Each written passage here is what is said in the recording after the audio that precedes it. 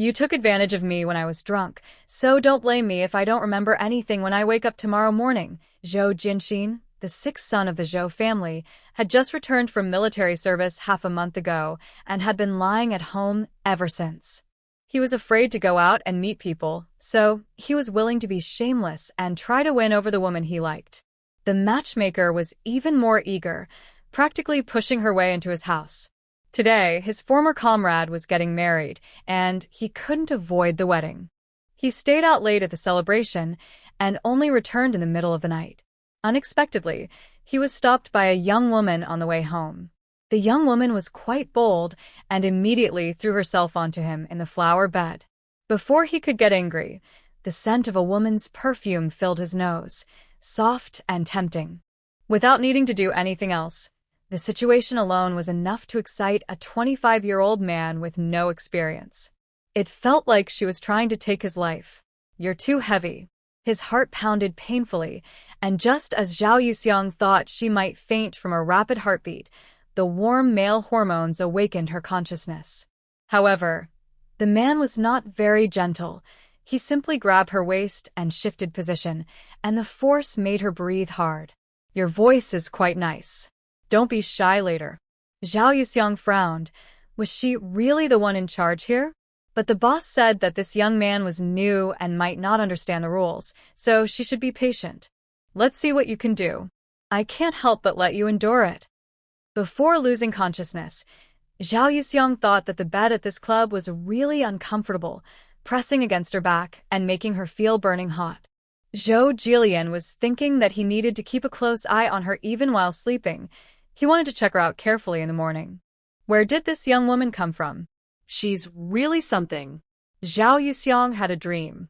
In her dream, she had reincarnated into a novel called Rebirth in the 70s, pampered by a big shot, as a supporting female character. The supporting character was also named Zhao Yuxiang. The story background was that her biological mother, a mistress, interfered, causing the main female character's mother to be humiliated and enter the house. She replaced the original supporting character, who was supposed to go to the countryside, with the main female character. This led to the main female character being defiled by a rural second-rate man, forced into marriage, suffering a miscarriage, and ultimately dying from domestic abuse. After rebirth, the main female character quickly clung to the male lead's thigh. The male lead's father was also the boss of the main female character's father, so she ended up being sent to the countryside as a sent-down youth. The main female character's father also divorced the supporting character's mother. After going to the countryside, the supporting character was not content. Because she couldn't do farm work well enough to earn enough points, she often went hungry. She used her beauty to seduce the village's unmarried men. She often had eggs to eat, snow cream to use, and many men eager to help her with chores. The main female character, pretending to care about her sister, would occasionally call the village to check on her. At first, I heard that the female supporting character was taken care of by the men in the village and looked down on her because of it. But over time, I didn't hear any reports of her having affairs. Instead, I heard she was engaged to the son of the accountant's family. How could the protagonist allow her enemy to live well? Immediately, she wrote an anonymous letter, including 2 big signs of unity, and sent it to her ex-husband Lu Eru. Lu Eru indeed lusted after the supporting character's beauty, but she was not only clever but also ruthless. She secretly met with Lu Eru and Zhu Qinghui, a young man who admired her. As expected, when Zhu Qinghui heroically tried to save her, Lu Eru got angry and beat him badly. Lu Eru was sentenced to 3 years in prison, and Zhu Qinghui, the young admirer, got a job at a sugar factory for his bravery. He wanted to pass the job to the supporting character, but she tearfully said she wanted to get married and have a family. She could only apologize to Zhu Qinghui and hoped he would bless her. Her skills were quite high. The protagonist didn't expect that instead of her enemy repeating her past mistakes, her ex-husband was sentenced and imprisoned. This made her both angry and ashamed. Her hatred for the supporting character grew with some fear. So she came up with another plan. She persuaded the male lead to help her establish a connection, leaving a position at a textile factory, and notified Xiangyang village. Young people from Beijing could return to the city, but there was only one spot, requiring someone of good character, hardworking, and reliable. The supporting character, who overheard this by chance, immediately decided to give up on getting married. But she had no money, no connections. Her fiancé was willing to help, but she couldn't get past the village chief. Coincidentally, the village chief's only son, Zhou Jianxin, just returned from military service. It was said he would work in the county after a short rest, and his position was quite good.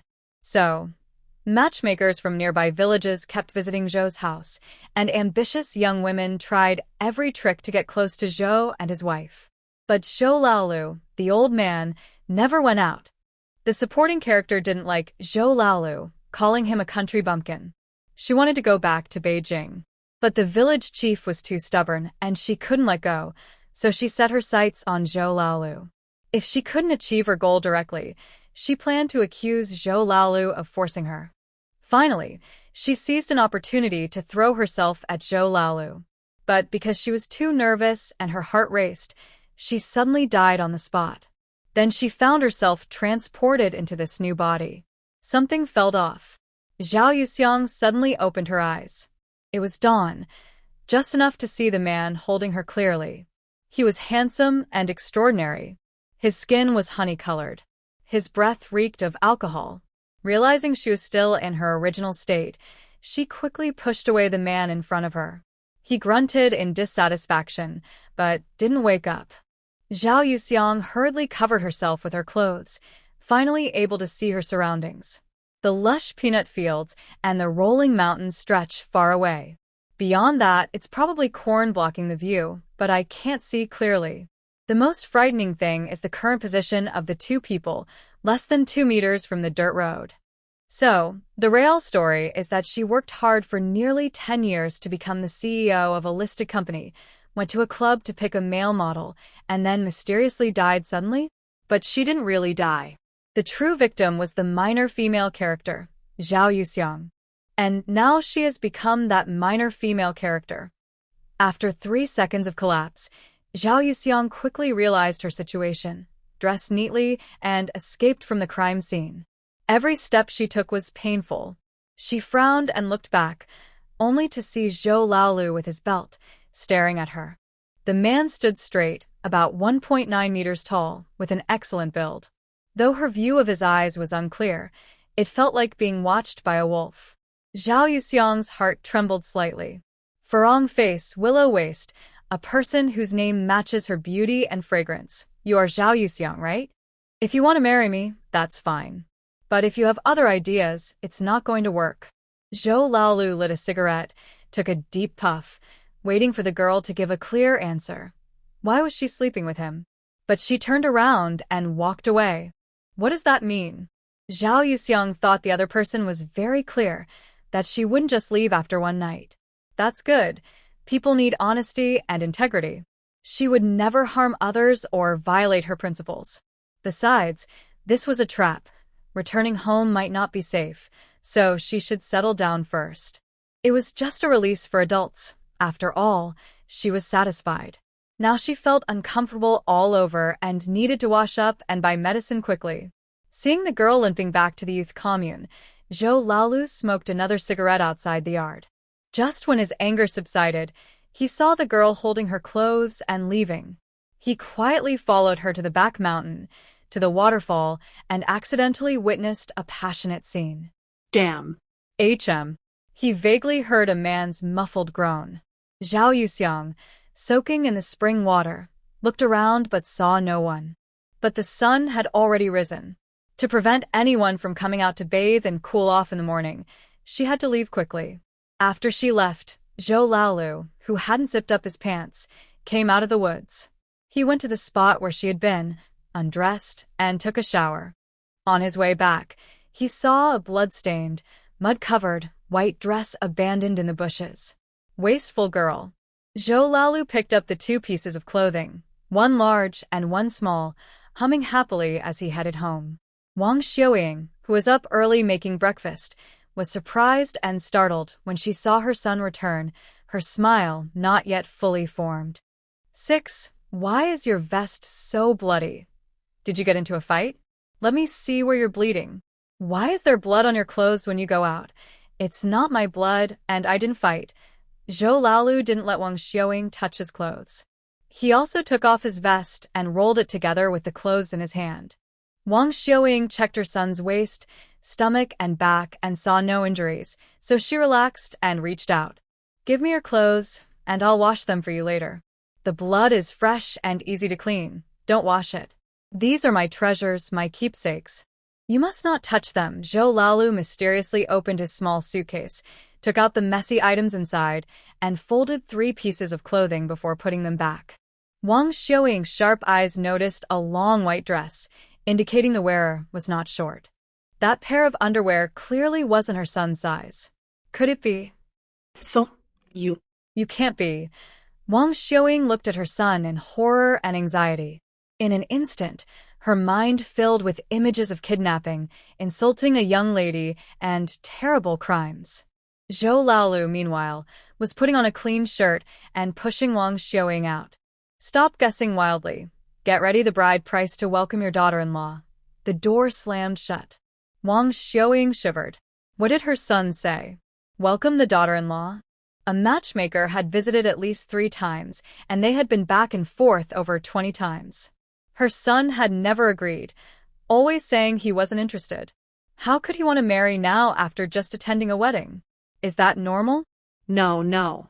The real question was, whose clothes were those? And what was the blood about? Old Zhou, something's wrong. Wang Xiaoying hurried to find Old Zhou, trying to analyze the clothes and her daughter-in-law's matter, even abandoning her meal. But Old Zhou dismissed her with a single word. Wait. Waiting for his daughter to arrive, or perhaps for his son to get anxious. Can someone who has eaten meat still accept a vegetarian meal? Yuxiang, are you going out so early? Is something wrong? You're a woman, it's not safe. Why didn't you ask me to go with you? Zhu Qinghui, who was brushing his teeth at the youth station, saw his beloved, dressed in a blue dress with flowing hair, returning from outside, and immediately went to greet her. Thinking of last night's wildness, Zhao Yuxiang's cheeks flushed with heat. She didn't leave so early. She didn't come back at all. Maybe she went to be a bride last night. Waiting for a long time, Sun Shaoqing ruthlessly exposed and maliciously suggested something inappropriate. Shaoqing, say less. Maybe we slept through it and didn't know Zhao Jiqing came back. I saw Zhao Jiqing's hair was still a bit wet. Probably she went to wash her hair by the river this morning. Elegant and kind Lu Fangfang, though also suspicious, being a woman herself, didn't want Zhao Yuxiang to be misunderstood. If the rumor spread, it would cause a big problem. Lu Fangfang, why do you like to speak for others so much? As the saying goes, flies don't land on seamless eggs. Everyone in Yangyang village calls her a broken shoe behind her back. Does she have any virtue that makes us doubt her? I actually think she might have gone out at night before. We just didn't know because we were sleeping deeply. Otherwise, everyone wouldn't be hungry. If she didn't get benefits from those men, would they willingly give her food and help her with chores? Finally catching a chance, Sun Shaoqing was reluctant to let it go. She wanted everyone in the neighborhood to know that Zhao Yuxiang was a bad person, just a broken shoe, who tricks men for food and drinks. What she didn't know was that the Zhao Yuxiang in front of her was no longer the same person. She had risen from a rookie in the workplace to a successful CEO. Zhao Yuxiang walked up to Sun Shaoqing and slapped her. With a loud slap, everyone was stunned.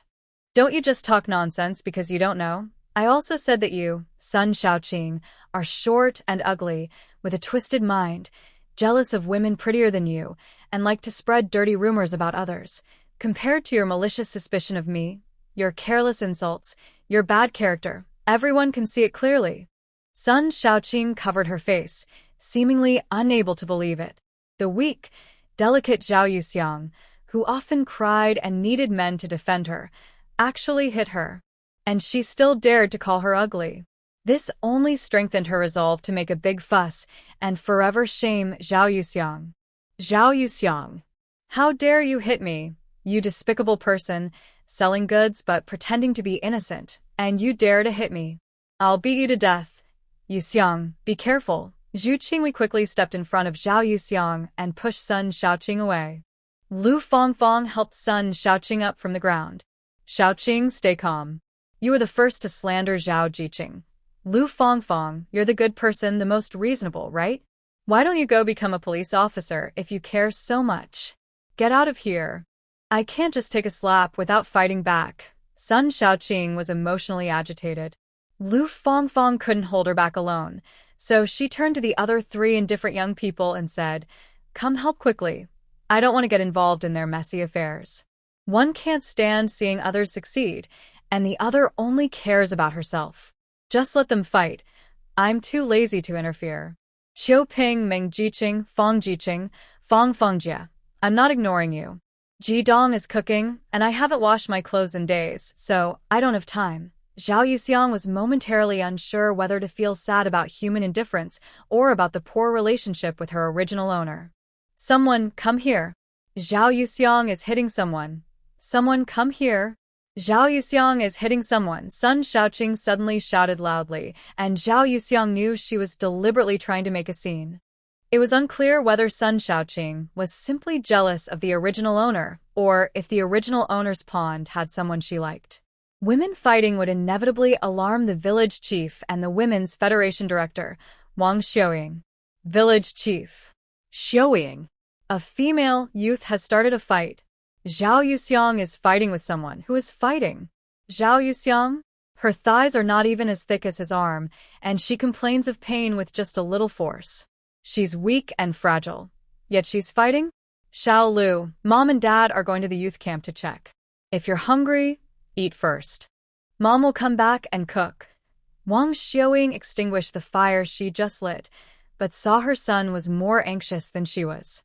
He quickly stepped out of the yard. Xiao Lu, you child. Why did you go over when women are fighting? Everyone please judge. Does Zhao Yuxiang often ask the strong young men from the north of the village, like Niu Xiaozhuang, to help her with chores? Do you often see Li Dawa from the west of the village bringing her wild eggs, fish, and rabbits? I've also seen Yang Jinbao from the east give her money, food stamps, and even snow cream. It's not good. These three are typical examples. The boys who flatter her are not few. There are dozens, maybe more than 10. That's why no one in the village reports Zhao Yuxiang for her affairs. If all the strong young men were taken away, who would farm, work hard, or protect the old, weak, women, and children? Besides, the village can't afford to lose these people. If you want to blame someone, blame her mother for giving birth to such a wicked girl. Tall, fair, with big breasts and a slim waist, her eyes like autumn water, charming and seductive. She can draw people in when she looks at them. Not only men can't resist her, but few women can meet her gaze without feeling intimidated. Seeing that the villagers weren't reacting much, and that Zhao Yuxiang was already surrounded by men, Sun Shaoqing noticed that Lu Fongfong, standing beside her, had also distanced herself. She was anxious and hurriedly said, "Uncles, aunts, and elders. Zhao Yuxiang sneaked off last night to see a man and didn't return to the youth camp. This kind of thing has happened many times before. You are not afraid she might get some serious illness and pass it on to your son, and maybe the children born later will be born with missing arms or legs. Honestly, don't dismiss this idea." This statement really hit the older sisters-in-law hard. Oh my goodness, is that true? In ancient times, prostitutes in brothels got what was called syphilis, which caused their faces and bodies to rot. It was probably because they slept with many men, right? That could even be deadly. The mention of death shocked everyone even more. Everyone panicked and started to back away from Zhao Yuxiang, while some gathered around Sun Shaoqing. Soon, some older men and women hurried over to Zhao Yuxiang to help her. "Erden, come back to your mother. Why are you going over there, you little rascal? Nuoxio's Wang. Hurry up and come over here. Big girl, we shouldn't be with women like that. Come with your mother, come with your mother. Jin Bao, I'm not mad at you for stealing money. I'll find you a better girl. Be good and come home."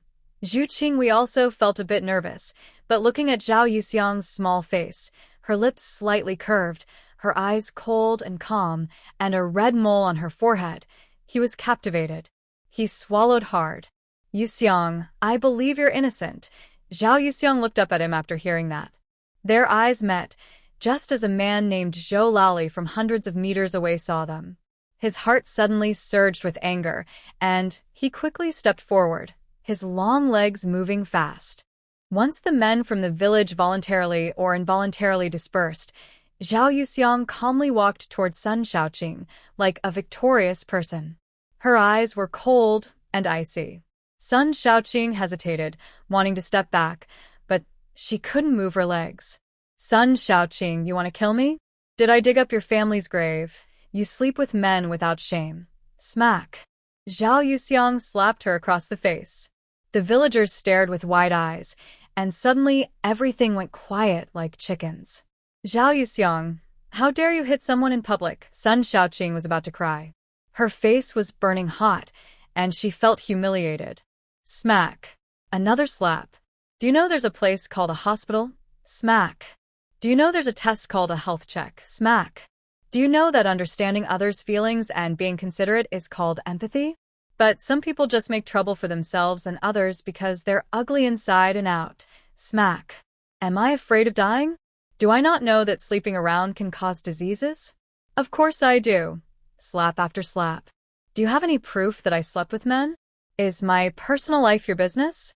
Don't you deserve a beating? Sun Shaoqing's face was swollen. Her hair was messy, and she couldn't stand steadily, falling to the ground. Zhao Yuxiang. Her hand hurt, and she didn't want to fight anymore. Village people. What did we see?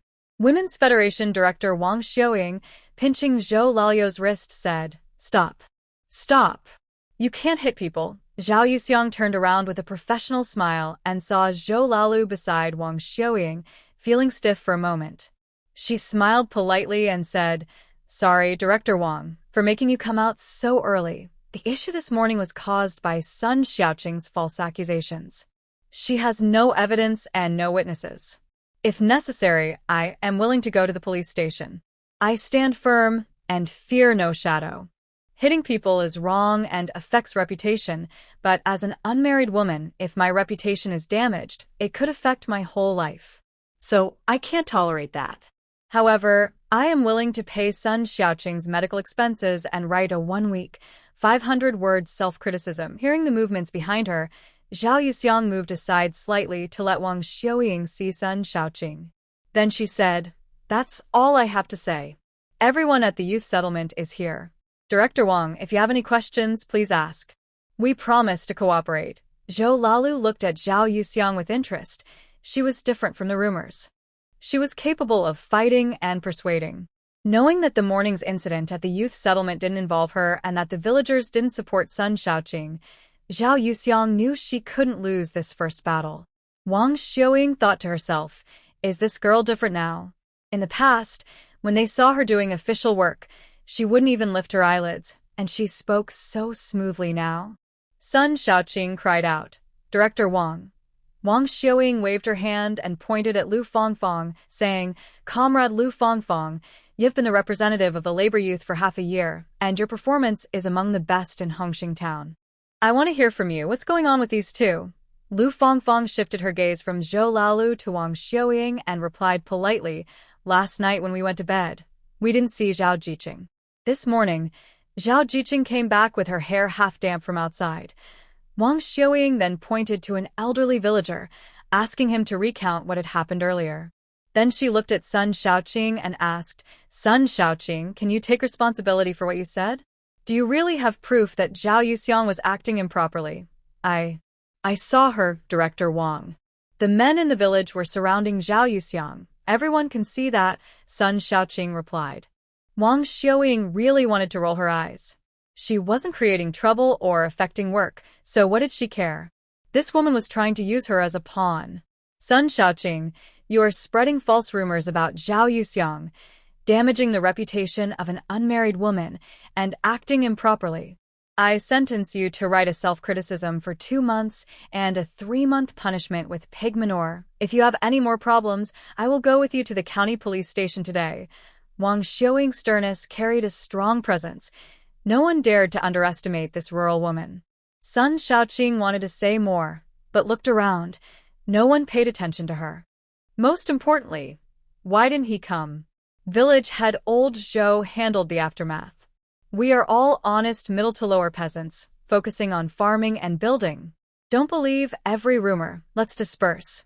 Yuxiang, are you okay? It was Zhou Shuyang, dressed in a white shirt with glasses, walking quickly over. He was the son of accountant Zhou, a cousin of old Zhou, and Zhao Yuxiang's fiancé. Zhou Shuyang had already heard about the fight at the youth station, but his mother blocked the door, not letting him go out. If he hadn't threatened to never marry, he wouldn't have been able to leave. Yuxiang, sorry I'm late. He ran to Zhao Yuxiang but didn't dare get too close, nervously checking if she was hurt. Shuyang. She's determined to go back to the city and already broke off the engagement with you. Why are you still bothering with her? His mother's words made old Zhou squint, revealing she had other plans. It wasn't because she liked that he was tall, handsome, and promising. Old Zhou's face darkened, looking upset. Wow. They broke off the engagement. When did these two get engaged? We didn't even know. Some of the older sisters-in-law wanted to defend their son, but seeing Sun Xiaoqing's face, they swallowed their words. They secretly cursed her as shameless. Only the Zhou family knew about the engagement. It wasn't announced publicly. This was the original owner's request. The Zhou family was happy about it, since a shameful daughter-in-law was not desirable. The original owner had planned to finalize the engagement, trick Zhou Shuyang into giving up his clerk job, or take over her sister's primary school teaching position. She didn't mention the bride price because she wasn't truly interested in marrying Zhou Shuyang. She thought she was only 19 and could choose.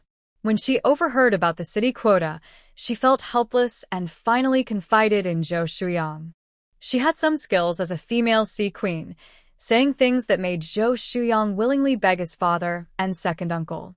But the village head said no. Zhou Shuyang felt a bit hurt but remained firm. As long as Yuxiang stays in Xiangyang village, she's my fiancé. I can't watch her be bullied by others. Yuxiang wasn't worried about any backlash. The original owner once told the fish in the pond she couldn't endure hardship, wanted to marry someone with good conditions. She couldn't tolerate being wronged, didn't want to do housework. I'm most afraid of being looked down upon, not paying attention to the opinions of my parents-in-law or sisters-in-law. I hope my future husband will understand her. She only finished high school. In Sunyang village, can her conditions surpass those of the village chief's family? After all, they have 5 daughters who are very filial.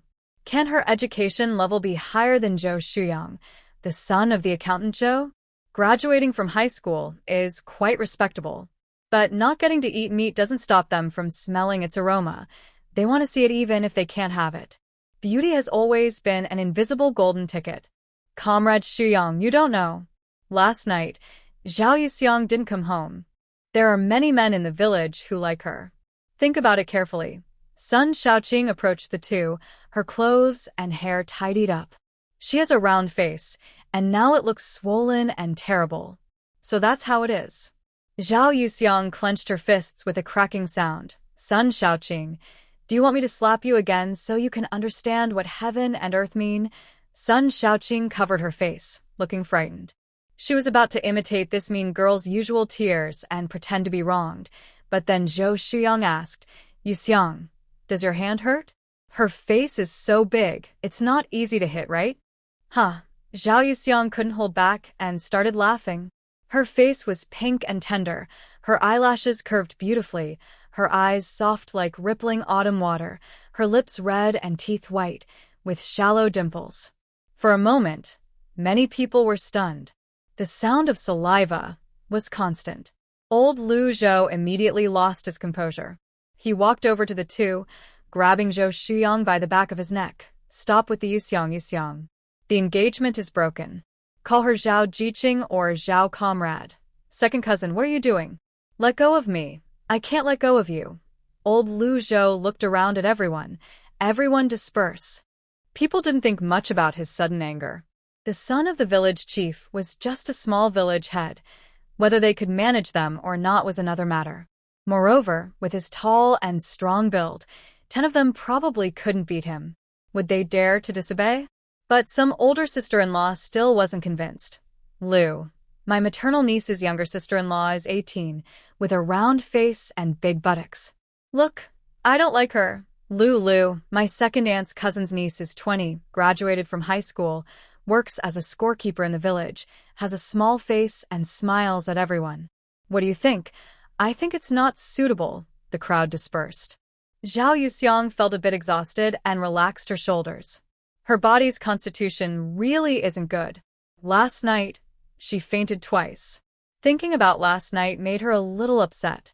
It was her first time feeling nervous and excited, but she didn't expect to see the moon in the hotel room. How could she hear frogs croaking? Why is it so hot and stuffy? If she hadn't been so obsessed as a real woman, she wouldn't have acted like this for the first time. Just thinking about it makes me a little scared. What if someone passes by or finds out? It's just too much. Zhao Yuxiang, don't get too proud. Eventually, I'll catch you cheating, and you'll have no chance to turn things around. Sun Shaoqing covers her face, her eyes full of hatred, wishing she could tear that shameless woman's face off. Remember to give me the proof of purchase for the medicine. I won't pay a cent more for medical expenses.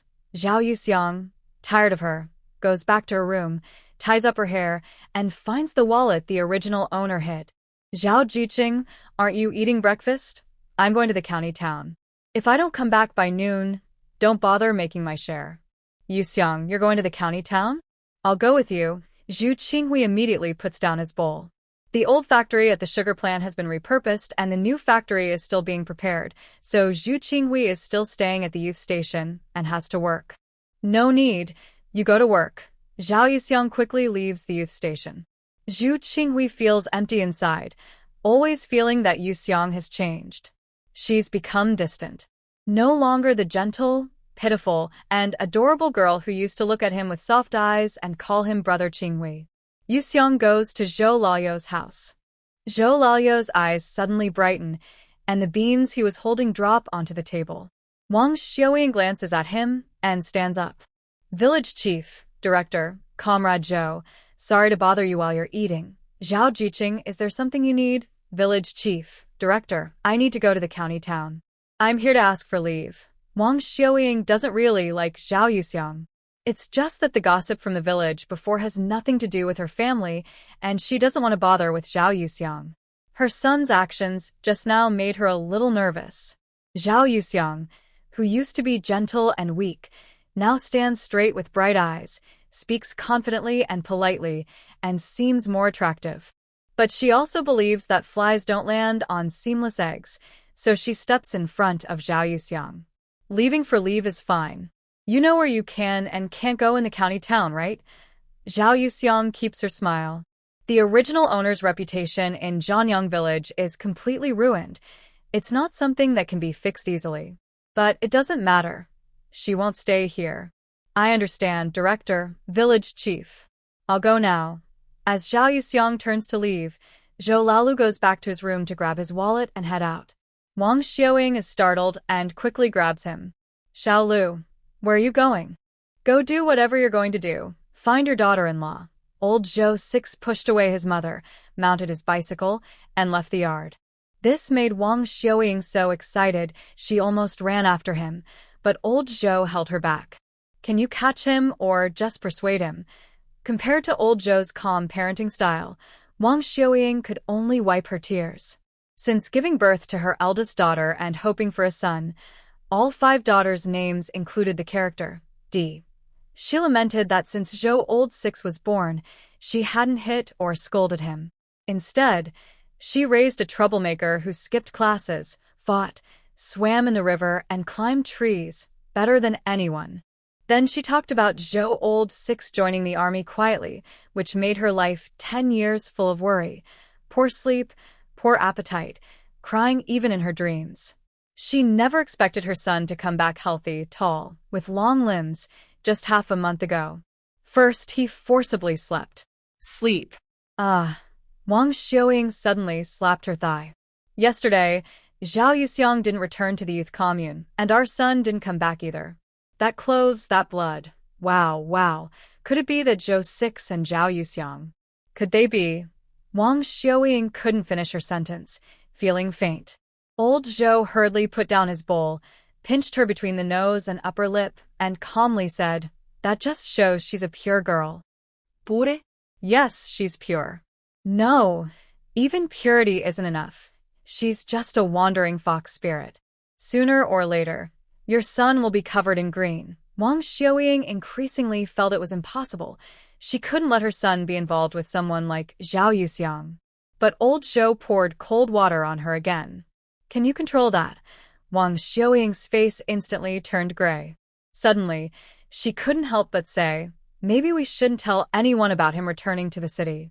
Just give her to her, and everyone will be at peace." Old Zhou's face immediately darkened. He sat back on the bench and picked up his bowl again. Wang Xiaoying knew what he meant, but she couldn't get angry. Wasn't it her initial admiration for old Zhou's fairness and integrity? Fine, I won't mention it. When Xiao Lu comes back, you must help me persuade him." Old Zhou responded with a soulful, Ding, ding, ding, ding. The bicycle bell kept ringing. Zhao Yuxiang stopped and looked back.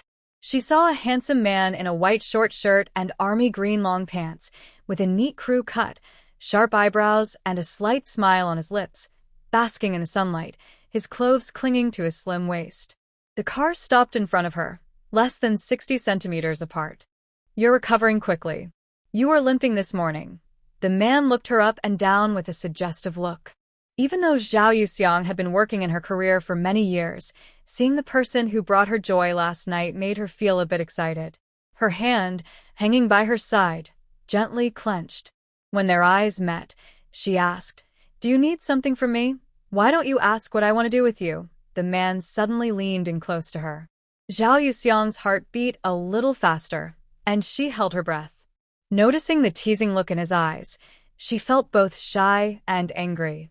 This person was really shameless. "If there's nothing, I'll go now." Zhao Yuxiang turned to leave, but Zhou Laolu grabbed her arm and pulled her into his embrace. She was quite startled. She pushed him away with her hands, but felt his hard, warm chest through his clothes, making her feel a bit helpless. Zhou Laolu held her face and said, "You're blushing. That's rare. Isn't he usually bold?" He even dared to get close to her in the flower field. Zhao Yuxiang glared at him angrily, slapped his hand away, but Zhou Laolu caught her hand and pulled her closer again. The small distance between them made her smell even more of her floral scent, which felt more intense. "Are you not afraid of shadows when you're confident?" "Tiske, you're telling one lie after another." Zhou Laolu stared at her with intense eyes, a warm feeling rising between them. Zhao Yuxiang's heart was pounding so fast she had to use mental tricks to stay calm. "Let's forget about what happened yesterday. I won't threaten you with it anymore. You're still you, and I'm still me. We are strangers, and we won't interfere with each other." Even though her face was redder than ever, her words were calm and cold. Zhou Laolu felt like he was being abandoned. His face darkened with a gloomy expression, then suddenly he smirked with a wicked smile. "Do you want to leave no trace? Don't even think about it." He grabbed her chin and, in revenge, bit her lip. Zhao Yuxiang was almost scared out of her mind by his sudden move. "Are you crazy? You force me," Zhou Laolu said, wrapping one arm around her waist and lifting her onto the front of her bicycle. "Zhou Jinxin. This is daytime." Zhao Yuxiang didn't expect to get involved with such an unreasonable madman, her voice trembling slightly. "Are you saying it's okay at night?" "At night, you won't be sitting on the front anymore. You'll have to wrap your arms around my waist." Zhao Yuxiang paused for 3 seconds. She only then realized what she had just heard, and her neck turned red instantly. "Zhou Jinxin, you're shameless. Shameless, I want you. Don't talk nonsense. Be honest and stay quietly in my arms." The two argued for a long time. Zhao Yuxiang kept trying, but Zhou Laolu remained the confident winner. In the end, she admitted she was hungry and thirsty, so Zhao Yuxiang gave up talking. No matter what she said, he always brought the conversation back to that topic. It was simply one word: unacceptable. When they entered the town, their presence drew everyone's attention, making her feel extremely shy. Even Zhao Yuxiang, usually calm, couldn't lift her head. "Your neck must be sore hanging down like that. Why not lean on me?" "No one will see, and if you keep looking down, I'll think of some nice things." Zhao Yuxiang felt both embarrassed and awkward. What kind of dirty talk was this? Let me down. I want to get off the car. The young woman was struggling so much that Zhou Laolu, who was riding the bike, found it hard to focus. And with each bump, she seemed to blend into the scene of two legs. It felt like he might lose his life. Stop messing around. Do you believe I'd kiss you in the street? Zhao Yuxiang was both angry and helpless. If he really kissed her in public, she'd become famous. She still needed to find a job in the town, start her life here, and it wouldn't be good to attract too much attention over such trivial matters. The young woman behaved herself, but Zhou Laolu looked unhappy. What's wrong with a kiss? They'd slept together already, so why not indulge a little? There was plenty of daylight, no rush. Zhao Yuxiang didn't expect Zhou Laolu to take her straight to the state-run restaurant. Hadn't he already eaten? 2 big meat buns and a bowl of wonton. Zhao Yuxiang glanced at the prices. They weren't expensive. The original owner still had 15 yuan, 6 mao, and 3 fin left. She was about to order when Zhou Laolu put his arm around her neck and shoulder, pulling her onto a bench. I just ordered that for you. How could I, your man, eat so little? Inside the restaurant, other diners whispered among themselves. Looks like a young couple. Such a sweet relationship. Zhao Yuxiang couldn't argue, so she just shot Zhou Laolu a glare. He then made a cheeky comment, almost making her laugh out loud. This sentence was whispered close to her ear. It was related to dizziness. Throughout the meal, Zhao Yuxiang didn't dare lift her head, feeling her face burning intensely. Zhou Laolu kept staring at her. The young woman ate quickly, like a kitten licking food, silent and obedient. She was so well-behaved and gentle. It made him feel like he was taking care of his own daughter. This body doesn't have a big appetite. Zhao Yuxiang only finished the wontons and packed the buns to take away. When Zhou Laolu went to push the cart, she quickly slipped 2 dimes into the paper wrapping, without including a ration coupon. Keep this for now. I need to go to the bathroom. The buns were handed to him, and almost as Zhao Yuxiang turned around, Zhou Laolu peeked inside. Seeing the money, he smirked. Haha. He was not at all well-behaved. He planned to ride his bike to the back door to wait for someone, but after thinking for a moment, he decided to let the young woman be happy for a few more minutes. Zhao Yuxiang really went to the bathroom. She also truly wanted to shake off Zhou Laolu, so when she came out, she looked around nervously, her heart pounding. She walked quite far and kept glancing back now and then. She was genuinely frightened by Zhou Laolu. Isn't it said that men in this era are very innocent, blushing just talking to women? The truth is, no matter the time, there are always thick-skinned, overbearing, and unreasonable men. She asked someone for directions to the hospital. When she heard it was 2 or 3 kilometers away, she bought an ice cream from the roadside. Nanshan County looks quite backward, with mostly low red brick houses and only a few 2- or 3-story white buildings that stand out. But along the way, the bus station, department store, cinema, and Xinhua bookstore are all there. Bicycles are weaving through the streets, showing that many families are well off. It's already 1974. Halfway there, her limbs felt weak, and most of her initial plans were quickly dismissed. Before work, she needed to get a bicycle. She couldn't consider a grassroots position anymore. When Zhao Yuxiang entered the hospital, she was already sweating heavily, without tissues in her hand. She sat in the lobby to wait for her sweat to dry before heading to the obstetrics and gynecology department. But when she reached the door and saw the man sitting next to the doctor in a white coat, she was so startled, she took a step back. The man was Zhou Laolu, with a sly smile. So he had guessed everything long ago. Wife, do you have your marriage certificate? No certificate, the nurse won't give the medicine. Zhao Yuxiang suddenly realized. Yes, in this moment, money alone isn't enough. You need a certificate and an introduction letter. It seemed she could only try to use her feelings. She thought for a moment and walked in, boldly holding Zhou Laolu's arm and pleading pitifully. Big sister, I won't hide it from you. My body is cold, and I'm still taking medicine to regulate it. My husband has a big smoking habit and hasn't quit smoking recently. If I get pregnant, The baby might be unhealthy, and wouldn't it cause trouble for the country? Zhao Yuxiang only remembered that Sister Zhang from the finance department had shared pregnancy preparation tips with a newlywed girl in the office. The man needs to quit smoking and drinking, and the woman must avoid cold and dampness in her body. Both should exercise regularly, eat healthily, and maintain a good routine and positive attitude. Only then can they have a healthy, smart baby. Old 6 Zhou was holding back his laughter nearby. The young woman definitely wouldn't expect that when he called her big sister. It wasn't a term of respect, but actually referring to her as the older sister.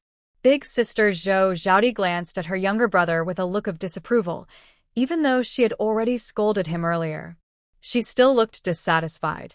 But she also didn't show much warmth toward Zhao Yuxiang. She knew the relationship between them was distant. She was well aware of how badly this girl was viewed in her family.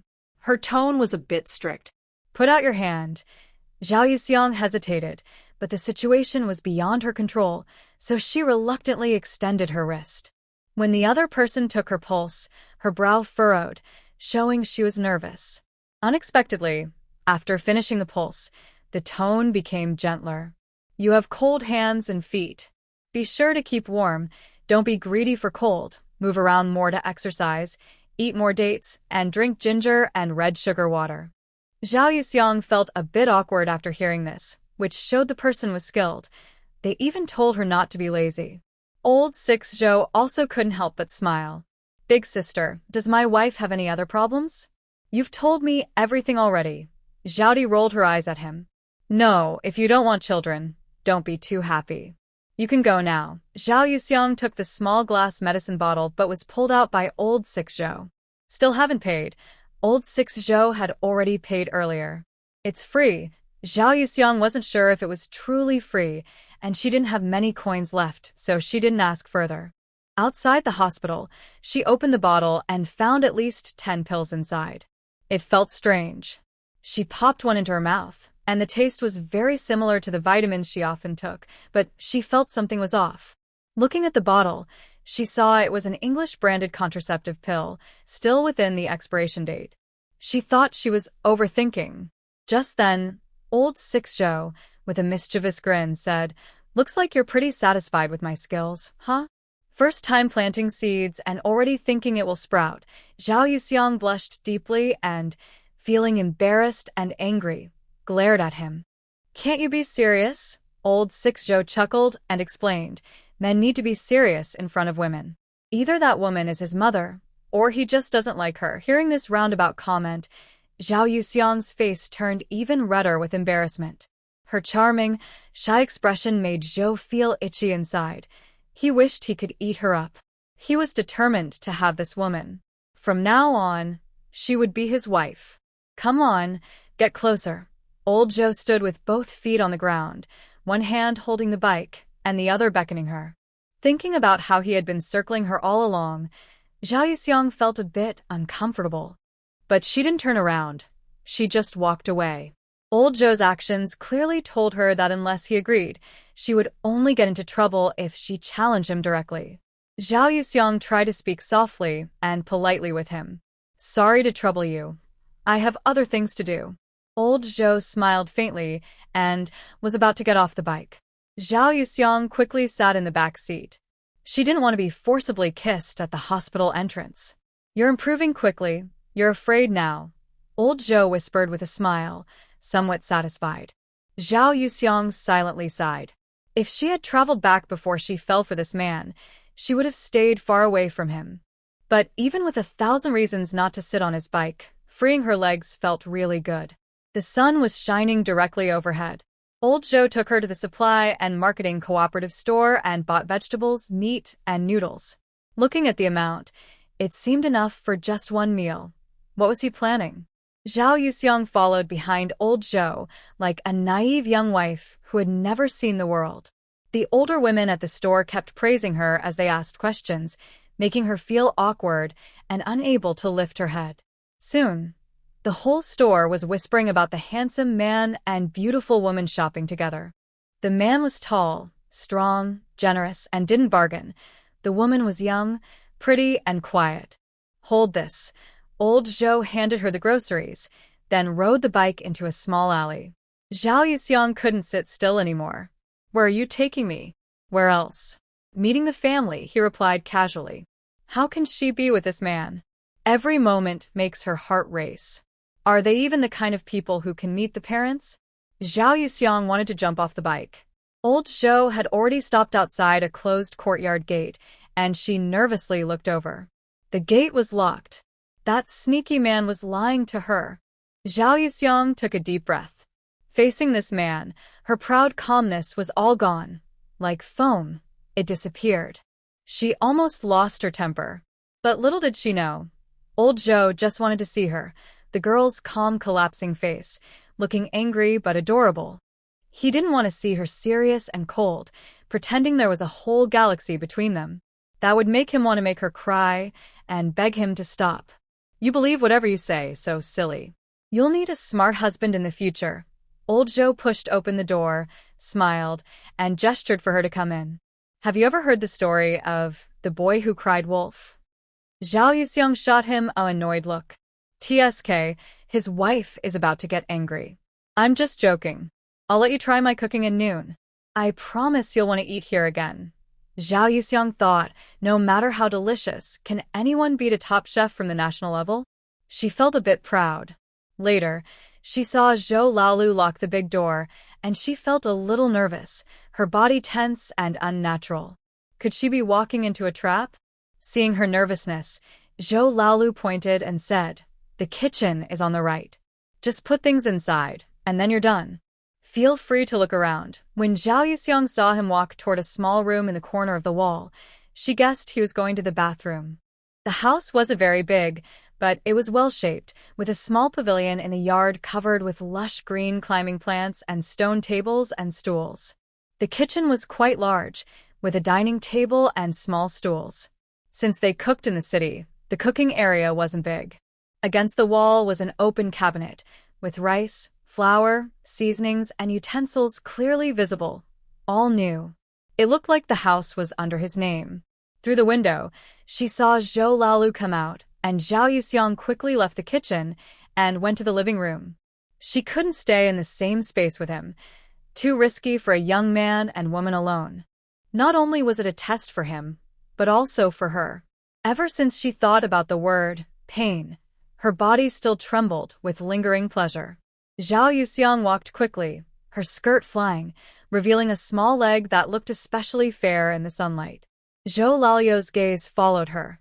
Thinking to himself, he wondered if the marks on her skin had faded. Just thinking about his fingerprints still being on her made his mouth dry and his heart race. He needed to marry her soon. This was too exhausting. Zhao Yuxiang pushed open the main hall door and was slightly surprised. It was a very traditional Chinese-style living room, more suited for receiving guests. It seemed he was at least a leader. The living room and study were connected, with many books on the shelves and a globe on the desk. There was also a tea table and a redwood sofa. The door on the right was closed. She guessed it was his bedroom, so she didn't look inside. "If you're tired, you can lie down in the room and rest for a while." "I haven't stayed here before," Zhou Laolu said, carrying a plate of sliced watermelon with a few toothpicks on top, handing it to her. Zhao Yuxiang was genuinely surprised. She thought men like him would eat noodles loudly, slurping, and eat big pieces of meat or drink heavily, not caring about manners. But this watermelon was sliced into neat pieces, elegant. Does it look strange? Don't city folks like to eat like this? If it weren't for her, he wouldn't bother to cut it. "Thank you. I am not sleepy yet." Zhao Yuxiang reached out with both hands, and finally, this man did something that made her feel comfortable. God knows this place is backward and poor, and she really isn't used to it. She kept forcing herself not to overthink. Old Lu Zhou took the chance to nudge her nose. "From now on, you can skip the verbal thanks. Better to just kiss instead." Zhao Yuxiang gave him a speechless look. Sure enough, this person couldn't stay serious for 2 minutes. But the watermelon really was sweet. Zhao Yuxiang found a book, and she ate and read at the same time. Old Lu Zhou was busy in the kitchen. When he was frying food and making soup, he closed the door and windows. He only opened them after the meal was ready. So Zhao Yuxiang saw a tall, broad-shouldered man, sweaty and full of hormones. Old Lu Zhou. Wash your hands, dinner's ready. Old Lu Zhou turned and went into the bedroom, leaving her with a tall figure, clothes soaked, and a broad back. Is it this hot? Zhao Yuxiang felt uneasy suddenly.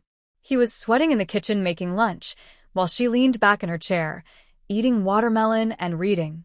She didn't feel hot at all, but rather quite comfortable. Especially when she entered the kitchen and felt the heat wave, her guilt grew even stronger. She picked up a basin to catch the tap water. Luckily, it was still quite cool. She glanced sideways at the sound of footsteps. Wash your face. Zhao Yuxiang suddenly withdrew her gaze. Where were his clothes? It turned out old Lu Zhou was only wearing black underwear. Broad shoulders, narrow waist, abs, long legs, and a heavy family pouch. Too much. One less piece of clothing, and it would be inappropriate for all ages. She didn't want to see such things without paying. And it was ruining her appetite. Would you mind? I don't have clothes to change. Old Lu Zhou had already come to her side. No matter how much she recited calming spells, her eyes kept drifting to his body. I don't believe it. Zhao Yuxiang blushed and ran into the bedroom.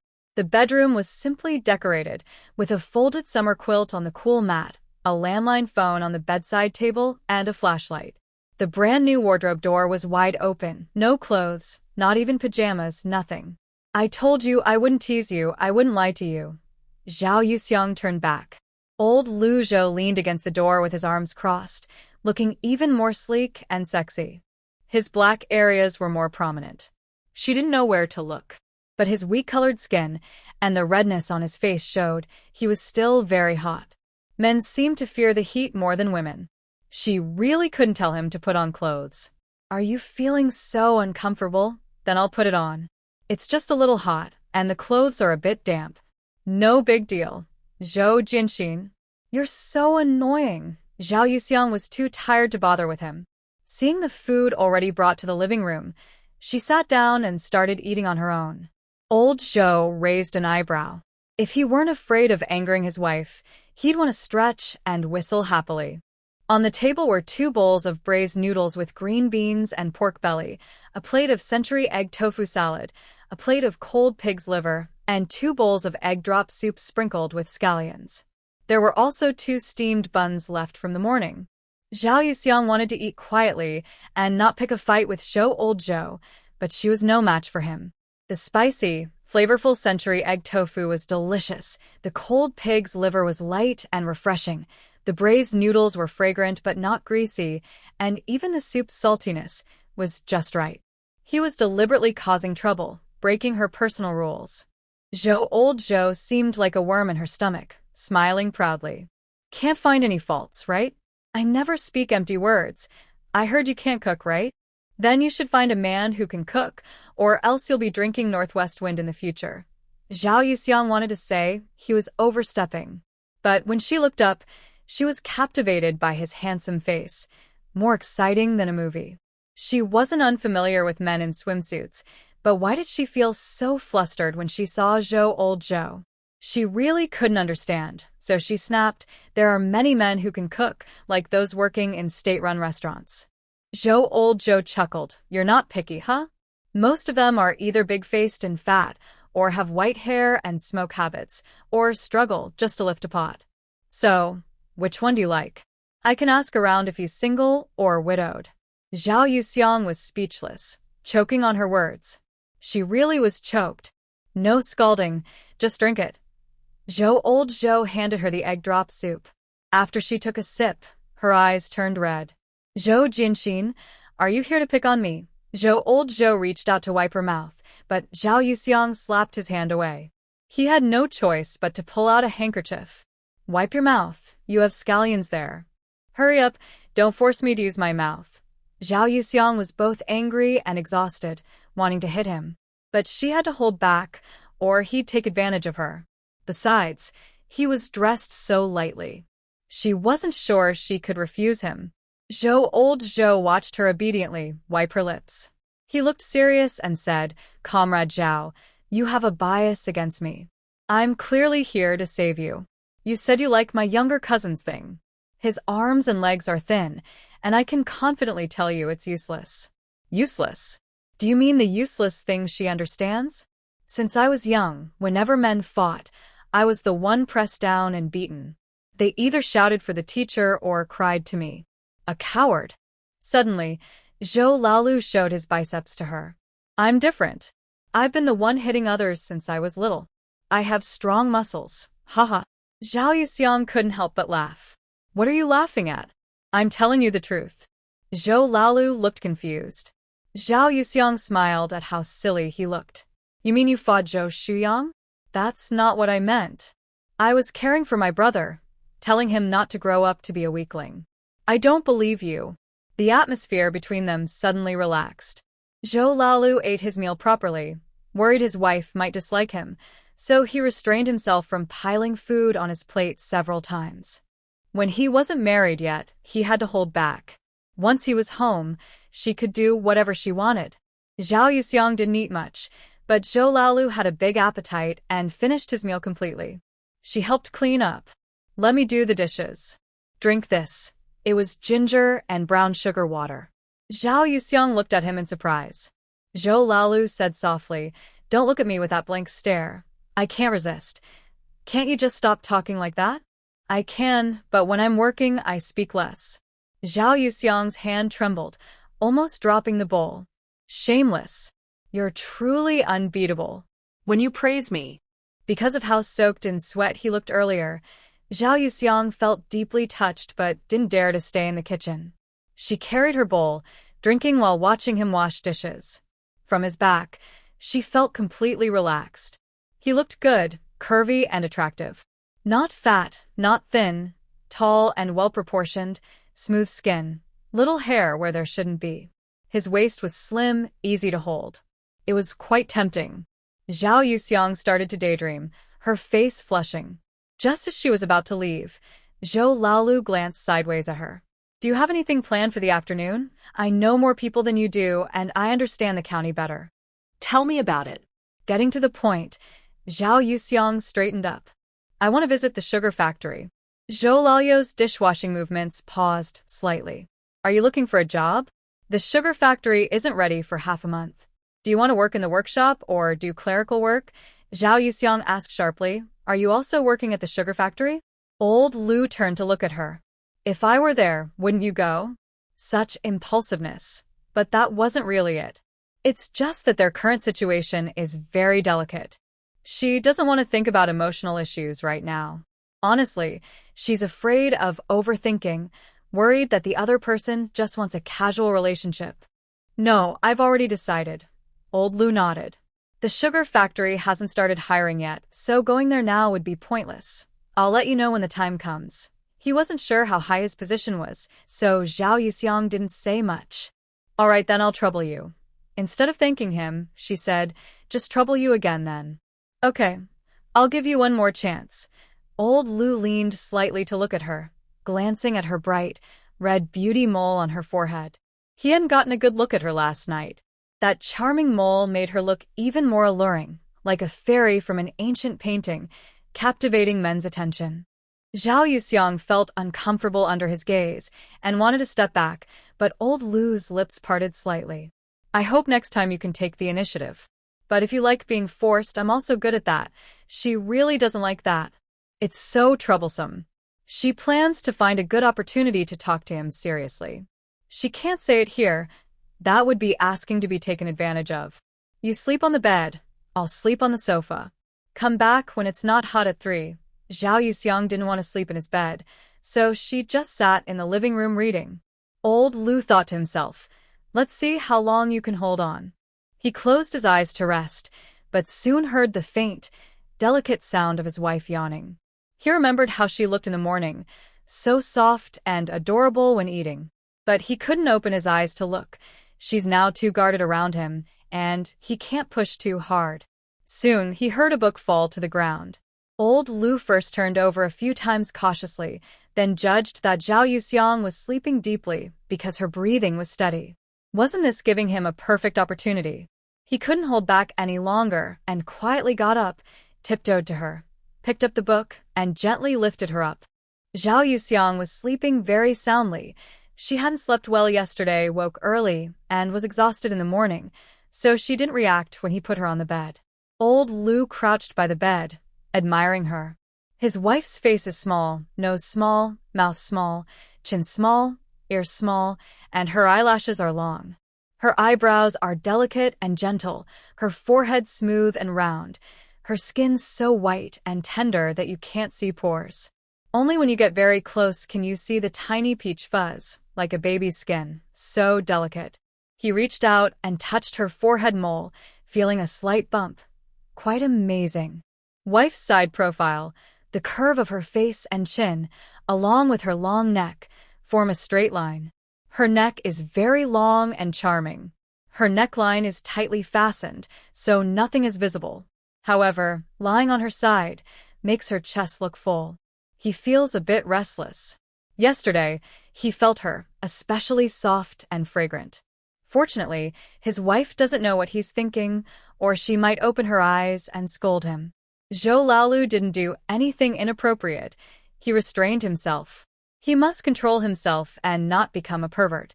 But he really misses last night. 2 hours later, Zhou Laolu finished dressing and knocked on the door outside. Zhao Yuxiang woke up groggily. When she saw the furnishings inside the brick house, her memory gradually returned. She looked down to check herself. Her clothes were intact, and she felt fine. She hadn't taken off her shoes.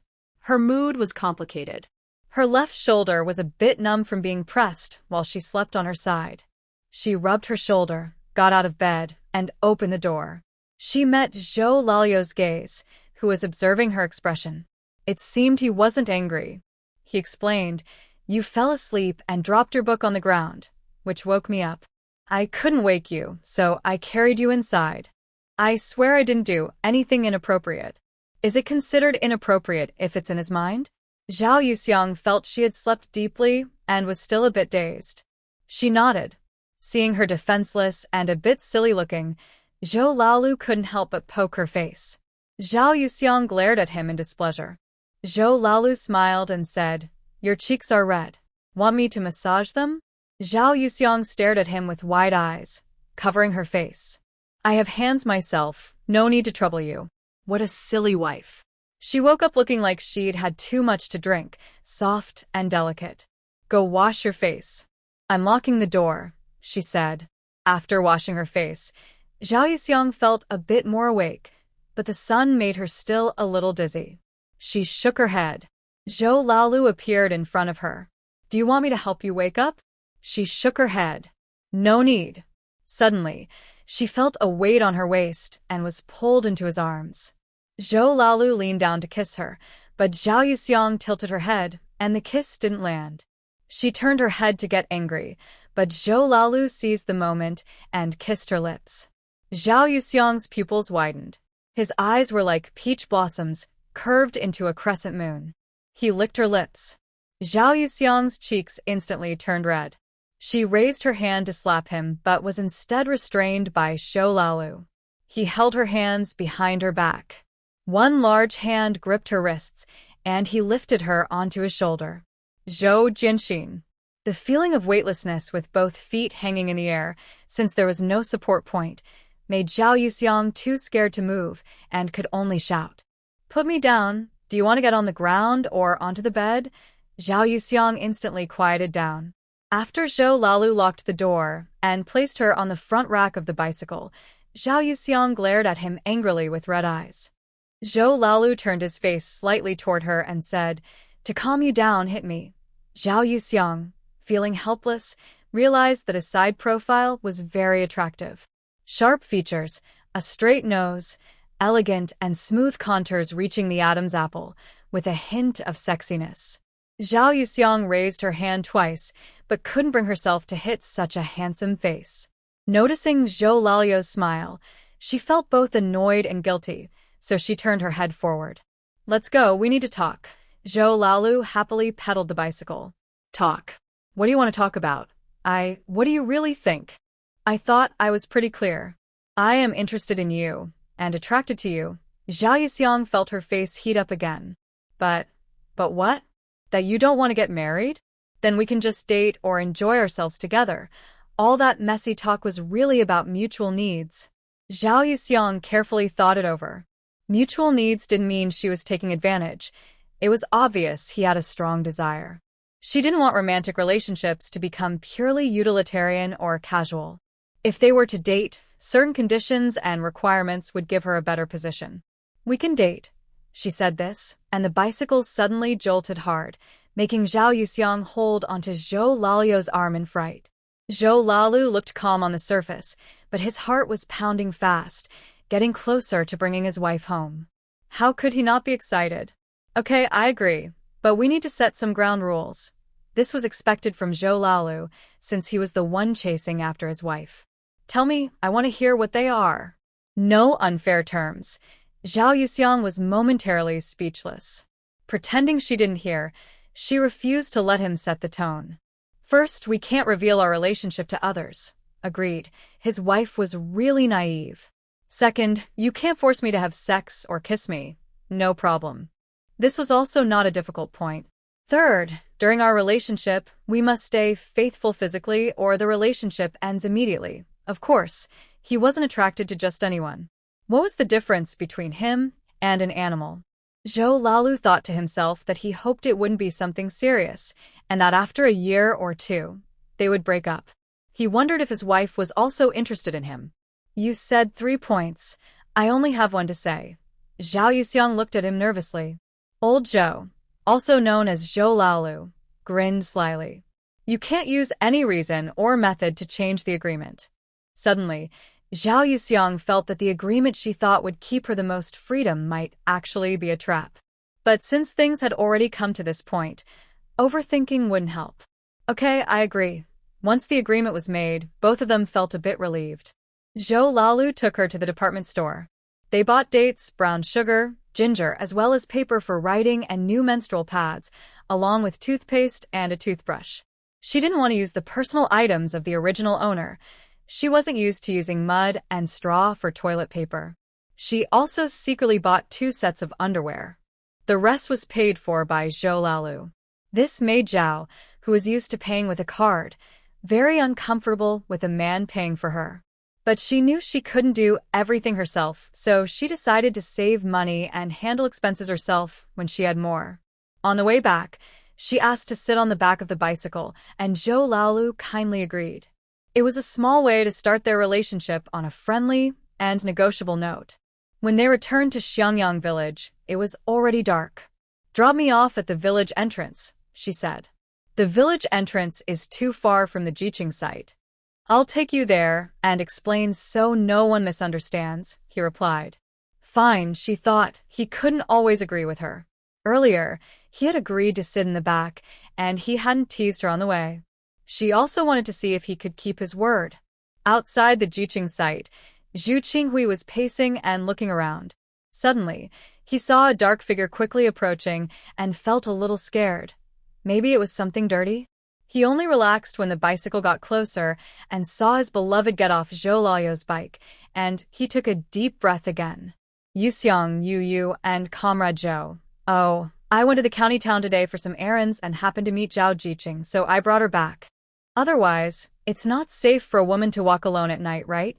Zhao Yuxiang smiled slightly, pretending to be serious.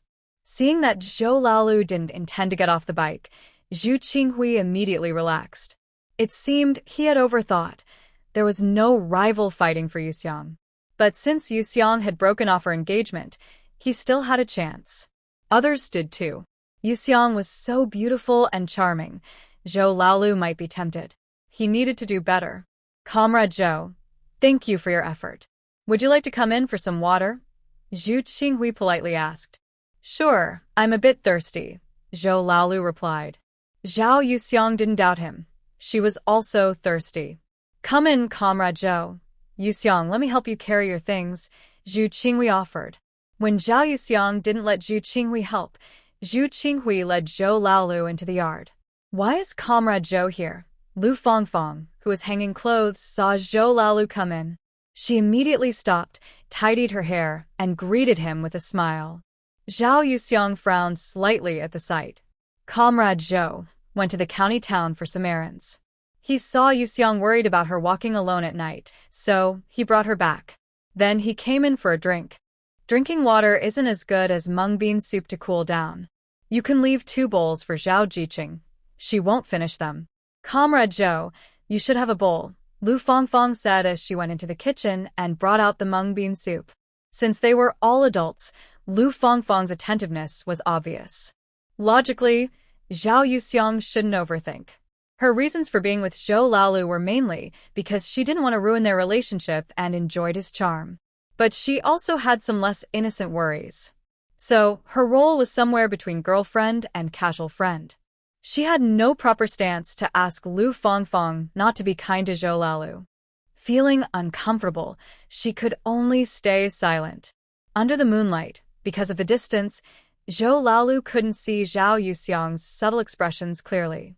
Is this Zhao Comrade's bowl? Yes, it's Zhao Jiqing's. This bowl is new, a gift from Yang Jinbao. The other one was given by Zhu Jiqing. It seems they are a matching pair. Both bowls had magpies painted on them, vivid and beautiful. I hope I remember correctly, Zhao Jiqing. Zhao Yuxiang's eyes instantly turned cold. She didn't expect Lu Fangfang, a caring woman, to resort to any means to chase after a man. Before Lu Fangfang finished speaking, Sun Shaoqing interrupted. It's more than just 2 bowls.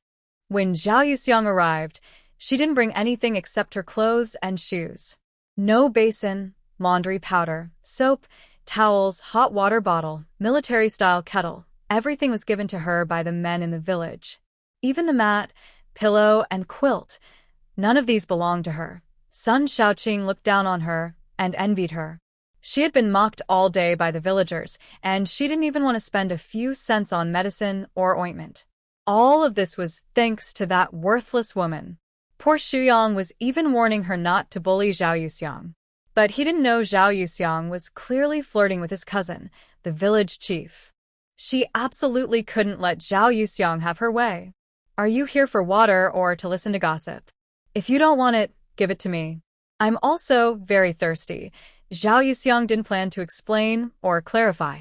If things hadn't been so poor before, she probably wouldn't have lost herself. But the reason she was poor was because she was also restless in Beijing and was caught by the main character, which left her with nothing but her clothes and shoes. Who said I wouldn't drink anymore? I won't argue with the bull. I was just asking whose bowl it is. He's not that petty. Besides, it's all in the past. Even if he has opinions, they don't matter now. What's done is done. Old Lu picked up his bowl and drank. Zhao Yuxiang went to the kitchen to get another bowl. Then Lu Fangfang's voice sounded again. Comrade Zhou is right. A bowl isn't a person, so there's no need to distinguish between men and women. We won't gossip about others.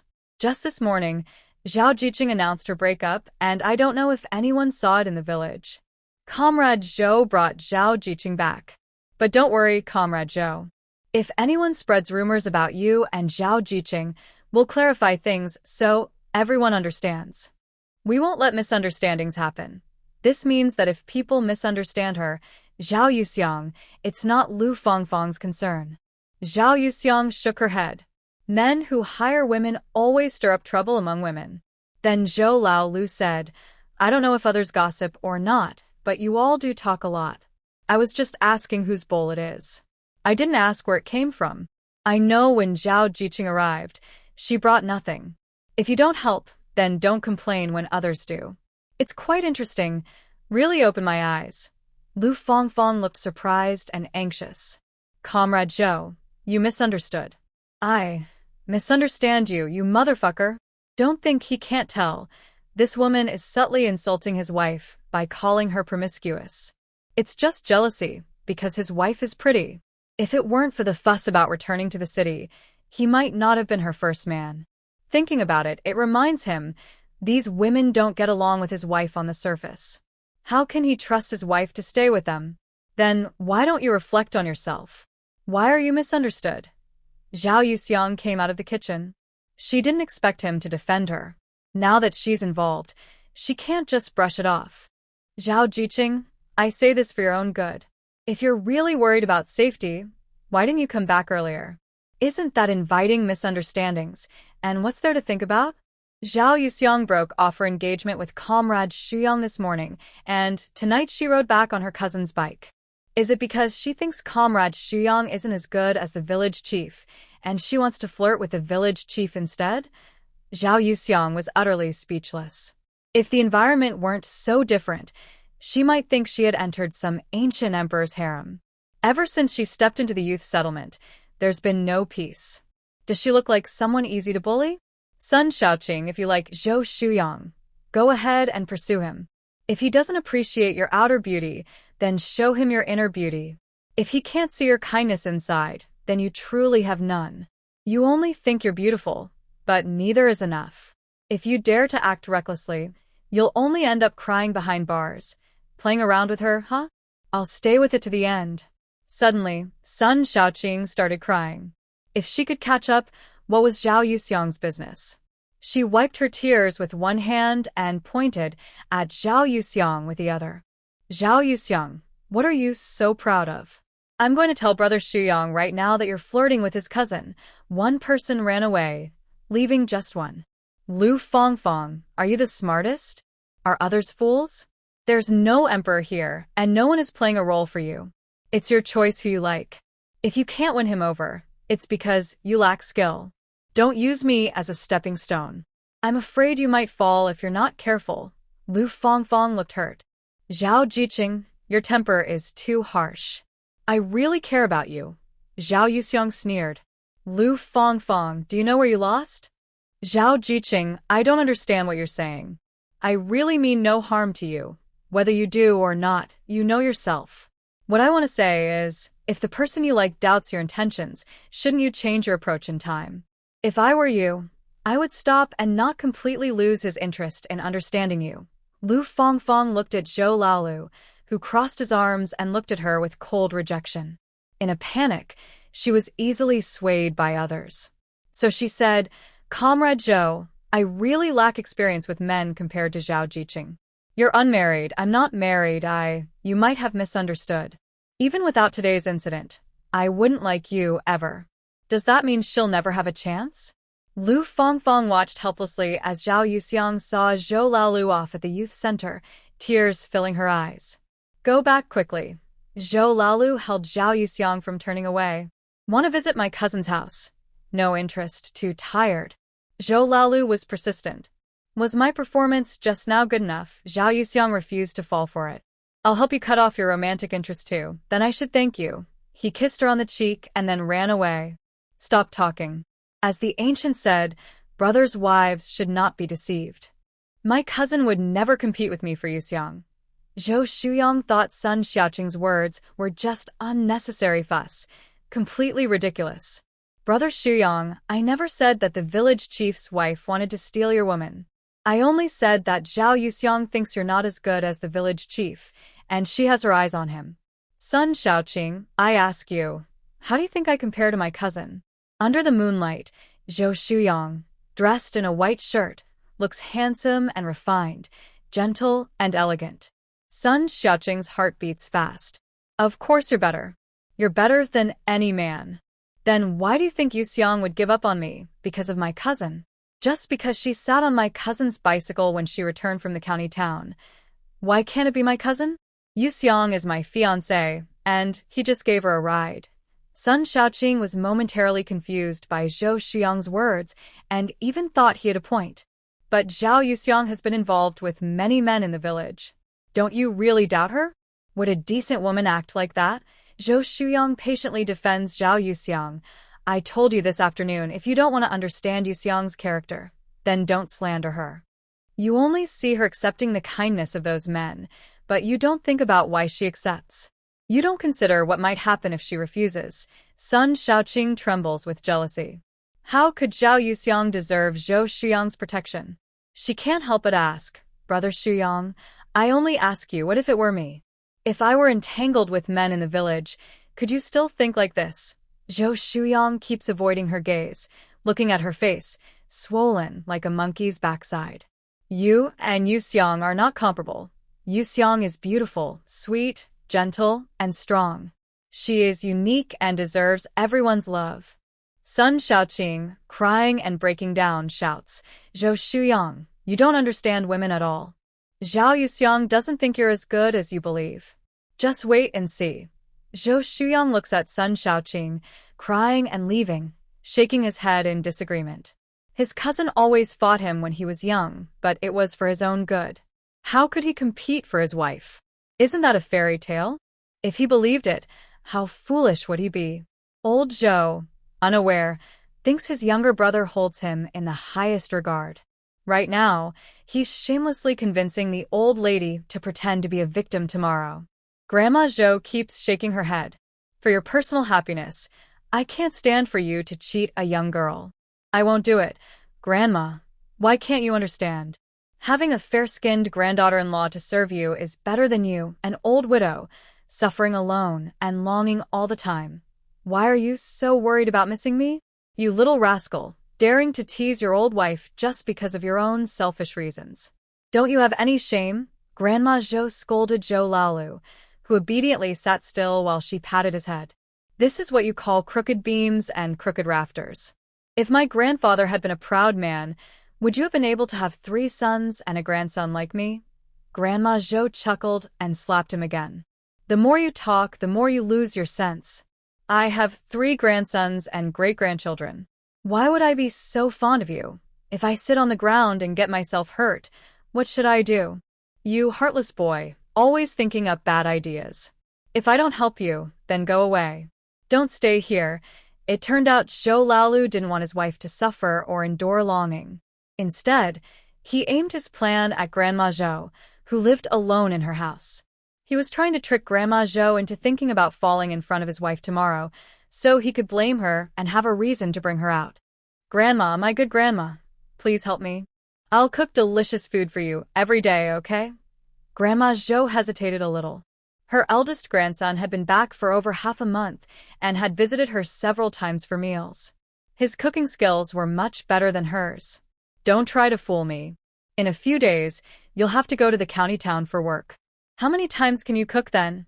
Grandma, you're confused again. If your daughter-in-law lives with you, wouldn't Zhou Laoxiu come back? If she's here, can I come too? Zhou Laolu chuckled. Grandma Zhou rolled her eyes and pursed her lips. Forget it. You're just trying to make me go to the bathroom, huh? Talking about having a young girl serve me. She's a delicate city girl. What can she do? She doesn't know anything, and you want me to watch you serve her, see you two flirt. It makes me anxious. Zhou Laolu pretended to be serious. Comrade Su Lizhen, as an excellent retired official, how can you have such narrow-minded, preconceived ideas? You haven't even spent time with your daughter-in-law, so how do you know she can't do anything? Even if she's not good at something, shouldn't you, as an elder, think about helping her? They argued back and forth, but she still thought she knew everything. This scheming grandson didn't seem to want her to enjoy peace and quiet. Let me make this clear. If you go to the county town for work and leave her here alone, and if she doesn't like my wife's way, I won't tolerate her. His wife hadn't told him what she planned to do at the sugar factory, and Zhou Laolu hadn't brought it up either. The old lady was willing to speak, taking each day as it came. She couldn't watch her daughter every moment. It felt like a distant mountain and sea. Grandma, I knew you loved me the most. Tomorrow, I'll show you what I can do. Zhou Laolu kindly massaged her shoulders. Grandma Zhou waved her hand. I don't care much about what you young ones do. My wife and I are too lazy to get involved. I only have one request. You can't fight your brother. He's a grown man. Doesn't he care about his reputation? Zhou Laolu promised loudly. They agreed to handle things if they happened, but for now, they just prepared. When the time came, he'd see how to act. After leaving Grandma Zhou, Zhou Laolu didn't rush home. Instead, he went to find Yang Jinbao. Since he was a child, Zhou Laolu was the boss among the kids. No eligible man in the village had escaped his scolding or beating. So, when Yang Jinbao saw Zhou Laolu, who was taller and stronger than him, he instinctively shrugged and cowered. Sixth brother. What do you want with me? Zhou Laolu casually lit a cigarette, took a puff, and exhaled with a confident, rebellious air. I heard you like Zhao Yuxiang. He paused deliberately, putting pressure on Yang Jinbao. His legs trembled uncontrollably. She's so pretty. Well, I, big strong, Dasha and Sanshui all like her too. Zhou Laolu moved his hand and Yang Jinbao instinctively covered his head. Zhou Laolu kicked him. Look at you, so useless. I was just knocking out some cigarette ash. Oh, then sixth brother, what about me? Bring me everything you know. All the people in the village who have given Zhao Yuxiang money or helped her with chores. To do what? Zhou Laolu shot him a glance. What do you think? Settling accounts. Sixth brother, do you remember that year at the school gate when you took 2 of my white rabbit candies? Zhao Yuxiang's admirer one. Sixth brother, did you forget that you took 3 of my pencils, 2 notebooks, and half a eraser? Zhao Yuxiang's admirer 2. Sixth brother, and my slingshot. Before admirer 3 could finish, Zhou Laolu choked on his smoke and coughed. When did I ever steal your eggs? My eggs aren't bigger than your 4 dumplings. Admirer 3 hesitated and explained, slingshot, not dumplings. It's vegetable balls. But those are much smaller than mine. Admirer 3 looked aggrieved but had to submit to Zhou Laolu's authority. They were kids, and he was the boss. Better not to provoke him further. Sixth brother isn't here to compare sizes, Yang Jinbao said. Yes, you are not comparable to me. I am a man who leads the troops. Zhao Yuxiang's suitors. Whatever you say, we can't match you. I don't want to know how this result was judged. Everyone stand in line, form 2 rows. Those whose names I call come out. Old Sixzhou, like training new soldiers, lined up 20 men into 2 rows. He sat at a table with a kerosene lamp, white paper, a pen, and red ink paste ready. Nuoxios Wang. Here. Old Sixzhou pointed to the opposite seat. Nuoxios Wang sat down nervously, very straight, better than a teacher giving a speech.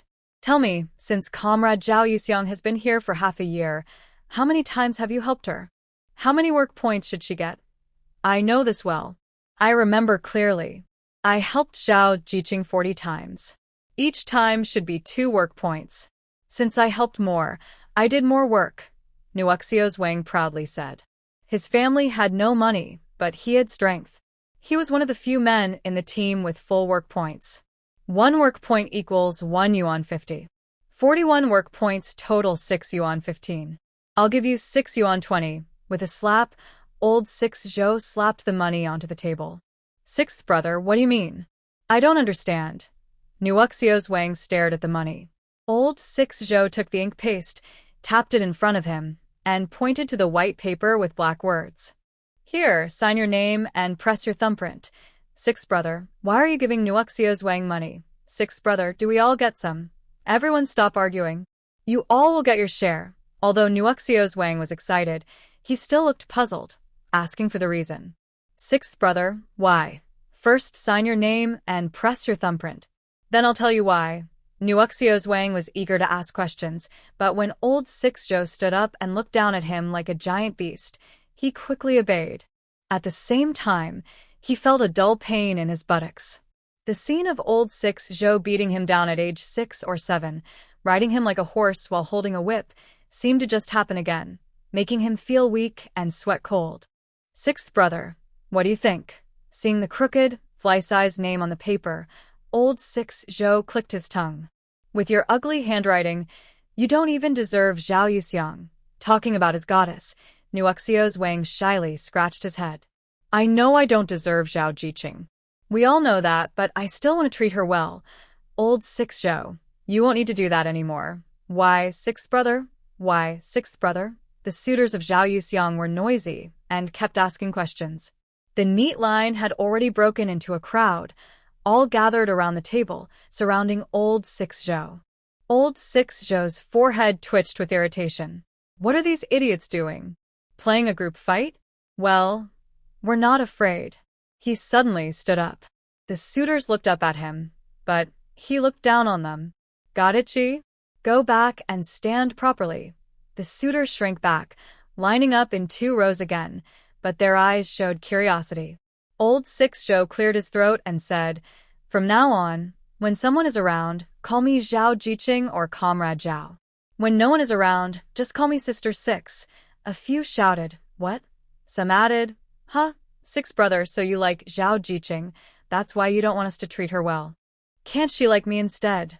Six brother, Even though you write well, your education isn't great. You're about the same as Shuyang. We don't like Shuyang much, but although you're tall and handsome, you're dark. Although you can fight, you're not gentle.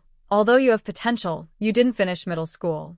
You and Zhao Jiqing just don't match. That's about it. Old Six Zhou felt both angry and amused, but he could see these fools had no bad intentions. They were even criticizing his wife. Why all these although and but?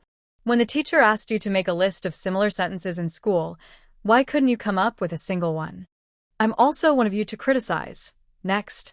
Li Dawa, step forward. With a loud crack, old Six Zhou shamelessly clenched his fists and made threatening sounds openly. Zhao Yuxiang's suitors couldn't speak freely, afraid to disobey, and were forced to give up their right to pursue love. Their humble love was completely crushed that night, unable to bask in sunlight or breeze anymore. Damn the rotten sky. Why was old Six Zhou and the others born?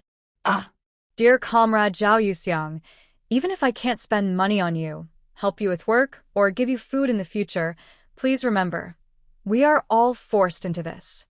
Please understand, it's not because we're moved by Brother Lu's money, but because we simply can't beat him. He's been our nightmare since childhood.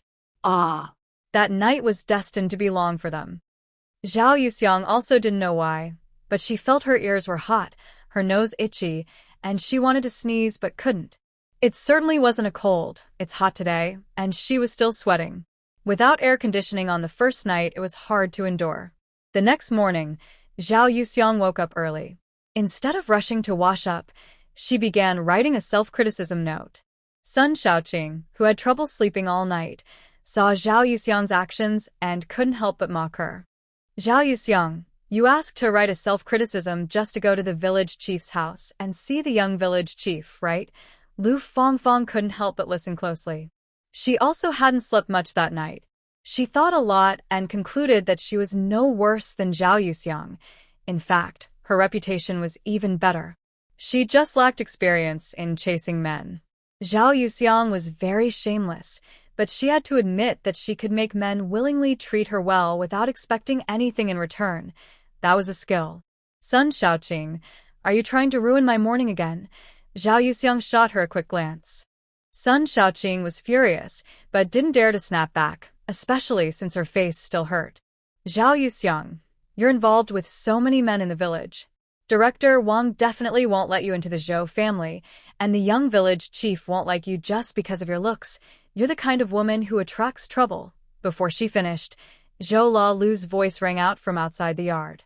Zhao Yuxiang, comrade Zhao. Zhou La Lu came early in the morning to knock on the door. Was there an urgent matter? She hadn't even washed up yet. Without a mask and unable to let others wait long, Zhao Yuxiang put on slippers and left her room, running her hand through her hair as she walked. As she opened the door, she saw Zhou La Lu dressed in a black vest and gray shorts.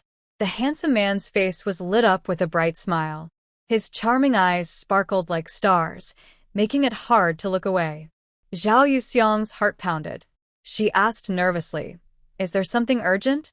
"Yes, I need your help to save my life." "Did something happen?" "I've been thinking about you so much I can hardly breathe, so I came to ask for your help to keep me alive."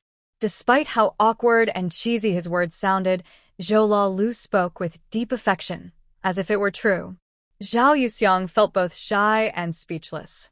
She rolled her eyes at him. "I haven't even washed my face and you're saying all this?" That playful look almost killed Zhou La Lu. He wished he could take her home right now. Today, she was wearing a white dress with small floral patterns, fresh and elegant, soft and adorable. Her long hair was lazily draped over her shoulders, adding a touch of charm. It reminded Zhou La Lu of the night before, when her hair fluttered on his shoulder. Suddenly, he was eager to make a move again. "I thought I couldn't find relief, so I came to see his wife, hoping she would comfort me. But instead, I felt worse and worse. How can I immediately marry you? It's like a knife stabbing at my heart." "What did you say?" Zhou Laolu mumbled softly. Zhao Yuxiang didn't hear clearly. What was he talking about? "What about her?" "It's nothing. Here, this is for you. Zhou Laolu took out 3 folded sheets of paper from his pocket. Zhao Yuxiang's first thought was that it was a love letter. She looked very similar to the original owner, so in her past life, she also received many love letters. But the one Zhou Laolu wrote to her. Zhao Yuxiang's heart beat faster. She took the papers and Zhou Laolu turned and walked away. The scene was so familiar. But when she looked closer, she realized she had been overthinking. Yet, on the second look, she couldn't look away. The paper was filled with names of 34 men and 34 fingerprints. They were the villagers who helped with farm work, raised funds for her, and pursued her. At the end of the detailed list was a guarantee letter. Now I have received Zhou Jinxin's money, and I promise from today on not to bother or harass comrade Zhao Yuxiang, and I will clear her name. 17 names and 17 fingerprints. Zhao Yuxiang's eyes welled with tears. She clenched the paper tightly, trying to control her overwhelming emotions.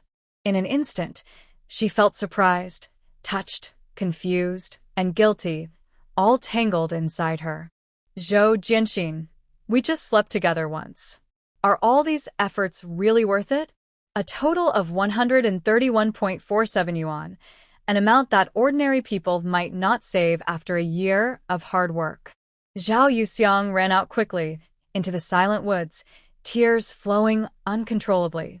In her past life, her father had an affair and remarried, her mother was depressed and took her own life, and her grandparents favored boys over girls. She relied on scholarships as a child, worked hard to support herself as she grew up, and endured many hurtful attacks. Her beauty brought her convenience, but also exposed her to malicious cruelty that most people couldn't understand. So, she was actually a cold and distant person, with a personality that was cold and indifferent deep in her bones. Her feelings for Zhou Laolu might have been a little bit of affection, but she knew it was only physical. She never thought about starting a romantic relationship, living a stable life, or even getting married and having children. She had long prepared to be single for life, but now. Yuxiang, are you okay? Zhu Qingwei waited a long time for Zhao Yuxiang to return but couldn't find her, so he came to look for her. Zhao Yuxiang wiped her tears. I'm fine. Zhu Qinghui noticed Zhao Yuxiang's eyes were red and saw the paper she was holding, but he didn't dare to ask. He silently followed her back to the youth commune. Zhou Laolu stepped out from behind a big tree, his eyes deep and serious. Everything he did was indeed driven by personal motives. But seeing his wife's tears made him wonder if he was rushing too much. Maybe he should give her more time. He went to see Grandma Zhou. She looked at her grandson, full of worries. She teased him. What's wrong? Did a girl break up with you? That was pretty quick. Grandma, can't you hope for something good for me? Of course. Usually, when you do well, others suffer. Even I, your grandma, am no exception. An enemy's enemy can be a friend. For a friend, what's a grandson? Just throw him away. Zhou Laolu relaxed and replied, now you're annoyed with me, but you don't remember that during the 10 years I was away, every New Year's, an old lady cried. Grandma Zhou was caught off guard and pretended to be angry, hitting Zhou Laolu. The mischievous boy always brought up things he shouldn't. He bent down, pretending to be afraid of her, but kept peeling sweet potatoes. He wanted to talk about the matter of pretending to be hurt, but couldn't say it. He hesitated, and a meal passed. He hesitated and rode his bike to the supply and marketing cooperative in town to buy things for decorating the room. Zhou Laolu thought, staying at Grandma's house, he wouldn't pressure her, wouldn't get close, wouldn't say embarrassing things. There shouldn't be many suitors or people trying to impress her, right? After breakfast and before heading to work, Zhu Qingwei couldn't help but remind Zhao Yuxiang, Yuxiang, today you need to hoe the peanut fields. When he mentioned peanut fields, Zhao Yuxiang's cheeks flushed. Thanks. She turned around and went inside to change clothes. Sun Shaoqing wanted to make a sarcastic remark, but hadn't seen Zhao Yuxiang not wearing a skirt before. She also felt that Zhao Yuxiang's fair, smooth skin was because she didn't work much. While others worked, Zhao Yuxiang sat under a tree, saying a few words like, comrade, you worked hard, or comrade, you're troubled, or thank you so much, to flatter the men into helping her.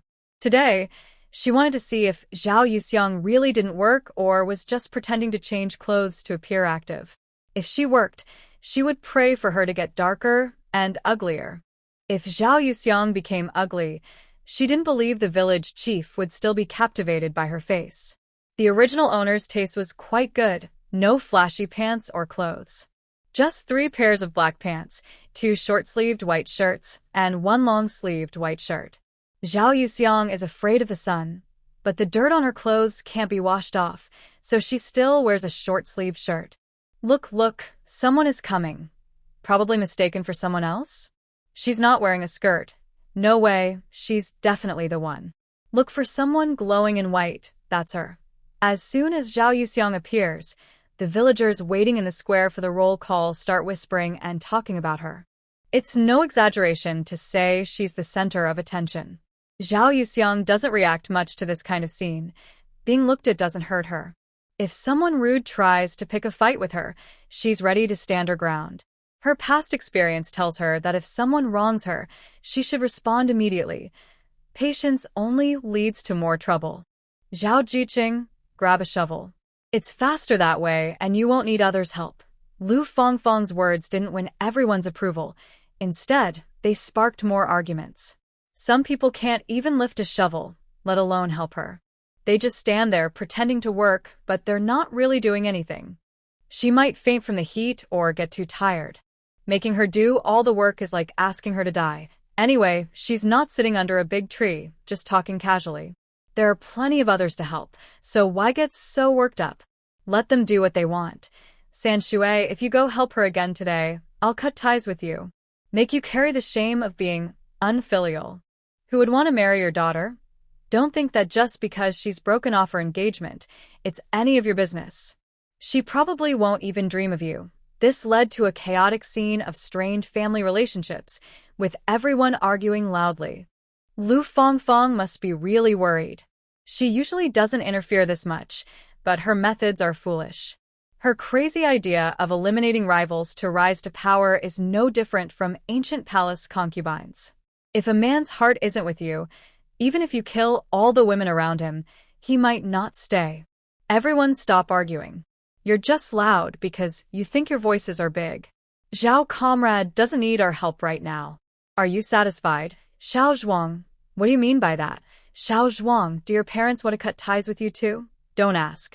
Zhao comrade doesn't owe us anything. Even if we report to the police, they won't care. If you want to put us all in jail, go ahead. Xiao Zhuang is right. Keep yelling. It's better to report to the neighboring village. Let them arrest us and enjoy it. Later, your mothers can carry the corn, and your mothers can work in the fields. To speak of the response from 17 men truly shook the crowd. The thunder suddenly turned into a buzzing of flies. Although I don't know exactly what happened, the villagers now understand one thing. Women with broken shoes must work hard themselves. If they don't work, they will go hungry. No longer do they have to stand aside, annoyed by young men showing off without any way to stop them. Congratulations, Zhao Jiqing. Your role transition period has lasted a bit too long. Others usually take half a month, but yours has been half a year. But this also shows you're determined to change. Everyone should encourage Zhao Jiqing. Lu Fangfang had a premonition that the change in those men was definitely because Zhou Laolu had made an effort. Since Zhao Yuxiang wanted to change her reputation, she and Sun Shaoqing shared the same idea. Let her experience the hardships of farm work and see if she can still feel proud. By then, her face would be sunburned, her skin rough, and she would look exhausted. Would any man still like her? Thinking about how Zhao Yuxiang, once popular and well-liked, had fallen into obscurity, she even felt a bit excited. Little Zhao, even if your hands seem unable to lift or carry, a person still has to rely on themselves. You won't stay young and beautiful forever. It's never too late to change. Those who are eager to improve are good comrades. Little Zhao, first stop complaining about being tired, and you'll gradually get the hang of it. Some elders in the village advised her, and Zhao Yuxiang humbly nodded in response. Although Lu Fangfang had bad intentions, reputation is something that shouldn't be either too good or too bad. One must not provoke public anger. The past is gone. I have lost a lot, but I have gained even more. I don't want to make too many excuses. I will show everyone my change. Even if she can't be as liked as Comrade Lu Fongfong, she will try not to give her trouble. She didn't really mind. But those enthusiastic male comrades, whose good intentions were misunderstood by everyone, made her feel uneasy. Sometimes using a bit of green tea literature can be helpful. Why not use it if it works? Zhao Yuxiang looked full of self-blame, which made her admirers feel distressed. If the goddess is unhappy, how can they ignore her? Comrade Lu Fongfong, why do you always beat around the bush? Just say digging or weeding quickly, no need to add the second half. You say Zhao's transition has taken too long, just say that, no need to compare. Know your strength, you're better than the men in the youth camp, earning 7 work points every day. But not all women are like you. Many women in the village only earn 5 or 6 points. Lu Fongfong was momentarily at a loss for words. After all, she was used to receiving admiration and approval from many people. Suddenly being questioned in front of so many made her feel confused and nervous, causing her face to twitch. Sun Shaoqing believed she and Lu Fongfong were on the same side, so she immediately stepped forward. Zhao Yuxiang didn't get 5 or 6 work points. She probably only has 1 or 2, which is less than a child's. Why don't you say that Comrade Zhao's food intake is less than a child's? And what are you doing here? Why don't you go pick pig manure? Only you need to be told to do that. Hurry up and go, or your work points will be deducted. Right, Shuyang? From afar, Zhou Shuyang heard Sun Shaoqing mention Zhao Yuxiang. Seeing Sun Shaoqing's swollen face in the sunlight, he furrowed his brows. Seeing Zhou Shuyang look a bit wronged and sad, she looked at him eagerly. Sun Jiqing, you didn't finish your work yesterday. You should go to the pigsty earlier. Oh, I'll reflect on that. Sun Shaoqing dared not disobey Zhou Shuyang's words. Her face was still swollen, so it wasn't the time to show off. During the morning roll call, it was Zhou Shuyang and his father, the accountant. The village head was often absent, and the Women's Federation director rarely came. Wang Xiuying, along with several other village women's federation directors from the town, formed a team that managed conflicts among women across the whole town. Zhao Yuxiang thought her reflection should be handed into the village head, but this wasn't a matter that needed the village head's concern. It was mainly for the villagers to see. Since Sun Shaoqing had already handed hers in, Zhao Yuxiang also handed her written reflection to Zhou Shuyang. Zhou Shuyang's mind was full of Zhao Yuxiang, but in front of everyone, he couldn't say much. He just nodded and, with his father Zhou, the accountant at the front, began calling the roll. The village of Xiangyang, nestled by mountains and water, didn't need to dig ditches. The land was used efficiently, with only a few men assigned to clear land. Most people were weeding, mainly pulling weeds because of limited tools, focusing on helping the elderly, women, and children. She was proud to be classified as weak. Not only was the original owner unwilling to work, but she also had never farmed before. The peanut field was especially long, making it tiring to walk back and forth all morning. The original owner was in the last team. Only she was a young intellectual. With no help and no respect, she quickly fell behind. Zhao Yuxiang wasn't in a hurry either. There was no point rushing. Squatting on the ground was truly exhausting. Her legs soon felt weak. Her forehead was covered in sweat. Her admirers felt sorry for her, but dared not act rashly, constantly looking back. Niu Xiaozhuang couldn't help but say, "Comrade Zhao, don't worry. Brother Lu will definitely come to help you." The women who had been waiting eagerly for a good show suddenly asked, "Who?" "Xiao Zhuang. Who do you think is coming to help her?" Ding ding ding. At this moment, the sound of a car horn echoed from afar. A black car appeared, driving through the dust and approaching from a distance. The car looked very vintage, with a boxy shape and sharp edges, and the windows were clear and see-through. Although it wasn't very comfortable, it wasn't something ordinary people could afford. Only the powerful and wealthy could own such a car. Wow, a car. I haven't heard of anyone in town having a car. Is it a leader's car? I think the person sitting inside looks like Lao Lu's kid. Do you think so? Oh, it really is the village chief's car. The car stopped right in front of Zhao Yuxiang. Lao Lu got out in front of everyone's eyes. Lao Lu, whose car are you riding in? Is it your sister's? Or is it that talented girl Zhaoti's? She's now ahead of the maternity ward. What a lucky break. It's not my sister's car. My sister can't afford a car. It's from the sugar factory. Someone's in trouble. Zhaoti? Head of the maternity ward? Lao Lu's older sister? In a flash, Zhao Yuxiang remembered that yesterday, Lao Lu called his sister. She seemed to notice that the badge on the doctor's chest read Director Zhou. But there are so many people with the surname Zhou, she didn't connect it to Lao Lu at first. Lao Lu approached Zhao Yuxiang and said, "I'll explain later." This confirmed Zhao Yuxiang's suspicion, and her heart suddenly felt cold. Did he know about her pregnancy before marriage? No matter the era, for a single woman, that would bring huge social pressure. Was he doing this to marry her? Zhao Yuxiang frowned, feeling both annoyed at Lao Lu's reckless behavior and confused. Just because they had a relationship, did that mean they had to marry? Men in this era weren't that conservative, were they? She shook her head, thinking this idea was wrong. It wasn't about the times but about people and their character. Zhao Yuxiang told herself to stay calm. Lao Lu said he would explain, so she decided to wait until he finished before speaking. Zhu Qinghui, a comrade from the sugar factory, is looking for you. Me? Thank you, Comrade Zhou. Lao Lu nodded and led Zhu Qinghui away from the peanut field. The man in the driver's seat also got out of the car. Comrade Zhu Qinghui, right?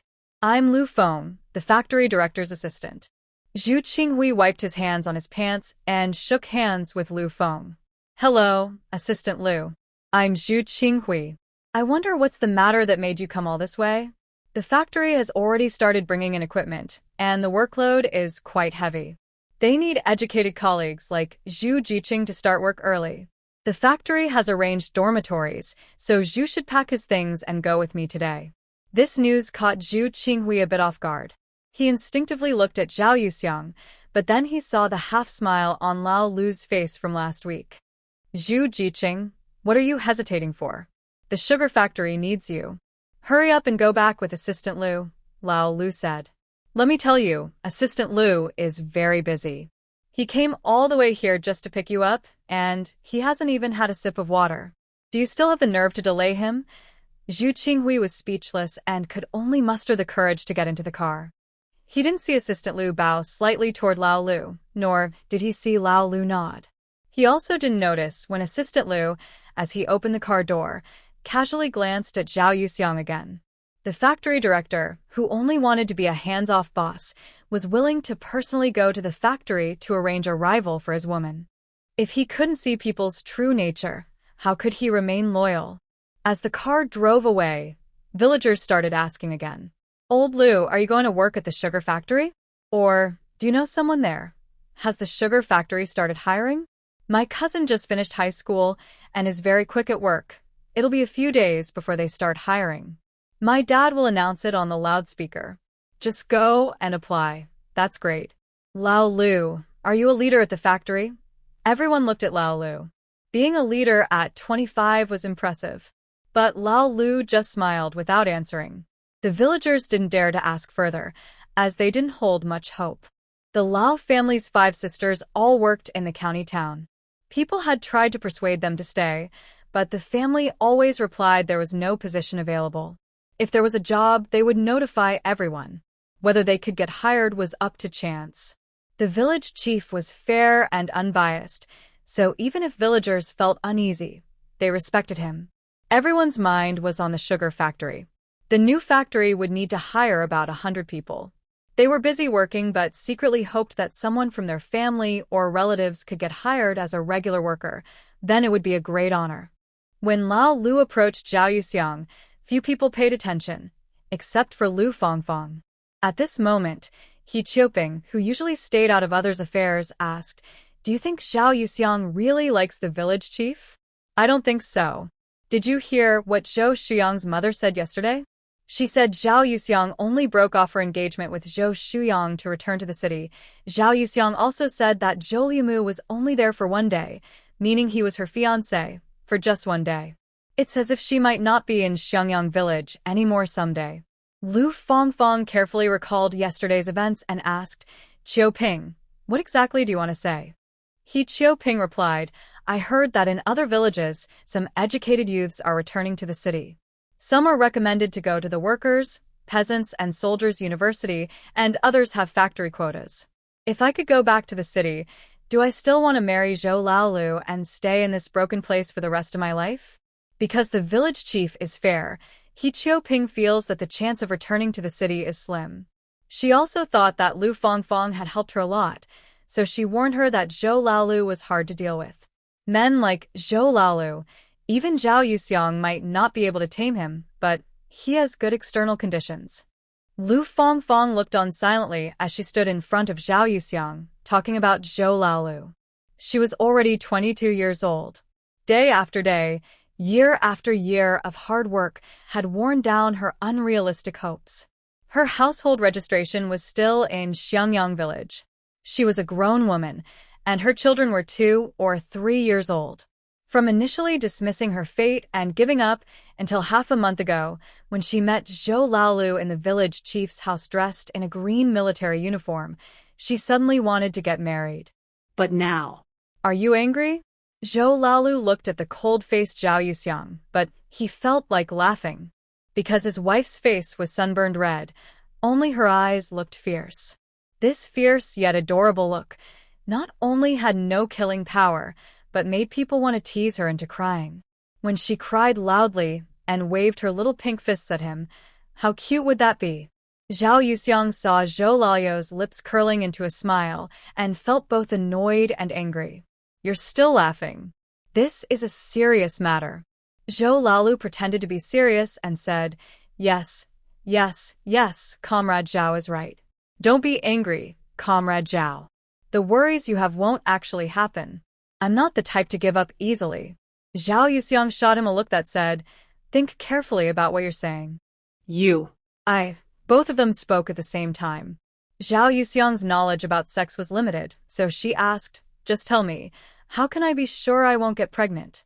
Even Zhou Laolu, a man with a thick face, felt a little embarrassed when faced with his wife's innocent question. He leaned in quietly and whispered to Zhao Yuxiang, Because I only plowed the land, I didn't plant seeds. He added at the end, Do you understand? He meant that he hadn't actually done anything.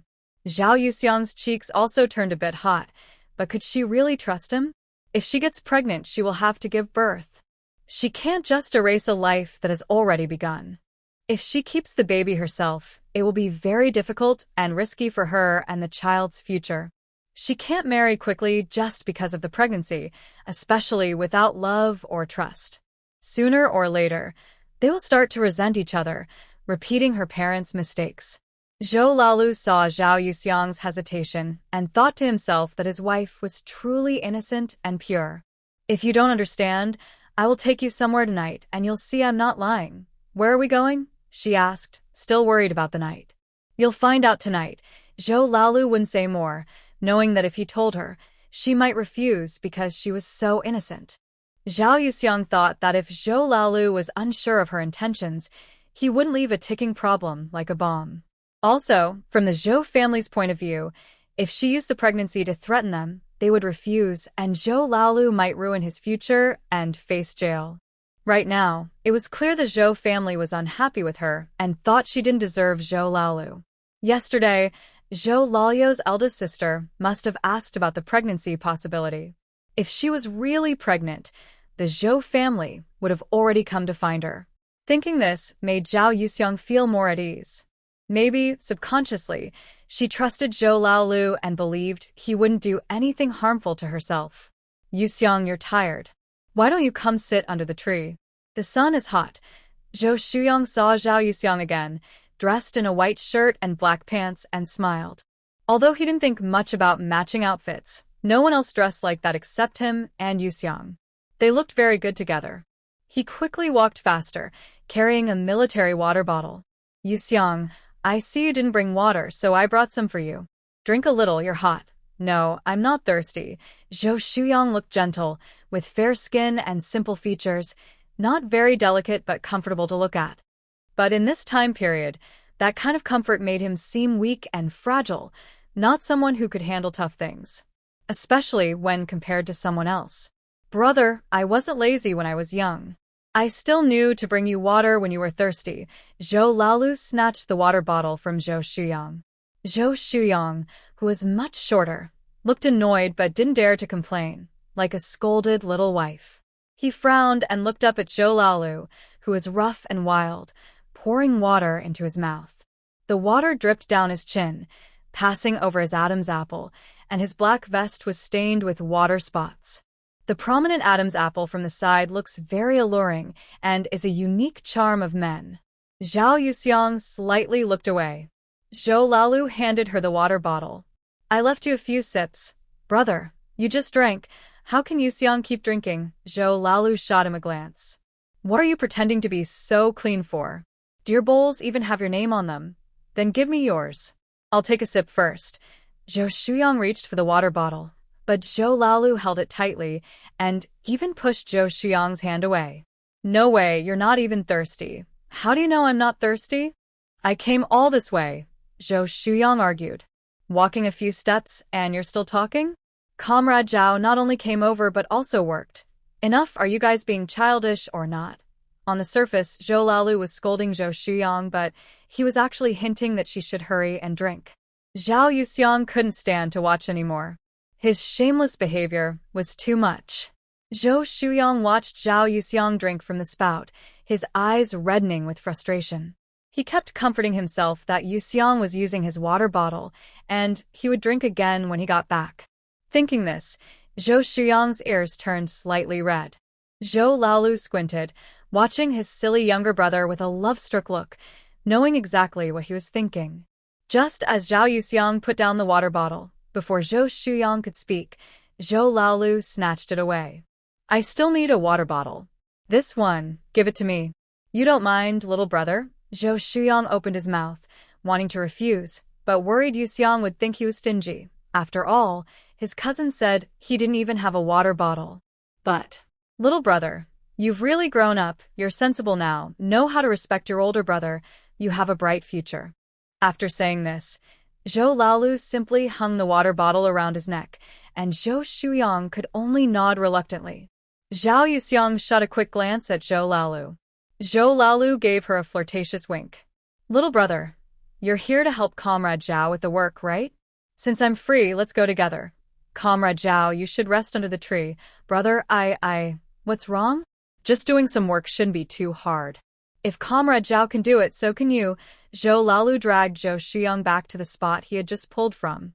Zhao Yuxiang enjoyed the shade, standing under the tree, massaging her limbs. She was tired. See? I told you she's not cut out for this kind of work. She talks pretty, but just ends up hiding under the big tree to rest. Look, isn't that Shuyang and Laolu? How come they're helping her with the work? Yeah, Shuyang hasn't done much farm work before. Every time he tries, he ends up hurting himself. Today is quite rare. Old Six is just joining in for fun again. Maybe Shuyang is pulling Old Six along. Old Six looks capable, so he's really lucky. Zhou Shuyang listened to everyone's chatter and wanted to say they were completely wrong, but he couldn't tell the truth because it wouldn't be good for Yuxiang or his cousin. But his cousin rarely went out, so why was he helping Yuxiang? Thinking of Sun Xiaoqing's words yesterday, Zhou Shuyang asked nervously, Brother, there's a saying that brothers' wives shouldn't be cheated. You're not that kind of person, right? Why are you talking nonsense? Your brother isn't that kind of person without morals. Anyway, Zhao Yuxiang isn't your wife. Little brat. Zhou Shuyang instantly felt relieved. If his brother had any bad traits, he wouldn't be able to be the factory manager. But he hadn't been happy for 2 minutes before Old Six started scolding him harshly, calling him useless. You're such a grown man, and you can't even pull weeds properly. What's the point of giving you glasses? Better to buy 2 combs for grandma and show some respect. Can you hurry up? Big men shouldn't dawdle. Otherwise, you'll have trouble having children later.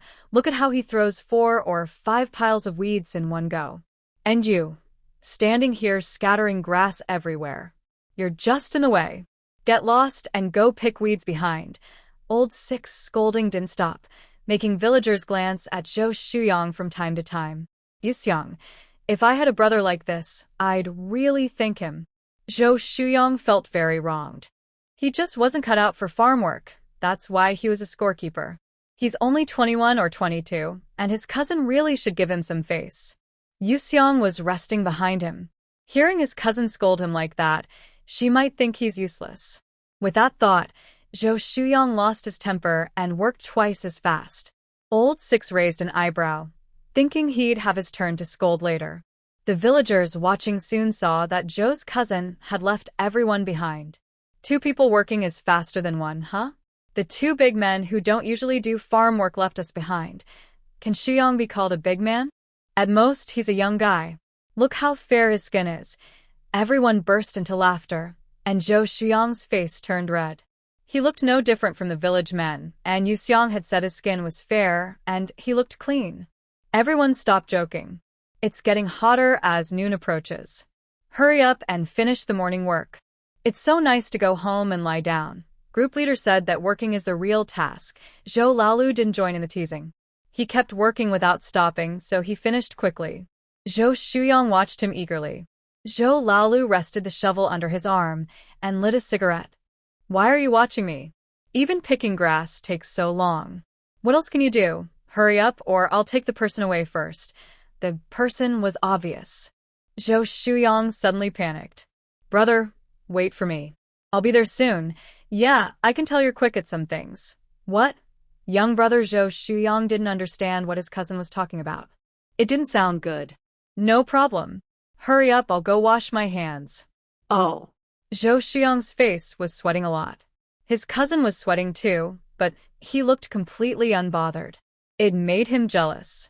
He ignored the soreness in his waist and legs and kept picking grass carefully. Otherwise, Yu Xiong would have to do it again in the afternoon. He didn't want Yu Xiong to think he was slow or bad at work. Zhou Laolu went to the edge of the field and handed the shovel to Zhao Yuxiang. She took it naturally. Come with me to wash your hands. There were too many people here. Looking around too much could cause misunderstandings. Okay, Zhao Yuxiang didn't object and didn't mention Zhou Shuyong. That would just cause trouble. Near the river, at a slope, it was hidden enough to block everyone's view. Zhou Laolu reached out his hand. I'll hold you. His eyes were hot like fire, as if he wanted to eat her up. Zhao Yuxiang thought he was probably thinking dirty thoughts all morning. This was a peanut field, after all. She held out the shovel handle upright to him. Zhou Laolu chuckled softly.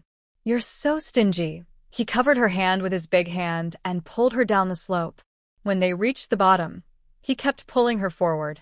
Zhao Yuxiang shook her head helplessly. This man felt uncomfortable if he didn't take a little advantage of her. That's enough. Zhou Shuyong should be here soon. Zhou Laolu looked back at her and surprisingly said, Sound exciting. Zhao Yuxiang blushed. Have some shame. It's because you mentioned him. I don't see you as a sister-in-law. You want to see me as an uncle? TSK, you act so noble, but you're just fooling your little brother. So we're in this together. Partners in crime, a perfect match. Haha. Old Zhou doesn't understand what he means. Just from hearing his wife's faint, sarcastic tone, he knows she doesn't agree with him. But that's okay. As long as he's still here, it means what he did yesterday was useful. His wife's tears are tears of happiness. When old Zhou is happy, he goes over to Zhao Yuxiang and holds her hand. You're washing too slowly. I'll help you. Zhao Yuxiang knows he just wants to take advantage, but she can't stop him. If she accidentally slips into the river and someone sees, she'll be in real trouble. And she's a woman. Being flirted with so passionately by a man she likes makes her shy and happy, more than uncomfortable. Cousin Yuxiang, why did you run so far? Suddenly, Zhou Shuyong's shout startles Zhao Yuxiang, and old Zhou's heart trembles a little. Before standing up, he reminds, next time, don't make jokes like that. Zhao Yuxiang rolls her eyes at him, annoyed. She hasn't been doing well either. In this time, proper relationships between men and women have to be kept secret. Imagine their situation, still not out in the open. That scene just now felt so real. She already feels a little guilty toward Zhou Shuyong. She needs to find a chance to tell him clearly. She can't let the silly kid keep getting tricked by his brother. Cousin, can you help me with my glasses? Earlier, Zhou Shuyang dropped his glasses while tossing grass, so he didn't see old Zhou washing Zhao Yuxiang's hands. He only saw two shadows and thought they were his cousin and Yuxiang. Okay, hurry up and wash. You don't need support, right? Old Zhou, when picking up the glasses, deliberately waved them in front of Zhou Shuyang's eyes. Seeing his slow reaction, he felt more at ease. No, I'll be careful. Zhou Shuyang squats by the river to wash his hands. Zhao Yuxiang, in her past life, also had nearsightedness, but her prescription wasn't high. Seeing Zhou Shuyang's glasses, which looked quite strong, she watched him wash. This made old Zhou very unhappy. He drapes his long arm over her shoulder, pulls her close, and kisses her on the face. Zhao Yuxiang is startled and doesn't dare make a sound, afraid of waking Zhou Shuyang. Old Zhou ignores her glare and whispers, "Isn't that exciting? Are you crazy? I'm about to go crazy myself. I saw that peanut field where we rolled around." She knew it was like that. Zhao Yuxiang's heart is pounding. She tries to break free, but old Zhou grips her shoulder tightly. "Aren't you worried about him? I'll stay and watch with you. Green bean snacks, do you like them?" This is a subtle way of criticizing him for being narrow-minded. Zhou Lalu wanted to reply but heard the water stop, so he let go of Zhao Yuxiang. He also stepped back to create some distance between them. Zhao Yuxiang went ahead first, her face burning with embarrassment, really not wanting to face Zhou Shuyang's puzzled look. "Older cousin, today's second uncle and second aunt are not home. I'm going to your house with Yuxiang to eat. The food at the youth station is probably not very good. Sure, I have no problem." Zhao Yuxiang really didn't want to go to Zhou's house. If Wang Xiaoying found out, she'd probably ask her to stay away from her son. Until she could get along peacefully with Zhou's family, she didn't want to go there. "No need, I'll go back to the youth station.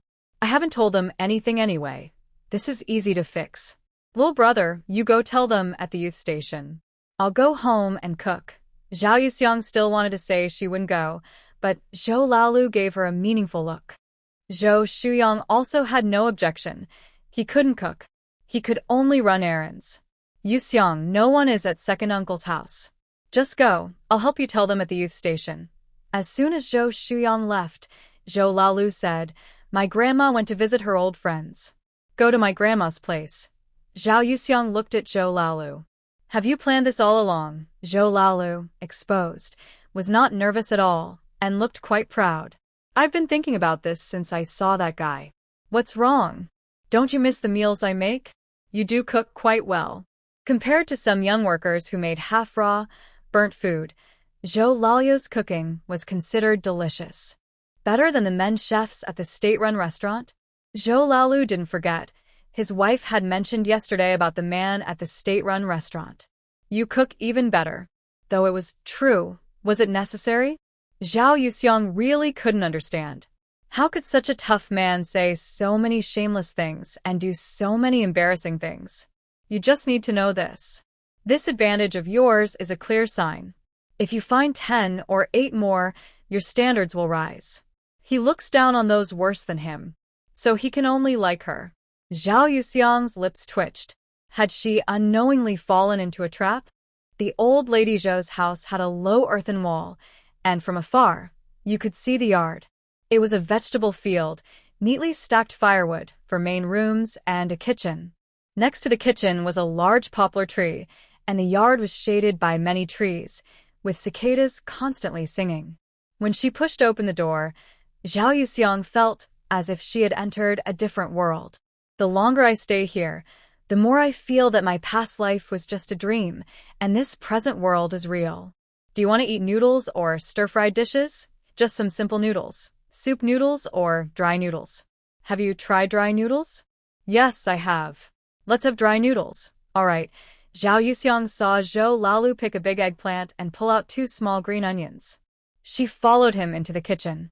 Zhou Lalu took a piece of pork belly and a piece of ginger from a hanging bamboo basket. Zhao Yuxiang picked up the eggplant. "Let me peel it." Zhou Lalu wanted to ask her which family's eggplant she was peeling, but suddenly realized that his wife didn't seem to admit she didn't know how to cook. So he said, Okay, peel it and cut it into small cubes. Not too small, but not too big. Got it. Zhao Yuxiang peeled the eggplant because, in her past life, most of the food had pesticides. Without peeling, who would dare to eat? She was here out of habit, not thinking too much about it. As for cooking, she could only manage something edible. Her energy and time didn't allow her to study culinary skills. Besides, in the future, the food industry and service industry would develop so much that people wouldn't need to worry about meals. But since she didn't have a peeling knife and only knew how to use a kitchen knife, peeling was slow. Seeing her struggle, Zhou Laolu knew that his wife was not as skilled as he was. His good qualities hadn't diminished. Peel it first. I'll go out for a bit. Go ahead. Zhou Laolu didn't go anywhere specific. He just waited at a street corner for someone. Cousin, why are you standing here? Zhou Shuyao, who had just finished school at noon, saw Zhou Laolu greet him first. I'm waiting for you. Zhou Shuyao was respectful when talking to Zhou Laolu. Huh? Cousin, is there something you need? Yes, I saw your brother go to the youth farm. Hurry and call him back. If third aunt sees him gone, she'll get worried. Okay, I'll go call him now. Thanks, cousin. Sorry to bother you about my brother. No need to thank us, family. And don't tell him I said anything, understood? Zhou Shuyao nodded repeatedly. I understand. I'll just say I heard it from someone else. My brother can be a bit stubborn, but he won't misunderstand you. Zhou Laolu nodded. Good. That's the right way to think. You go now. All right. Since my second uncle and second aunt aren't home, you want to come over for lunch? I won't. I'll go to Grandma's. Her chair is broken, and I'll fix it while I'm there. Brother, you're so filial. When Grandma comes back, I'll go visit her too. Zhou Shuyao watched Zhou Laolu turn and walk away, then hurried off to the youth farm. Seeing Zhou Shuyang talking to a woman comrade, I thought it was Zhao Yuxiang. My heart sank suddenly. I don't really look down on Zhao Yuxiang. It's just clear to me that Zhao Yuxiang doesn't truly like her brother, but her brother can't see through her. Brother, Zhao. Lu Jiqing, when Zhou Shuyang saw his sister approaching, he said to Lu Fangfang, Lu Jiqing, the village head should tell you about returning to the city tonight. As for who will get this opportunity, I don't know. Comrade Shuyao, Lu Fangfang greeted Zhou Shuyao with a smile. Thank you, Shuyang. No problem. Anyway, you'll find out sooner or later. Zhou Shuyang turned to leave, but Lu Fangfang said, Shuyang, you should give up on Zhao Yuxiang. She already likes someone else. He turned back sharply. Who? Is it Zhu Qinghui from your youth group? If it was Zhu Qinghui, he wasn't worried. He's already gone to the county town, so how could he compete with him? Lu Fangfang really wanted to say Zhou Laolu, but after a moment of internal struggle, she noticed Zhou Shuyao's wary eyes and only said, It's not him. Zhou Shuyang wanted to ask again. There are so few people in the village. If not Zhu Qinghui, who else could compare? But Lu Fangfang had already left. Zhou Shuyao said, Brother, I told you earlier, Zhao Yuxiang doesn't truly like you. You just don't believe it. I'm not doubting. I'm just afraid I don't deserve her. If there's even a small chance, I'd be willing to try. You have no idea how good Yuxiang is. She's beautiful, strong, and kind. What kind of kindness? She just gave 2 candies to the village kids in front of her brother. Zhou Shuyao didn't like hearing her brother praise Zhao Yuxiang blindly. Stop, brother. I can almost recite it by heart. Let's go home quickly for dinner. I'm not going home at noon. I'm going to Grandma's. You go back first and tell Mom. Zhou Shuyao tightly held Zhou Shuyang's arm. She didn't believe that in that situation, her brother probably didn't see Zhao Yuxiang. Why are you going to Grandma's? I saw someone at Grandma's house just now from afar. You can't cook, so it's better not to cause trouble. Zhou Shuyang wanted to say there were no guests. Maybe her cousin and Yuxiang went to Grandma's, but he was afraid she would misunderstand. Besides, apart from himself, no one in the family wanted him to be with Yuxiang. Brother, let's go home quickly. Yesterday, you helped Zhao Yuxiang avoid marriage and Mom didn't sleep well all night. She's worried about you, and has even gone gray. Can't you understand and not make her angry? Zhou Shuyang was left speechless and helpless, only able to let his sister pull him home. After all, his father had made it clear, if he upset his mother out of impatience, he wouldn't be allowed to be a scorer and would be sent away alone. That wouldn't do. At least he should learn to cook first, so Yu Xiong wouldn't send him away just because he was hungry. Without a job and unable to cook, earning only a few points, would Yu Xiong still give him a chance? Zhao Yuxiang didn't realize that Zhou Shuyang was sacrificing himself for their future. She was just watching Zhou Lalu finish cooking, while Zhou Shuyang hadn't returned yet. Could something have happened at the youth station? But Zhou Lalu said, he won't be coming back. Zhou Shuyang isn't coming? Then at lunch, it would just be her and Zhou Lalu. Zhao Yuxiang suddenly remembered Zhou Lalu saying he needed to go out for a bit. He's quite something. He wasn't just bringing a third wheel. It was all carefully planned. From your expression, I can tell you're not surprised by this result. Zhou Lalu took off his vest while looking at her. Zhao Yuxiang widened her eyes. Zhou Jinxin, don't tell me you're going to do what you did yesterday again. This is the village, and the wall is so low, anyone can see. Just look. Men feel ashamed. Women feel embarrassed. No point staring at me all the time. Zhao Yuxiang was stunned, and her understanding of Zhou Lalu's shamelessness was refreshed. As for what you're thinking, I really want to know. You can feel and tell me. Zhou Lalu hung his vest on the rope in the yard, then walked back in front of Zhao Yuxiang, standing straight. Under his deliberate tension, his 8-pack abs looked very attractive. Go ahead, touch. You liked it that night, and you even kissed me. Don't forget. Zhao Yuxiang's eyes flickered as she stepped back, her face turning red. Don't make things up. I don't remember that happening. It's impossible. Zhou Lalu was indeed making it up. He just didn't like that his wife was hard to bully, so he wanted to tease her even more. It's not surprising that you deny it. You were already out of your mind that night, so it's normal if you don't remember. Zhao Yuxiang continued to deny it. Pure nonsense. I wasn't drinking, so I shouldn't have amnesia. Zhou Lalu placed his hand behind Zhao Yuxiang to prevent her from leaning on the mud wall and dirty her clothes. Zhao Yuxiang was forced into a wall-standing position, with no way to retreat. She tried to gather her courage and meet Zhou Lalu's gaze, but she almost got pulled in completely. She had never known that a man's gaze could be so enchanting. It was the kind of look that seemed to spark electricity and pull at your senses. You're not drinking, yet you still fainted because of me? Do you remember what happened after you fainted? Zhao Yuxiang's cheeks turned red with embarrassment, but she still tried to stay calm and argue with Zhou Lalu. According to you, I fainted, my body was no longer under my control, and I definitely couldn't kiss you. Zhou Lalu nodded, agreeing that this was true. But he didn't want to let his wife go so easily. He leaned in closer to look into her eyes. That makes sense. Do you want to know what happened after you fainted? Zhao Yuxiang was curious, but she knew it wouldn't be good news, so she shook her head firmly. I don't want to know. I'm hungry. I want to eat.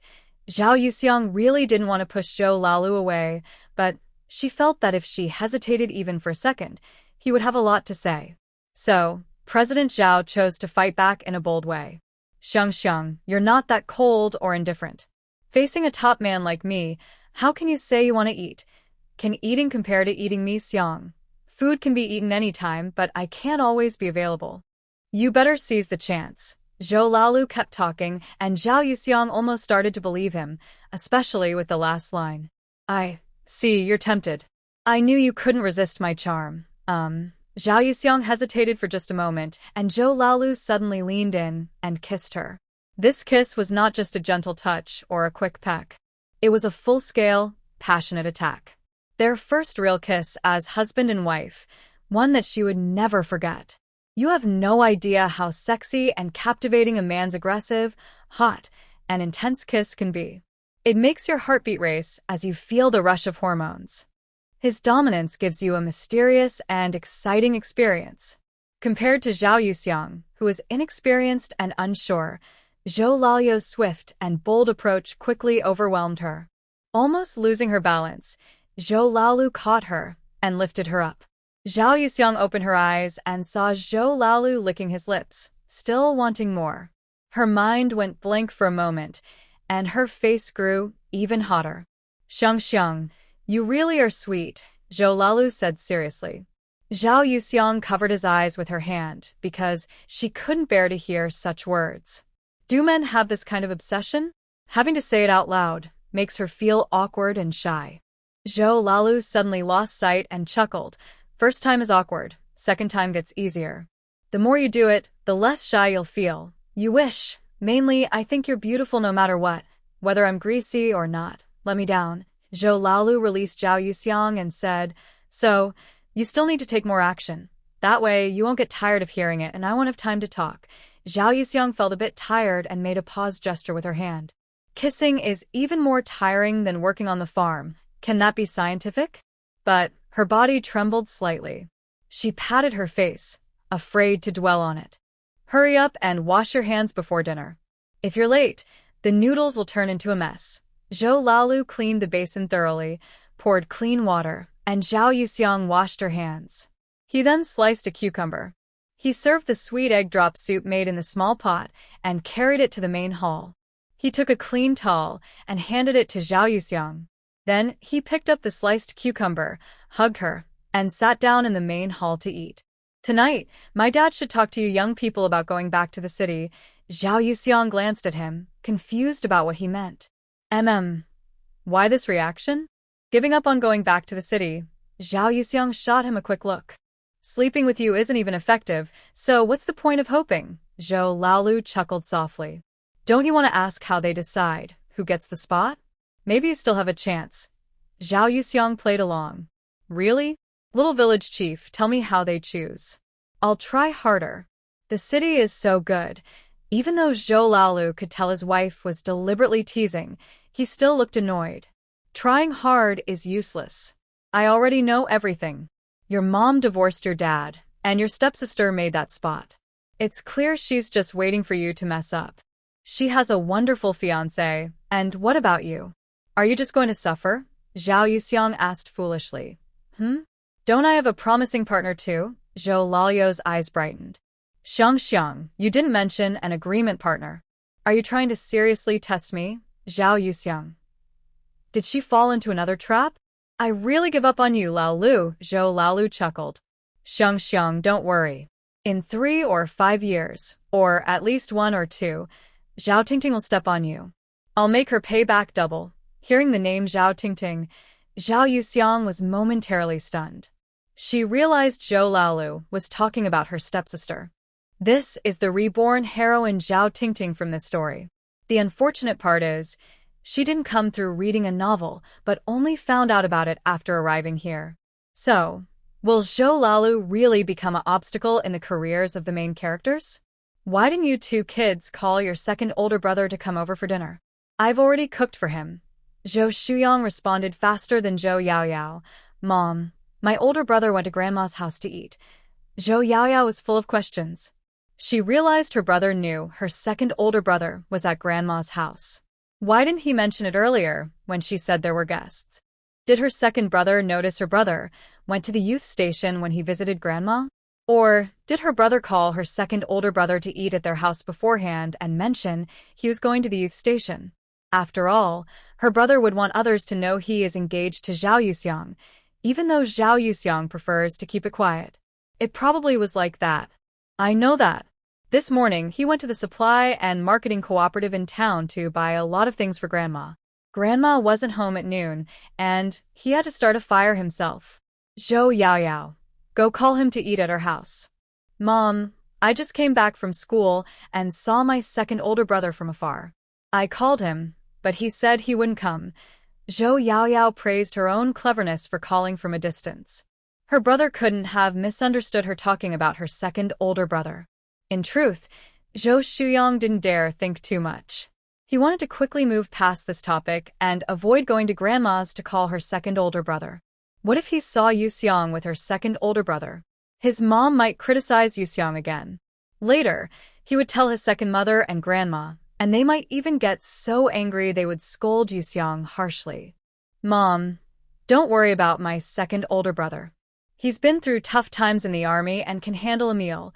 Li Guilin wanted to say something, but Zhou Shuyang added, besides, Grandma says my second older brother cooks very well, even better than second mother. He meant that Li Guilin's cooking wasn't as good as Wang Xiuying's, and naturally, her cooking wasn't as good as Zhou Lalio's. It's better not to insist too much on dinner. Li Guilin rolled her eyes and said, "You should give me your ration coupons for oil, salt, and meat. Then you'll see if my cooking is good or not." Zhou Shuyang ate some stir-fried green beans boiled in plain water, smiled awkwardly, and said nothing. He wanted to save his coupons for after marrying Yuxiang, since his mom didn't like her, so he hadn't given her any. "Mom, brother, enough talk. Let's eat. After we finish, we need to rest before going back to work." Zhou Shuyao does not want the name Zhao Yuxiang to appear at the dinner table. No matter how good her mood is, she ends up feeling upset. Every day, she worries so much about her students that she has no energy left for anything else. After dinner, Zhao Yuxiang returned to the youth commune. Old Zhou wanted to stop her, but Zhao Yuxiang asked if she was forced to kiss him just now. Old Zhou was speechless and personally saw her out, watching her walk back to the youth commune from afar. His wife is about to settle accounts with him, and if he keeps pushing his luck, can they still enjoy their relationship? Men should know when to stop. In the afternoon, old Zhou didn't help Zhao Yuxiang with farm work anymore. His wife said she didn't want to rely on earning work points to live in the future, and she suspected that his frequent help was just a way to cheat. After all, everyone in the village is watching, and these days, even a simple conversation between men and women can be spread around. Even if Zhou Shuyang tries to stay neutral, repeatedly, villagers will suspect there's something going on between old Zhou and Zhao Yuxiang. Since their relationship can't be publicly announced, not revealing it openly is almost the same as cheating. So, in the afternoon, old Zhou was busy setting up a room for his wife. Zhao Yuxiang was slowly working on farm chores. Although her speed was very slow, she was at least not lazy. She received a lot of encouragement from the elders. Zhou Shuyang was assigned by his father to count this month's work points. After finishing, it was almost time to leave the fields. He suddenly felt his shoulders and arms ache badly, and his legs hurt so much he could barely walk, so he didn't dare to help Zhao Yuxiang with farm work. But unfortunately, when second uncle returned from a meeting, he handed over the task of calling the youth from the youth commune to him. Zhou Shuyang walked with a limp. Old Zhou asked, "Shuyang, what's wrong with your leg? Why do you walk like that?" "Second uncle, I'm fine. I just helped the youth with some work this morning. A rest is enough." Old Zhou could easily guess who the youth was. His son had already made things clear last night, saying he either marries Zhao Yuxiang or he would leave the army and not come back. He also said he could bring his mother to live with him, so the family could be happy together. His wife was speechless for a while. His son isn't unfilial, but his wife doesn't want to interfere in his marriage. Absolutely not. Can you imagine how angry this son makes him? Angry, but what can he do? He only has this one son. But now, since Zhao Yuxiang is already his future daughter-in-law and the mother of his future grandchildren, old Zhou couldn't help but say a few more words. "Shuyang, you've been weak since you were young, unable to do farm work, so I only let you hold a pen. You must take care of your health. Some things and some people can't be forced. Young people shouldn't limit their sights to the present. Think more openly." Ever since his family found out he liked Zhao Yuxiang, Zhou Shuyang had not been well treated at home for a long time. Hearing his second uncle care and advise him, although it wasn't what he wanted to hear, he was still touched and his eyes turned red. He choked up and said, "Second uncle, if I had gone to the army with my cousin, you wouldn't know. He works so hard without a break, much better than me. He can cook too, but I can't cook at all. I don't even know what I do every day." "Really? What kind of work does he do?" Zhou Shuyang realized he had spoken too much and quickly tried to fix it. "Second uncle, I was just helping my cousin with some work. He didn't want to. I mean, he was free, so I asked him to help for a bit."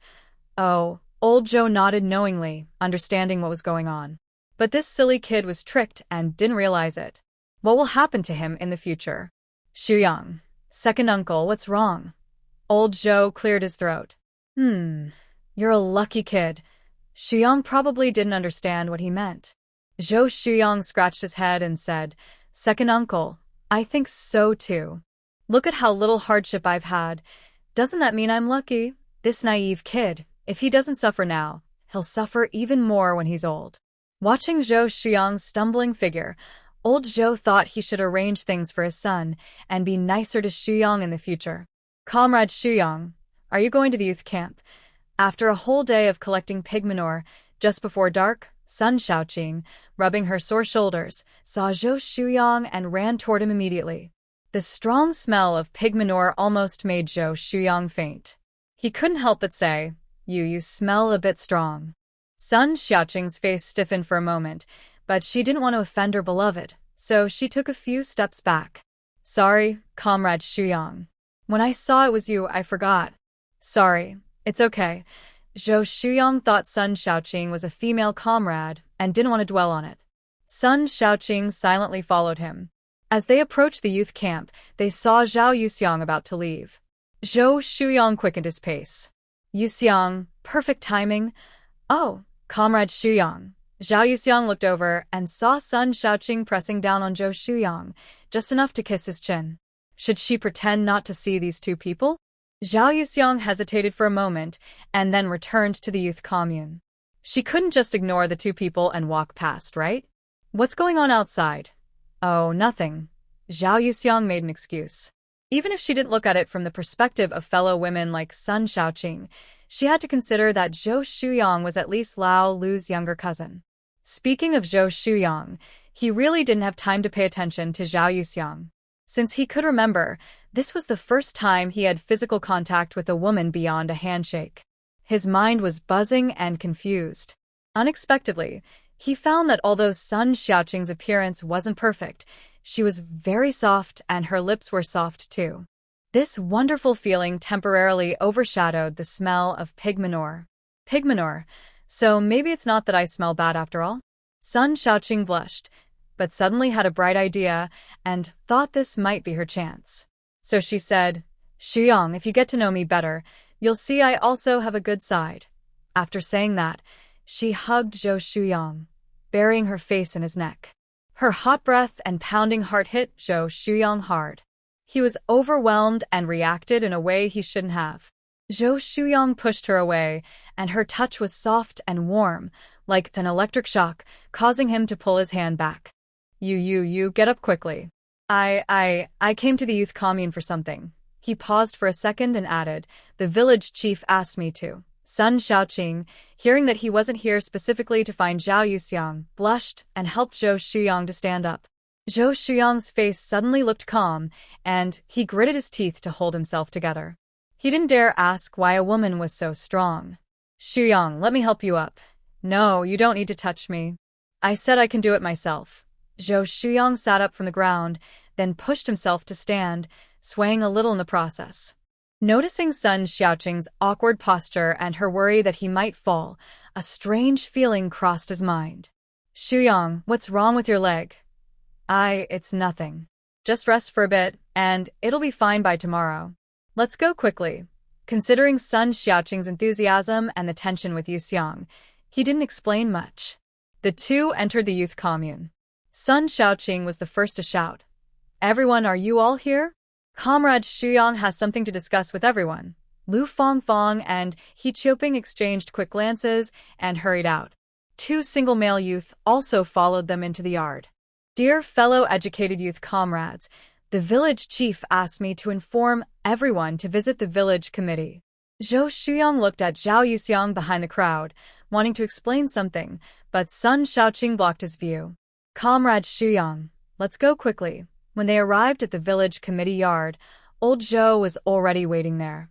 They glanced into the office through the window and saw old Zhou Sixth talking on the phone.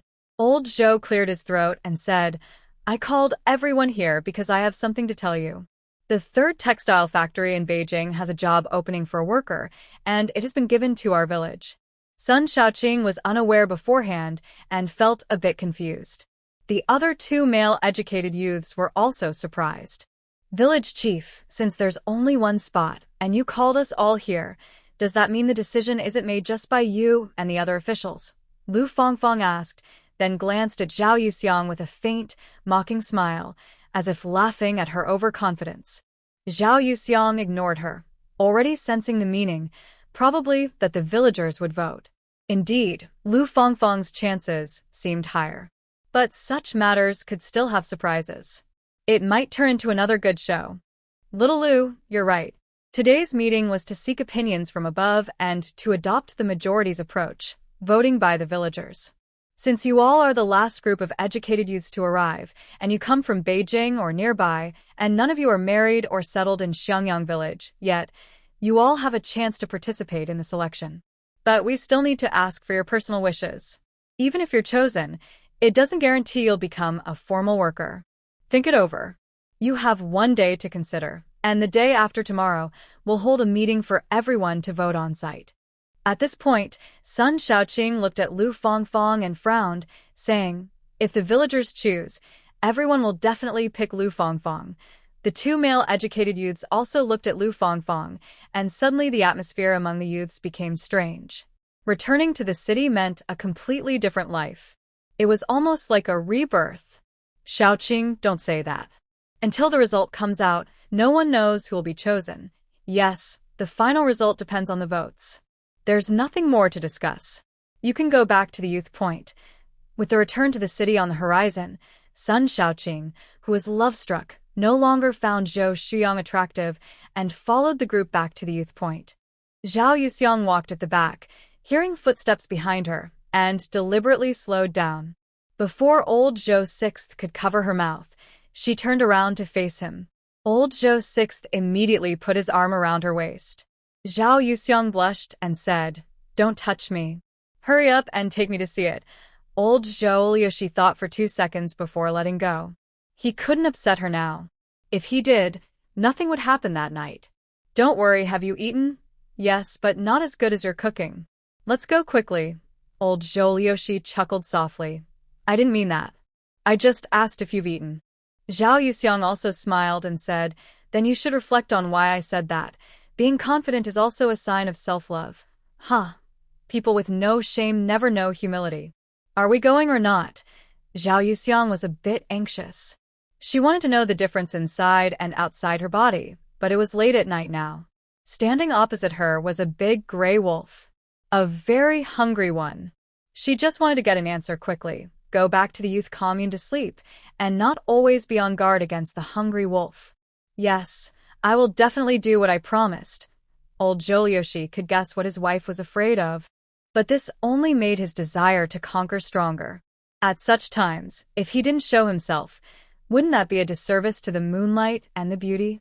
The moonlight in my hometown is so beautiful.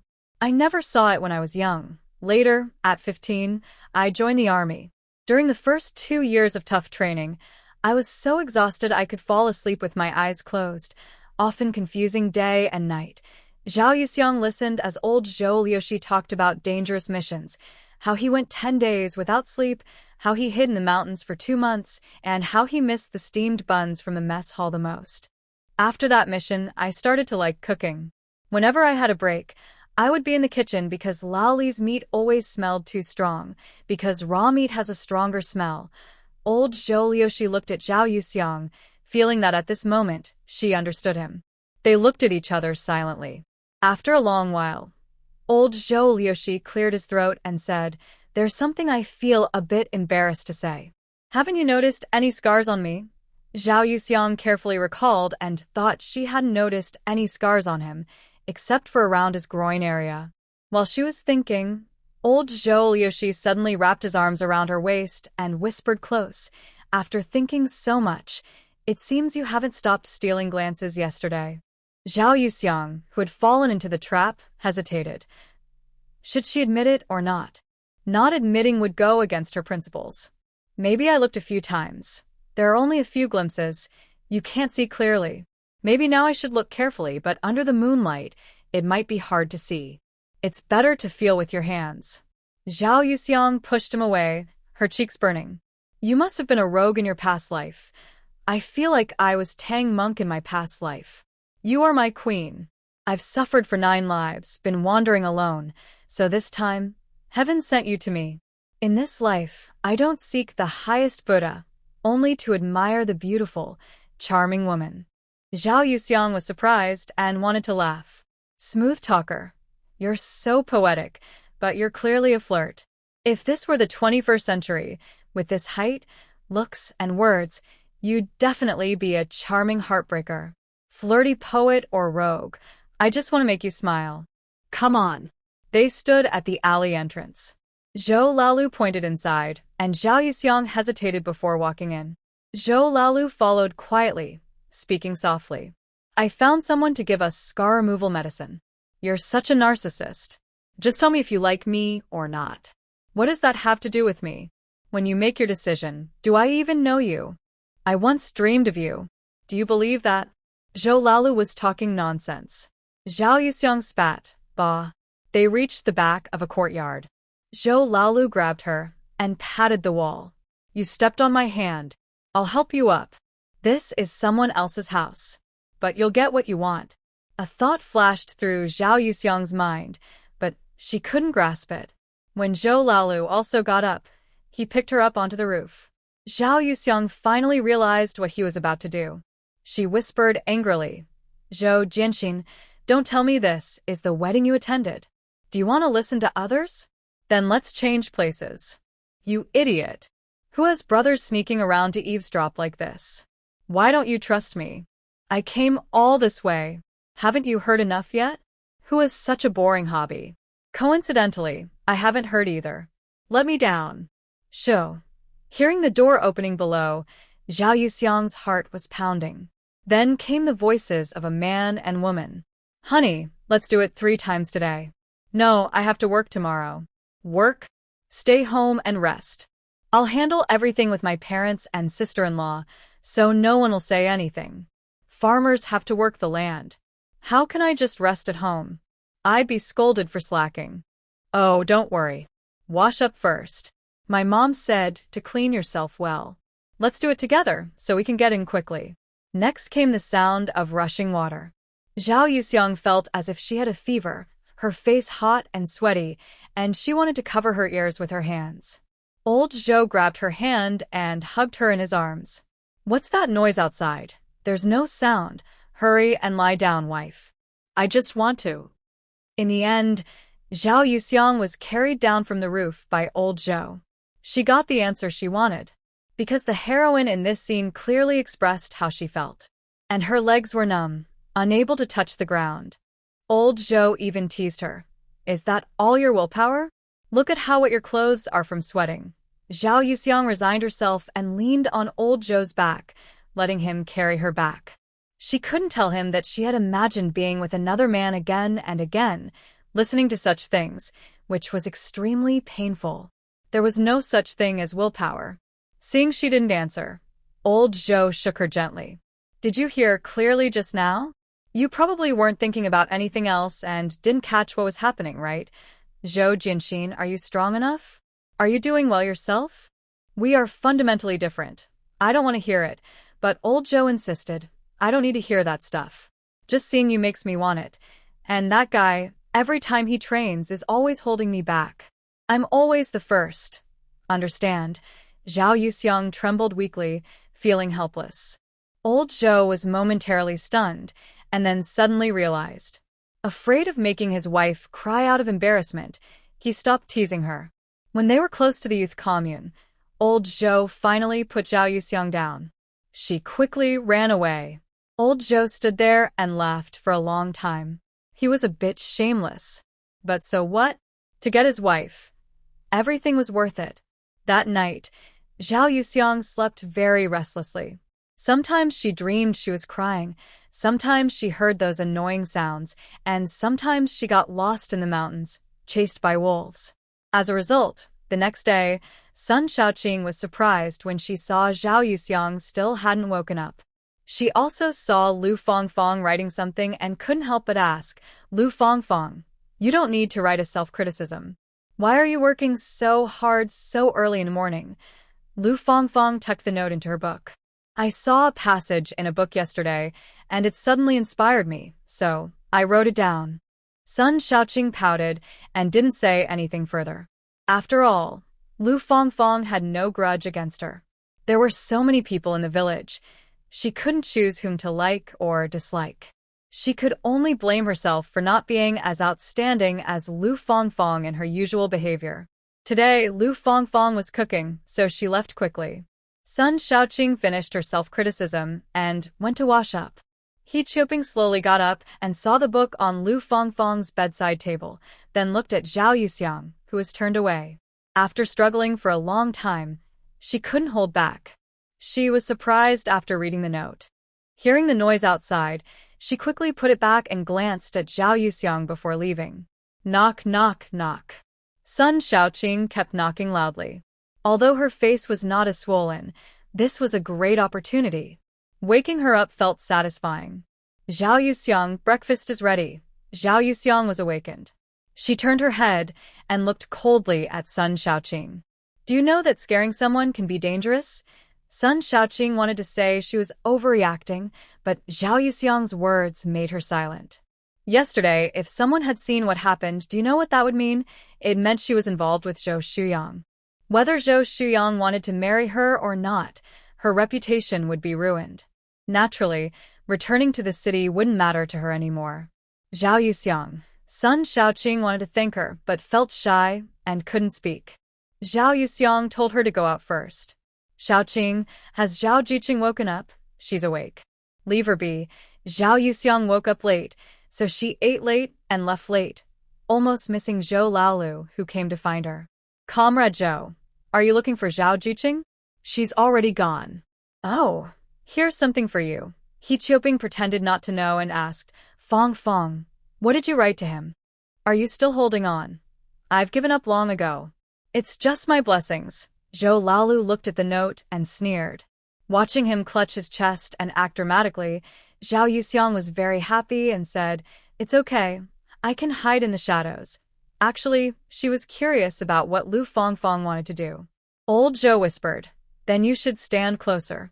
If she suddenly comes up and touches me inappropriately, I won't blame myself. Unexpectedly, he and she seemed to have thought the same thing, which was probably quite likely. If Lu Fangfang wasn't targeting her, she could be considered a perfect young intellectual. Such an outstanding person, yet rejected by a man, must feel very frustrated. Especially because she didn't want to lose to her. She was known as a woman with a bad reputation and questionable morals, despite her beauty. Let's see how things go tonight. She didn't want to ruin Lu Fangfang and make her unable to return to the city, which would only create a personal enemy. But if Lu Fangfang tried to smear her again, she wouldn't mind leaving her some lasting shadows. When she returned to Beijing to face the female lead, she would think carefully about what to say and what not to say. Okay, I need to go to the sugar factory today. You don't work as hard when I'm not around. Don't overexert yourself. I knew you'd forget to bring water again. Here, I made ginger sugar water for you early in the morning. It's not hot anymore. Zhao Yuxiang felt a bit embarrassed by the remark. Although she had long accepted the fact that she had traveled through time, changing living habits wasn't easy. Who in modern times would bring water to work? How poor was that company? Embarrassing. Thank you. As Zhao Yuxiang reached for the kettle, Zhou Laolu quickly kissed her on the side of her face. I told you, I don't want just words of thanks. Zhao Yuxiang rolled her eyes at him in annoyance. She carried the water kettle and appeared in the square, waiting for the roll call, when she noticed a gaze falling on her. She looked over and saw Lu Fangfang's jealous eyes flash briefly. A smile played on her lips, unconcerned, and she opened the lid of the kettle to take a sip of the sugar water. Just as she was about to put the lid back on, a young village woman nearby asked, Zhao young intellectual, what are you drinking? I smell something sweet. Zhao Yuxiang smiled and said, You're very perceptive. I'm not feeling well, so I boiled ginger sugar water this morning. Lu Fangfang's face changed to an unusually unpleasant expression. Zhao young intellectual, what kind of family do you come from? Drinking sugar water so early and boiling a big pot. Your face is red, but you don't seem sick. It doesn't matter what kind of family I come from. I do nothing, have nothing, and have never worried about food or drink. No matter how much you envy, you can't envy me. This comment was clearly meant to provoke suspicion. Mother sure to, don't talk nonsense. Comrade Zhao doesn't owe us anything. Yesterday, we didn't help her with anything, nor did we give her anything. No one said it was you guys. Besides, you haven't seen us often when you used to send us food, So who knows if some other reckless man is involved. A pot of sweet water was being discussed, and you all dragged it away. She's just a young girl, eating enough to keep her family from starving. If she's uncomfortable, can't she just make some sweet water? As soon as Wang Xiaoying arrived, she shut up the gossiping. The women's supervisor mainly deals with women's matters, and even small issues are blown out of proportion. They don't want to write self-criticism reports. People who can't even read well, asking them to write reports is easier to punish with work. Are you going to write your self-criticism? Wang Xiaoying walked up to Zhao Yuxiang, her expression neither serious nor happy, but rather unfriendly. However, Zhao Yuxiang sensed a hint of compromise. Otherwise, Wang Xiaoying wouldn't be defending her. She shouldn't be scolded for not behaving properly or reflecting on herself. Why is she always being subtly criticized? Director Wang, I also have my self-criticism. Sun Shaoqing also stepped forward to hand in her report. But Wang Xiaoying, who didn't like Zhao Yuxiang, felt a little shocked when she saw Sun Shaoqing standing beside her. Her appearance was quite unimpressive. It's not that lack of comparison causes hurt, it's that lack of contrast causes shock. So her tone became more stern. All right, go over to the pigsty now. You don't need to be called out. Sun Shaoqing responded with an okay, confused about why Wang Xiaoying suddenly became so harsh with her. As she turned to leave, she heard Wang Xiaoying scold Zhao Yuxiang, if you're not feeling well, go back and lie down. If you faint in the field, someone will have to send you to the clinic. You're only earning a little work point, which isn't enough to cover the trouble of going there. Sun Shaoqing silently gave a thumbs up. Director, Wang is truly wise. Zhao Yuxiang, sensing a hidden sting in her words, obediently said, Director, I still want to go to work. I can't let everyone think I'm lazy or holding everyone back. If I really couldn't handle it, I wouldn't force myself. I wouldn't want to cause trouble for everyone. Xiaoying, this girl worked hard yesterday afternoon. I think she's genuinely trying to change. Wang Xiaoying didn't expect that even in her absence, 2 or 3 elders would speak up for Zhao Yuxiang, which made her feel a little better, though only slightly. No matter what her son said, she firmly believed Zhao Yuxiang was scheming with her son. Now that the matter has happened, Zhao Yuxiang didn't threaten old Zhou to give her a city return quota, nor did she say that if her son didn't marry her, she would accuse her son of misconduct. It seemed Zhao Yuxiang, despite her scheming, wasn't that bad in character. But her son was determined not to marry Zhao Yuxiang, which made Wang Xiaoying, full of dissatisfaction, feel a tightness in her chest. Her family was clearly domineering, and she would act spoiled after getting her way. When she didn't act out, she felt uncomfortable and irritable. Apart from an incident in the morning, today was quite peaceful. The only unusual thing was that an old lady kept glancing at her several times. Each time she tried to approach and ask, the old lady would turn away and walk off. Zhao Yuxiang was suspicious, but didn't think much of it. By the time afternoon came and work ended, Zhao Yuxiang left early, took her clothes, and went to the waterfall. After washing and changing into clean clothes, she hung her clothes on a line to dry. The others only returned later.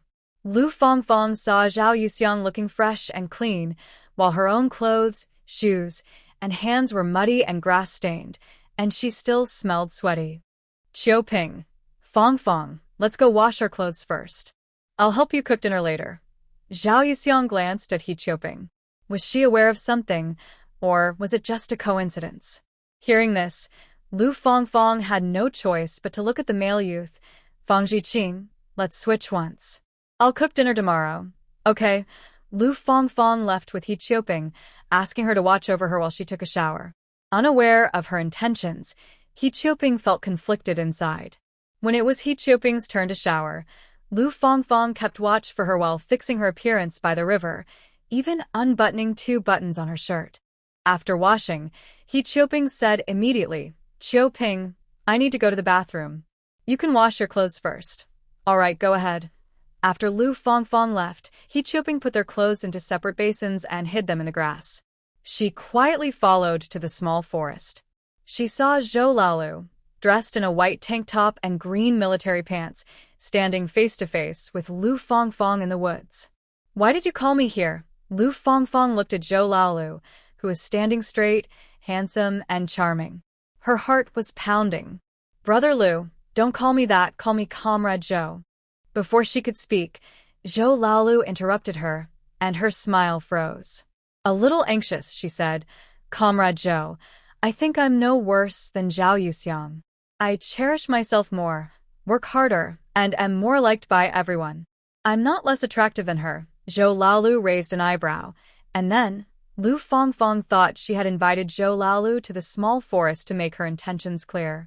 Could it be that she was afraid she would trouble him later? "Comrade Zhou, I'm being honest. You're the first man who's made my heart beat faster. If it weren't for the return to the city, I would still want to marry you." "Then you can only think about it." "I won't marry you," Zhou Laolu said without hesitation. Lu Fangfang looked embarrassed, but that made her more eager to get close to Zhou Laolu. Even if she couldn't marry him, just having experienced it would make her feel no regrets. She stepped closer. "Comrade Zhou, I've decided to go back to the city, so I won't bother you anymore. But I want you to take me." He Qiuping was shocked and covered her mouth. Although she had guessed, seeing it with her own eyes still surprised her. When she saw Lu Fangfang about to take off her clothes, Zhao Yuxiang, hiding behind a tree, was about to appear but noticed He Qiuping on the other side. She thought for a moment but decided not to come out. Seeing that his wife hadn't come out, Zhou Laolu immediately stopped Lu Fangfang. "Enough. Stop now. If you have these thoughts, forget it. My Zhou Jinxin isn't someone who would be easily swayed." Lu Fangfang, only wearing a small vest and half-unbuttoned pants, was humiliated and immediately turned red with tears in her eyes. Unable to accept this, she questioned Zhou Laolu, "Am I so inferior in your heart compared to Zhao Yuxiang? Both of us are women. She has what I do, and I, Lu Fangfang, also have plenty.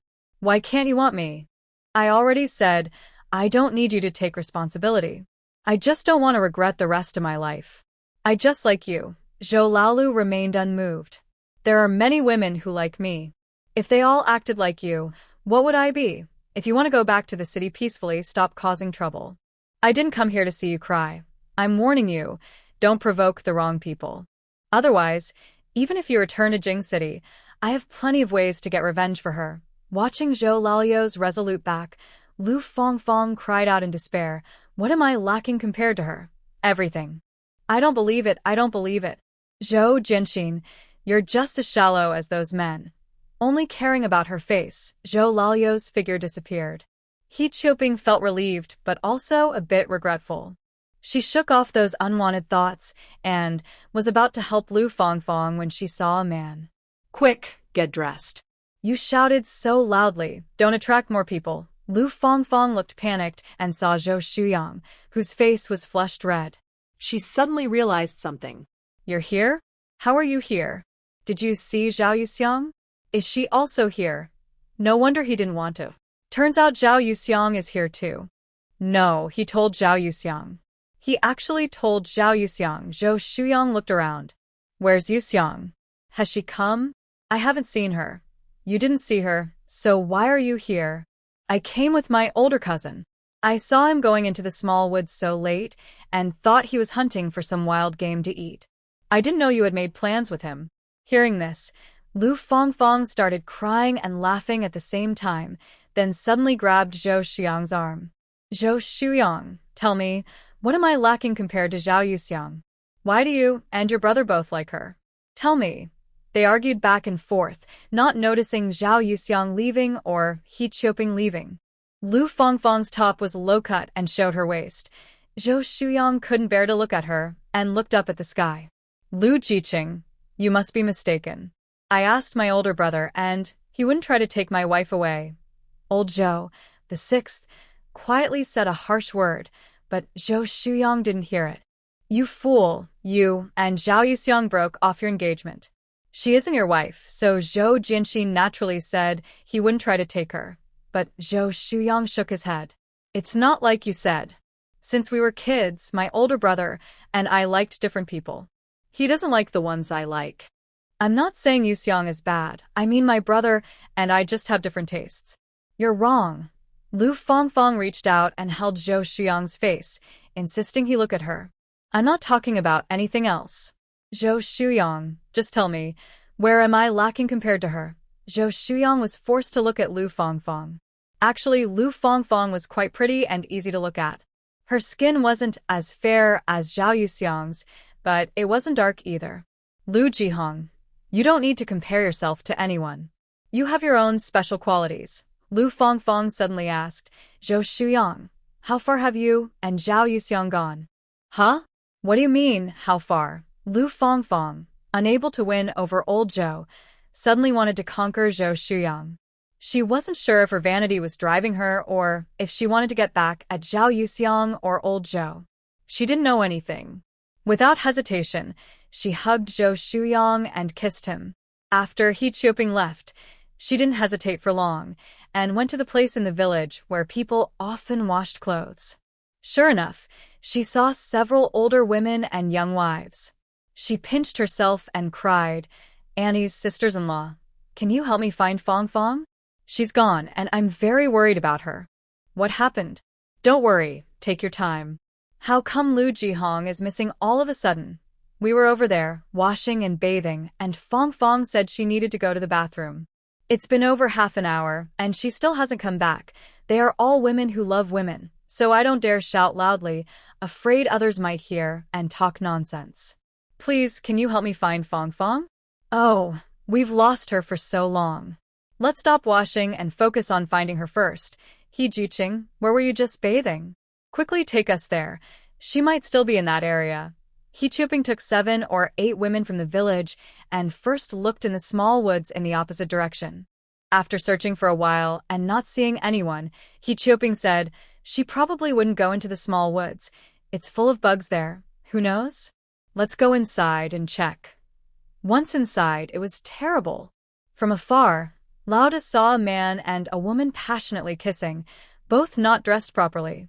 Oh my, doing something inappropriate in broad daylight. Someone come quickly. Tonight is definitely going to be a sleepless night. Doing something inappropriate anywhere in the village is shocking news, especially when the people involved are officials and educated youth. It's really shocking. Kissing a man in broad daylight. What kind of wild behavior is this?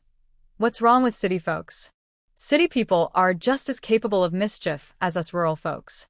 But we rural folks know what's inappropriate, and if we do something wrong, our whole family can't lift their heads. City folks obviously don't know what shame is. I still feel like I'm dreaming. She usually can talk and laugh, and she's capable of working hard. Who would have thought she'd turn out like this? In my opinion, it's like a dog that bites but doesn't bark. The ones that seem harmless might suddenly do something big.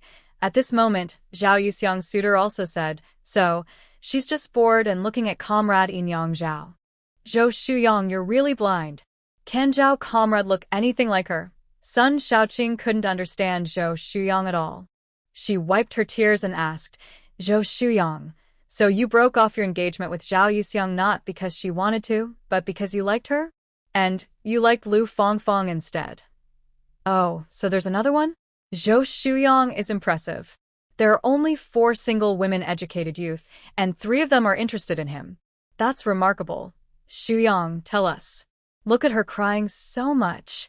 Don't you feel sorry? Why don't you tell everyone how Lu Fangfang defeated Zhao Ziqing and Sun Ziqing to get ahead? Isn't it obvious? Those 2, without the surname Lu, aren't as good at playing tricks. They went into the small woods before dark. Which man could resist that?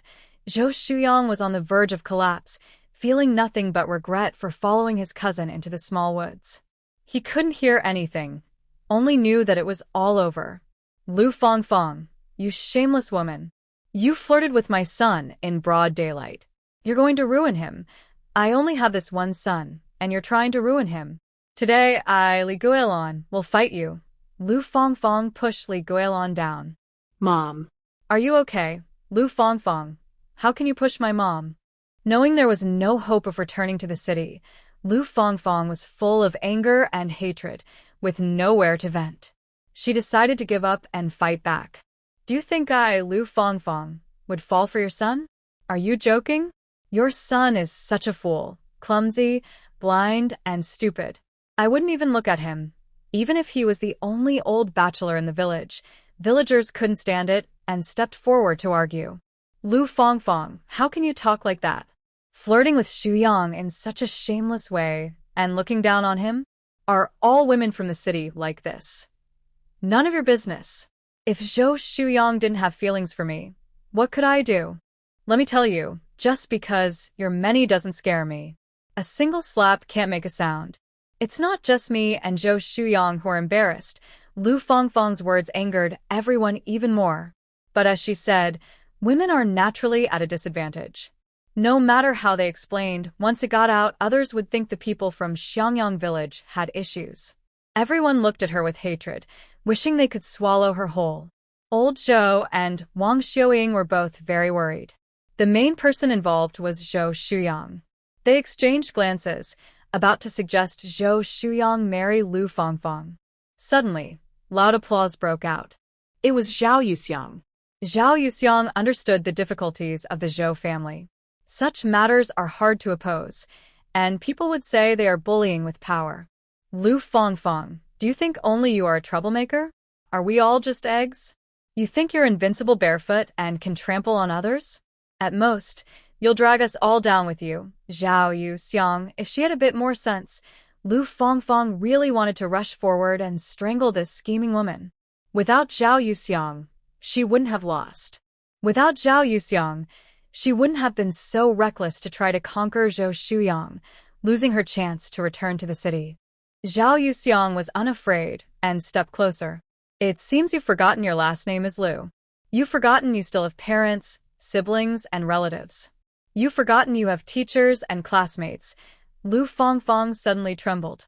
Making mistakes, you only have two choices. Either apologize by sacrificing yourself or be kind to those around you. If you want to survive in this world, just admit your fault honestly. Villagers, that's harsh but satisfying. Zhou family members, we were wrong before. Old Zhou 6, his wife is really capable. I still say, don't treat everyone like fools. If you're really angry, think about this. Why would people find out if you did something bad? Zhao Yuxiang knows it's He Qiuping and understands her purpose. Such a petty person doesn't deserve to return to the city. Like a slap to the head, Lu Fangfang went crazy and ran in front of the people who found her. How do you know I was in the small woods? Quickly, tell me. How did you find out? Yes, He Jiqing said you were missing. We went to look for you, but we didn't know it was you. Lu Fangfang suddenly turned to He Qiuping in the crowd. Her pale face and trembling look showed everything. He Qiuping, it's really you, He Qiuping. You told me there was a way back to the city. You didn't tell me the truth, you didn't persuade me, you. Why did you do this? He Qiuping tried to defend herself. Fangfang, it's not me. I didn't do anything. I was just worried about you. You're lying. You always say we should eat first and then do laundry. Today, I wanted to switch with you, but you suggested doing laundry before cooking. I was stupid. Lu Fangfang, was so blind not to see your strange behavior. I'm the real fool.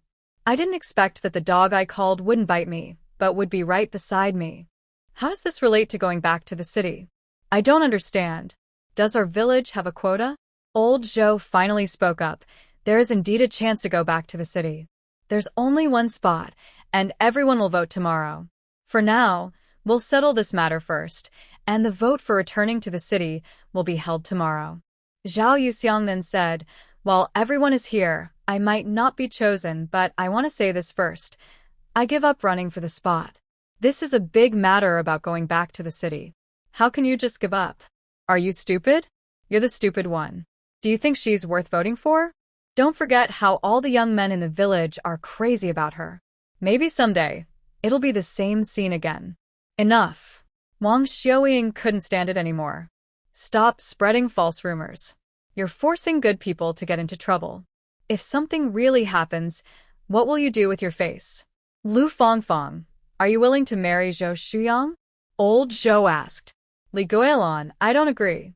Zhou accountant looked at his daughter Zhou Shuyao and said, hurry up and take your mom home. Now that things have reached this point, Lu Fangfang, despite her reluctance, is broken by Zhao Yuxiang's words. She can only nod her head. Old Zhou looks at Zhou Shuyang again. Shuyang, what about you? Shuyang lifts his head, tears streaming down his face. Second uncle, do I have a choice? Shuyang, try to be more open-minded. Lu Jiqing may not have the best character, and she's not the most beautiful, but she is educated and capable. It's not a bad match for you. Men shouldn't cry so much. Accountant Zhou, it's been a long time since our village had a happy event. You only have one son, Shuyang. We should set up a few tables, right? Accountant Zhou forces a smile. Sure. When the time comes, everyone can come and celebrate. How many dishes should we prepare? Is there any gamey smell? Bone soup is fine too. Erguzi, stop making trouble. Everyone should go home, wash up, and get some sleep. The Zhou family has had such a big event, they need time to prepare. Third grandpa is right. Let's disperse. Zhao Yuxiang originally wanted to leave, but Zhou Lu blocks her path.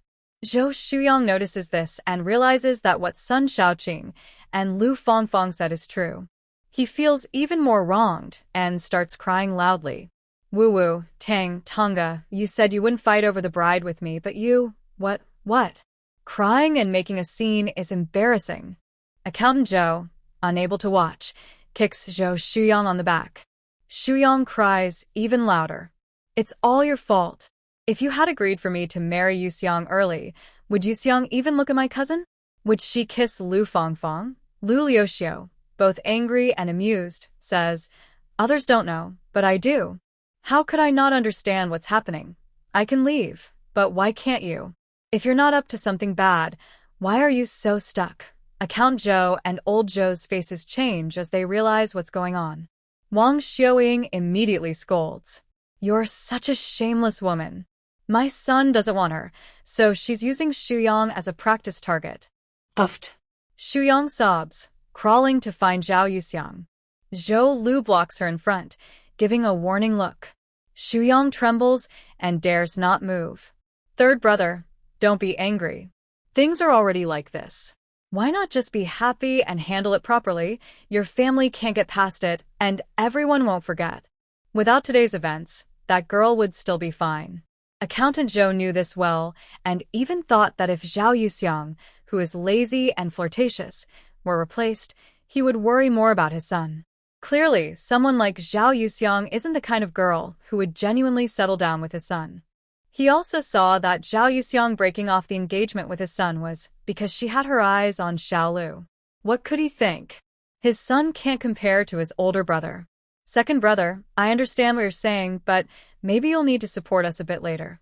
Wang Xiaoying frowned slightly, but didn't say much. Besides the older family who married into their family, they are closer to the third family, and Li Guilin treats her children well.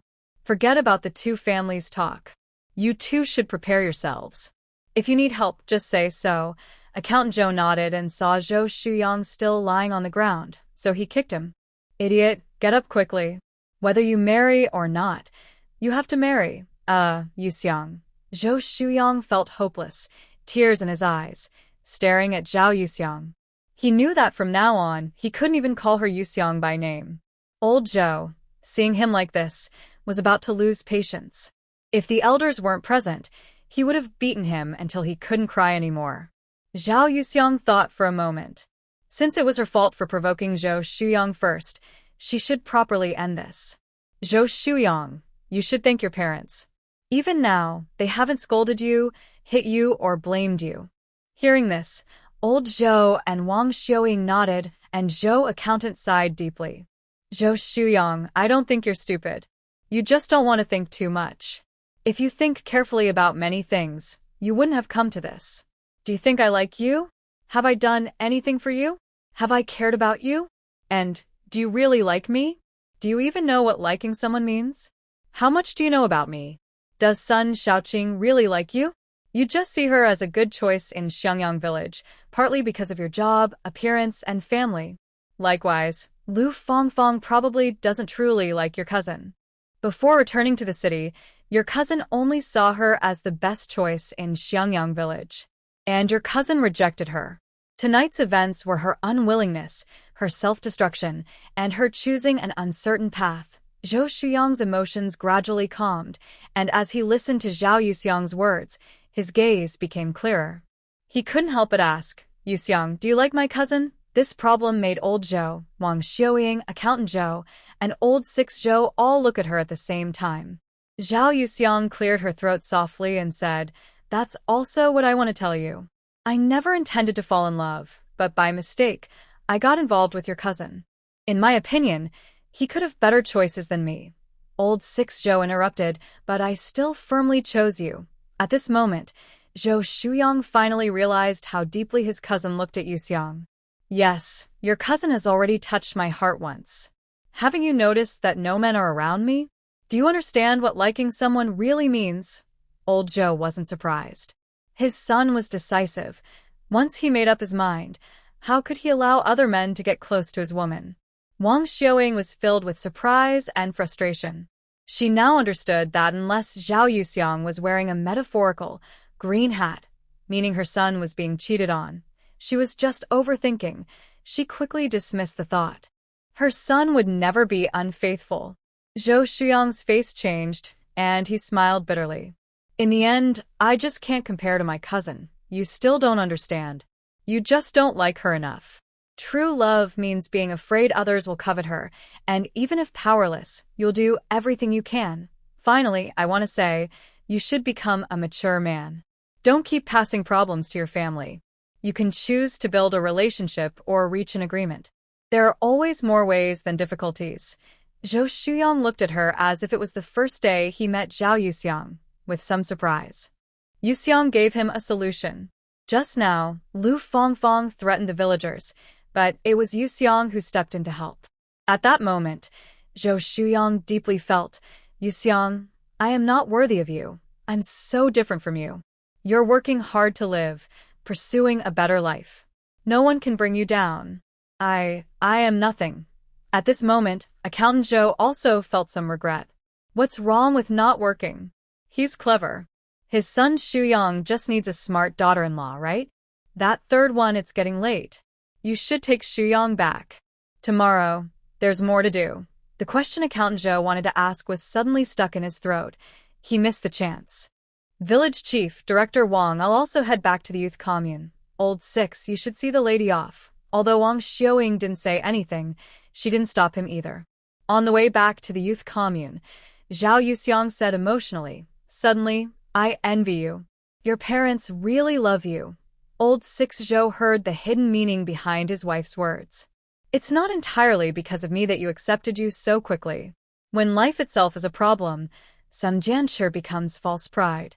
Besides, smart people tend to forget easily. Your words and actions now make it hard for anyone to find fault." Old Lu Zhou knows clearly that those past things are nothing like what Zhao Yuxiang could do now. But he wisely chooses not to ask. Some people never change their ways in a lifetime, while others suddenly realize everything and change completely. He only needs to remember that his wife has given him her most precious things. Zhao Yuxiang glanced at him sideways, understanding that he truly didn't mind what he said. "No matter what, that money is what I owe you. When I make enough, I'll pay you back. Are you so confident you can get into the sugar factory? I tell you, many people apply openly, probably over 1,000, but only about 200 will get the job. So, what position are you aiming for?" Old Lu Zhou quickly responded, "You'll find out that day."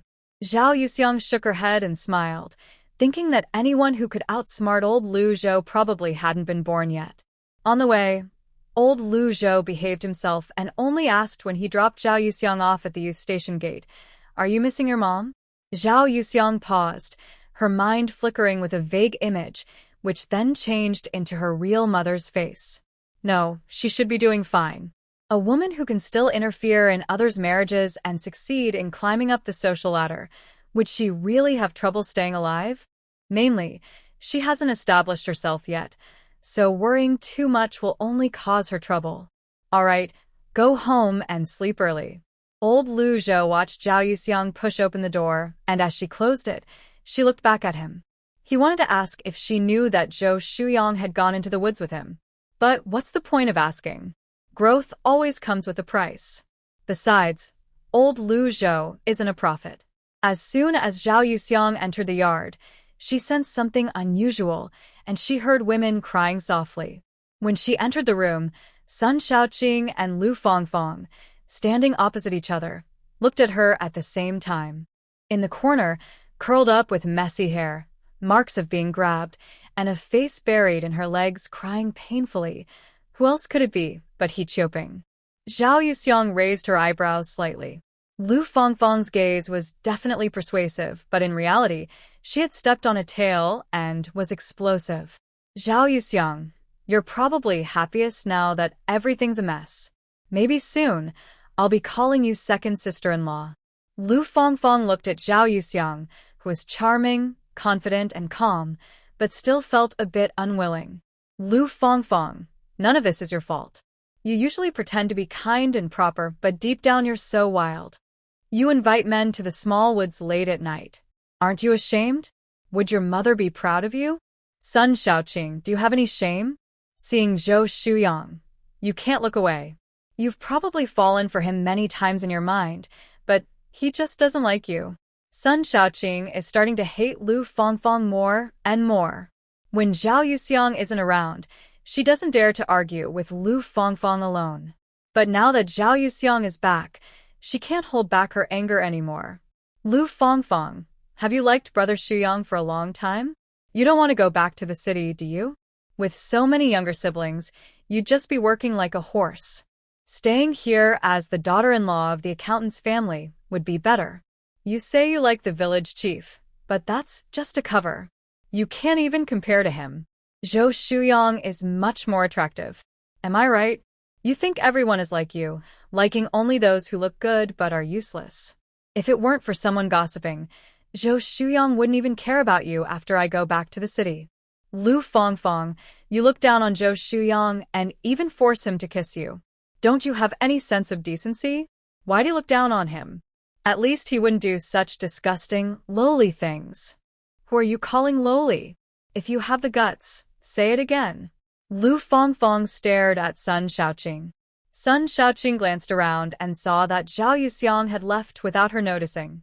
She felt a bit unsure but still argued confidently.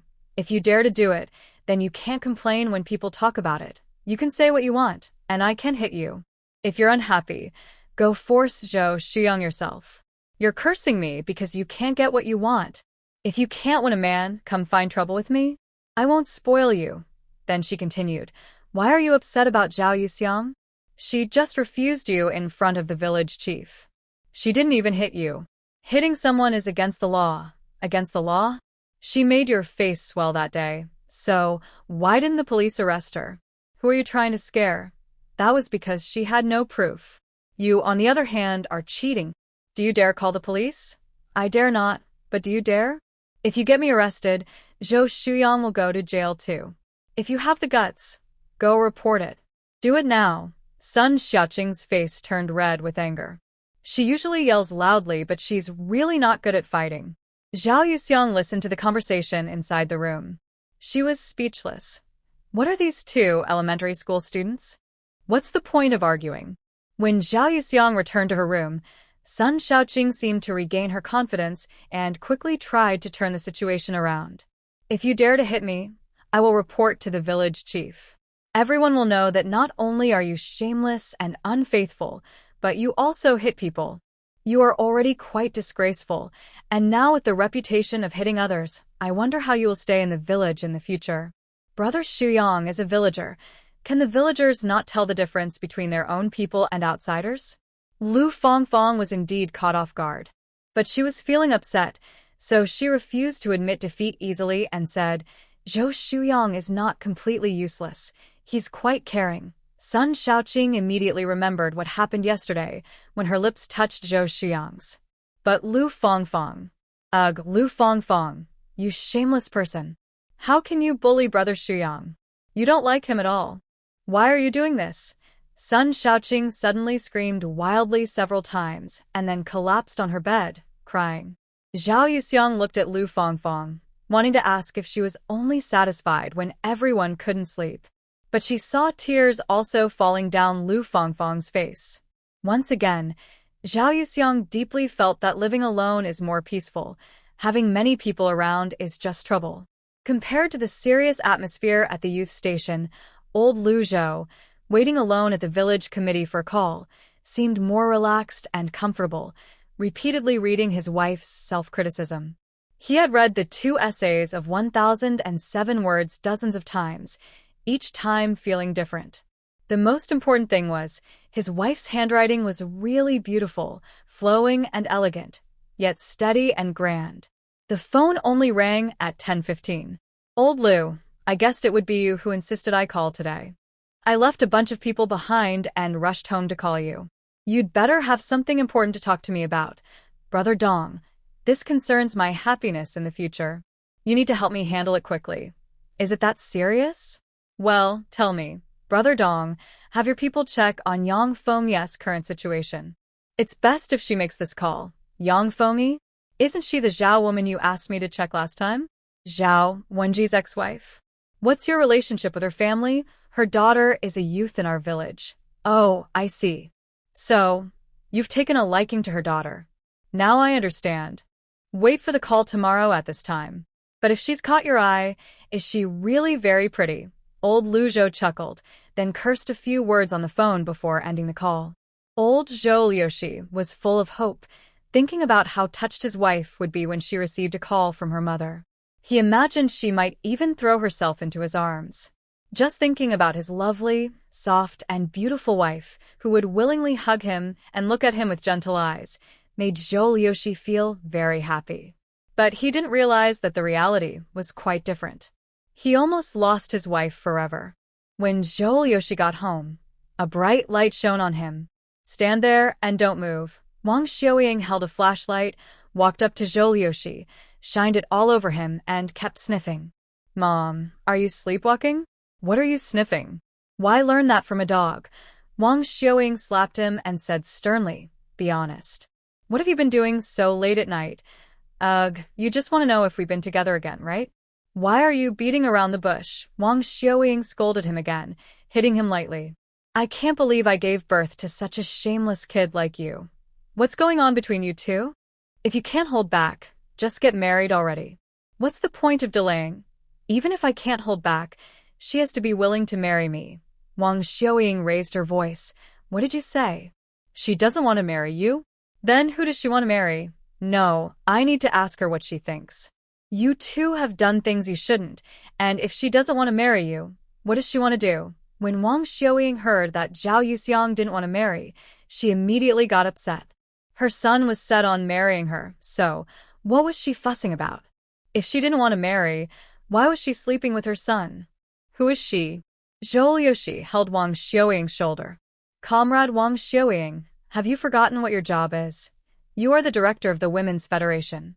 One important part of your work is promoting free love and opposing arranged marriages. Wang Xiaoying said, you two are free to choose.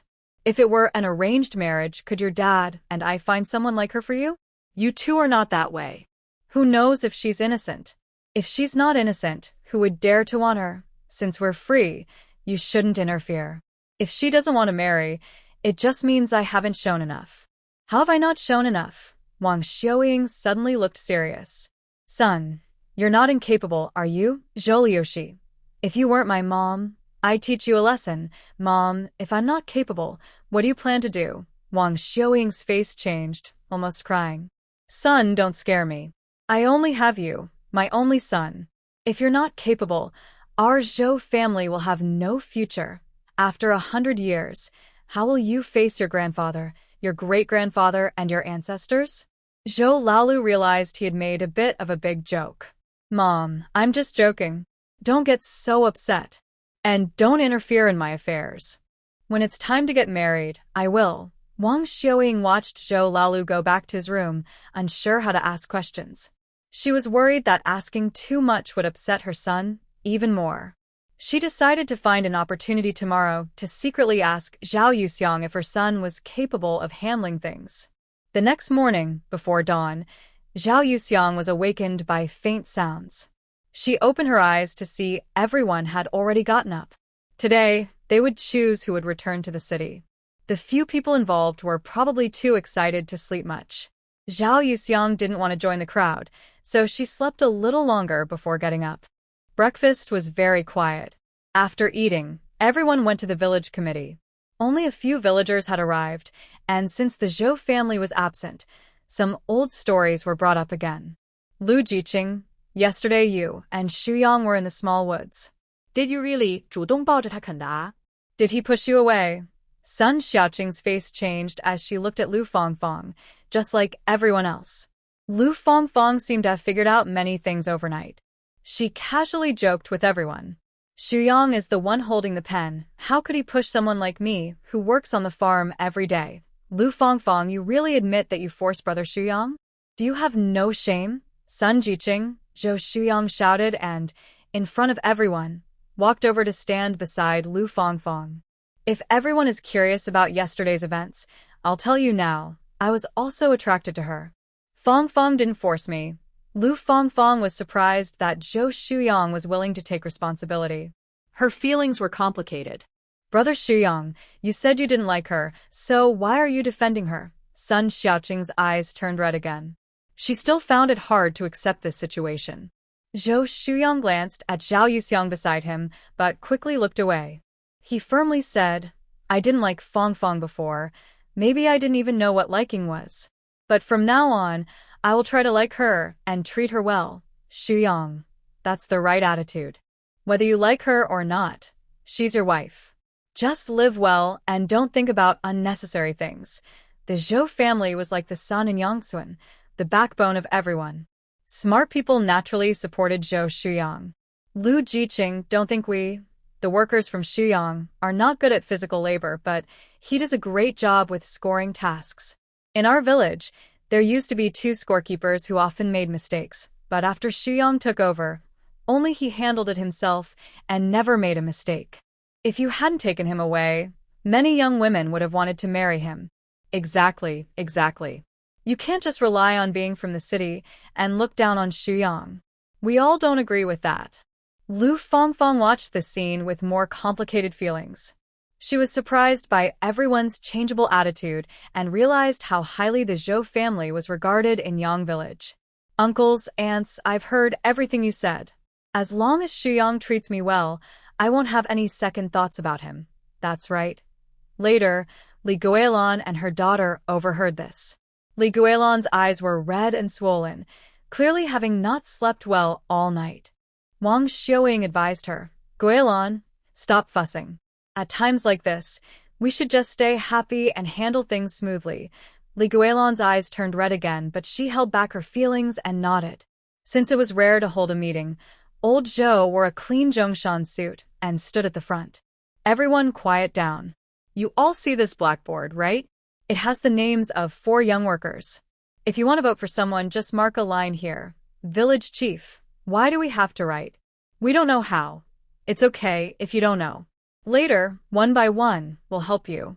Jianxin and Xuyang will supervise and guide you on where to mark.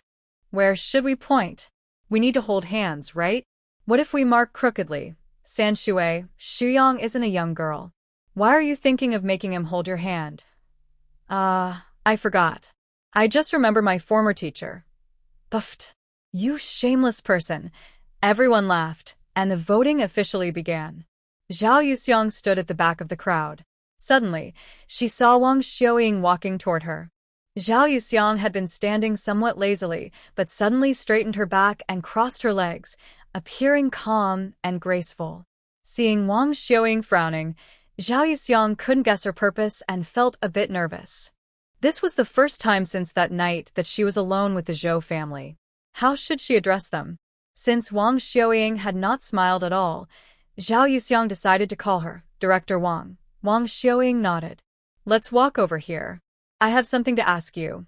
Zhao Yuxiang followed her, moving away from the crowd, and they reached the shade of a big tree. Wang Xiaoying straightforwardly said, Yuxiang, if I speak too bluntly, please don't mind me. I'm really worried. This is a serious matter. Yuxiang slightly restrained her smile, but still showed appropriate respect. Director Wang, please go ahead. Yuxiang, you and Xiao Lu, is there any problem on his side? Huh? What? Yu Xiang genuinely wasn't pretending not to understand. No one would expect that the first time her boyfriend's mother talked to her, she would ask about intimacy and ability. Yu Xiang's innocent and straightforward expression made Wang Xiuying feel a bit embarrassed. She cleared her throat. Yesterday, I asked Xiao Lu when you two planned to get married. He said he wasn't performing well, and you didn't want to marry him. I then asked if it was because he wasn't capable in that area. Yu Xiang. So, Zhou Laolu inherited that from his mother? Even though Yu Xiang was from the 21st century, it was still hard for her to stay calm when discussing her boyfriend's personal matters with his mother. Therefore, Yu Xiang hesitated and said vaguely, I didn't feel like he was lacking in that area. How long does he last? About 10 minutes? If it's too short, there might be a problem. As a mother, Wang Xiuying just wanted to know if her son was capable. But asking so directly made Yu Xiang blush deeply. She knew she had to answer quickly, or Wang Xiuying might probe further. Director Wang, don't worry. He can last 30 minutes, no problem. Oh, that's good, that's good. Men in the village don't last that long. My son is quite impressive. Could she really boast about such things? It showed she didn't see her as an outsider. Director Wang, we're not married because we don't know each other well enough. Without a solid emotional foundation, starting a family can lead to problems. When issues arise and ideas clash, it can cause marriage crises and long-term happiness isn't guaranteed. Wang Xiuying wanted to give some advice. Times have changed, but back then many people only met when they got married, and they still spent their lives together. Just then, Grandma Su Liz Hen came over, calling out, Mom. Oops. Grandma Su sat down suddenly right next to Yu Xiang. Yu Xiang and Wang Xiuying hadn't figured out what was happening yet. Su Liz Hen exclaimed, Oh, my back is sore. Girl, how could you turn around without watching where you're going? You bumped into me. What's going on? Why did Grandma Zhou just sit down suddenly? It's because of this girl, Zhao Jiqing, right? She turned around without looking and bumped into me. Mom, you. Wang Xiuying didn't know what expression to show. The old lady was still pretending to be hurt. I'm sorry, Grandma Zhou. Should I help you to the clinic? Once Zhao Yuxiang understood the old lady's identity, she realized things weren't so simple and decided to go along with the act. Wang Xiuying also reacted and shouted, Xiao Lu, come quickly. Your grandma fell. Everyone make way. How did Grandma fall? Old Zhou Lu ran over. Seeing the situation was quite serious, everyone gathered around. Grandma, are you okay? Grandma, where does it hurt? I hurt. She bumped into me. She should take care of me. Ouch! It hurts so much. The old lady clenched her teeth and frowned, acting convincingly. Zhao Jiqing, you're too careless. Grandma is old. How can you bump into her like that? Little Zhao, you must take good care of Grandma. Don't let anything go wrong. Grandma, Shuang and I will also take care of you. Cousin, hurry and take Grandma to the hospital. What are you all doing? Who's keeping score for everyone? Who's teaching the kids? Let your cousin carry me, and this girl can take care of me. Mom, let the kids stay with us. Wang Xiuying also said, Guilan, we can't leave the kids here. Xiao Lu and I will go. Old Zhou, watching from the stage, understood what was happening, so he said, then go quickly. If the clinic isn't available, go to the county hospital. Don't waste time. Old Zhou Lu carried the old lady on his back. Wang Xiuying and Zhao Yuxiang looked at each other for a moment before quickly following. Once they reached a place out of sight of the crowd, Zhou Old Lu wanted to put down the old lady. Grandma, get down now. You're not hot, but I am, and I feel dizzy. I'm not getting down. I might fall. You have to carry me to the clinic. This is part of the act, Wang Xiuying asked. Mom, Xiao Lu, I'm confused. What are you two talking about? The old lady slapped Zhou Old Lu on the back of his head. Ask your good son. To let Xiao Zhao stay with me, I had to pretend like that just now. Did Xiao Zhao scare you? Zhao Yuxiang understood what was going on. She shook her head, feeling both surprised and embarrassed. Sorry, Grandma Zhou. Thank you for acting out this scene. It might take me a few days to get out of the house. Sorry about that. Zhou Old Lu hadn't told anyone about this beforehand. Zhao Yuxiang was momentarily touched by Zhou Old Lu's carefulness and thoughtfulness, but also hesitant. Things were moving too fast. Yesterday, when Zhao Yuxiang turned the situation around on her own, Su Lizhen was present. Now, hearing her apologize calmly, she felt a bit more satisfied. I did perform the play, but I could tell you didn't really know what this kid was planning. If you don't want to stay with me, an old woman, don't feel forced. Yuxiang, there are many people at the youth station, and it's not very suitable. You could go stay with Grandma Zhou. She has an empty room, and it would be more comfortable for you alone. Wang Xiaoying also tried to persuade her, mainly because she thought the youth station was messy, and most importantly, there are 2 single men who are suitable for marriage. Her daughter-in-law is so beautiful, it wouldn't be good for her to be around single men all the time. Zhao Yuxiang was really tempted but felt awkward. It seemed like if she agreed, she would be stepping into the Zhou family's door. What if she and old Zhou had a big fight later, and she had to leave in shame? That would be embarrassing. My place usually has no visitors, and I don't let the younger ones make trouble there during festivals. If you feel guilty, just treat it as renting. You don't have to pay, and you can help with cleaning and chores. Su Lizhen saw Zhao Yuxiang hesitating and offered her a backup plan. I was planning to find a job in the county town. Maybe rent a place there. Zhao Yuxiang thought there was no need to move out if she didn't have to come back often. It seemed unnecessary. But Su Lizhen said, this was discussed with Xiao Lu, but your household registration is here. If something happens in the village, you still have to come back. It's not very far, but in winter, with wind and rain, it's not convenient to go to the county. Wang Xiaoying also added, the youth station won't keep a place for you forever. The Zhou family showed sincere kindness, and Zhao Yuxiang's continued refusal was starting to seem ungrateful. She had to accept and thank them, saying, then I'll trouble Grandma Zhou. Just treat it as renting. When I earn money, I will pay rent. Helping with chores is what I should do. Su Lizhen immediately said, that's fine. If you have money, give it. If not, forget it. We weren't planning to charge you. You can move in tonight. Wang Xiaoying also was very eager. Let Xiao Lu help you move. He's free now, so he can see what's missing and help fix it.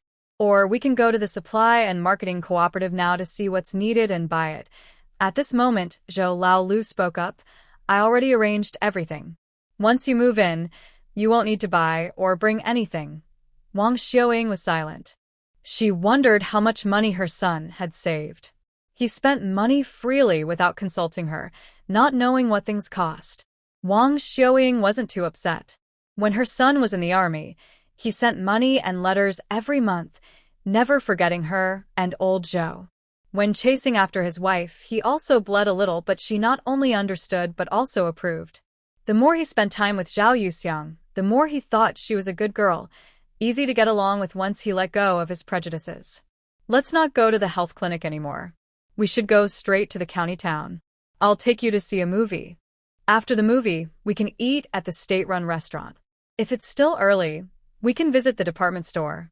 We'll go back when it gets dark. Grandma Zhou said, such a long way, I don't want to walk. If I go, I might just lie at home when I return. If you go, you'll have to carry me. I won't be hot carrying you. When we get to the town, I'll find someone with a tractor to take us. No one needs to walk. When it gets dark, someone can pick us up, that's fine. Little Six, there are only 2 tractors in the town, and they're both at the commune. Do you know the people well enough to ask them to drive a tractor for us? Nothing is impossible for your son in Nanshan County. Wait here for me a moment. When he said you all, his eyes were full of his wife, Zhao Yuxiang, who nodded obediently. With elders around, she still needed to act like a young girl, not drawing too much attention or causing annoyance. During the time old Six left, the 3 of them started chatting. Wang Xiaoying casually asked, you can't see tractors in Jing City, right? Do people there all drive small cars when they go out? People who transport goods also use tractors. Most people ride bicycles. Small cars aren't something ordinary families can afford or just decide to drive.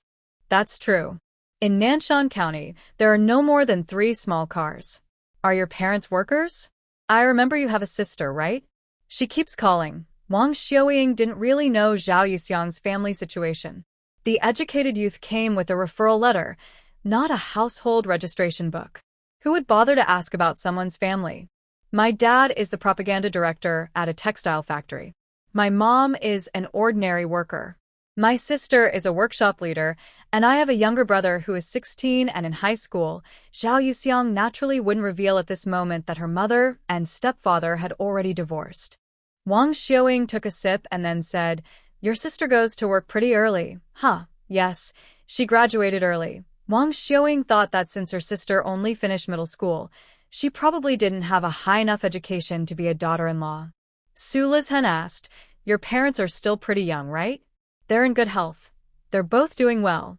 I haven't seen any medicine bottles at home since I was little." Su Lizhen nodded. Just then, the sound of a tractor came over. They saw a simple-looking young man driving a tractor, with old Six standing at the back, waving at them. The tractor stopped beside the three, and the honest-looking young man smiled and greeted them first. "Grandma Zhou, Director Wang. Is that Huzi? Hope I'm not bothering you. No trouble at all. There's still a month until harvest, and the tractor needs to be out for a spin." Old Lu Zhou walked over to Zhao Yuxiang. "Let me introduce you. This is my partner, the educated youth Zhao Yuxiang." Zhang, who responded politely, "Hello, Six sister-in-law." Hello." Zhao Yuxiang didn't mind being straightforward about it. Wang Xiaoying watched her mother-in-law make playful gestures. When getting into the car, Wang Xiaoying went first. Grandma Zhou was pulled in after her. When Zhao Yuxiang reached the car, Zhou Lao Lu held her waist and lifted her in. Her face warmed up, and Zhou Lao Lu also got in, squeezing between her and Mrs. Su Lizhen. Wang Xiaoying gave a warning look. "You little rascal, behave yourself outside." Zhou Lao Lu nodded in understanding but already had his arm around Zhao Yuxiang's waist. Since Zhou Lao Lu was leaning against the car, Wang Xiaoying couldn't see, and Zhao Yuxiang didn't resist. Some respect still needs to be given. Ignoring the dizzying feeling almost making her lose balance, the tractor was quite fast. It took about half an hour to arrive. "Grandma Zhou, Director Wang's Six sister-in-law, you all go ahead and look around. I'll head back first. Thanks a lot, Huzi." "Grandma, Mom, you all take Yuxiang first. I'll have a smoke with Huzi." The three women left. Zhang Hu, as he took a cigarette, teased, "Not bad, sixth brother. You've got such a beautiful sixth sister-in-law." "Of course. The woman my sixth brother likes, she's not going anywhere. This fairy-like girl, only sixth brother can handle her." "When are you planning to get married?" "Soon. I'll let you know when it's settled." "How's your training at the sugar factory?" "Almost done. I'll be going there tomorrow to get busy. I'm all set here. Just let me know when to report, and I'll come over." "All right, go ahead then." Zhang Hu, with his cigarette almost burnt out, tapped it out. "Sixth brother, are all the educated youths in your village so pretty?" "I'm still single. Maybe Sixth sister-in-law can help. Now there's no choice. Once you're in the sugar factory, you won't worry about finding a wife." "Hee, then I'll look for one after I get in." The three women arrived at the cinema. Zhao Yuxiang thought it would be less crowded during the day on a weekday. But she was wrong. There were quite a few people, and a long line had formed. In a county, there are about 10 towns, and each town has over 10 or 20 villages. No wonder the cinema was so crowded. The cinema tickets didn't need to be bought separately. They cost only a penny each, and Zhao Yuxiang had all her money on her. She stepped forward to take a look first. "Grandma Zhou, Director Wang, this morning we can watch either Red Detachment of Women or Taking Tiger Mountain by Strategy. Which one do you want to see?" "Let's watch Red Detachment of Women. Last time in our village, they said they would show it, but it was cancelled because of the rain." "Okay, I'll go buy the tickets. I'll go buy them. You stay here and keep Grandma company." "You shouldn't have to pay for this," Zhao Yuxiang insisted. "Aunt Wang, you and Grandma Zhou are worried about me and have taken up your time. I should be the one to invite this guest, or I will go." Xiaoying let Xiao Zhao go. Now they called her Aunt Wang, so Wang Xiaoying couldn't insist anymore. Outside, Zhou Laolu bought 4 bottles of soda. When he came in and didn't see Zhao Yuxiang, his face suddenly changed. "Where's my wife?" Suddenly, there was a loud commotion ahead. Slut. "How dare you cut in line and flirt with my husband? Fox spirit. Just wait, I'll tear your face apart," which I saw me cutting in line. Hearing Zhao Yuxiang's voice, Zhou Laolu, Wang Xiaoying, and Su Lijun hurried over. When I went to the bathroom just now, my husband was in front of you. When I came back, I saw you standing in front of him. And you still dare to say you didn't cut in line. A short, plump woman with a fierce face was shouting and trying to grab Zhao Yuxiang's hair. Zhao Yuxiang dodged quickly, almost causing the woman to fall. Zhou Laolu stepped forward, shielding Zhao Yuxiang behind him, and said to the woman, "Who is your husband? I want to see what he looks like. Does he have 3 heads and 6 arms?" My partner wouldn't flirt with him. People who had been watching the scene now saw Zhou Laolu, tall and strong, claiming to be the boyfriend of the charming woman, and their curiosity lessened a bit. Seeing Zhou Laolu, who was much taller than her, the short, fat woman's bravado diminished significantly. She pushed a thin, short man in front of her. "Huang Qingjia, tell me, how did she get in front of you?" "You'd better say she cut in line." Zhou Laolu looked at the thin, short man. He was so ugly that calling him a crooked face was generous. He sneered silently. "Huh." The short, thin man trembled and dared not speak. He liked Zhao Yuxiang's looks and was pretending to look at the movie schedule so he could be behind her. "She didn't cut in line. I was worried because you took so long in the bathroom, so I looked at the schedule again and then she got ahead of me. Did you hear that? My husband was just looking at the schedule, and she stood in front of him. If that's not cutting in line, what is?" This obvious and unreasonable argument made Zhao Yuxiang laugh. "Is your husband weak, sick, disabled, pregnant, or a hero who moved China? Or perhaps he's a talented young person contributing to Nanshan County. If not, why should he get special treatment? Line up properly. If you don't stand in line, how can you call it a line? If you don't stand in line, does everyone wait for you? I see your husband has a pretty small face, but yours is so big. If others have the nerve to think they can be rude and unreasonable to you, I'm not surprised." Some people in the back also agreed. "Yeah, we all paid to buy tickets. If you don't line up properly, why should others wait for you? The cinema is not your family business. If your husband doesn't line up, you can't expect others to let him go ahead. That doesn't make sense anywhere. Everyone here has eyes." "Does my partner really need to flirt with her husband?" Zhou Laolu said. People in the front, who didn't know what was happening, seemed eager to join the argument and spoke up. "Smart people can see clearly. She looks like a big, ugly bear. She treats her husband like a treasure, but who cares about her husband looking at her? It's funny, her husband is so skinny he's worse than a dog, and she's fatter than a pig. She's always squeezing her husband day and night. Marrying such a wife is really unlucky. Stop talking nonsense. There's a child involved. Everyone can see it, so just stop." The short, fat woman's face turned red with anger. "Do you know who my dad is? My dad is Liu Youguang, Deputy Section Chief of the new Sugar Factory Personnel Office. If you offend me, you won't get into the sugar factory. I'll remember your faces. When the factory hires again, none of you will get a job. Humph. We're leaving." The short, fat woman pulled her short, thin husband and left. After everyone looked at each other, and some regretted, one said, "Is this real?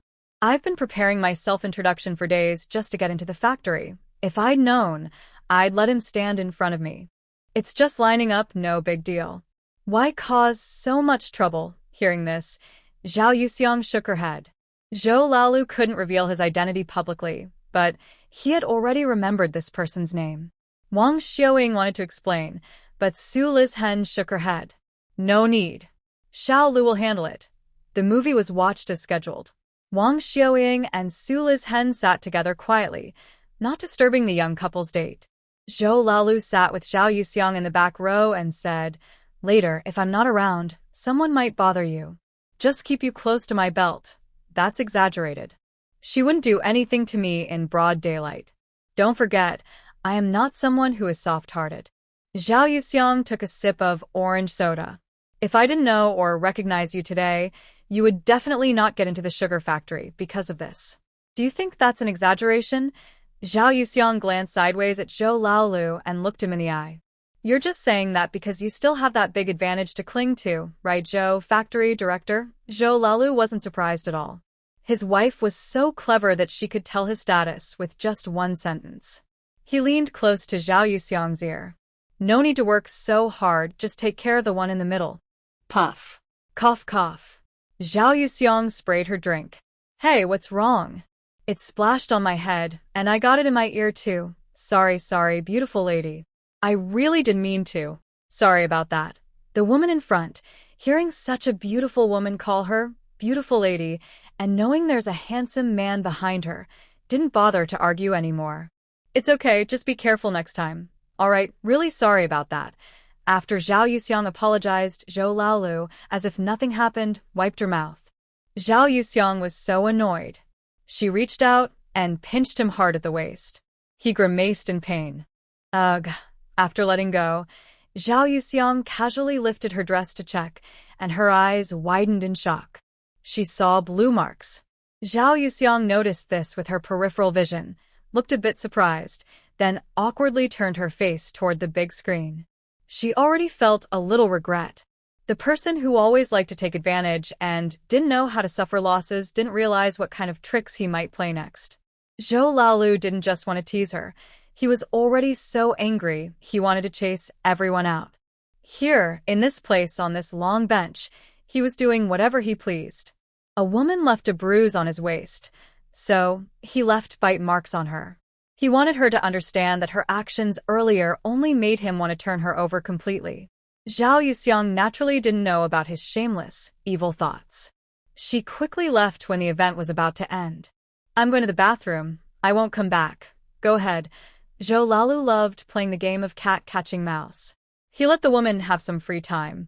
After the event, Wang Xiaoying and Su Lizhen saw that Zhou Laolu didn't see Zhao Yuxiang, and their faces changed. Where is Yuxiang? Did you two argue? Did you make her leave angry? Did you do something to her again? What do you mean again? With so many people, what could I do? She's waiting outside. Let's go. Wang Xiaoying and Su Lizhen naturally doubted everything. With so many people, was that little troublemaker finally behaving? They didn't believe it for a second. As they left the cinema and saw Zhao Yuxiang, the mother-in-law and daughter-in-law couldn't help but show concern for her. Little Zhao, did Xiao Lu bully you? Yuxiang, are you okay? Grandma Zhou and Wang, I'm fine.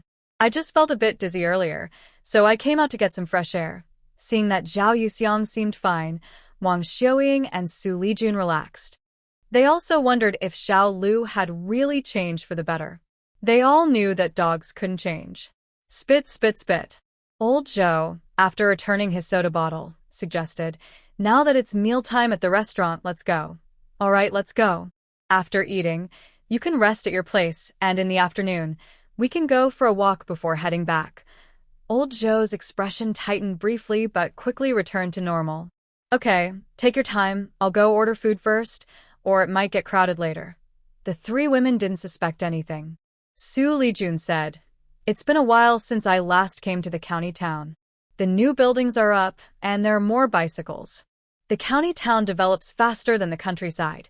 Wang Xiaoying chatted with her mother-in-law Su Lijun, while Zhao Yuxiang occasionally nodded along.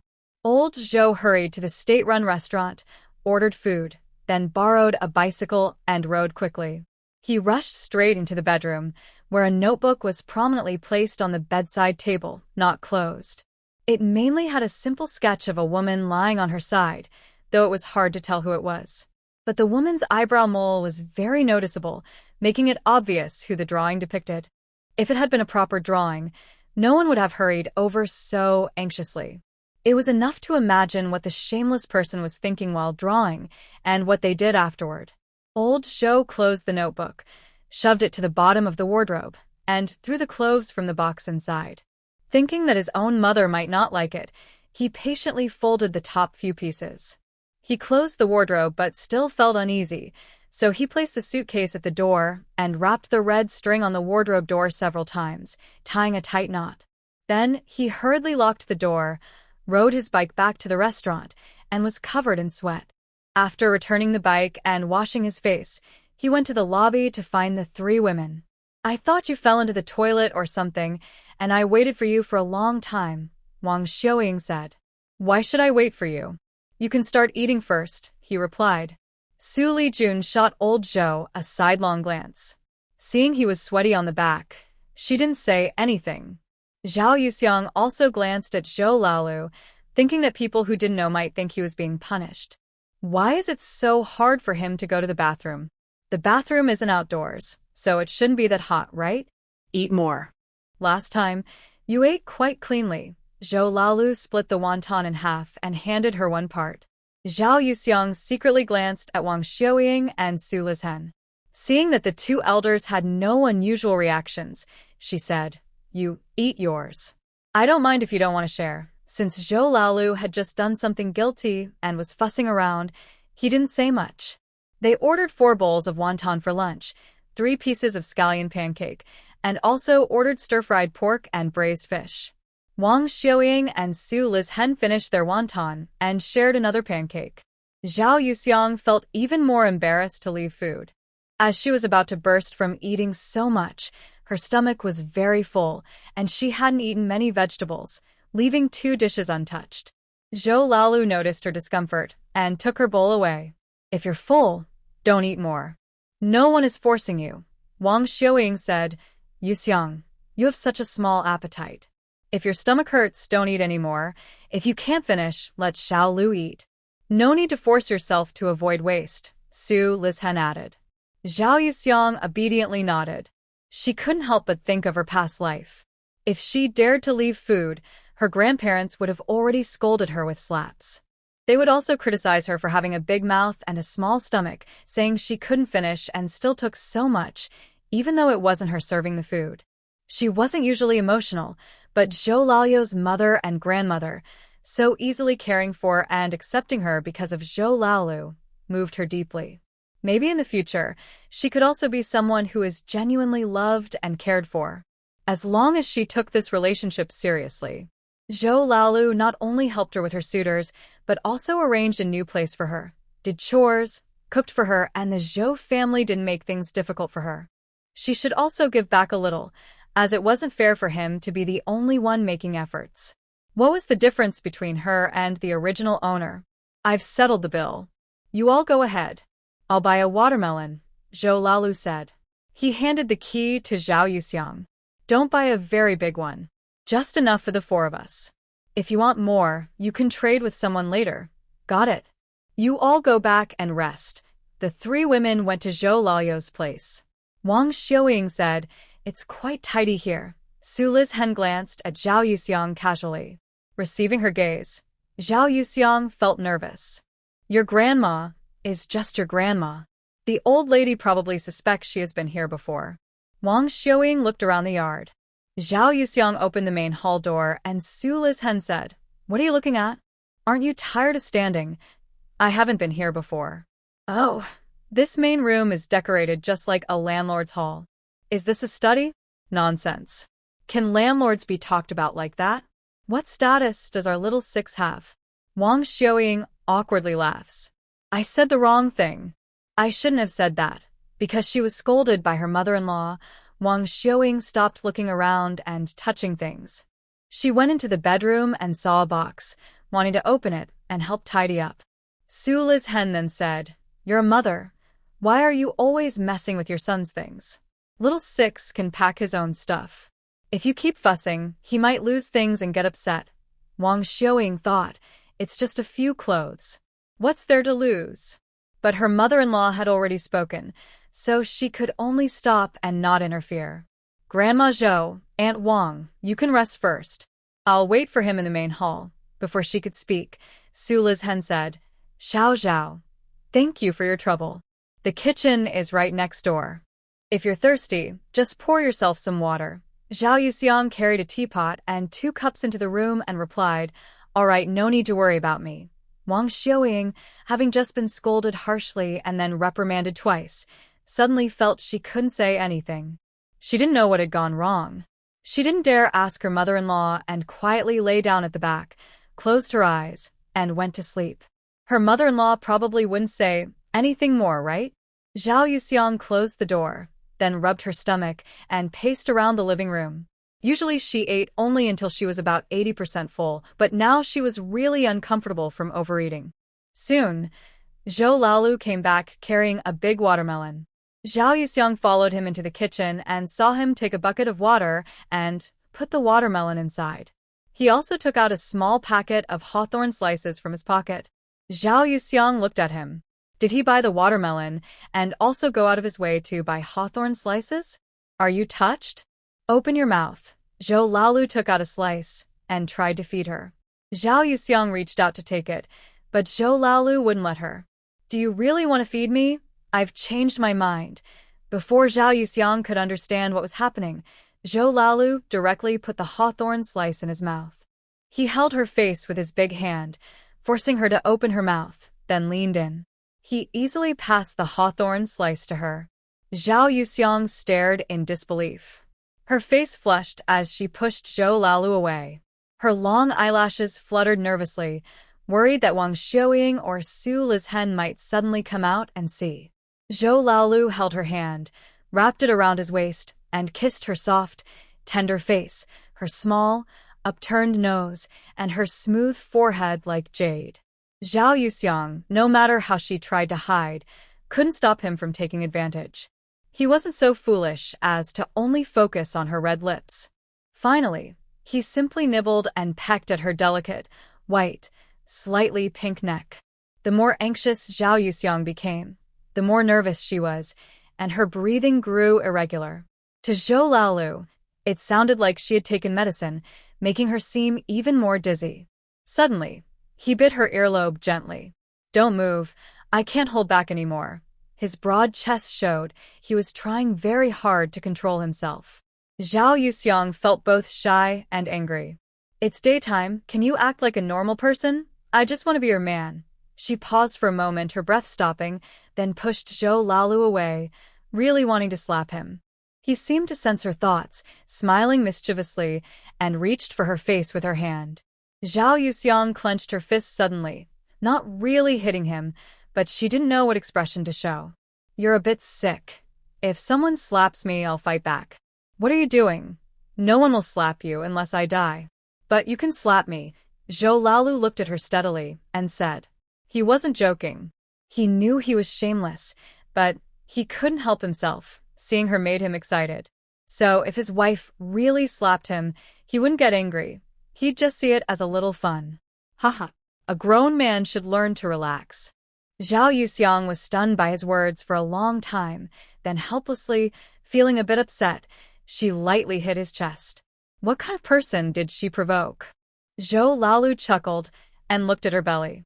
Does your stomach still hurt? Zhao Yuxiang looked at him cautiously. Zhou Laolu hummed and said, I want to massage it for you. Huh, I wouldn't dare trouble you. After a while, while massaging, he somehow ended up in a different spot. Zhao Yuxiang realized that he was forgetful. He'd rather get slapped than miss a chance to take advantage. She decided she should give him fewer opportunities. Zhao Yuxiang left Zhou Laolu with a back view and went to the study to lie on the rosewood sofa, closing her eyes to rest. She didn't know how much time passed before she suddenly heard a muffled sound. She vaguely remembered that morning. So he had followed her to the waterfall, watched the whole thing secretly. Ah! The shameless man!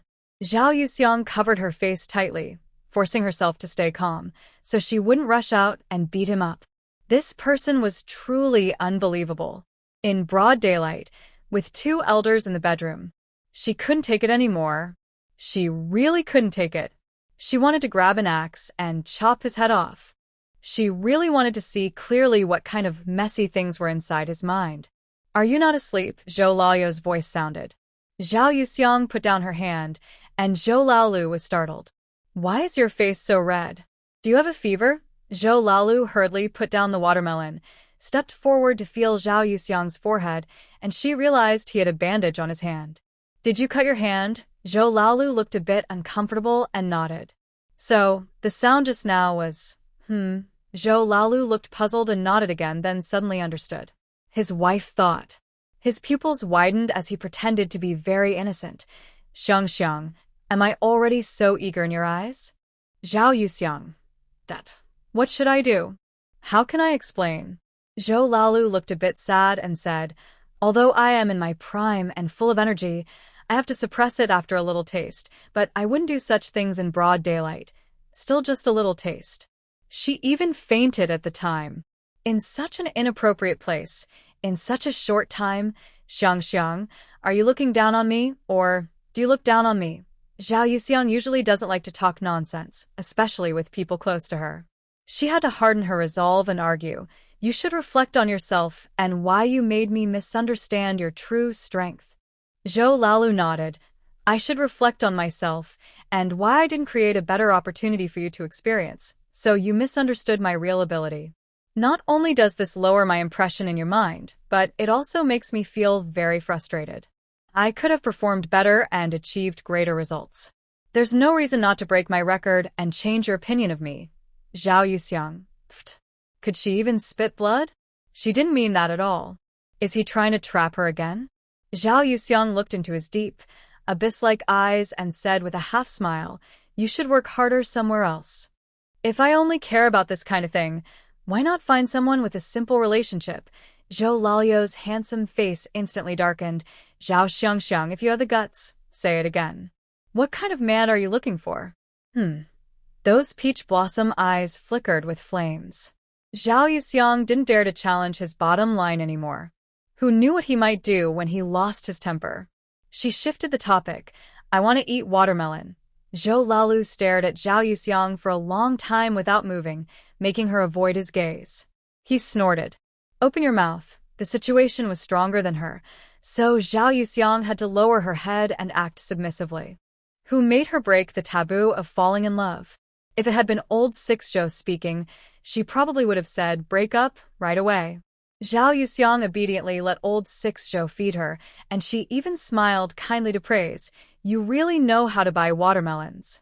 The watermelons you buy are very sweet, and they don't have seeds. What a little rascal. Old Sixzhou couldn't easily notice that his wife also had a timid side, and he was secretly happy.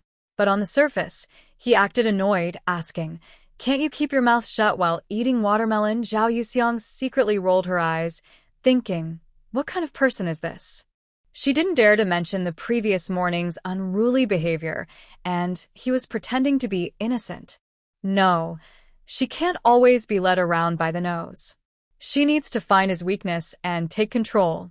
I don't want to eat anymore. I'm about to burst. After eating a few pieces, Zhao Yuxiang couldn't eat more. Old Sixzhou was still worried about her stomach, so he didn't feed her again. Zhao Yuxiang noticed his hand and asked, is your hand okay? Does it hurt? It hurts a little. Eating watermelon is a bit difficult. Zhao Yuxiang could tell what he meant. Then, should I feed you? Don't trouble yourself. He handed the spoon back to her. I have another hand, too. This man not only liked to take advantage but also was petty. By the way, how did he cut his hand? Zhao Yuxiang would never know that the shameless person was so overwhelmed that pouring cold water on himself didn't help, and he gave himself a small cut. Thanks to old Sixzhou's skill, the bleeding was only a tiny pinhole. Old Sixzhou sat eating watermelon while Zhao Yuxiang got up to stretch. Soon after, the bedroom door opened. Wang Xiaoying asked, are you two still awake? You look so energetic. Thanks to someone, she could also sleep well. I'm not very sleepy. Aunt Wang, wash your face and wake up a bit. The watermelon is very sweet. Zhao Yuxiang helped fetch a basin of cold water. Su Lijun also got up. When the elders ate watermelon, they also praised how sweet it was. After finishing the watermelon, old Sixzhou tidied up the kitchen, then made a phone call. The four of them went to the department store. They didn't have a specific shopping goal, mainly just browsing and chatting. During this time, Wang Xiaoying bought a piece of cotton cloth to make a long shirt for old Sixzhou, so he could wear it when mornings got cooler. Old Madame Zhou often went out to visit friends and relatives, so she paid attention to her appearance and bought a box of hair oil.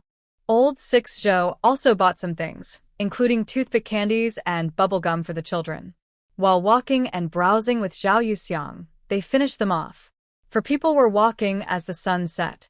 Assistant Lu drove over in a small car, just leaving the department store. Director, Grandma Zhou, Aunt Wang, Comrade Zhao, please get in the car. The four sat in the car. The elderly lady asked Lu Feng where he lived, if he was married, and other questions. Lu Feng responded politely and humbly.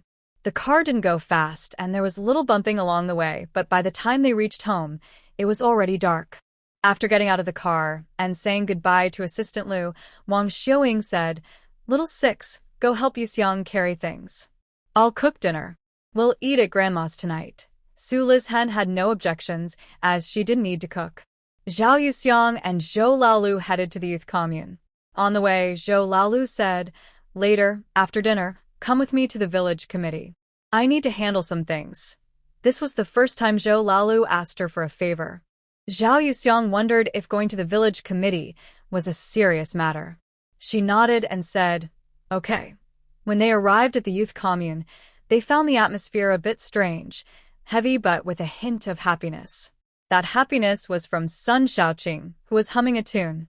Seeing Zhao Yuxiang return, Sun Shaoqing couldn't help but share, "Zhao Yuxiang, I'm going back to the city." It was clear Sun Shaoqing was genuinely happy. Her joy was obvious, without boasting or provocation, just a natural sense of relief. Congratulations. Zhao Yuxiang wasn't surprised by this outcome. To be honest, male youth sent to the countryside were more capable than females. Female youth generally weren't well liked. The label of slut still hung over the original owner, and Lu Fangfang had arranged for Zhou Shuyang to go to the small woods before dark. He Qiuping betrayed her friends for personal gain. Now, most villagers probably wished they could send all three of these female youth away. Why is the little village chief here? Sun Xiaoqing's words drew everyone's attention to Zhou Laolu behind her. Several youths looked at him confused. "Comrade Zhao hit my grandma and injured her. She needs to take care of her, so she's temporarily moving out of the youth commune." The male youth didn't seem very interested, but the female youth, Lu Fangfang, sensed something unusual. She thought that temporary move probably meant she wouldn't return, but what did it matter to her? She had already risked everything once, smashing her predictable future into pieces. Lu Fangfang was afraid and accepted it. She wouldn't dare chase after what she couldn't have anymore. She couldn't afford to lose again. "If you want, I can help." Zhao Yuxiang looked at Lu Fangfang in surprise. She said, "I won't be foolish again. Some people are just meant to be out of reach. Being able to think things through so quickly is a blessing. You are a smart person, and the future won't be difficult for you."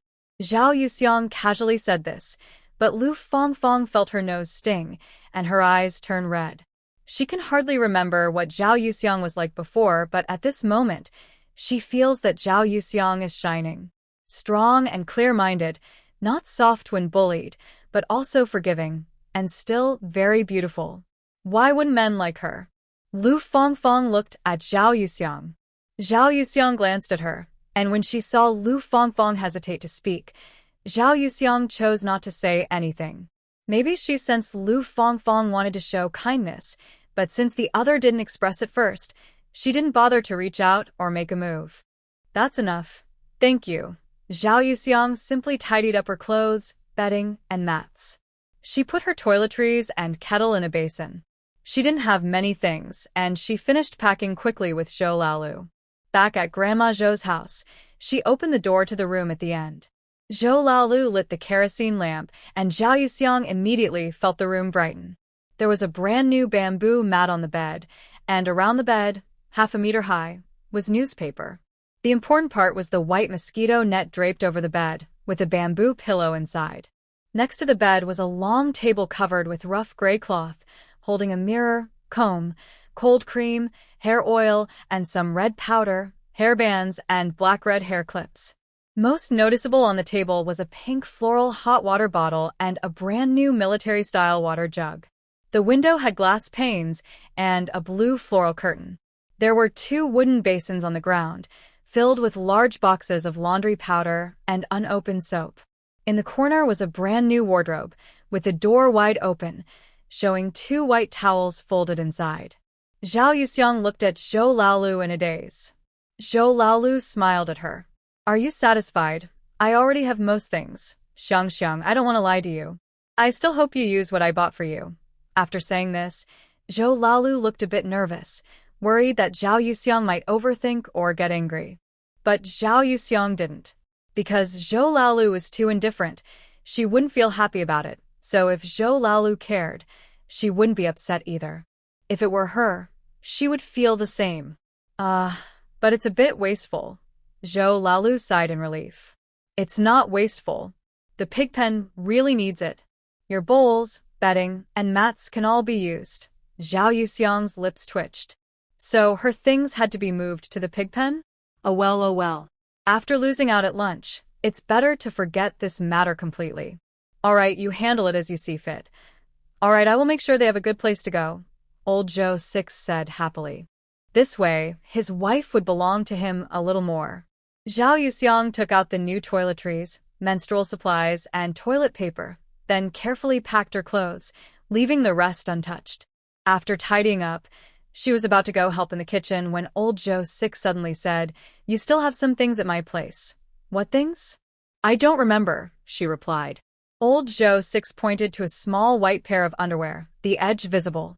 Zhao Yuxiang remembered she had thrown away some clothes and also recalled a muffled sound she had heard. Her face reddened as she cursed softly. Shameless. Seeing Zhao Yuxiang come to the kitchen, Wang Xiaoying said, "You're done so quickly. Wash your hands and come eat." "Finished. I'll watch the fire," Zhao Yuxiang replied. She saw the small pot just heated with oil and some chopped tomatoes on the cutting board, so she sat on a small wooden stool to tend the fire. Wang Xiaoying had already secretly checked the room. Although she felt a bit jealous, she was surprised that her son was so considerate in chasing after his wife.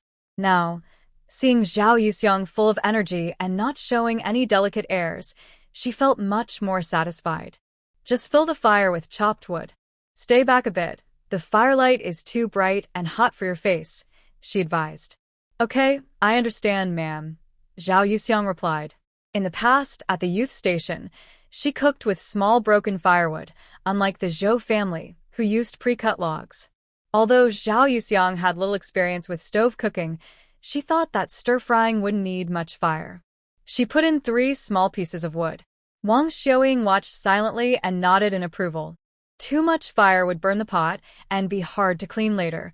Too little fire would affect the cooking. Managing the fire was a skill that needed attention. Near the end, just before serving, Zhao Yuxiang stood up and washed the egg bowl, the plates for serving, and 5 pairs of chopsticks. "Take an extra pair. Your grandpa will come over to eat soon," she said. "Yes, I've washed 5 pairs, Zhao Yuxiang answered. "All right," Wang Xiaoying nodded. Old Zhou 6 took Zhao Yuxiang's retired belongings over to the pig pen. Grandpa, who couldn't move easily and watched over the pigs, said, "Your delivery was just in time. 2 piglets were born today. It's a real bargain for the little ones. When it gets cold tonight, they'll have a quilt to cover." In the eyes of this grandpa, Zhou 6 was good at finding places.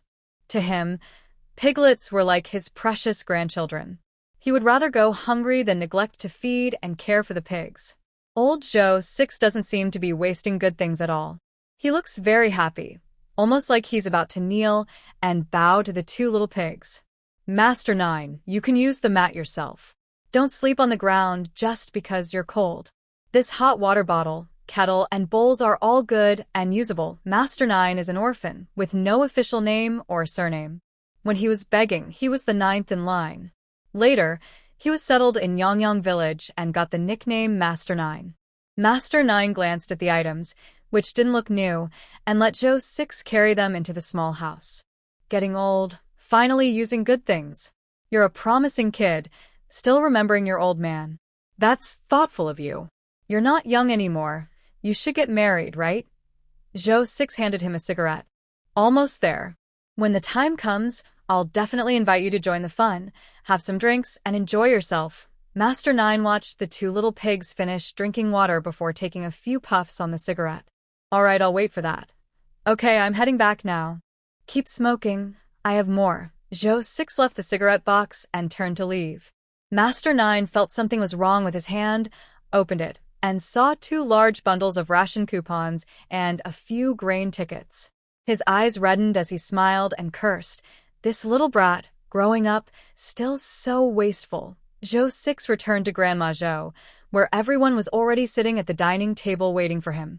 "Where did you go late at night? Wash your hands and come eat. People have been waiting for you. Coming." After washing his hands, Zhou 6 sat at the table, and everyone started eating together. Wang Xiaoying didn't forget to remind him. Yu Xiang, we don't have many rules here. You don't need to be formal. Eat what you like. Filling your stomach is the most important thing. Yes, Annie, I understand. Zhou Six looked at his wife and felt she adapted well.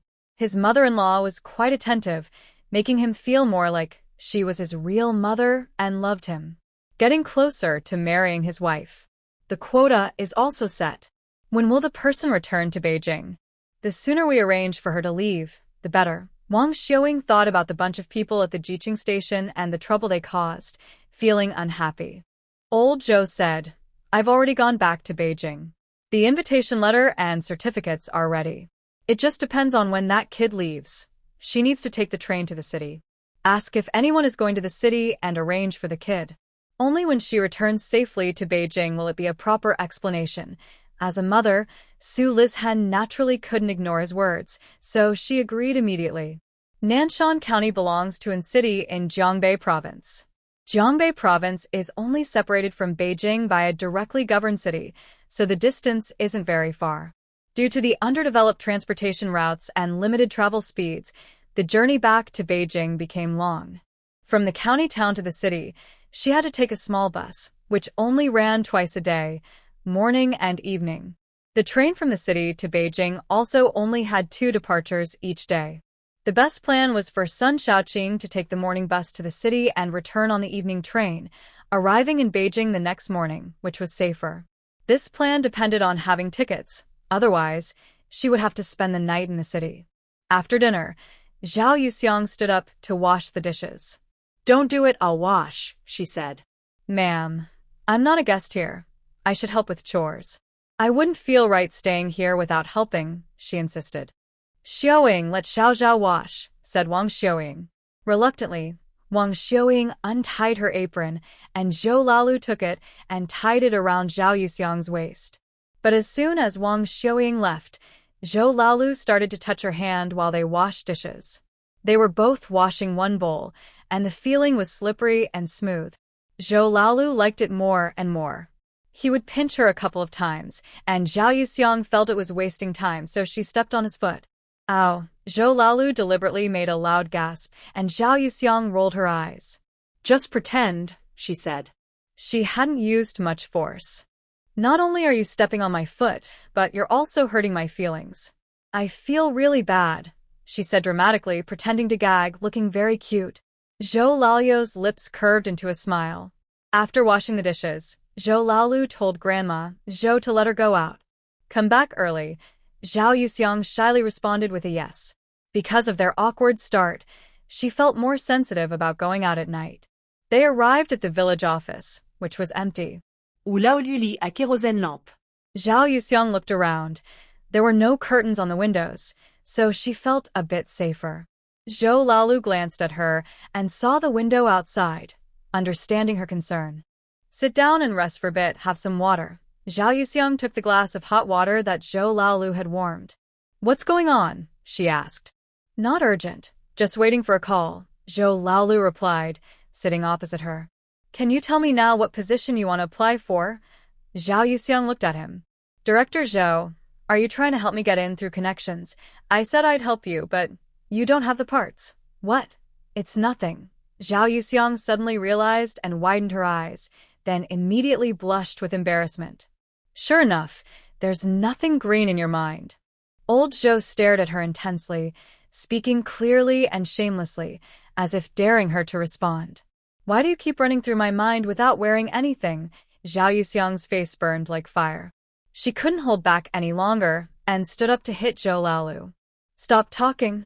Have some shame. I said I speak less when we're intimate, Zhou Lalu said with a mischievous smile, wrapping his arms around her waist and teasing her with his fingers, tracing her waist. The tingling sensation made Zhao Yuxiang tremble. She angrily slapped his hand away. I think you're just bored and have nothing to do. I'm leaving. Zhao Yuxiang turned around immediately. All right, I won't bother you. Don't go. Zhou Lalu quickly stood up and blocked her at the door, raising his hands in surrender. If there's really a problem, I can contact your mother. Don't you want to talk to her? Zhao Yuxiang paused. You're not lying to me? I wouldn't lie to you, Zhou Lalu said seriously. Zhao Yuxiang had no choice but to sit back down on the bench. Her feelings for Yang Fengyi were complicated. After all, this was not the modern era.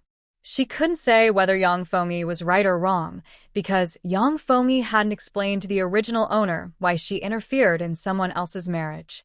But from the original owner's memories, Yang Fengyi loved her children equally. Her values might not be perfect, but her feelings were genuine. If she were still in high school, not knowing how hard it was to earn money, she might have hated women like Yang Fengyi without question. But having traveled here and being nearly 30, having experienced life's joys and sorrows, she saw things differently now. So at this moment, her heart might lean toward Yang Fengyi because she was her mother in this body. She had no right to hate her mother. Zhou Lalu checked his watch. It was not even 9 o'clock, and the appointment was still a long way off. He was thinking of having a serious conversation when the phone suddenly rang. Since Zhou Lalu didn't mention the time beforehand, Zhao Yuxiang thought it was Yang Fengyi and answered immediately. "Hello? Is this Mayor Zhou?" It was a young woman's voice, very familiar. Who else but the heroine of this story? At this moment, Zhao Tingting was calling, perhaps to see the original owner or just to get a laugh at her expense. "Zhao Tingting, are you free?"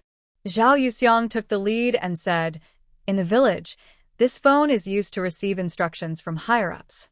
It's not for you to watch me and laugh for no reason." Old Zhou, sensing the coldness from his wife, silently held her other hand. Zhao Yuxiang was momentarily stunned and forced out a somewhat stiff smile. Zhao Tingting's goal had already been achieved. The original owner was gone. If she caused trouble again, Zhao Yuxiang wouldn't be polite. Zhao Tingting didn't expect her to be her past enemy, her kind stepsister answering the phone. Not knowing who was on the other end, she pretended to be surprised first. "Big sister, how can you say that?" I'm just worried about you. "Why are you at the village committee so late?" "Stop pretending. No one else is here. Just tell me what you want." Through the phone, Zhao Tingting clearly felt Zhao Yuxiang's hostility, so she stopped pretending.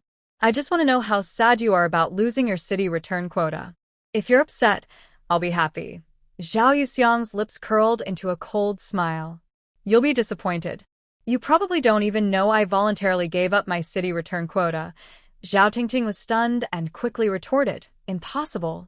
I heard Ruian say you already broke off your engagement with Zhou's son. It was just to go back to the city, but your reputation is so bad no one wants you." Ruian, whom Zhao Tingting mentioned, was the main male character, Gu Ruian. Zhao Yuxiang wasn't interested in him. If Zhao Tingting didn't want to let her go, he might also be her potential enemy. "You're so scheming to play tricks on me, but you're still so foolish. Have you ever thought about what would happen if I sold this news to the newspaper, praising you and your fiancé? How would people around you see it? Don't your family need workers? Yet you're just using limited positions to boost your own image." Old Zhou looked straight at Zhao Yuxiang, feeling that his wife, who was tearing down the little person, seemed to glow. Her disdainful tone and her unshakable expression of indifference, no one could touch her confidence. So charming. Zhao Tingting was momentarily at a loss and felt cold sweat running down her back. How could this be? She didn't understand where she went wrong. She was happily watching her enemy's misery, so why was she suddenly overwhelmed and unable to respond? In the end, she could only grit her teeth and say bitterly, "Zhao Yuxiang, you only know how to flirt with men and don't understand relationships. Everything you think is just wishful thinking.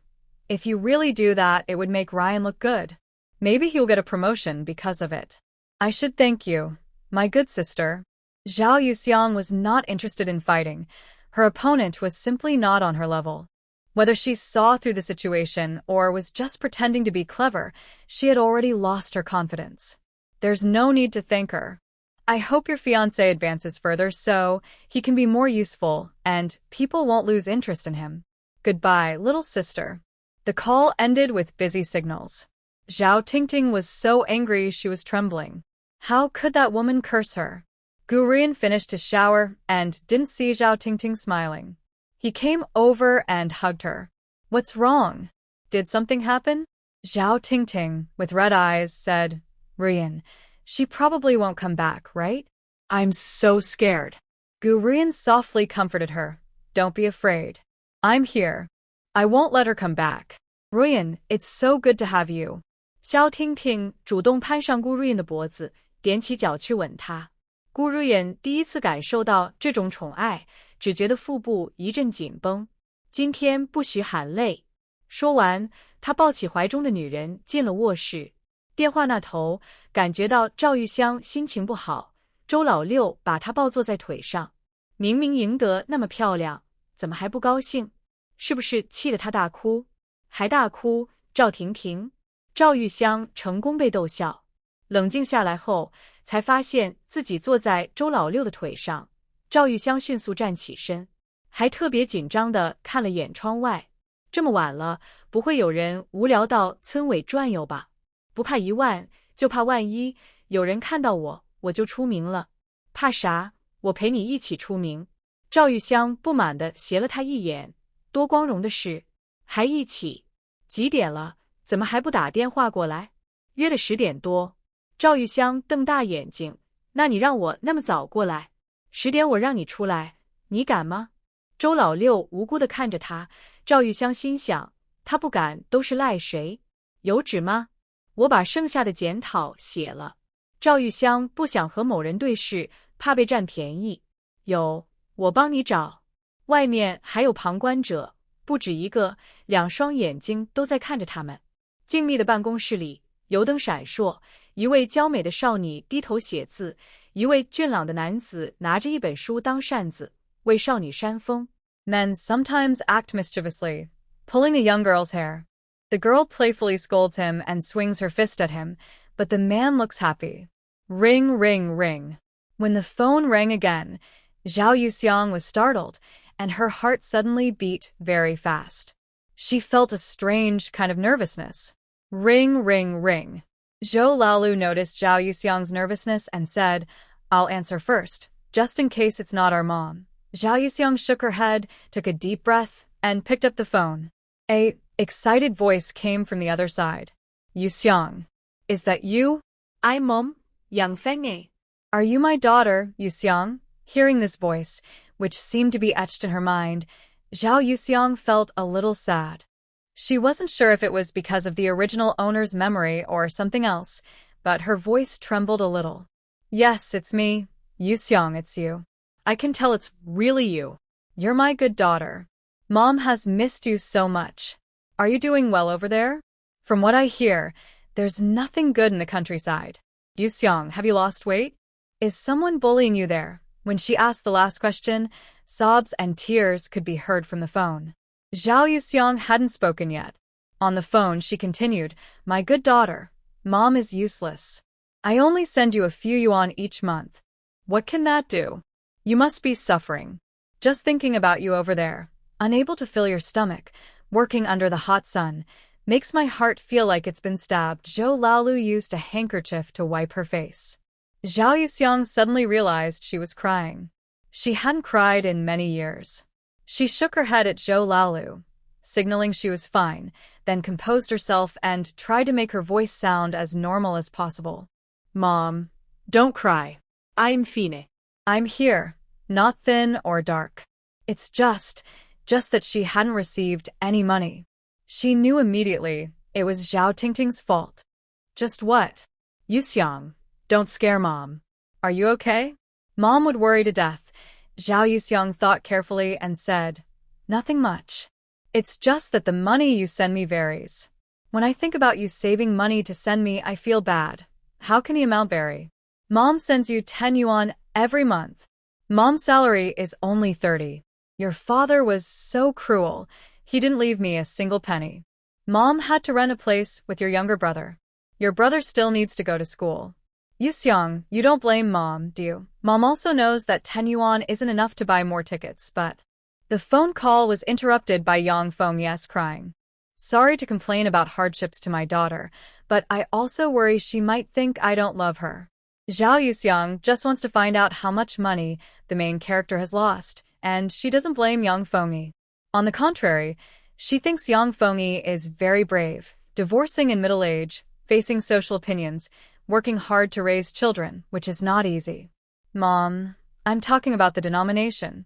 The money isn't less, and I wouldn't blame you. I only blame myself for not being able to help you at all. Don't cry anymore, and don't send me money in the future. I'm doing well here. Life in the countryside isn't that hard. The villagers are honest and kind. I haven't gone hungry, and no one complains about my work or causes trouble for me. Yang Fomi suddenly burst into tears again, stopping her. My silly girl, I've suffered more than you've ever drank water. How can I believe you? You must have suffered a lot in the countryside. If you want to blame someone, blame your real father. Why did he come so late, letting my good girl face the sun and wind in the countryside? Huh? Real father? What's going on? Don't worry, my dear girl. I'm going to marry your real father. Once we're married, I'll send you half of his salary. This topic was too private, so Zhao Yuxiang gave Zhou Laolu a look to signal him to leave first. Zhou Laolu pouted, feeling like his wife still saw him as an outsider. He wanted to talk to his father-in-law too. Be patient for now, my dear girl. Once your dad's situation stabilizes, I'll think of a way to bring you back to the city. I won't let you suffer anymore. A warm feeling flowed in Zhao Yuxiang's heart. She was soft inside. Lacking maternal love, she didn't want to dwell on what Yang Fengyi had done. A woman who cares for her, who fights through all difficulties for her and her unborn brother. How could she dislike her? So she asked, Mom, when will you get married? Thinking of her lost and found old man, Yang Feng's mood stabilized a bit. This weekend. It's a time when everyone is free. Your dad's situation is a bit special, so we have to hold a wedding celebration. Because it's a sensitive time now, he's hard to find out about you. I don't know many people, so I thought I'd have to tell you later. But today, someone came to see me and gave me this phone number with your name. Yuxiang, tell me, have you met someone? Yang Fengyi was a bit worried. How did her daughter, far away in Jiangbei province, find out about her? Zhao Yuxiang overheard and said, Mom, don't worry. The son of our village had just returned from military service this year. He is a comrade from Beijing. I asked him to help. Village head son? How old is he? What does he look like? Is he a good person? Mom, you're overthinking. Zhao Yuxiang didn't want to say too much because she still believed that dating was about getting to know each other and building understanding. She didn't think it necessarily meant marriage. She didn't want to tell Yang Fengyi now, to avoid making her worry too much. Sure enough, Yang Fengyi was worried and said, Yuxiang, you look so much like your mom. I'm really worried you'll get bullied. Before I had you, I wanted you to find a reliable man so you wouldn't have to suffer so much. Now I hear more about people going back to the city. We can see hope now. Don't be foolish. No matter what kind of person he is, he's too far away. I can't bear for you to marry someone so far. You're my only daughter. What if I never see you again? Yang Fengyi started crying again, partly out of genuine concern and partly hoping to discourage her daughter from thinking about marriage. She had been a city girl all her life. It wasn't that she looked down on rural folks, but she knew rural people probably wouldn't like her delicate daughter. Now that her daughter was young and pretty, it was fine. But what if she became a worn-out old woman? With the world so vast and the emperor so far away, she couldn't help her daughter. Wouldn't her daughter be doomed to stay in the countryside forever? Mom, I understand what you're saying. Mom, you're always crying and wasting time. Give me the phone. I miss my sister too. A young boy's voice came through. Child, I'm crying because I miss your sister. Here, talk to her properly. After some faint sounds, the boy's voice, full of grievance and longing, was heard. Sister, why didn't you call earlier? I miss you so much. I cried several times. For Zhao Yuxiang, her younger brother was a fresh and tender presence. She smiled slightly. Zhao Yulong, you're already 16 and still crying. Aren't you ashamed? I don't care. I want to cry if I want. My classmates say I look good even when I cry. Zhao Yuxiang chuckled. I miss you too. Sniff, sister, when are you coming back? A sharp, teenage girl's voice sounded through the phone, making Zhao Yuxiang frown. Yang Fengyi said, Tian, your brother is talking to your sister. He's probably a bit excited. What sister? I only have a dad. Who knows who that wild kid is? Zhao Tian, who are you calling a wild kid? If you keep talking like that, I'll hit you. Don't say anything bad about my sister.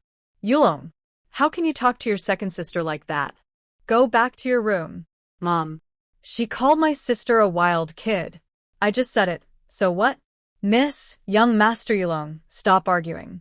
Dad will be back soon.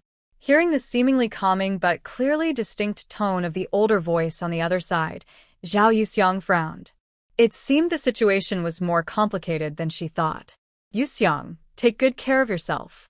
Mom and your brother have already moved to your dad's place. We're all doing well. I'll call you another day. After Yang Fengmi finished speaking, she hurriedly hung up. Seeing Zhao Yuxiang hang up, old Zhou, who had been swatting at mosquitoes, finally came in. He had wanted his wife to feel sorry for him, having been bitten so many times, but seeing her serious face, old Zhou straightened up. What did your mom say? Everything is settled with your real dad. Isn't that good news? I need to go back to Beijing. Zhao Yuxiang's words made old Zhou fall silent. The room was silent for a long time. Old Zhou felt a heavy pain in his chest. He could feel the cold air in his lungs. He started to regret coming in, and if he looked back, he even regretted asking Dong Ge to find Yang Fengmi. He had gone to great lengths to bring Zhao Yuxiang from the youth camp to his grandmother's place, just because he wanted to see her. Just to see her, that was all. Now his wife said she wanted to go back to Beijing. Even if just for a short trip, it would take at least a week. The problem was he really couldn't leave now. He had to go to the sugar factory, and that deputy section chief in the personnel office, that damn guy, had to be checked for any criminal record before the public recruitment. If he had one, he'd be kicked out. This wasn't something he could solve with a single word. He had to make arrangements and handle connections. Zhao Yuxiang also found it hard to bring this up, but she was worried about Yang Fengmi's situation. She couldn't say it outright, so she only said, how many children get the chance to attend their parents' wedding? Zhou Jinxin, I want to go back. Old Zhou frowned. When is the wedding? This weekend. It's Thursday today. Seeing her determined look, old Zhou felt a dull pain in his chest. Do you know how dangerous this trip could be? Your mother probably wouldn't want this either. Zhou Jinxin, what if I were in your place? Old Lu Zhou wanted to say that he's different because he's a man, but he couldn't. He could say this to anyone else, but not to his wife. She would think too much. Moreover, he knew that she preferred to date first rather than get married right away. She just wanted to see if they could be together. Isn't the standard for judgment just their views on things and how they solve problems? As for appearance and work, they might be important to other women, but for his wife, they are just extra points. If I don't want you to go, you'll still go, right? Hearing the disappointment in Zhou Lu Zhou's tone, Zhao Yuxiang sighed softly. I will come back as soon as I can, I swear.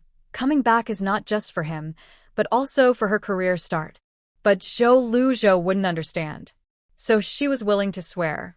Zhou Lu Zhou held Zhao Yuxiang's hand and said, then you and Sun Shaoqing will have each other, and I will go to my dad to get the letter of introduction, but I can't go to the city. Zhao Yuxiang's eyes felt a bit sore and swollen. She looked down to hide her feelings and nodded. She would remember Zhou Lu Zhou's patience and compromise deep in her heart.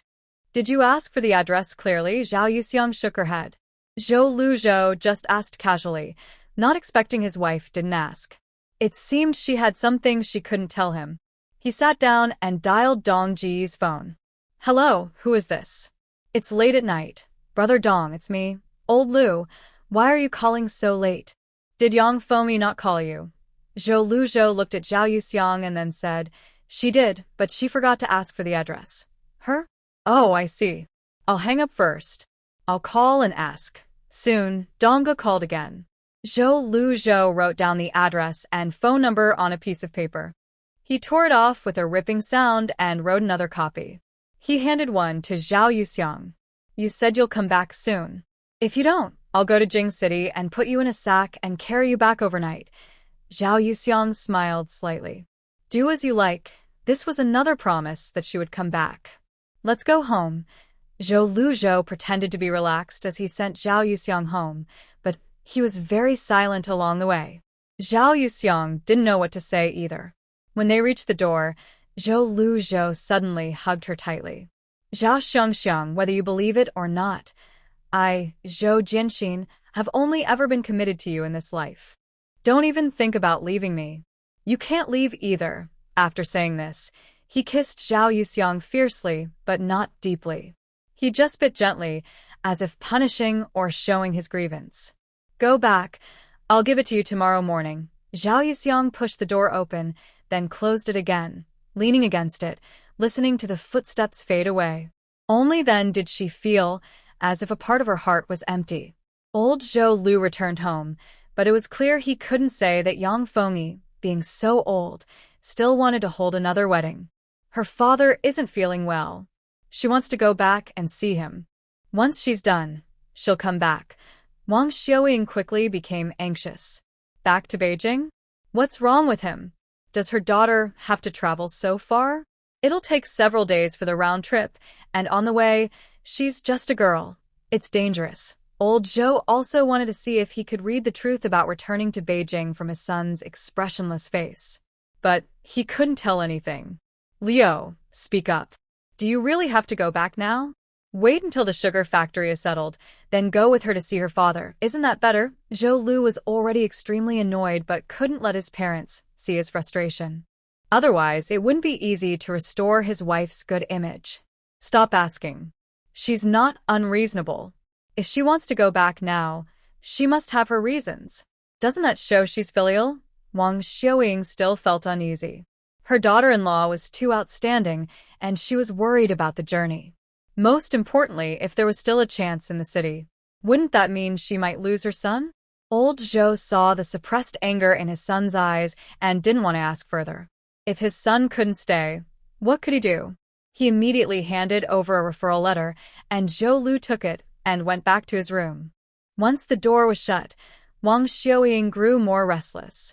No, I have to go find her. Old Zhou held his wife back. What are you looking for? Can't you stop her from being filial? People have their good and bad luck. If something happens and you interfere, won't she remember you forever? Hearing this, Wang Xiaoying sighed deeply. The couple returned to their room, feeling sorry for Zhou Lu. He was destined to be with smoke. He couldn't sleep all night. The next day, before dawn, Zhou Lu took his lifelong companion, a dagger, and went to the back mountain. At dawn, he arrived at Grandma Zhou's house, covered in frost, and unexpectedly saw his wife. Yuxiang hadn't slept well all night. When she saw Zhou Lu come over, they looked at each other across the distance for a long time.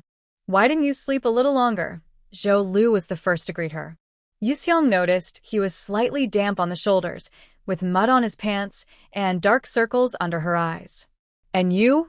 Going to work so early, Zhou Lalu walked up to her and took out 2 sharpened peachwood hairpins from his pocket. Trains don't allow control devices. The simple wooden hairpins weren't even very smooth, and Zhao Yuxiang's hand trembled slightly. Zhou Lalu, have you really never chased after anyone else? Zhao Yuxiang found it hard to believe that such a caring and attentive person was completely inexperienced. Do you want me to swear on my little Lalu? Zhao Yuxiang rolled her eyes at him. You're really only serious for 3 seconds. Although she said that, she tightly held the hairpins in her hand, feeling both sour and sweet inside. Zhou Lalu then took out a letter of introduction from his pocket. And 50 yuan. I can't keep you company for breakfast either. I have an appointment. Don't bring too much stuff. I'll find someone to help watch over you. Zhao Yuxiang wanted to say she didn't need him to waste his kindness, but clearly Zhou Lalu didn't think so. Kindness is a waste. Your safety is more important than anything. Remember to buy a sleeper ticket and come back early. Zhao Yuxiang nodded. I will. Zhou Lalu kissed her on the forehead, just as Sula's hen happened to open the door and see it. Oh my, how surprising. Grandma, you don't need to hide anymore. I'm leaving now. The county office is waiting. After Zhou Lalu left, Zhao Yuxiang told her about returning to Beijing. Su Li's hen thought to herself, no wonder her usually carefree grandson looked so tired, with dark circles under his eyes. It's normal to go back home when there's family matters. Lalu knows someone there, so you don't need to worry or be nervous. Returning safely to Beijing shouldn't be a problem. Grandma Zhou, I'm sorry, Grandma Zhou's kindness made Zhao Yuxiang feel even more guilty toward her family. She worried so much for her, yet she said she would just go back to Beijing and even asked Zhou Laolu to look after her. It's nothing to apologize for. Everything is Lalio's wish. Just remember to be grateful for him. Yes, I won't forget. After a simple breakfast, Zhao Yuxiang packed 2 sets of clean clothes into a green school bag, put some grass paper in it, and wrapped the money in cloth, placing it in her pocket. She then filled a military green water bottle with water, not daring to bring anything else, afraid of attracting attention. Zhao Yuxiang, are you ready? Sun Xiaoqing's voice sounded outside. Zhao Yuxiang carried her bag and came out. Seeing that Sun Xiaoqing didn't bring much either, she looked quite happy. I heard there's a family matter at your place. Although I shouldn't be happy about it, I feel more at ease going back with you. Otherwise, I'd be scared to death. Having 2 people is better than 1. Zhao Yuxiang responded in the same way. Her feud with Sun Xiaoqing, due to the turning of fate's wheel, gradually faded as their futures headed in different directions. Old Zhou thoughtfully arranged a bullock cart. While the villagers were just finishing their meal, the 2 of them left for the county town. They went straight to the bus station to buy tickets. Although there weren't many passengers, most seats were taken. When the scheduled time arrived, the bus departed on time toward the city, regardless of whether it was full or not. Zhao Yuxiang looked out the window. In the blurry distance, she thought she saw a figure.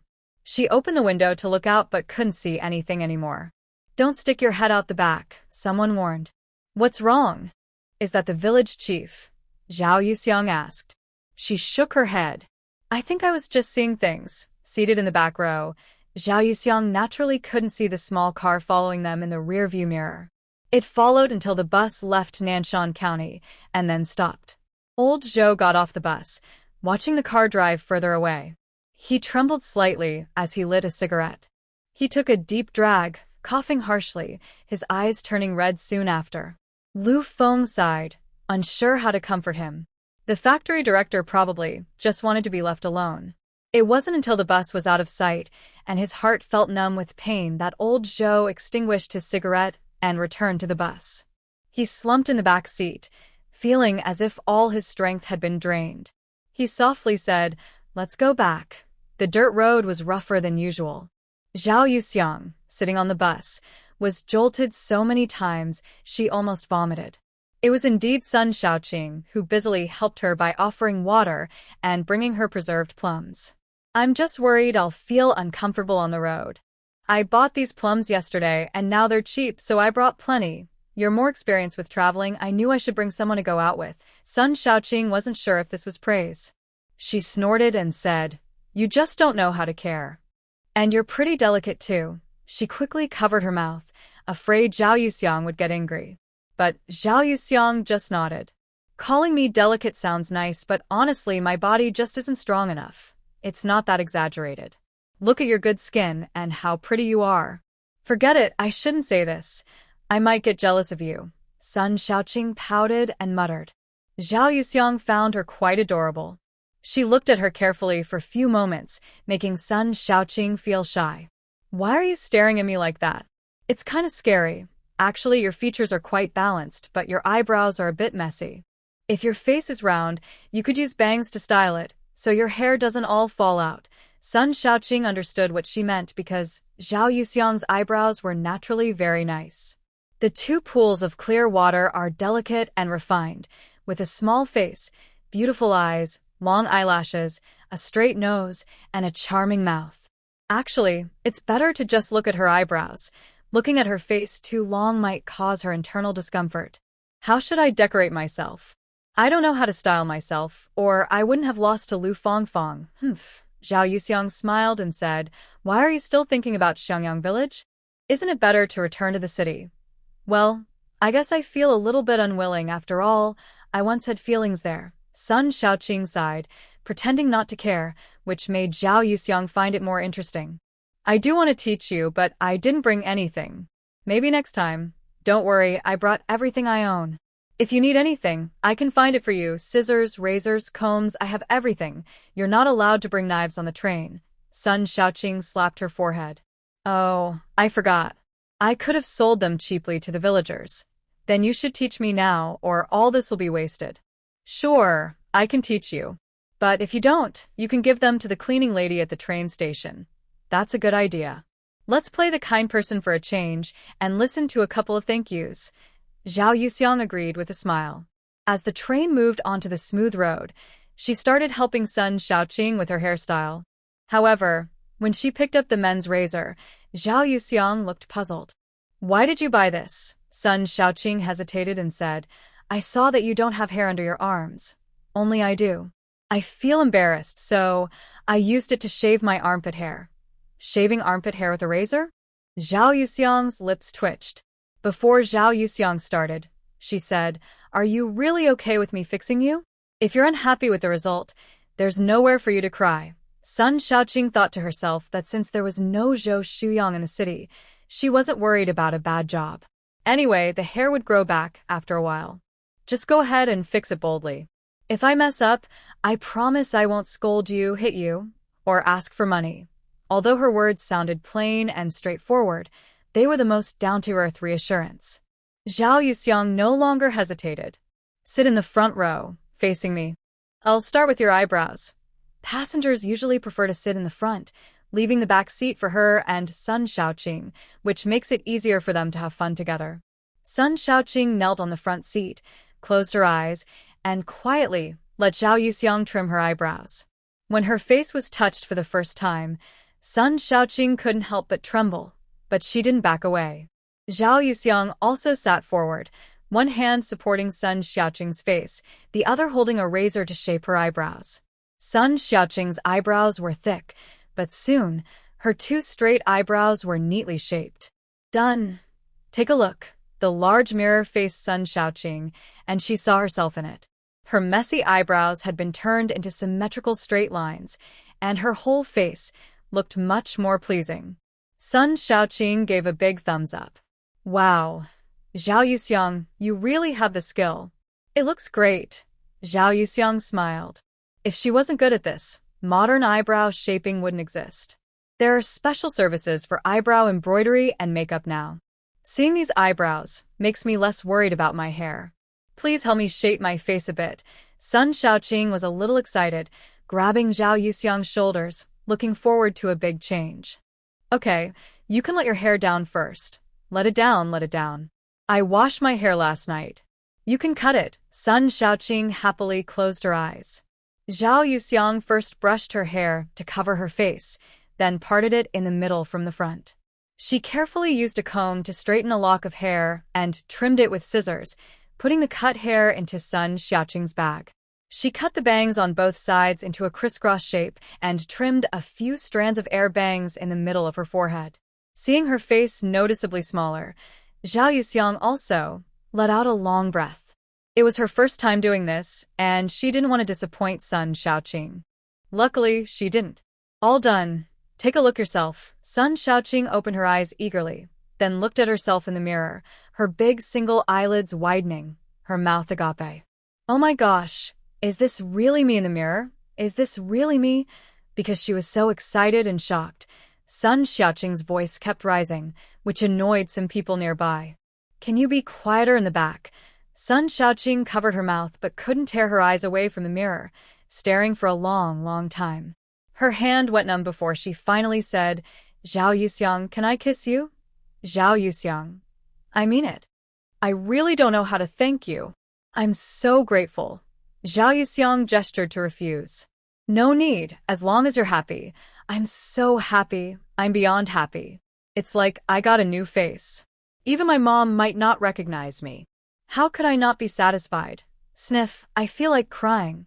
As she said she wanted to cry, tears already started to fall. Zhao Yuxiang felt a bit at a loss in this situation.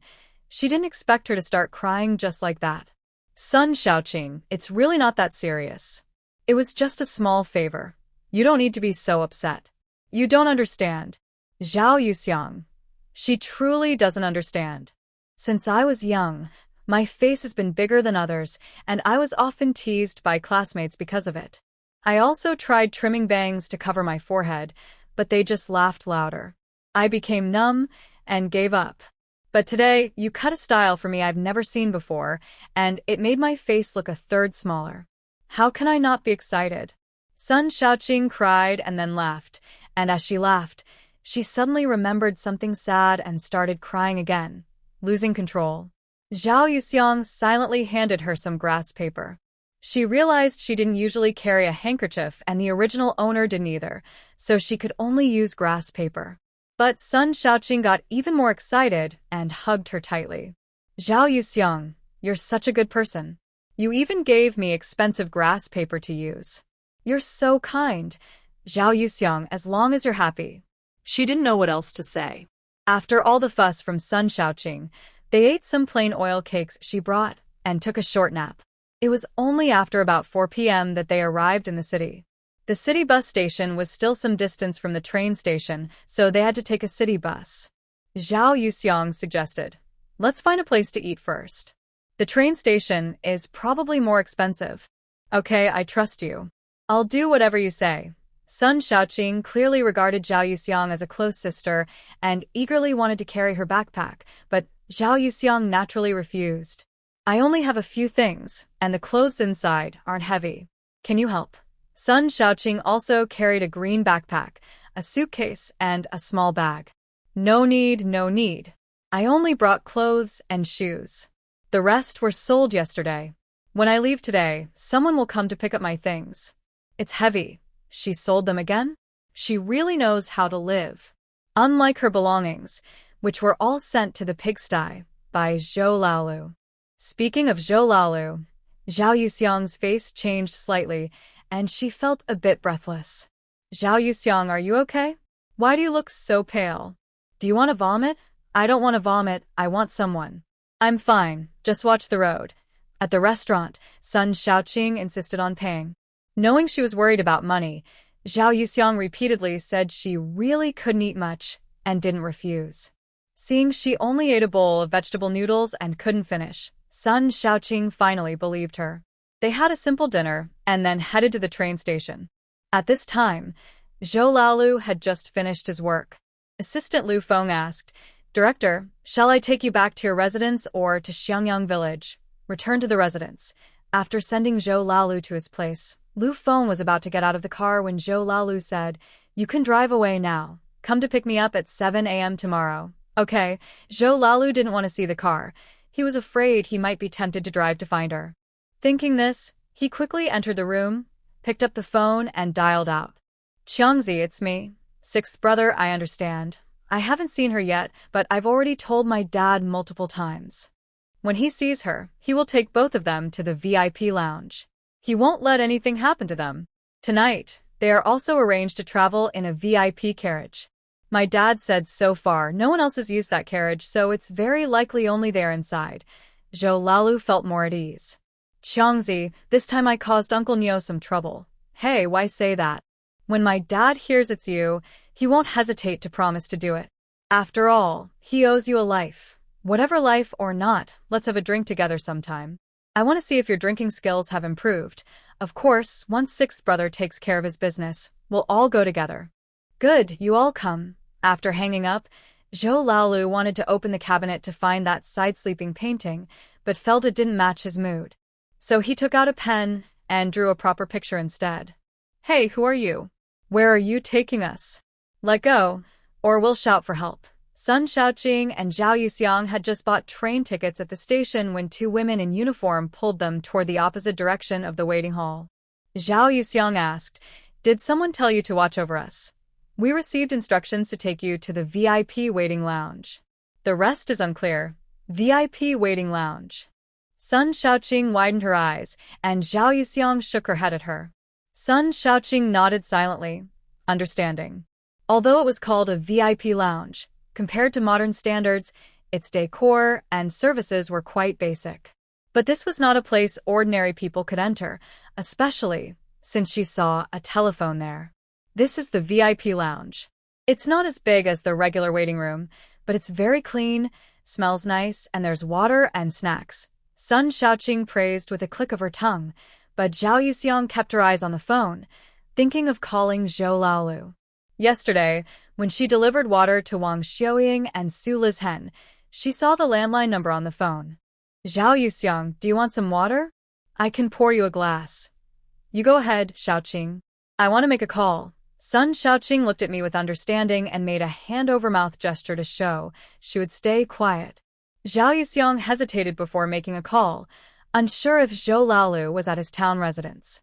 When the phone rang, Zhou Laolu was half dead, lying on the bed, looking at a simple sketch, mainly focusing on a mole, while smoking a lonely cigarette. He thought it was about work at the factory and responded impatiently. What's the matter? Zhao Yuxiang was surprised. She had never heard Zhou Laolu sound so clearly annoyed. Are you very tired today? Hearing Zhao Yuxiang's voice, Zhou Laolu suddenly perked up and sat up straight. Zhao Xiangxiang. Is that you, Zhao Xiangxiang? Listening, Zhao Yuxiang could tell the difference in Zhou Laolu's tone. He sounded like a different person, and she couldn't help but smile. Yes, it's me. Once confirmed, Zhou Laolu was momentarily surprised, happy, and almost wanted to cry. He finally smiled with his eyes, threw away his cigarette and even the drawing, almost, placed it on the table. Holding the phone with both hands, he muttered, I didn't expect you to call. I wasn't mad at you earlier.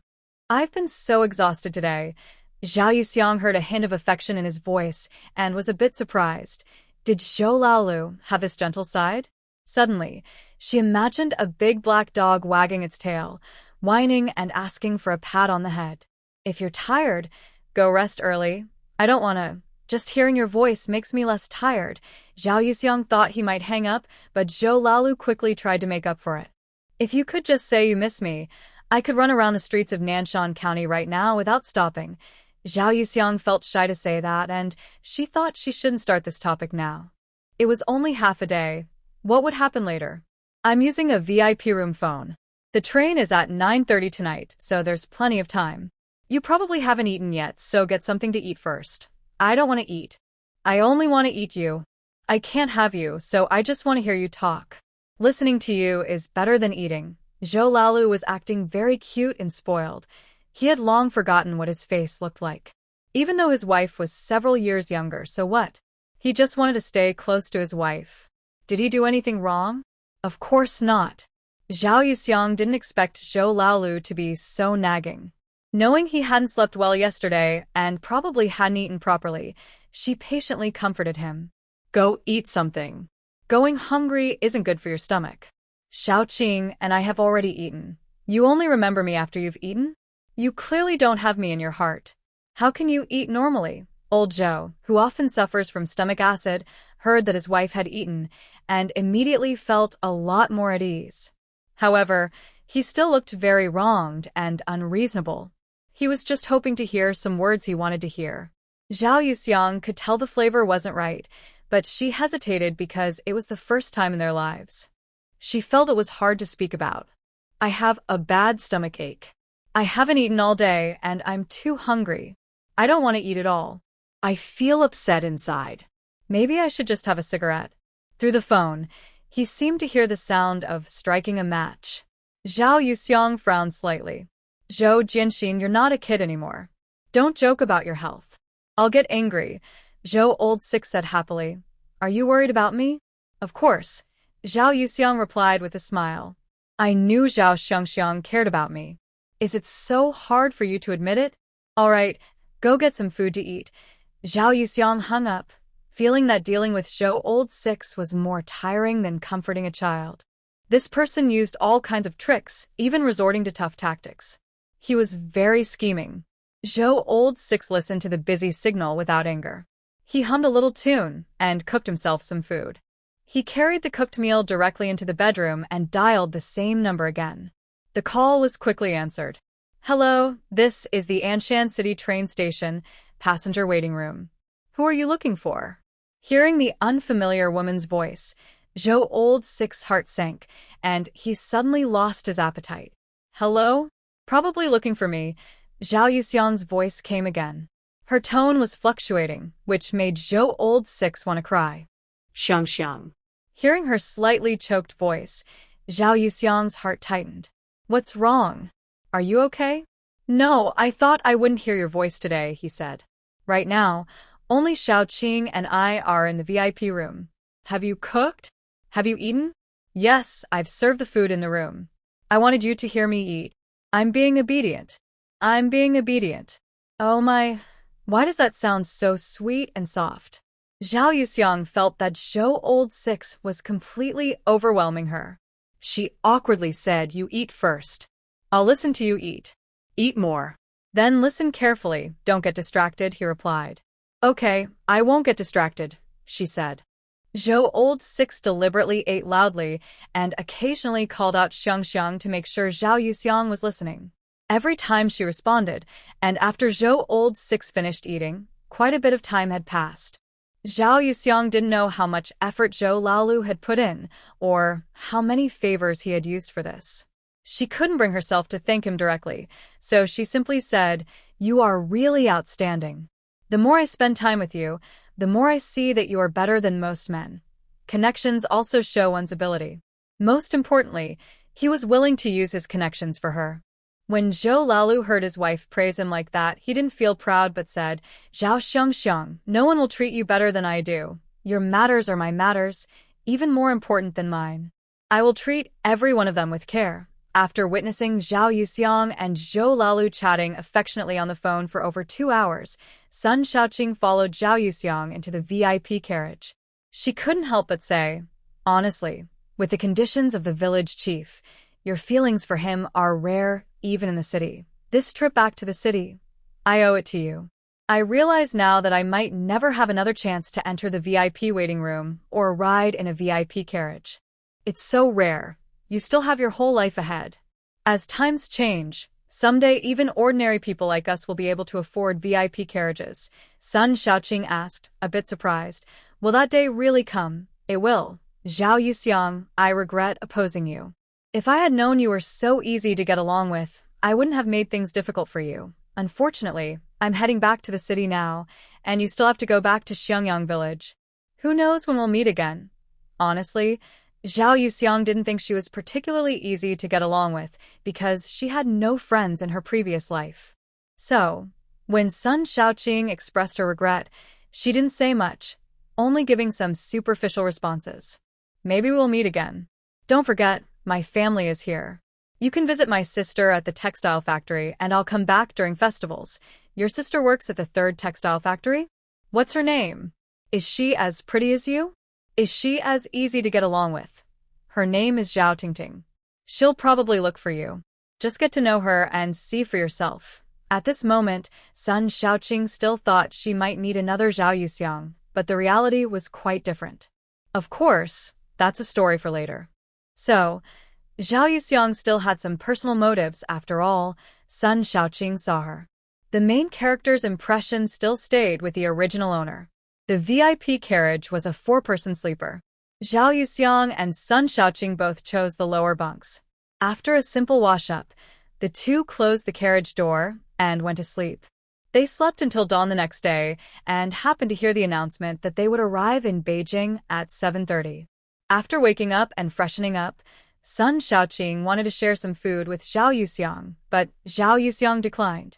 "It's too early. I can't eat yet. You eat first. I'll eat when we get off the train later. Yuxiang, I'll go home first. I told the village chief, and he will inform the textile factory that I'll report there next Monday. Okay, see you if we're lucky." After getting off the train and saying goodbye to Sun Shaoqing, Zhao Yuxiang looked for a newsstand with a phone. She called Lao Lu Zhou. "I'm here. Yeah, I miss you." Zhao Yuxiang blushed. "Remember to eat breakfast. I'll hang up now, at least say a full minute. Isn't it charged by the minute?" Zhao Yuxiang saw the sign on the wall, for cents per minute. She thought it was cheap, but in Beijing it was definitely much more expensive. "I haven't eaten yet. I'm hungry." "Then hang up," Lao Lu Zhou said reluctantly, and Zhao Yuxiang felt helpless. "I'll call you tonight."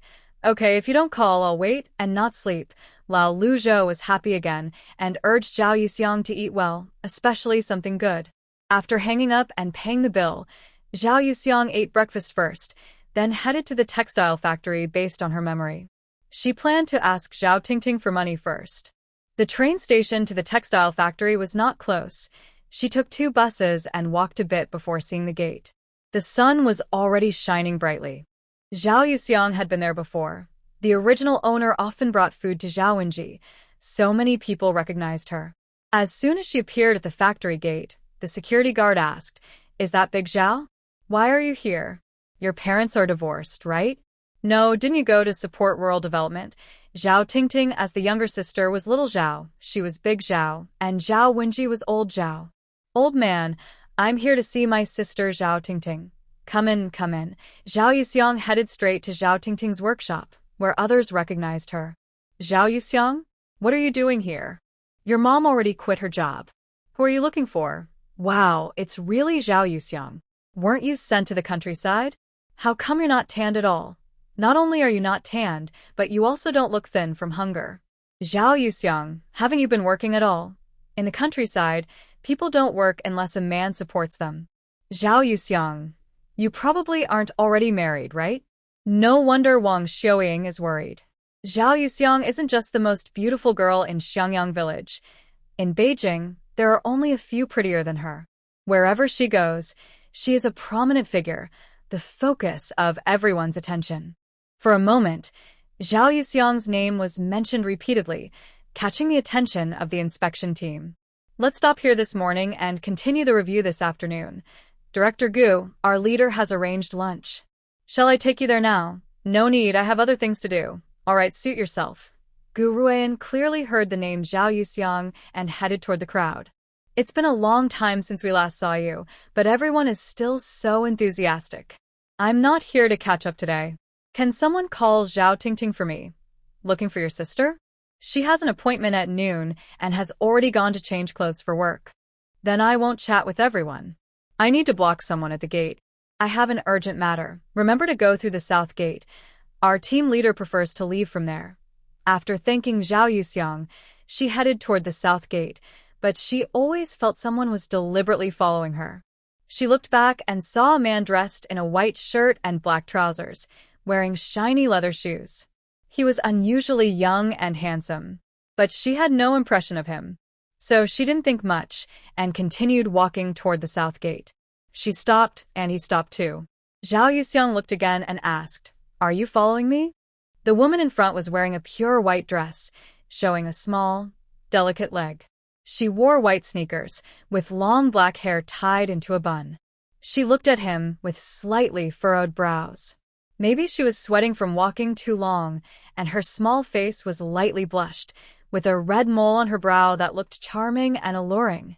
This wasn't Gu Ruian's first time seeing Zhao Yuxiang, but the woman in front of him had a completely different aura from the woman in his memory. It was a transformation, a rebirth. This discovery surprised him. Gu Ruian glanced at her slanting green bag and said, "You shouldn't have come back, and you definitely shouldn't be here." Saying "shouldn't" twice if she still couldn't guess who she was, then she wasn't Zhao Yuxiang. "I didn't want to come here either, but your woman, no, your wife, shouldn't have done what she did. She shouldn't have secretly sent money for my mother, who saves every month to support me." Gu Ruian's eyes flickered for a moment. He didn't know about this matter, and even if he did, he didn't think it was a big deal. "Your mother and your brother have been in the Zhao family for 17 years. They must have spent more than just that." Zhao Yuxiang couldn't help but laugh. "If you said that just to defend Zhao Tingting, I wouldn't find it strange. Marriage is about mutual tolerance. What my mother and Zhao Wenji do isn't something for you and me to comment on. I only care about the money my mother gives me. Zhao Tingting shouldn't touch my things." "Ruian." Zhao Tingting saw from afar that Gu Ruian was standing opposite a tall, slender woman. She couldn't help but shout in surprise. She glanced at her floral dress, the latest style from Beijing, and slightly lifted her chin. As she got closer and saw the woman's true face clearly, she was stunned and froze in place. "Zhao Yuxiang, how are you here?" Zhao Tingting looked extremely annoyed, surprised, confused, and a little scared. Gu Ruian frowned slightly at the sight and walked over, saying, "Let's find a place to talk." Zhao Tingting regained some composure, calmed her emotions, but her face was very stiff. "Ruian, you decide." After speaking, she seemed to declare her authority by linking her arm with Gu Ruian's. Zhao Yuxiang smirked indifferently. Since Gu Ruian arrived in his father's car, Zhao Tingting felt more confident again. Big sister, have you never ridden in a car before? This is a Gu family car. Ruan often takes me around. Really? That's nice. Zhao Yuxiang replied nonchalantly and then opened the back seat door by herself. Zhao Tingting punched herself internally, her face changing slightly. She didn't want to look too bad in front of Gu Ruan. But once in the car, she couldn't help but ask, Big sister, you're really skilled. I heard that in the countryside, people work facing the sun and look much older than city folks. But you've been gone for 7 months and haven't lost weight or gotten sunburned. How do you do it?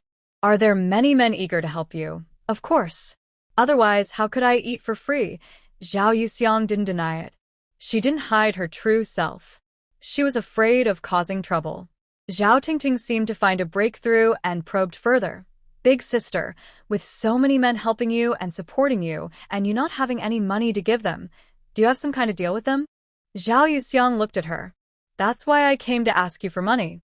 My mom sends me 10 yuan every month, but I haven't received a penny. Zhao Tingting's face changed. She quietly glanced at Gu Ruan, who showed no expression and then lied.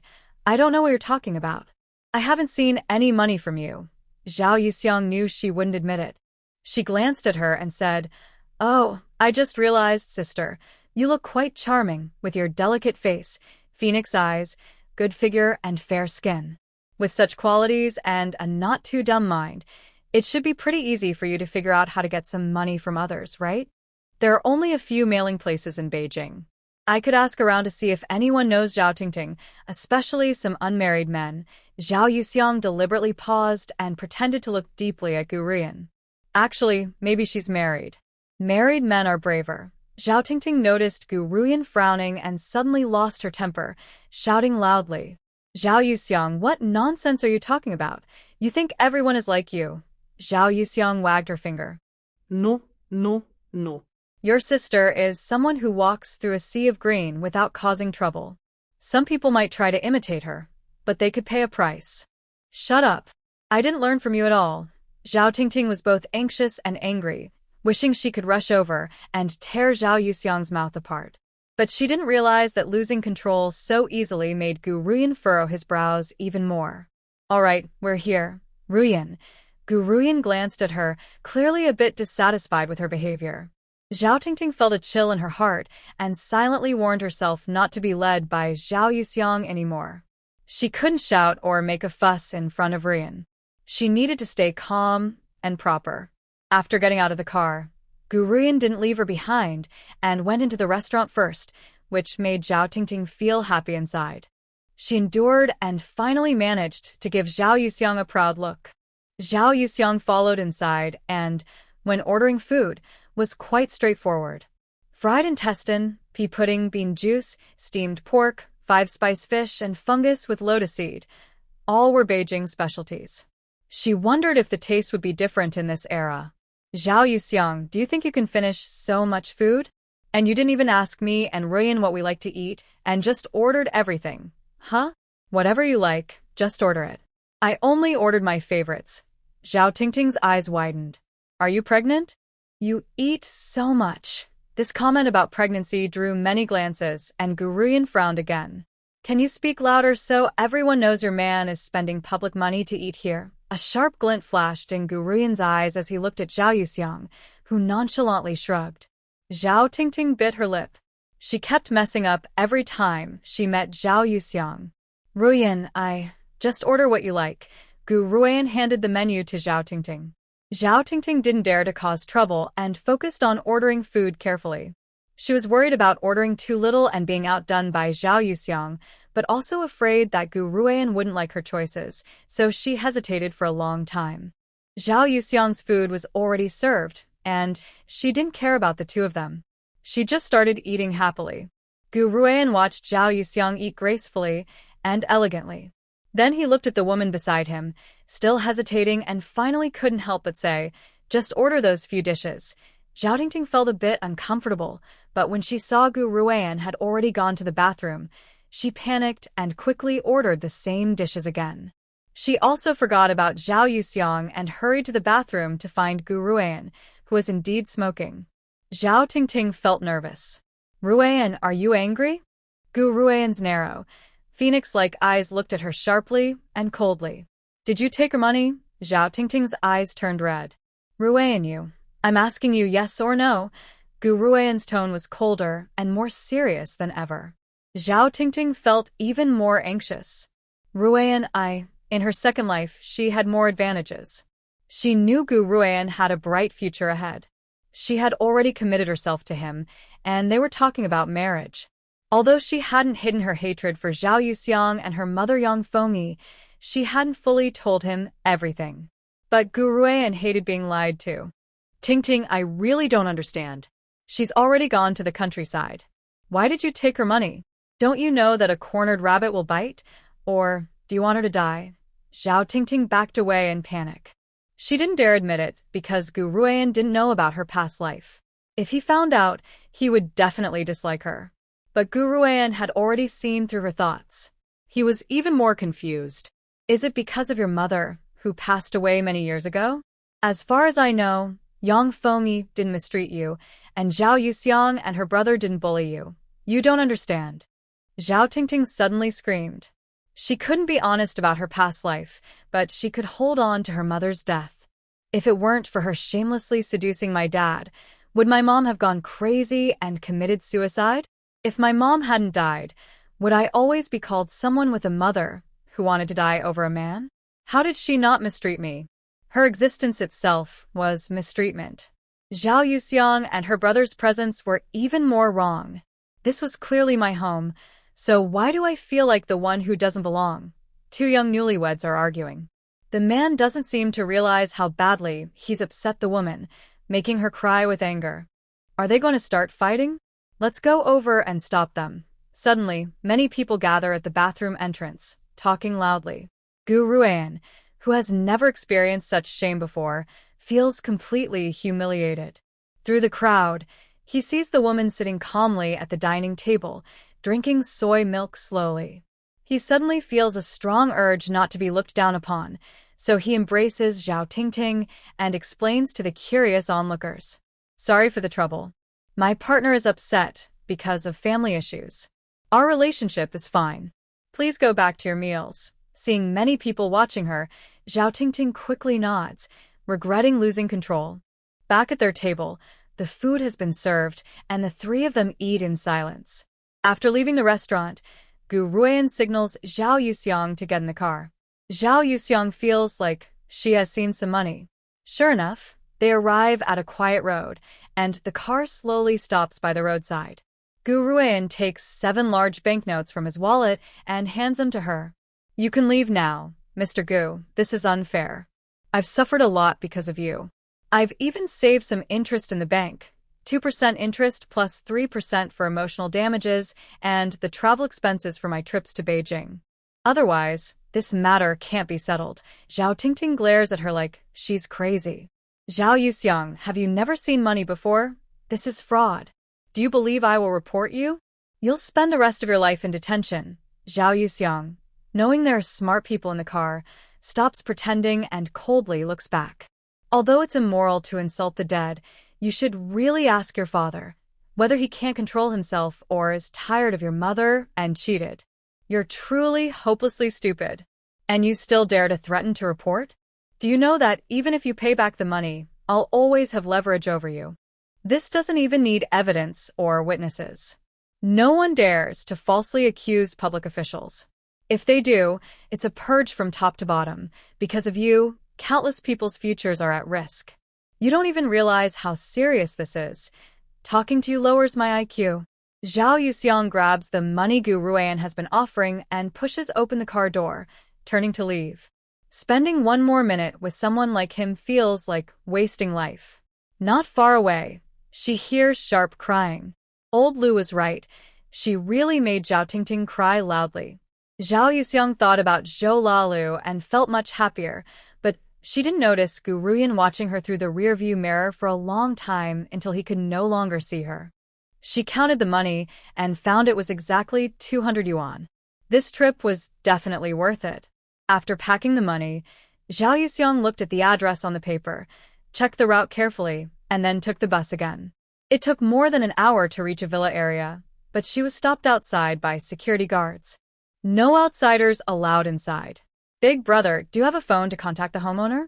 Please help me contact the resident of Building 21. The security guard looked at Zhao Yuxiang and thought she didn't seem like a bad person. What's your name? Who are you looking for? What's the matter? Be clear about everything. I'm Zhao Yuxiang. I'm looking for Yang Fomi. She's my mother. I came back from the countryside to see her. The security guard noted her name, then went back to the guardhouse to make a call. When he came out again, his attitude had changed. Comrade Zhao, please come in. Zhao Yuxiang smoothly entered the villa area. The signs made it easy to find the way. Just after turning at a fork, she saw a woman in a cheongsam far away, holding hands with a middle-aged man in a Sun Yat-sen suit. Next to them was a teenage boy in a white shirt and green military pants, waving at her nonstop. The boy ran over directly, shouting as he ran, "Sister, is that really you? Sister. Sister." Zhao Yuxiang was hugged tightly by the handsome boy. The boy sniffled and said, "Sister, I missed you so much. A real man doesn't shed tears. Your sister is right." The middle-aged man's strong voice rang out. Zhao Yuxiang then realized that the man in front of her looked very much like the original owner. And Zhao Yulong and the original owner looked even more alike. Both had features and skin tone inherited from their mother, but their eyes, noses, lips, and aura resembled the man in front of her more. Zhao Yuxiang understood. She had accidentally uncovered a big secret. "Yuxiang, Mom's good girl. Why did you come back without saying a word? If you had any accident on such a long journey, how could Mom live?"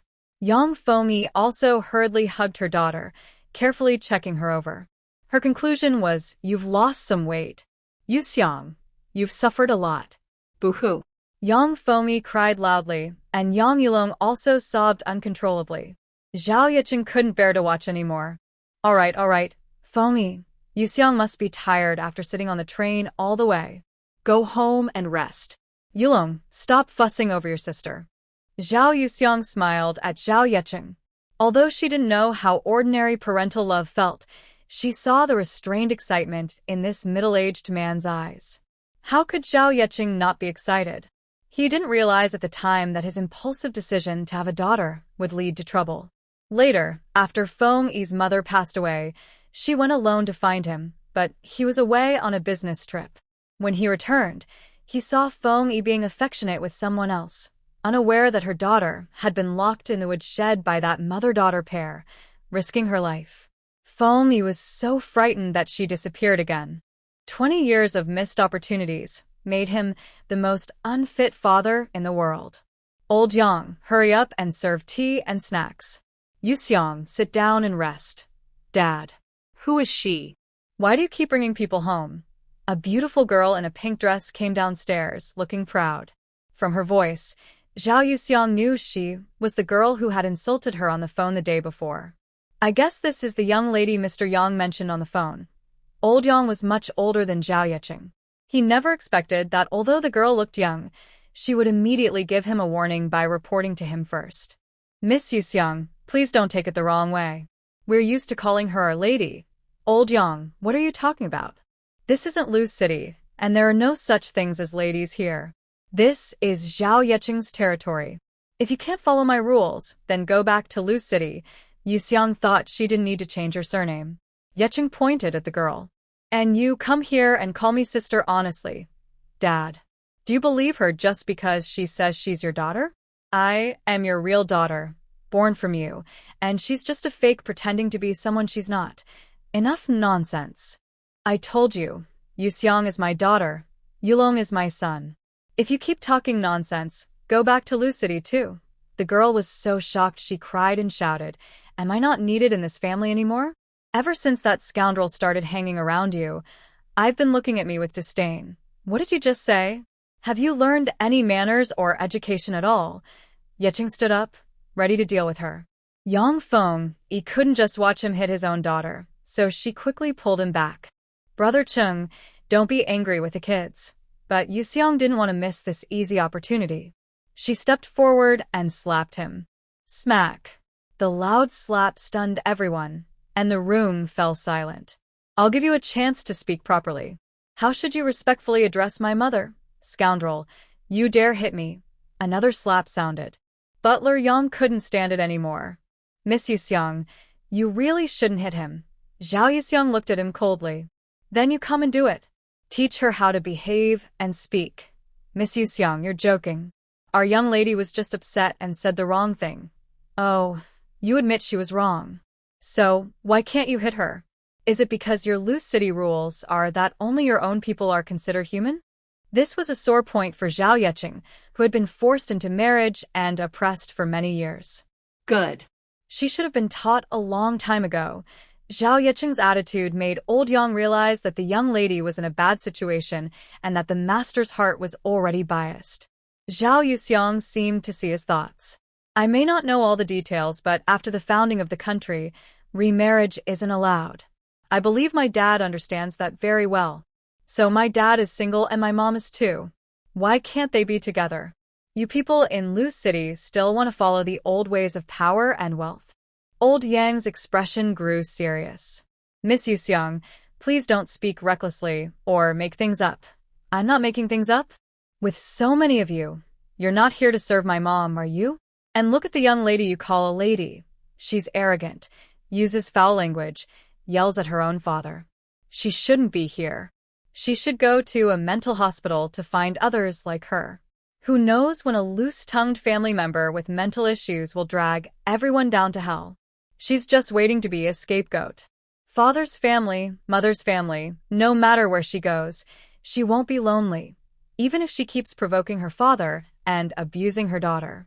Although Zhao Yuxiang exaggerated intentionally to create panic, she had to admit that Zhao Yeqing had severed his kinship with the Tang family in Lu City, but their interests were still connected.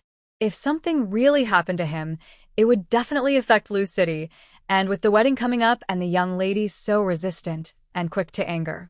Young lady, you still need to do your homework. Go back to your room and do it. I'll call you down for dinner later. Zhao Tian was slapped twice, waiting for Steward Yang to help her get revenge, but she didn't expect this result. She wanted to say more, but her biological father shouted again. Do you even know what you did wrong? Humph. Just knows how to scold me. Zhao Tian snorted angrily, covering her face, and ran back to her room. Steward Yang calmly went about his business, as if nothing had happened. But his way of addressing her would never change. This was also expected by Zhao Yuxiang. Going too far would make Zhao Yeqing's situation difficult when targeting Zhao Tian. Brother Cheng, take this and apply it to Tian's face. I think she might not answer the door. Zhao Yeqing glanced at Zhao Yuxiang. Seeing his eldest daughter drinking water gracefully, Yang Fengyi pushed him. Go quickly. Tian only listens to you. Zhao Yeqing patted Yang Fengyi's shoulder before hurriedly taking the towel and going upstairs. Zhao Yulong whispered to Zhao Yuxiang, Sister, you're really impressive. I wanted to hit her earlier, but Mom kept stopping me. Because both the servant and housekeeper Yang sided with Zhao Tian, Zhao Yuxiang couldn't say that stopping him was right. After all, her big sister could leave behind all the annoying behaviors when she left, but those who stayed couldn't afford to be tense and confrontational. Clearly, Yang Fengyi understood this, but she still didn't fully agree. She hoped her daughter would come back sooner, so she gently patted Zhao Yuxiang's head. Seeing that Yang Fengyi didn't say anything more, Zhao Yuxiang understood her good intentions, but wasn't planning to give up. This visit was to clear obstacles for her mother and brother, at least to ease their sadness. Housekeeper Yang, sit here. Yang Fengyi tugged Zhao Yuxiang's arm, and Zhao Yuxiang nodded to show she understood her boundaries. Miss Yuxiang, do you have any instructions?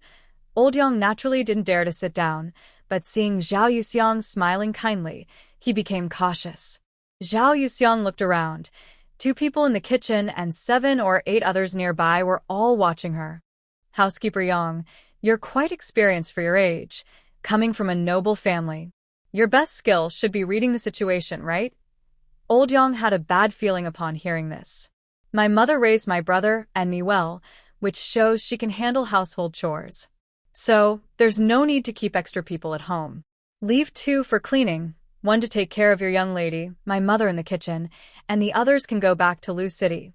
Seeing the disdain in old Yang's eyes, as if he refused to listen to her commands, Zhao Yuxiang smiled and said, "Housekeeper Yang, I can tell you I've been polite enough.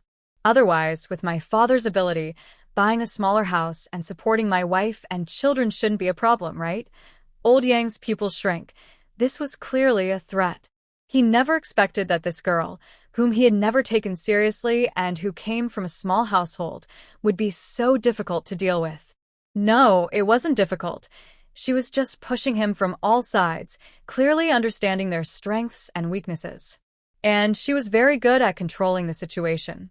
"Miss Yuxiang, you might not realize." Zhao Yuxiang interrupted, "You're trying to say I don't understand my father's status, that living in a small house makes him look down on? You're really full of yourself. Go find out. Who doesn't like a leader with a clean reputation? Who would dare trouble someone without any faults? Do not judge my perspective with your narrow-minded thinking. I understand the rules of the upper-class circles just as well as you do."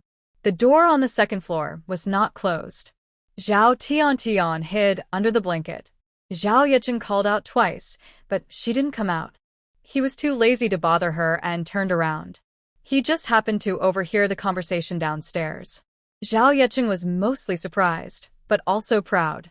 No wonder she is his daughter. Look, she dared to hit someone just after meeting, and she even dared to stand up to old Yang, who is quite stubborn. Just listen to Yuxiang. There are so many people moving around inside. I've been annoyed by it for a while. Just get rid of them quickly. Old Yang, who was slowly retreating, understood that his young lady not only couldn't surpass Yang Fengyi and her son in her father's heart, but she also lost again to Zhao Yuxiang. Although they are only 2 years apart, one still seems like a young girl who hasn't grown up, while the other is already capable of handling things on her own. The difference is obvious. "Okay, I will arrange it as soon as possible." Old Yang stepped back, knowing he had to report the situation to Lu City. Otherwise, he might even be asked to leave. Yang Fengyi was already prepared for a long struggle. She didn't expect her daughter to come and give her such a big face. She was both surprised and touched. Her Yuxiang knew how to care for her. Yang Fengyi quickly wept her tears.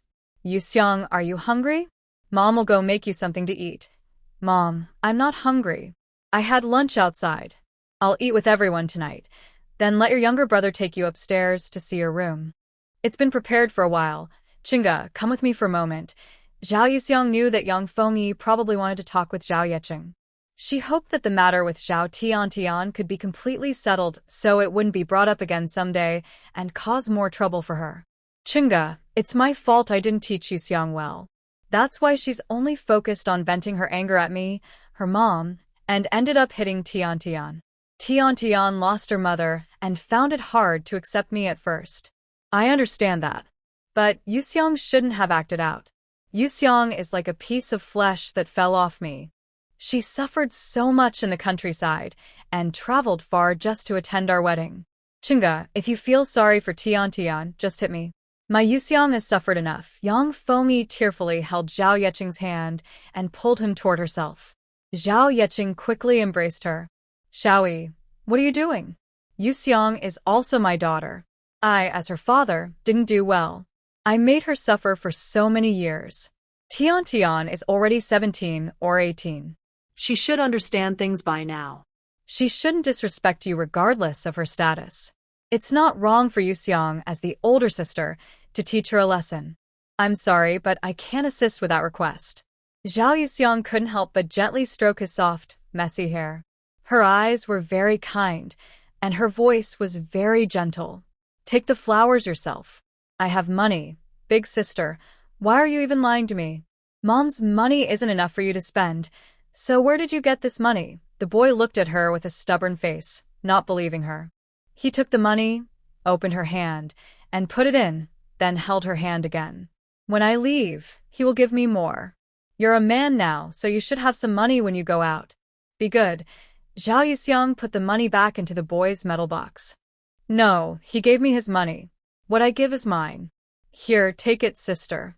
I beg you." The boy took the money out again and pushed it into her hand, shaking her arm as if he would cry if she didn't accept it. It was okay on the phone, but now she really couldn't bear it, such a cute boy crying. "All right, Thank you, little brother. Big sister, you've changed a lot since coming back from the countryside. You used to love me, but you never said thank you. You're too formal. I don't like it. I don't like it. Got it. I won't be so polite to you in the future. The boy finally smiled happily, showing his dimples. He put the coins back into the box and closed it. Zhao Yulong had been spoiled since he was a child. He had never suffered hardships.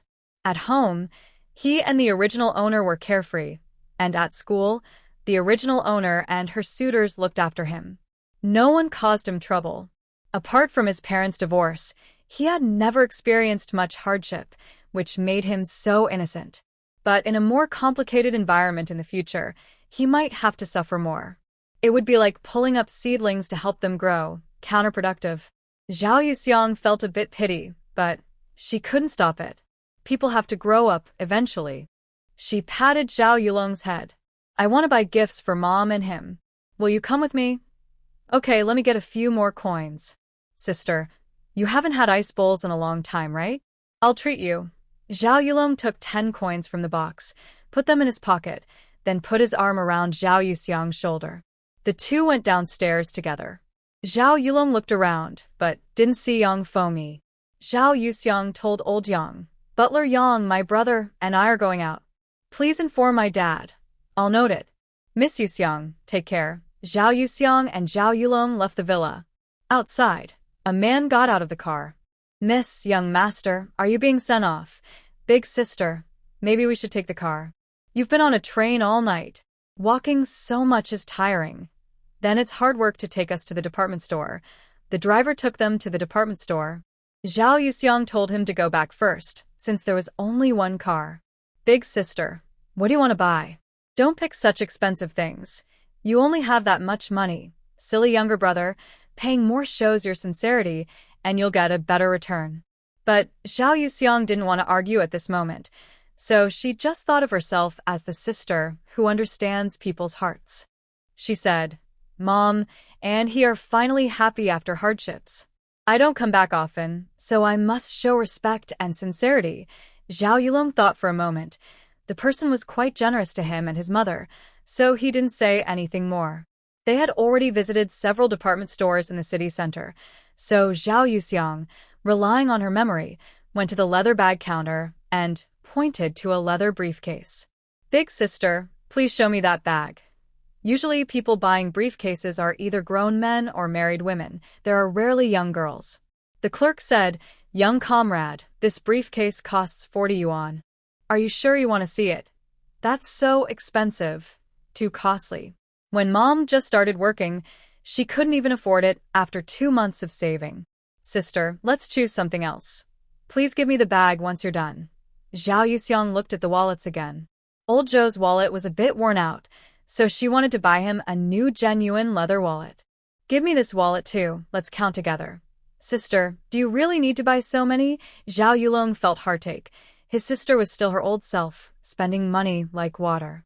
Young comrade, here's a cloth bag for you. The briefcase and wallet together cost 48 yuan. Take it.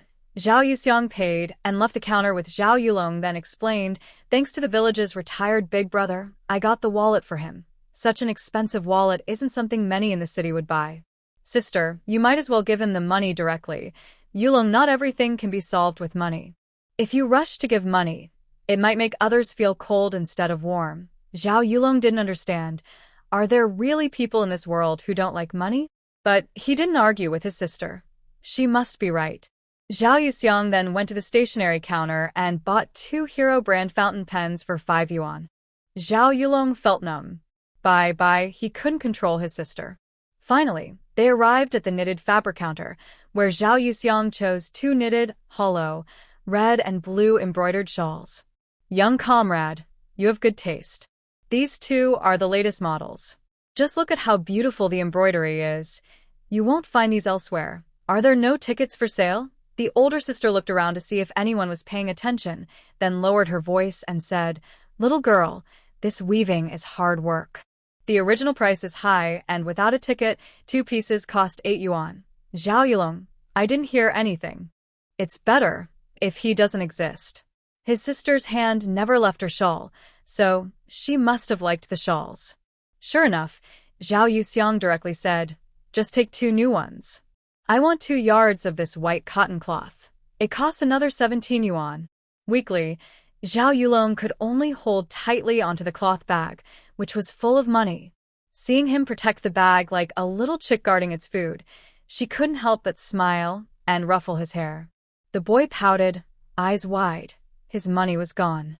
Money can be earned again. Don't worry about it. Let's go eat ice bowls and then take the bus home. I want to eat 2 bowls. One to savor slowly, and one to forget everything. All right, forget everything then. Zhao Yuxiang smiled, her eyes curved, her face glowing with a gentle charm. Her beauty was soft and captivating. The boy couldn't help but blush a little. In the future, when he looked for a partner, he had to compare her to his sister. At least she couldn't be uglier than him. Otherwise, he would feel very inferior in front of her sister. When they left the department store, the sun was setting. The evening glow cast a warm light on the brother and sister, like a beautiful painting, making passers-by turn their heads and gaze from afar. Not far away, they arrived at a state-run restaurant, and Zhao Yulong happily ordered food. 3 for bowls of ice. He had the confident air of a young master who wasn't worried about money. Zhao Yuxiang smiled, found a seat, but felt 2 pairs of eyes looking at her. She looked over curiously. Sitting opposite Gu Ruyan was a man nearly 30, handsome and elegant, who politely smiled at her. Seeing that he was not a vulgar person and had no intention of bothering her, Zhao Yuxiang nodded slightly. "Big sister, you 2 bowls, I'll have 2 bowls. Don't eat too much ice and I'll give you all the walnuts." "Yulong, I can't eat that much. Don't pick at my bowl. You should eat less ice too. If you want to pick, you probably can't get walnuts back in the countryside. I'll buy some for you the day after tomorrow and bring them back." Watching the warm interaction between the siblings, Gu Ruyan asked, "Do you know that lady, Brother Dong?" He hadn't forgotten the moment when their eyes met earlier. Gu Xiaodong sighed softly. "Where would I meet such a beautiful woman? If I knew her, I wouldn't still be single now. What about you? Do you know her?" The matter between Gu Ruan and Zhao Tingting was still known only to their parents, and they hadn't told relatives or friends. Like Gu Xiaodong, who is several generations removed, I am not very clear about the relationship, so Gu Ruan casually denies it. "It seems I have a vague memory, but I can't quite recall." "TSK, you can't remember such a beautiful woman? Are you okay? If my close brother saw this beauty, he'd be eager to rush over." Hearing such rough words, Gu Ruan felt uncomfortable and frowned but didn't say anything further. "Brother Dong, my dad wants me to ask you, how should we attend the wedding tomorrow? Just follow the usual way. During this sensitive time, don't stand out too much. It might attract unwanted attention." Zhao Yuxiang and her brother finally didn't finish their food. All 4 bowls still had ice. Zhao Yulong felt distressed because there was nothing to pack, and Zhao Yuxiang couldn't do anything about it. "Stop looking, it's time for us to go back. If I rest a bit more, I can finish eating without wasting food. Don't eat too much ice, or you'll get a stomach ache. Be good, take your things, and let's go." Zhao Yulong noticed the man at the opposite table and then looked at his sister, shooting a fierce glare. He carried his bag, hugged his sister's shoulder, and headed out, then turned back at the door with a toothy grin. "Hey, this kid's quite cheeky. Looks like he's not afraid to be watched." Gu Xiaodong chuckled, while Gu Ruan felt he was paying too much attention to Zhao Yuxiang and said, "She's not young anymore. Maybe she's already married."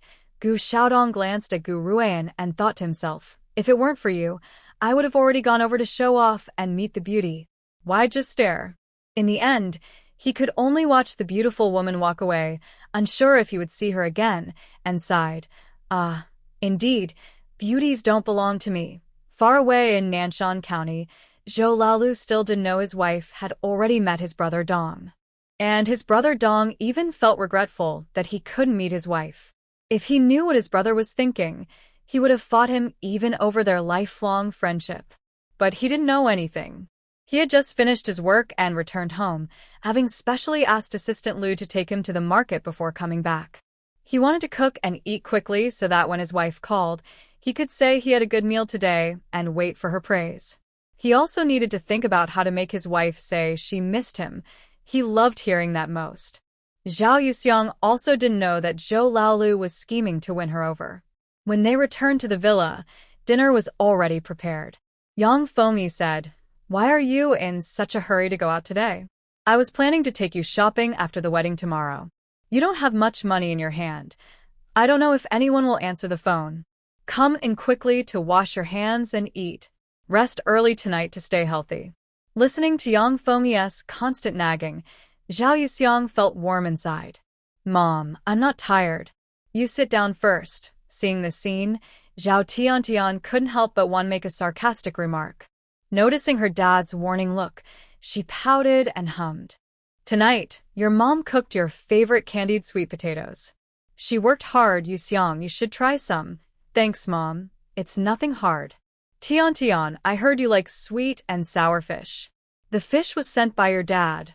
I killed it myself. Try the taste." "No need to try it. It's not as good as what our cook makes. They learned as apprentices just to cook for leaders. Their cooking skills are not something you can compare to. If you don't want to eat, go back to your room." "You're spoiled," Zhao Yeqing shouted loudly. "You're scolding me again. Won't you try it? If it's not as good as the chef's, why can't I say so?" Feeling stubborn, Tiantian took a bite, and the sweet and sour flavor spread in her mouth. Chewing again, the outside was crispy, inside tender, nothing to complain about. Suddenly, she couldn't find fault. Unwillingly, she admitted, "It's not worse than the chef's. Xiaoyi, your cooking is still as delicious as I remember." It seemed he remembered the girl who used to bring him lunch during their youthful days, and Zhao Yeqing's eyes welled with tears. "Chengji, eat more. I'll cook delicious food for you every day. It's just okay to eat. Then don't eat it." Zhao Yulong also liked sweet and sour fish. His mother's cooking, he knew the taste. He wanted to grab some now. Tian quickly protected her plate.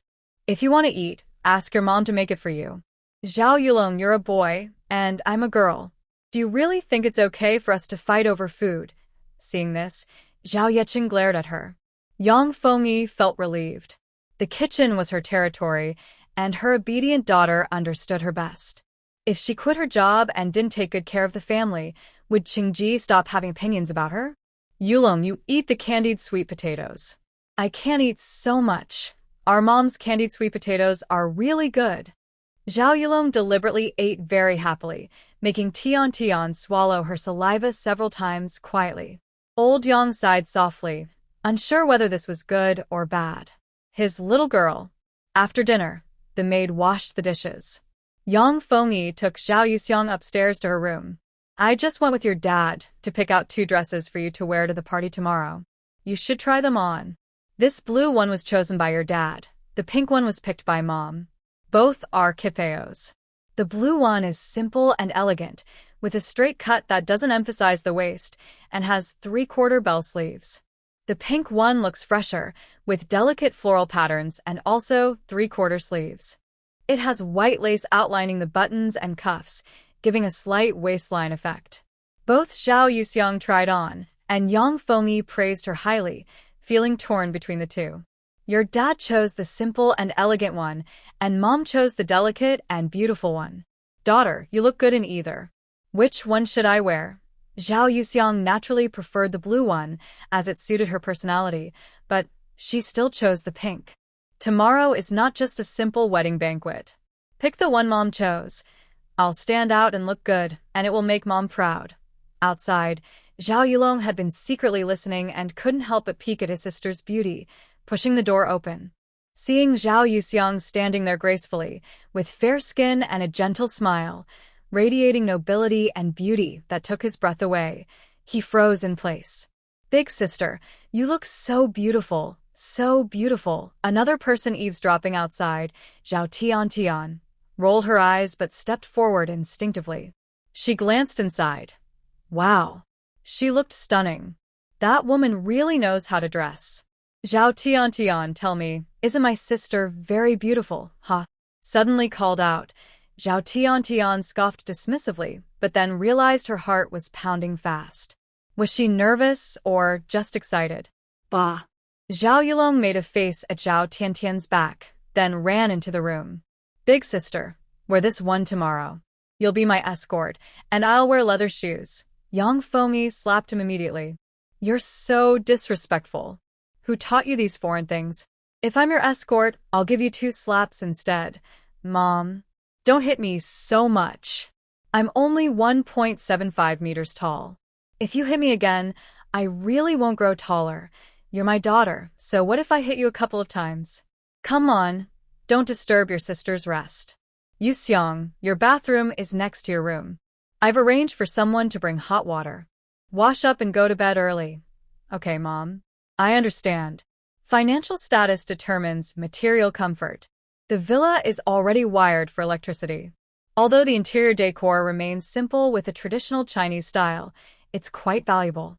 She knew someone was waiting for her call outside, but there were too many people at the event, making it hard to speak. Zhao Yuseong first took a shower.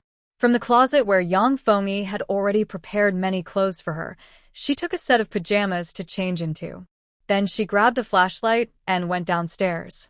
Old Yang heard the noise and came out. Miss Yuseong, it's me.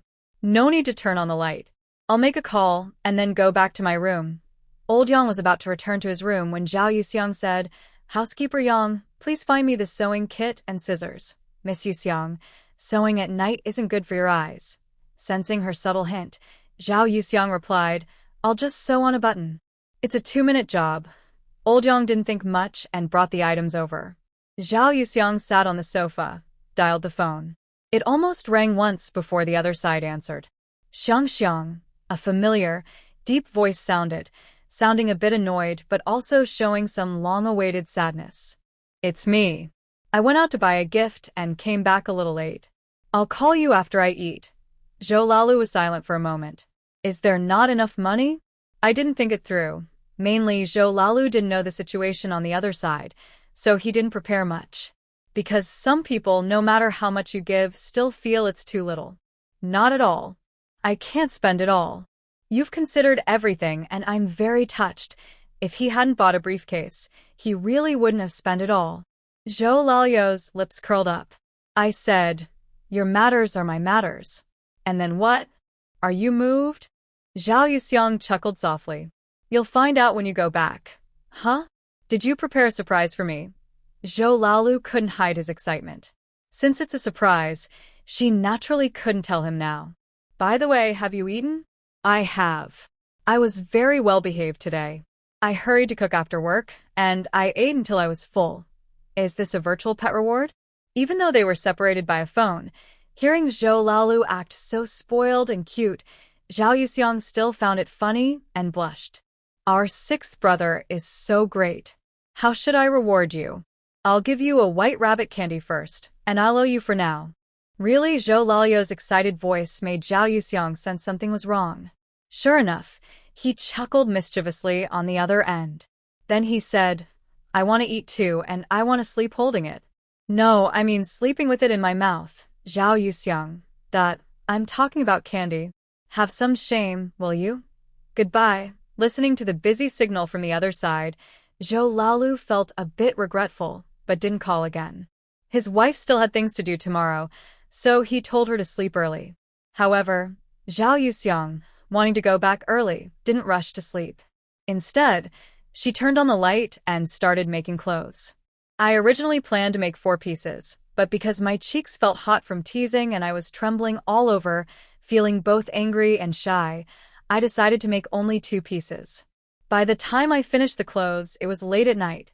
Soon, the wedding day arrived. The next day, just before dawn, Yang Fengmi woke Zhao Yuseong up. Yuseong, change your clothes when you get there. First, wash your face and eat breakfast. We need to leave soon. Okay, Mom. I'll do it quickly. After washing up, Zhao Yuseong tidied the room briefly, packed her clothes into a bag, and went downstairs. When Zhao Yeqing saw her, he scolded the other 2. Look at you 2, still not awake, almost with your heads hanging to the ground. And look at your sister. It's not me getting married, Zhao Tiantian mumbled. Zhao Yeqing sharply slapped the table and scolded sternly.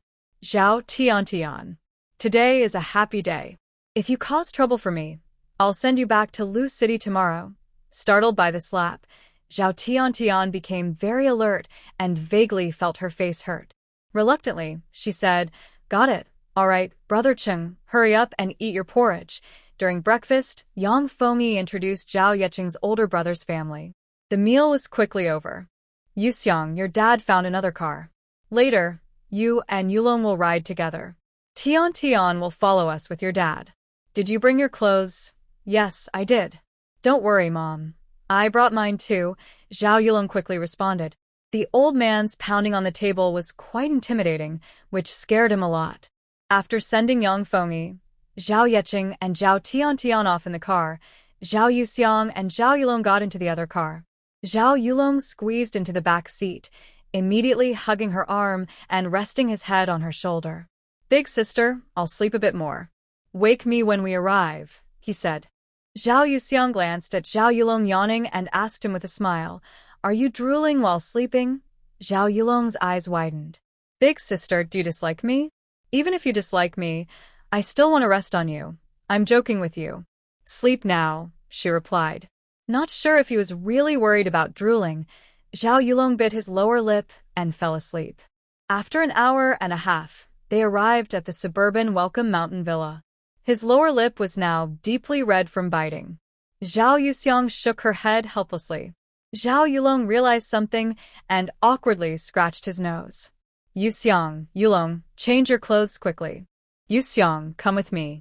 Yulong, go find your dad, Yang Fengmi said. Zhao Yuxiang followed Yang Fengmi into the room. Zhao Tian had already changed into a pink dress, and someone was helping her do her hair. Yang Fengmi changed into a bright red cheongsam, which made her snow-white skin and curvy figure stand out even more. She is under 40 years old. Ignoring the barely visible fine lines on her face, people might think she is her older sister who is unmarried, so no one would suspect anything. Zhao Yuxiang also put on a cheongsam herself, without help. She said, One of you help my mom with her hair, and the other with her makeup.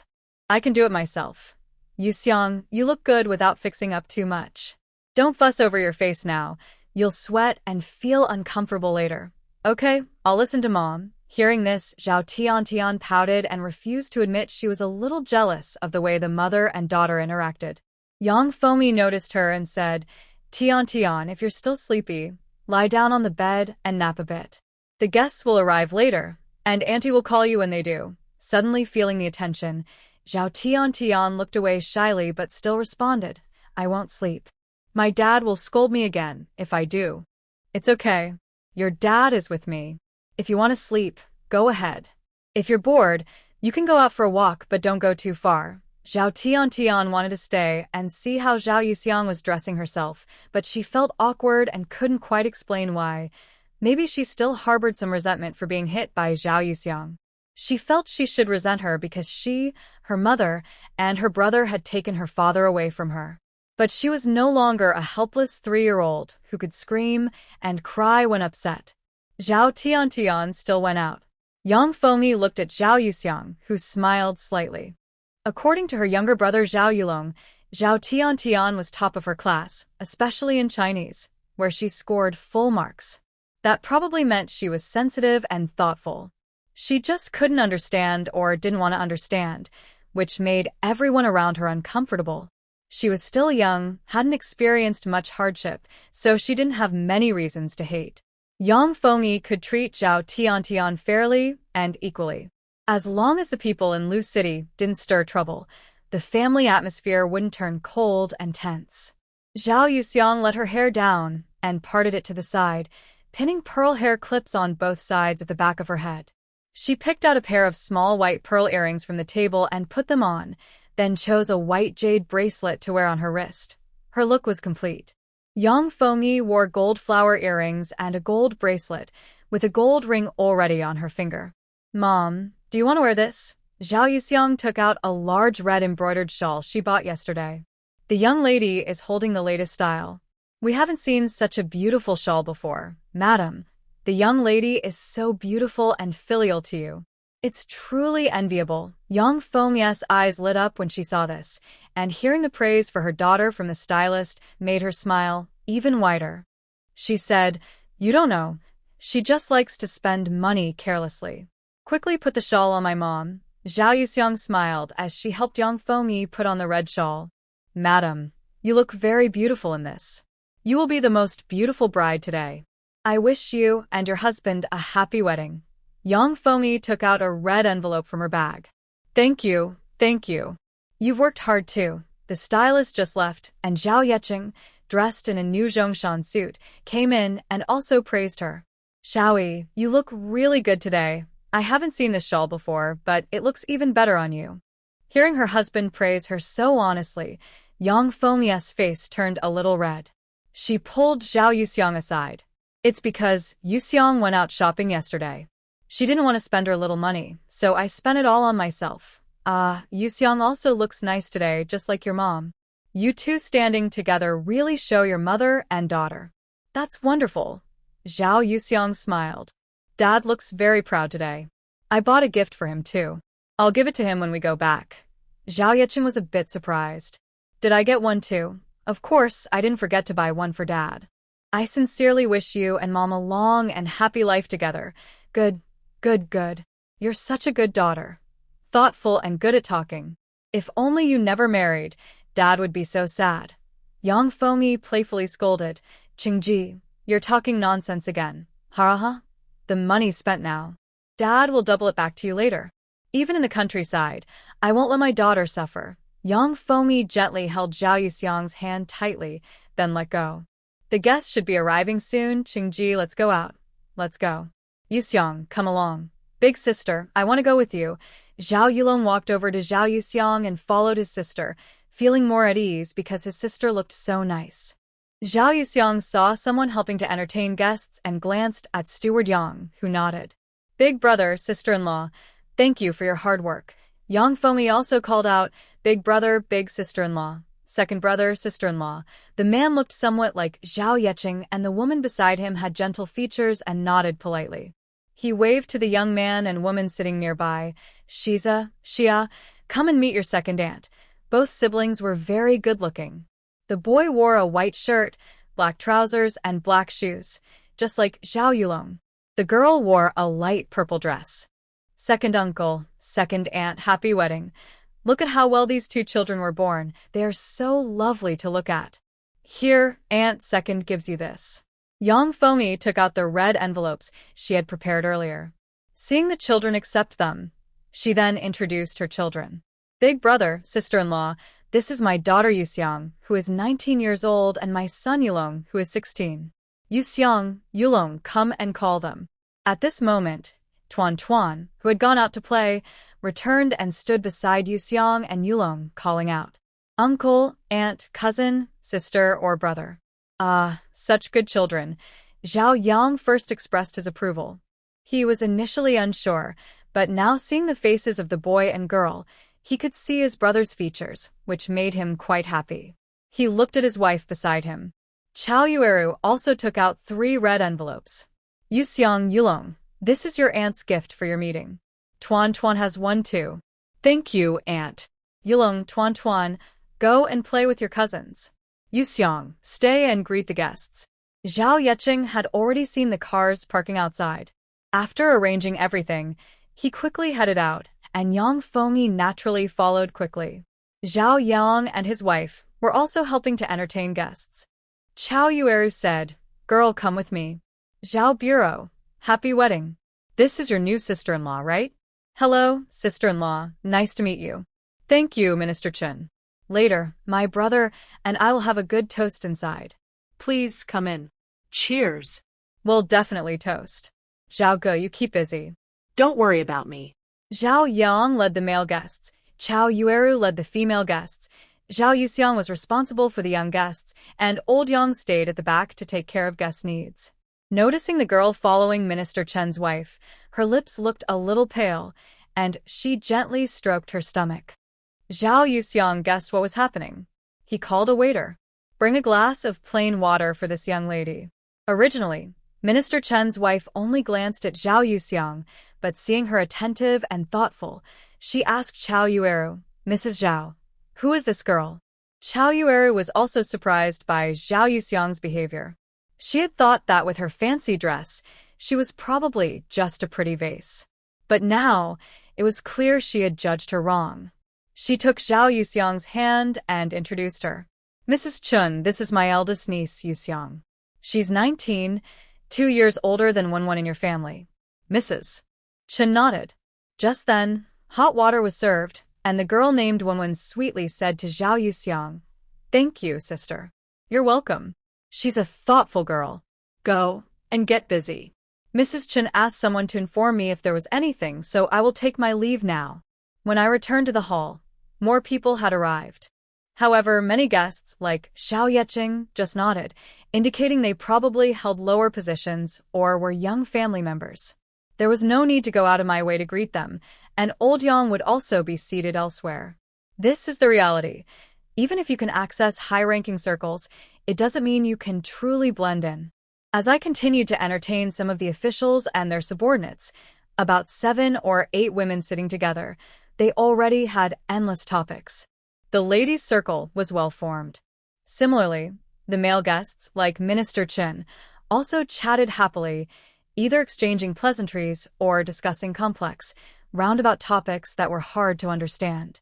The lively part was the boys' circle led by Zhao Shiza and Zhao Yulong, and Zhao Ye's group with Zhao Tian, along with the girl group involving Chen Wenwen, who was reluctantly participating. The boys talked about their latest cars, whose dad bought whom a motorcycle, and how someone crashed it and got a spanking. They also discussed trips to Hong Kong, how the plane felt, how daring Hong Kong women dressed, and some read books and shared insights. Then the conversation suddenly cooled off. The girls' circle was not about ordinary people, but about topics you could only imagine from those who had access to the upper class. "I only came because my mom said it's not hot," one girl said. "But after coming, I found out this broken fan 1924 doesn't work well. It's not cool at all, not as good as our fan at home." "Just a fan isn't enough," another replied. "We just installed an electric refrigerator 1956 last month. My mom gives me ice-cold watermelon and mung bean soup every day. That's real cool." "Did your family get a TV?" "I don't think you have a black and white TV 1953, right?" "I enjoy watching cartoons while eating ice cream. That's the real comfort." "Who still watches black and white TV?" "We got a color TV 1970 last year. Now, the smoke in cartoons looks white." Zhao Yuseong noticed Zhao Tian sneaking several eye rolls nearby. She shook her head. "Old Shen, how come you're here too?" "Little Shen is here too? Come on, Lil Shen, I'll push you." Zhao Yeqing's exclamation drew everyone's attention outside. Only a few murmurs could be heard. A young man with an overly delicate and cold appearance was pushing a wheelchair, on which sat an elderly man nearly 70, with white hair on the sides, exuding an imposing aura without even trying. This old man was probably the highest-ranking guest today. Zhao Yuseong quickly walked over. I only heard Zhao Yeqing quietly say, "Xiao Yi, go to my room and bring the tea leaves to the private room. You're getting married, and I, an old man, should come to show respect." Zhao Yeqing bent over the whole time. "It's an honor that you can come, but it's noisy here, and I worry it might disturb your peace." "I've faced many situations in my life. I'm not afraid of this," the old man said. "Where are your 2 children? Call them over so I can see them." Zhao Yeqing nodded to Zhao Yuseong, who quietly stepped back, called Zhao Yulong, and found Zhao Tian. The 3 hurried to the private room. The old man had already moved to sit on the sofa. A calm young boy sat beside him. Zhao Yeqing sat at the other end, personally washing teacups and brewing tea. Yang Fengyi sat nervously nearby. "Grandpa Shan, you're here. Brother Xiuyan." Zhao Tian was very familiar with the grandfather and grandson and greeted them excitedly, then sat down directly. "Yuseong, Yulong, call Grandpa. Yulong, you also have to call Xiao Shun brother. Grandpa Shun, brother Xiuyun." Yuseong probably understood that this old man was likely involved deeper with the Lu City Tang family, so she didn't dare call Shin Xiuyun younger brother. The old man first looked at the nervous Zhao Yulong, then at the elegant Zhao Yuseong, nodded faintly without saying much. Zhao Yeqing gave Yuseong a subtle signal, and she quietly pulled Yulong out. As they left, Zhao Yeqing introduced Yang Fengyi. Because of a sudden matter, Gu Xiaodong, who arrived late, brought Gu Ruyan in. From afar, he noticed Zhao Yuseong, who was stunningly beautiful. She was so beautiful that he was momentarily stunned. Gu Ruiyan also didn't expect to see Zhao Yuxiang here. Seeing her being pulled away by a man, he instinctively wanted to follow, but Gu Xiaodong moved faster. Zhao Yuxiang, didn't you go to the countryside? And how come your mom married Director Zhao? Earlier, it was mentioned that the original owner didn't bring anything when going to the countryside because the female lead caught her in a trap. The man in front of him was that thorn in her side. The original owner's previous suitors and classmates, including Zhao Tingting, had no right to come here. And although the family of the man in front of him was not prominent here, his father was several levels higher than the original owner's father, Zhao Wenji. The original owner had once tried hard to marry Han Yunkai, who had also promised to find a way to bring her back to the city. Therefore, Zhao Tingting threatened the original owner, warning that if she dared to ask Zhao Wenji for money, she would reveal her circle of loyal followers and her frequent outings with boys to Han Yunkai, destroying her wealthy family dreams. Why are you so obsessed with me? Don't think that just because you're now the daughter of the bureau chief, I will look up to you. I will never marry a woman like you, who is unfaithful. Forget about it. Han Yunkai is about the same height as Zhao Yulong. His blue shirt looks too loose on him, and his thin build makes his square face with glasses look even more anxious. At this moment, he still looked at her with a disgusted expression, but Zhao Yuxiang's lips curled into a faint smile. Han Yunkai, I almost forgot. You said your dad works at the 7th post office, and after you graduate, he would help you get an internship there.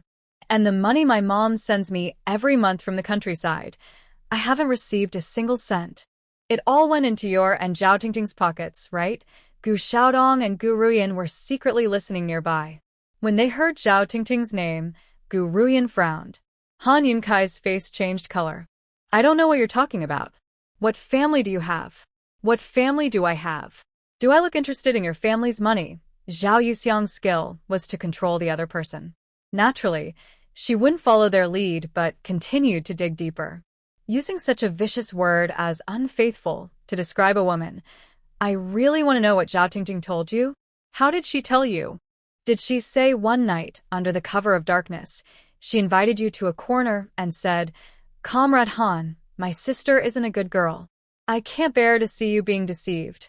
Is that it? Han Yunkai's face darkened. Stop talking nonsense. Zhao Tingting is not a woman like you. Oh, so you've met her. Zhao Yuxiang's gaze suddenly turned cold. Han Yunkai hesitated, feeling a bit unsure. So what if I have? If she hadn't told you that your mother, Yang Fengyi, was an interloper, and if she hadn't said you were involved with many men at school, I would have told my dad I wanted to marry you. Wouldn't I have become a fool? Gu Xiaodong, wait. Who? Who is her mother? Did I just hear things? Then you think I have many suitors but hide it from you, just to play with you, and you're unwilling, driven by evil, to take my money? Zhao Yuxiang pressed closer, and Han Yunkai was starting to falter but still gritted his teeth and denied. Say whatever you want, I didn't take your money. Then you must have given Zhao Tingting money. Have your relationship developed into mutual benefit? What did she promise you? Did you sleep with her? Shut up. Han Yunkai shouted loudly, noticing many people turning to look. Zhao Yuxiang calmly ate some snacks. Everyone couldn't figure out what was happening, and Han Yunkai already broke out in a cold sweat. He lowered his voice and said, Zhao Yuxiang, I'll say it again. Tingting is not like you. Don't accuse her without reason. Zhao Yuxiang looked at him coldly and said, Did you come into this world just to owe your parents money? What do you mean? What I mean is, I almost starved in the countryside. You took my money, and you think I'll just forget? I don't even need to call out at the gate of Chiyu. Your dad would be forced to lose his job. Han Yunkai was shocked, trembling with fear, and threatened harshly. Zhao Yuxiang, if you dare do that, I'll shout so everyone in the city knows your mom was involved with a third party, which caused Zhao Tingting's mother to die. Zhao Bureau might also face questioning. Zhao Yuxiang shrugged. Do whatever you want. Use your narrow view to challenge the authority of the upper class. It's best to bring down the entire Han family to see if Zhao Tingting is worth it. Han Yunkai took a step back in shock, unsteady, staring at Zhao Yuxiang like he was looking at a demon. Zhao Yuxiang softly added, Have you thought about why only my younger brother and I, Zhao Wenji, are different from Zhao Tingting? Could it be that Zhao Wenji cannot have children? Today, some fools came to the wedding banquet. Everyone could see she and her brother looked like Zhao Yeqing. She also suspected this herself, so she decided to let Zhao Tingting verify it, so she wouldn't be so foolish as to go around causing trouble for Yang Fengyi and her son. The decision was made suddenly, because she had just noticed Gu Ruyan. No, that's impossible, Han Yunkai shook his head repeatedly, sat down heavily on a stool, his mind in chaos, cold sweat pouring down. Before the wedding ends, I want to see the detailed process of how you and Zhao Tingting conspired to steal my money. In writing with signatures and fingerprints, even a blood signature is fine. I don't care about the details. Watching Zhao Yuxiang's graceful figure walk away, Han Yunkai collapsed onto the table, clutching his head. Gu Xiaodong, whose suspicions had been confirmed, felt repeatedly disappointed, then suddenly thought, having a beautiful and clever sister-in-law wouldn't be bad. But his face still looked a bit gloomy. Old Six, I really admire you. The show is over. Let's go. I'll take you to meet Bureau Zhao and get you familiar with him. Gu Xiaodong hugged Gu Ruyan as they left. Meanwhile, the cold young boy Xin Shiyun, who was leaning against the other wall corner, just came out from around the corner and glanced at the distant figure. At mealtime, Zhao Yihong's family of 4, Zhao Yuxiang, Zhao Yulong, and Zhao Tiantian, sat at the same table as old Master Shen and his grandson. Zhao Yeqing and his wife were also there. Others sat according to their social rank. The closer to the main table near old Master Shen, the higher their status. So Zhao Yeqing, with Yang Fengyi, only offered drinks at nearby 3 or 5 tables.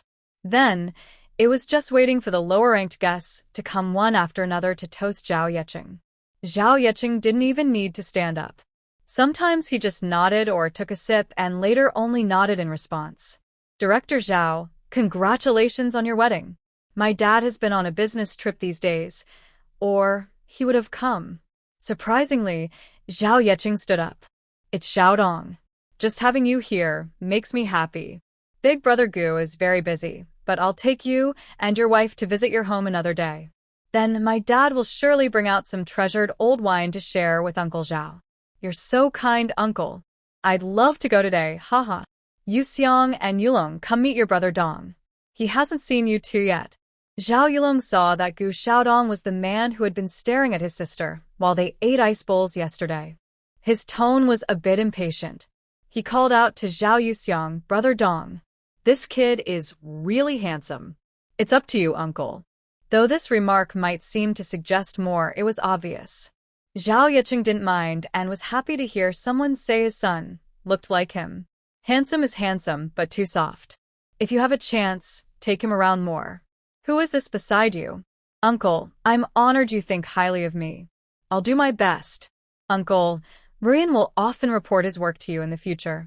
Gu Ruyan respectfully raised his glass. Director Zhao, congratulations on your wedding. Wishing you a happy life ahead. Ruyan, right? Okay. Zhao Yeqing took a symbolic sip. Gu Xiaodong and Gu Ruyan left. Next, some people who knew old Master Shen's status or thought they could get closer approached the main table to toast. Xin Shiyun didn't drink alcohol, and Zhao Yang wasn't quite qualified, so the job of stopping drinks fell to Zhao Yeqing. With the last dish served, the wedding banquet was considered successfully over. Zhao Yeqing and Yang Fengyi still wanted to see some people off. At this moment, Han Yunkai came to Zhao Yuxiang and handed her a folded piece of paper. I have explained the process, and I will return the money to you.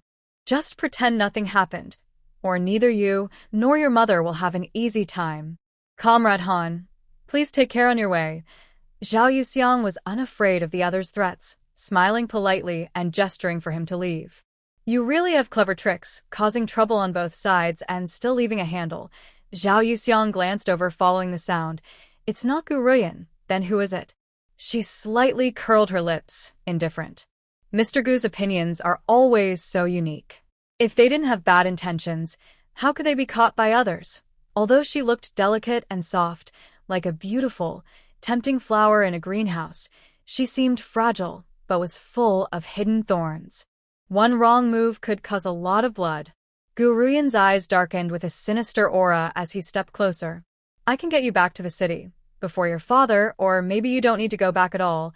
Zhao Yuxiang frowned, confused by Gu Ruyan's strange behavior. Her instincts told her he was up to something.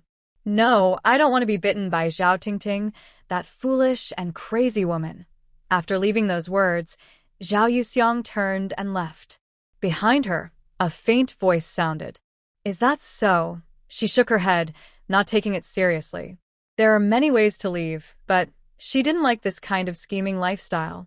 At least now, she just wanted to do simple, practical things. Contributing a small part to social development was her life's value and meaning. But returning home was far more complicated than she thought. Old Shen, I have a lot of alcohol on me, so I won't go with you. You should go back and rest early. Zhao Yecheng, Yang Fengyi, Zhao Tiantian, and the siblings Zhao Yuxiang and Zhao Yulong all came to the door to see Old Shen and his grandson off. Okay, Qingyan will return to the country the day after tomorrow. You and your wife should come over for a meal. That girl can come too. Zhao Yuxiang, who was specifically mentioned, paused with a faint smile on her lips, but quickly regained her composure. Watching the car drive away, she looked at Yang Fengyi. Yang Fengyi shook her head at her. After sending Zhao Yecheng and Zhao Yihong's family into the car, Yang Fengyi said, Yuxiang, your dad is a bit drunk. Your mom and I will go back first. You should pack your things and go home quickly. Okay, thank you, Uncle Wang. Drive safely and take the main roads. I'll stay and go back with my sister. Zhao Tiantian looked at her siblings and chose to get into the car. As the car drove away, Zhao Yulong relaxed a straight posture and leaned on Zhao Yuxiang's shoulder. Big sister, is marriage really this tiring? I never want to go through that again. Once you meet someone you like, you won't say that anymore. What do you mean? I mainly find it disgusting listening to them boast and brag, and those old men pretending to be deep and mysterious in their conversations. It makes me really upset. Zhao Yuxiang smiled and shook her head, then went back to pack the clothes and jewelry of a few people, handing them to Zhao Yulong to put in the car. She took the gift list and held a box of gift money, leaving the rest to Steward Yang for cleanup. Young sister-in-law, wait a moment, just a moment. Zhao Yuxiang was about to get in the car when she saw Gu Xiaodong sticking his head out from the back seat, calling her, but he didn't get out. It looked like he had something to say. But why did he call her young sister-in-law? Big sister, ignore him. He's been staring at you since yesterday. He doesn't seem like a good person. Then I should go over. Don't forget, Dad still wants him to take you. Zhao Yulong refused completely. Who does he think he is? I don't want to learn from him. Wait for me, be good. Zhao Yuxiang walked to the back, opened the door, and asked sideways, Brother Dong, do you have something to talk to me about? Oh, when this person gets in the car, a fragrant scent hits him. It's really a test. Gu Xiaodong straightened his expression. Young sister-in-law, Zhou Lalu, Zhou Jinxin, my brother. I think I can call you sister-in-law, right? Zhao Yuxiang's pupils slightly widened, and she was a bit surprised. So, the Dongge in Jianxin's words is you. Thank you, Dongge, for helping me find out about my mother's situation and address. Since he's called Jianxin, it seems he's already taken. That La Lu really isn't easy to deal with. Hey, everyone's family, so there's no need to thank me. La Lu is pretty good, right? Pretty good. He's busy with the sugar factory. My brother is the factory director. You know that, right? Zhao Yuxiang nodded. Gu Xiaodong touched his head, seeming unsure how to start, then said, Young sister-in-law, you and my brother probably haven't known each other long. I'll tell you, he's not an ordinary commoner. The sugar factory stuff is nothing special. The higher-ups have given him much better arrangements. He wanted to do something real for his hometown, so he insisted on going back to manage that sugar factory. Although he's only in a small place called Nanshan County, his goals are much bigger than that. I can't say much, but those who have a close relationship with La Lu are more than 7 or 8. In other words, he has many friends and a bright future. Soon, he'll be more respected than us who have to watch people's faces every day. Zhao Yuxiang smiled slightly, already understanding the purpose of Gu Xiaodong's words. Thank you, Brother Dong, for telling me all this. I will be returning to Nanshan County in a few days. Look, his younger sister-in-law is so perceptive. She understands what people say and can tell good intentions from bad. It's rare for her to come back, so spend more time with Annie and that little brother Yulong. There's no need to rush back. Stay a few more days. Let that guy get anxious. As her older brother, I can keep my feelings balanced. All right, sister-in-law, I'll give you our home phone number. Before you leave, just let me know, and I'll arrange everything to ensure your safety on the way. Gu Xiaodong finds a piece of paper and a pen from the car and quickly writes down a string of numbers. Okay, thank you, Brother Dong. Zhao Yuxiang sincerely thanks him with a bright smile, her dimples especially charming. Gu Xiaodong feels a bit hurt inside, but speaks confidently. There's no need to be polite. If you want to go out or do anything in the next few days, just call me. I'll make sure everything is taken care of. All right, Brother Dong, I'll head back now. Okay, go ahead. Drive safely. As soon as Zhao Yuxiang gets into the car, Zhao Yulong pulls her hand away. Seeing the phone number, he pretends to throw it away. Yulong, don't be naughty. Big sister, he left you his number. He must like you. I don't like him, and I don't want him to be my brother-in-law. Is your brother-in-law living with you or with me? The important thing is whether you like him or I like him. Big sister, do you like him? What's so good about him? He's not even half as handsome as me, and he's so dark. Zhao Yulong looks at Zhao Yuxiang anxiously and nervously, his pretty eyes full of worry and unease. All he can think about is that his sister might have someone she likes. She might get married, have children, and forget about her little brother. He can no longer cling to her, no longer hold her while shopping, no longer sleep with her shoulder as a pillow, and definitely cannot vent his frustrations on her anymore. He's just a simple, naive boy. It's obvious what he's thinking. Zhao Yuxiang pats his head gently. I don't like him. Don't think too much. Really? Yulong wants to confirm again. Zhao Yuxiang, because she won't stay long in Beijing, wants to go along with him. I really don't like him. Truly I don't. The boy smiles happily, his eyes crescent-shaped, his white teeth neat and adorable, and his dimples floating at the corners of his mouth. He looks innocent and handsome.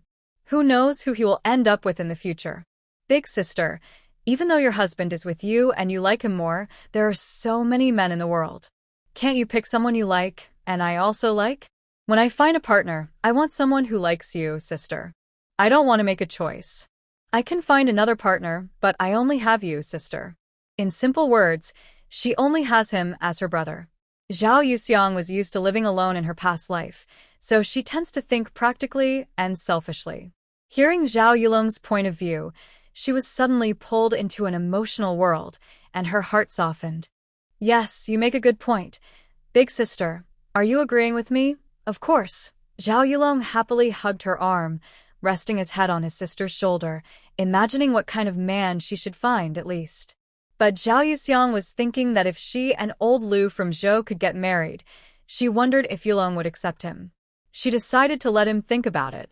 She didn't know if Yulong could handle it, and she wondered what tricks her brother-in-law might use. That scene was really hard to imagine. Achoo! Far away in Xiangyang village, Zhou old Lu sneezed. Xiao Lu, why are you sneezing? Not sick, right? Maybe you should come back and sleep. You look thin. Have you not been eating well these days? How can you go on like this? Listening to his mother's exaggerated words, Zhou old Lu knew what she wanted to know. He packed his things while saying, I talked to her on the phone. Her dad is fine and will be back in a few days. Oh? Okay, that's good. I'm relieved now. Wang Xiuying finally relaxed and added, Your fifth sister's father-in-law sprained his ankle. I'll go see him tomorrow. I'll bring some big red apples from his house for Yuxiang to try when she comes back. They're very sweet. Yes, I'm going to the county. Come back tonight and stay. Mom will buy some meat to stew. You're so tall, you shouldn't lose weight. It doesn't look good, and Yuxiang wouldn't like that. I'm not coming back. I want to stay at home to hear her voice. Can she even hear her voice?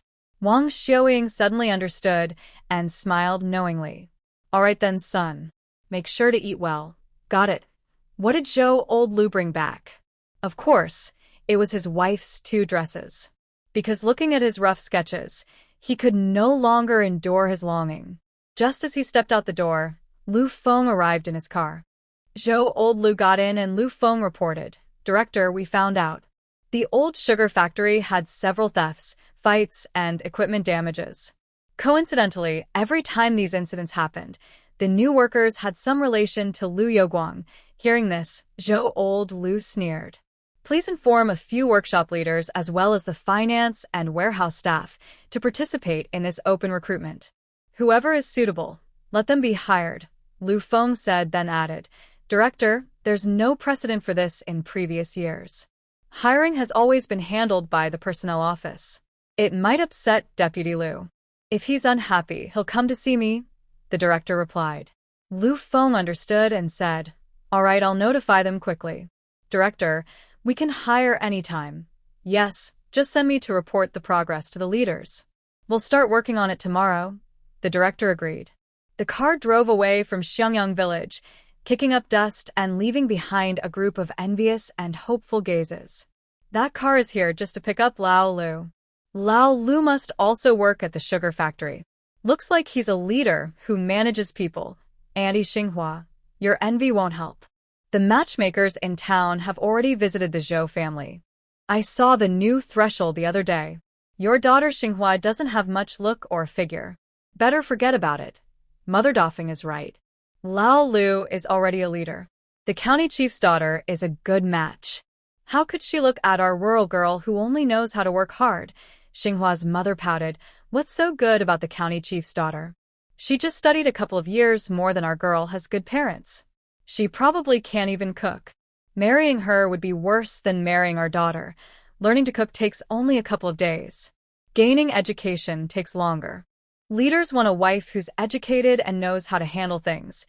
Much better than a woman who only does housework. And in the city, it's not like in the countryside. The chefs at state-run restaurants are better cooks than us. Suddenly, a young voice chimed in. The women looked over and saw it was Lu Fengfeng. I say, Lu Jiqing, you're not even married into the Zhou family yet and you're already sticking up for your brother-in-law, Andy Xinghua. You're really something. The accountant Zhou said they're preparing for the wedding. Fengfeng and Shuyang will be married soon, probably within a few days. Besides, Fengfeng makes sense. Having good parents is a strength. If you want to climb higher, that's also to enjoy a better life. You want your future grandchildren to have good parents too. Everyone could see that's what they all thought. Why was she the only one acting jealous? Xinghua's mother was caught off guard and looked a bit uncomfortable. But as everyone said, who didn't want to climb higher? Who didn't want a better life? She smiled and said, Haha, I was just saying. Our Xinghua is also of marriageable age. If you know some good young men, do help introduce them. This sounds like normal conversation. I think your family's apricot blossoms are indeed capable. The young people in our village are mostly small and strong, and I believe they can do well. Suddenly called out, Niu Xiaozhuang looked at the girl working silently in front, who was thin and looked like Comrade Zhao, but there was no real comparison.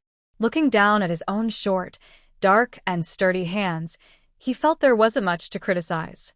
People who are open-minded usually don't live too hard. Whether they are educated youth or uneducated villagers, everyone's mind can turn in different directions. Zhao Yuxiang and Zhao Yulong returned to the villa. Zhao Yeqing had already finished his herbal remedy and was asleep. Near dinner time, Zhao Yeqing got up and saw Zhao Yuxiang, waving to her. Yuxiang, come to the study with Dad. I have something to talk to you about. Come, sit down. Dad wants to talk to you for a bit. Zhao Yuxiang first poured water for Zhao Yeqing, then sat on the sofa nearby. When someone is feeling unwell, their emotions tend to become more sensitive. For example, Zhao Yeqing, who still had a headache, picked up the water his daughter poured and looked very touched.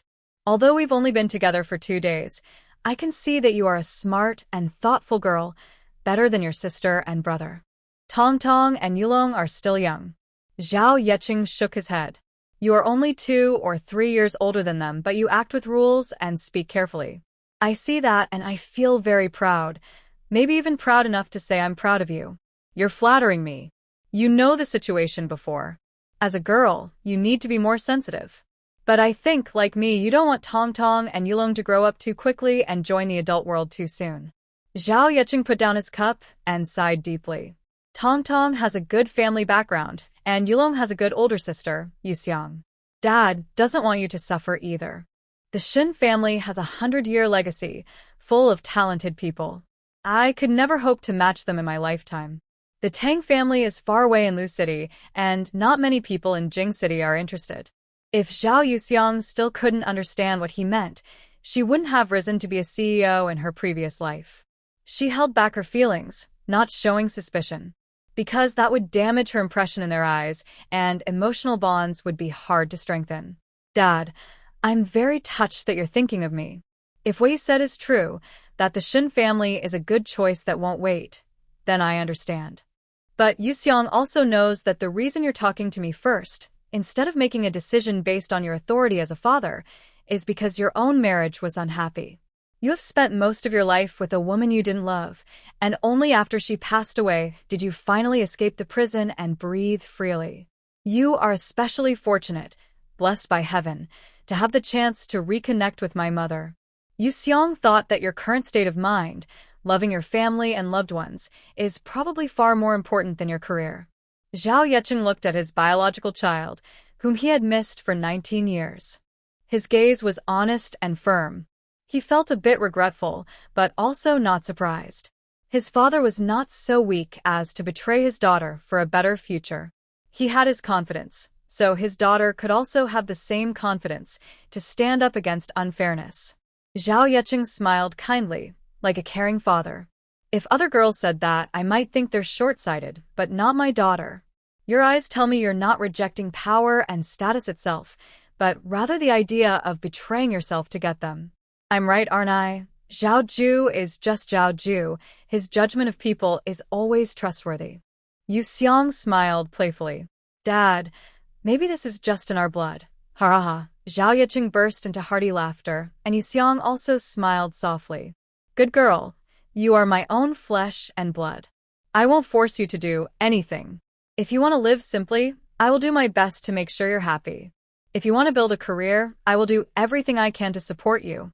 Our father-daughter bond won't be broken by time. At this moment, Yuxiang's tense nerves relaxed because she knew that if she couldn't persuade Zhao Yeqing, her days with Yang Fengyi and her brother would be even harder. Fortunately, Zhao Yeqing, now middle-aged, no longer has such strong ambitions. Dad, you will be a good father, and I will be a daughter who makes you proud. The day after tomorrow, I will persuade Shin Qingyan so that old Shin won't be upset. Zhao Yeqing patted Yuxiang's shoulder. Good girl. Don't be too nervous. Old Shin isn't new at this. He's been involved with his 9th son before. I don't know much about Shin Qingyan, but he's dedicated to medical education. People say he's a gentle gentleman. Maybe you'll like him. That would be a good match. Yuxiang didn't refuse immediately to avoid further questions from Zhao Yeqing about her life in the countryside. After the conversation, Yuxiang went back to her room. After dinner, she took down the gift. Dad, this is a gift for you. Oh, Yuxiang, you bought your dad a briefcase? Did Mom send you money?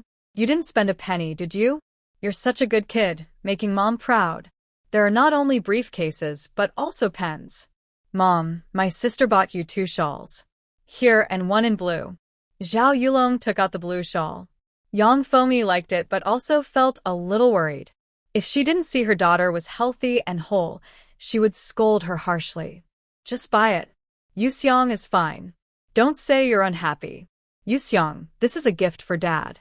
Dad likes it very much. Yang Fengyi gave Zhao Yuxiang a playful look. Zhao Yuxiang just smiled politely. Then she took out a t-shirt. Yulong, this is for you. I made it myself. Big sister. I have one too. No wonder you bought so much fabric yesterday. Wow. Is this a rabbit? Did you embroidery a rabbit, big sister? Zhao Yulong held up the white t-shirt to his body. On the front, there was a cartoon rabbit embroidered with black thread. It was just an outline, but it was one of a kind. Yang Fengyi also touched it and said, Yuxiang, did you really sew this? You've learned to make clothes in the countryside for half a year. The embroidery is really good. This shirt is well made. People in the city wear blue and white stripes. I've never seen a white short-sleeve shirt, and I've never seen embroidery of a rabbit. Yuxiang has great skills. Zhao Yeqing also praised her. Zhao Tian, feeling jealous, couldn't help but say, "What kind of cute rabbit is a big boy wearing? Isn't cute usually for girls? Zhao Tian, if you want it, just say so. Why talk about boys and girls? I'm handsome and fair, and I like little rabbits. What's wrong with my sister giving me a rabbit? Ha, only you have it when others don't. When you wear it out, see if anyone says it looks good." At this moment, Zhao Yuxiang took out another piece. "So, you two can wear these together. Tian, this one is for you." Zhao Yuxiang held out a white, fitted short-sleeved shirt, several sizes smaller. The front was embroidered with a big English word, sweet, in red silk thread. In Chinese, it means sweet. Tian looked blankly at the white shirt, then at Zhao Yuxiang's friendly smile. She asked foolishly, "Really for me?" Tian, if Yuxiang said it's for you, it definitely is. Andy saw the size and it fits perfectly. Yang Fengmi took the shirt, walked over to Tian, and held it up to her. "It fits just right." Zhao Yiqing looked at Zhao Yuxiang with admiration. Zhao Yuxiang slightly curved her lips. "Yumi, I'll go try it on in my room." Tian grabbed the shirt and ran upstairs in one breath. She stood behind the door, her eyes turning red. Tears welled up in her eyes. Her mother was in poor health. Since she could remember, her mother rarely left her room, and the smell of medicine lingered all day. Eventually, she passed away when she was 12 years old. Not long after her mother was buried, her father was transferred to Beijing. She didn't want to go, knowing her father didn't love her mother, but her grandfather insisted she must go. When Yang Fengmi's mother and son didn't come, she and her father weren't very close either. They often argued after just a few words. She had eyes and could see that Zhao Yulong looked very much like her father. She didn't know what old grudges there were, but she instinctively rejected the mother and son. However, no matter how much she insulted and cursed, Yang Fengmi never showed her a cold face. Now, her daughter was even making clothes for her. "Mississippi," the butler Yang's voice sounded outside. The next morning, as Zhao Tingting just stepped out of her house, a man dragged her into an alley. "Help! Tingting, it's me." Zhao Tingting pulled away the man's hand covering her mouth and turned her head. It was Han Yunkai, wearing glasses. Not sure if he hadn't slept well, his eyes were dark and shadowed. His plain features, yellowish complexion, and purple lips made him look old and unattractive. Zhao Tingting discreetly wiped her mouth, suppressing her nausea, and forced a gentle smile. "Yunkai, why are you here? Is there something you want to talk to me about so early?" If Zhao Yuxiang was a charming fire lotus, Zhao Tingting was like a delicate water lily that made people feel pity. Compared to the costly and uncertainly manageable fire lotus, the water lily was much more approachable. Han Yunkai held Zhao Tingting's hand. "Tingting, it's been a few days. You look even more beautiful. Yunkai, please don't do this. It's not good if someone sees. Are you here just for this?" Zhao Tingting pulled her hand back and kept looking toward the intersection. Usually, Zhou Yuan would pick her up on Mondays, but she had been worried about being seen, especially after Zhao Yuxiang's recent nasty words. Although Ruan believed her, she knew Ruan's patience had limits. "Let them see. Tingting, I truly like you, with the intention of marriage." Zhao Tingting suppressed her disdain, her face filled with sorrow. "Yunkai, I've told you before, after my father divorced Yang Fengmi, he drank all day. He went to the hospital twice. I really don't want to think about these things." Talking about Yang Fengmi, Han Yunkai finally remembered why he came to see Zhao Tingting today. "Tingting, have you ever thought about how Yang Fengmi was married to your dad for many years and only had Zhao Yulong as a son? My dad's salary is so low. Can he support so many children? Zhao Yuxiang is more expensive than anyone. Why are you suddenly bringing this up?" Han Yunkai seems a bit hesitant. "Is it possible that you are not your dad's biological daughter?" Tingting is stunned for a moment, thinking she misheard, and asks again, "What? What did you say? I want you to think carefully about this." Han Yunkai turns to leave, but Tingting grabs him. "Why do you say my dad can't have children? Did Zhao Yuxiang come to see you? Did she tell you something?" "She's so unpredictable now," he replies. "Yes, she said your dad can't have children." But Tingting thinks of something else. "How did you meet her? Did she cause trouble at Chio? Did you reveal my identity?" Han Yunkai notices Tingting has met Zhao Yuxiang and thinks he's still somewhat sensible, so he doesn't tell her about Yang Fengyi remarrying. Instead, he says, "We met outside. I don't know how she found out, but don't worry, I've paid her back. She won't come to trouble you." She asks, but can't finish, crying as she recalls her father being biased and not giving her money, and she can't support Ruyan, so she forces herself to swallow her anger. With tears, she says, "Yunkai, you see, my sister is willing to do anything for money. Sorry, I made you spend so much." Han Yunkai softens and immediately hugs Tingting tightly, regardless of the time of day. "Tingting, don't cry. That money doesn't matter to me. I won't let you pay it back. I'm telling you this because he doesn't even know what he's hoping for. It has nothing to do with him. He just remembers Zhao Yuxiang's drastic change, and the threat she made yesterday makes his stomach churn. Yunkai, although I think what you're saying is unlikely, I will be careful. I know you also want me to find out why my mom committed suicide." "Yes, that's exactly what I mean." Yunkai gently wipes away Tingting's non-existent tears, showing deep affection. "Tingting, I don't want you to live in hatred. I also worry that you might hate the wrong person. It's because you said your dad treated you badly that I told you these things. You have to know, my heart only belongs to you. I'm telling you all this to help you. I really like you." Yunkai, seeing Zhao Tingting look at him with gratitude, her petite height and delicate, pitiful expression made Han Yunkai feel protective and confident. Unable to resist, he reached out to hug Zhao Tingting and was about to kiss her, but she panicked and turned away. Han Yunkai didn't give up and kissed her on the forehead. Feeling Zhao Tingting's tension, he thought she was nervous, which made him even more excited. Zhao Tingting felt something touching her and was both surprised and disgusted, her fists trembling tightly. "Huh." At the alley entrance, Gu Ruian sneered coldly and turned to leave, his eyes dark with anger. He got into the car and sped off, arriving at the third textile factory.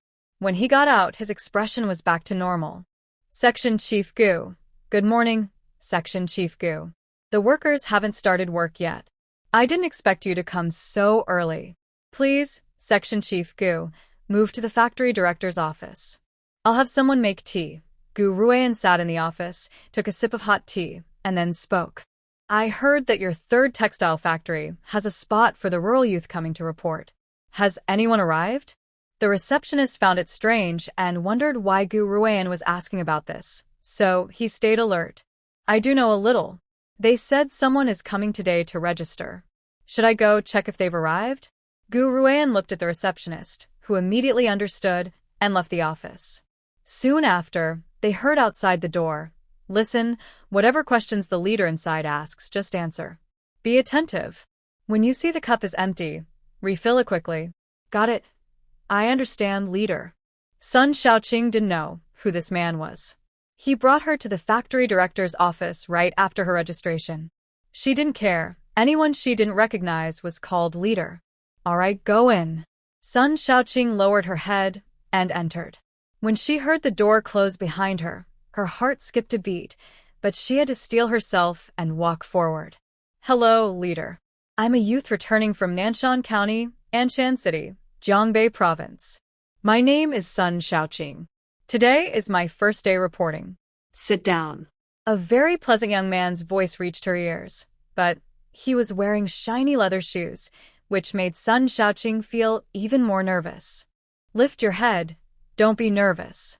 I just have a few questions for you." Sun Xiaoqing looked up and was stunned. This man was incredibly handsome. His face was smooth and well-defined, with clear features. His skin was fair, without moles or pimples.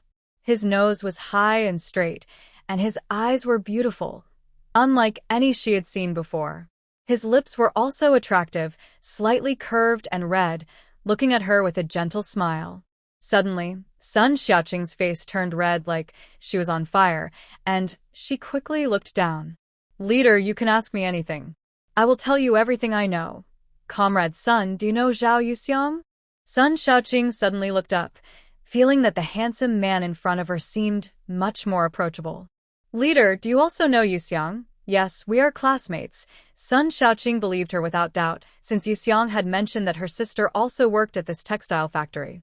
It was normal for other acquaintances to be here, so she relaxed a bit. Leader, I was in the countryside even longer than Yuxiang. We shared a dorm and lived together for over half a year. You're asking the right person. Really? Was life in the countryside hard? Gu Ruian's gentle tone, combined with his already striking appearance, made Sun Xiaoqing feel completely at ease. She started talking freely. The countryside was really tough. Everywhere you looked were low earthen houses. Only the village chief's house was built with blue bricks, but even that was no match for the city. The dirt roads were full of potholes, and on sunny days, they were dusty. When it rained, you couldn't walk on the roads. Every day was full of farm work. People could barely fill their stomachs, eating coarse porridge and vegetable leaves. They didn't care if the food was good or not. If you didn't eat, you wouldn't have the strength to work. All the young people who went there initially found it hard to get used to. Yuxiang, being delicate and fragile, had an even harder time. When she went, she only brought clothes and shoes, nothing else. She cried several times. Back then and even now, we still don't understand what happened. Going somewhere like that couldn't be for sightseeing.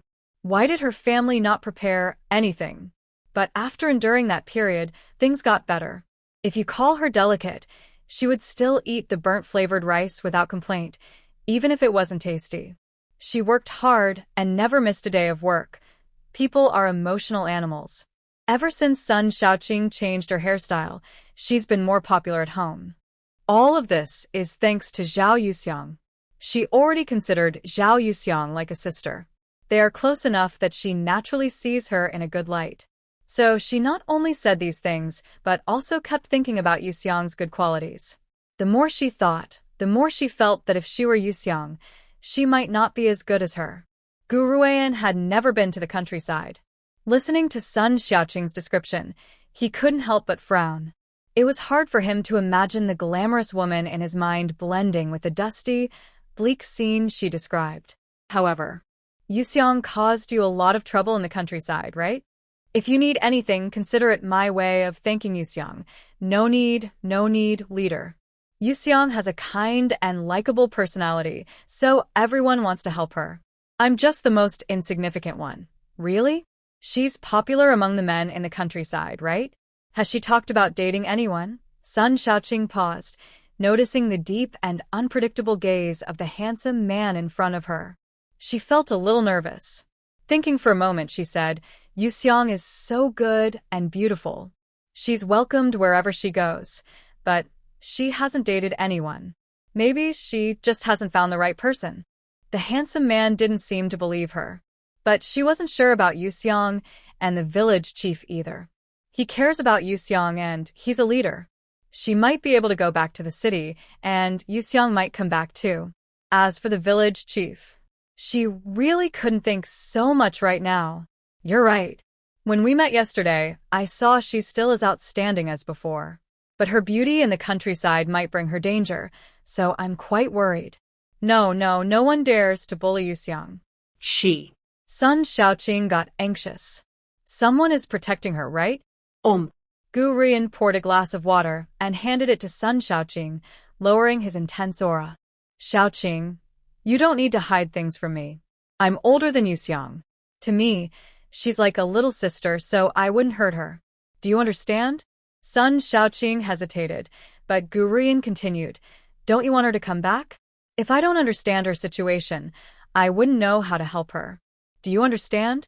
Sun Xiaoqing completely lost her composure. She has someone protecting her.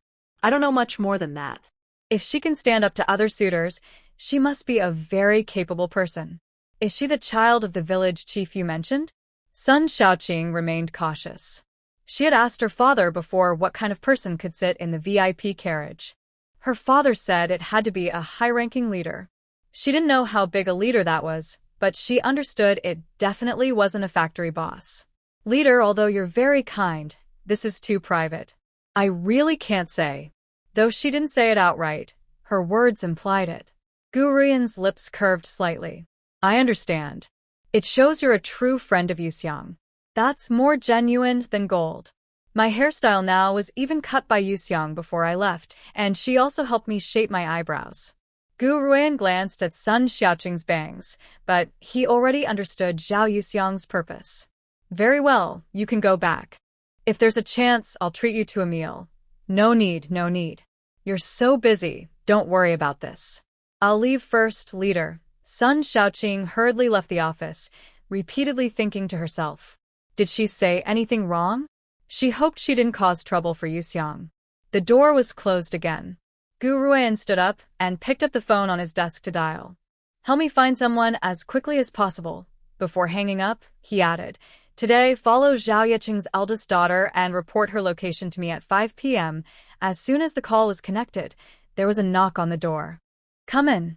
The visitor was Zhao Tingting, still wearing a bright floral dress and not yet changed into her blue work uniform. Ruan, why are you here so early today? Have you had breakfast? I'll go with you. Gu Ruan looked at the woman in front of him, who had once been tender and sweet under him. His eyes showed clear love. He used to like her so much, but now he felt it was so dirty.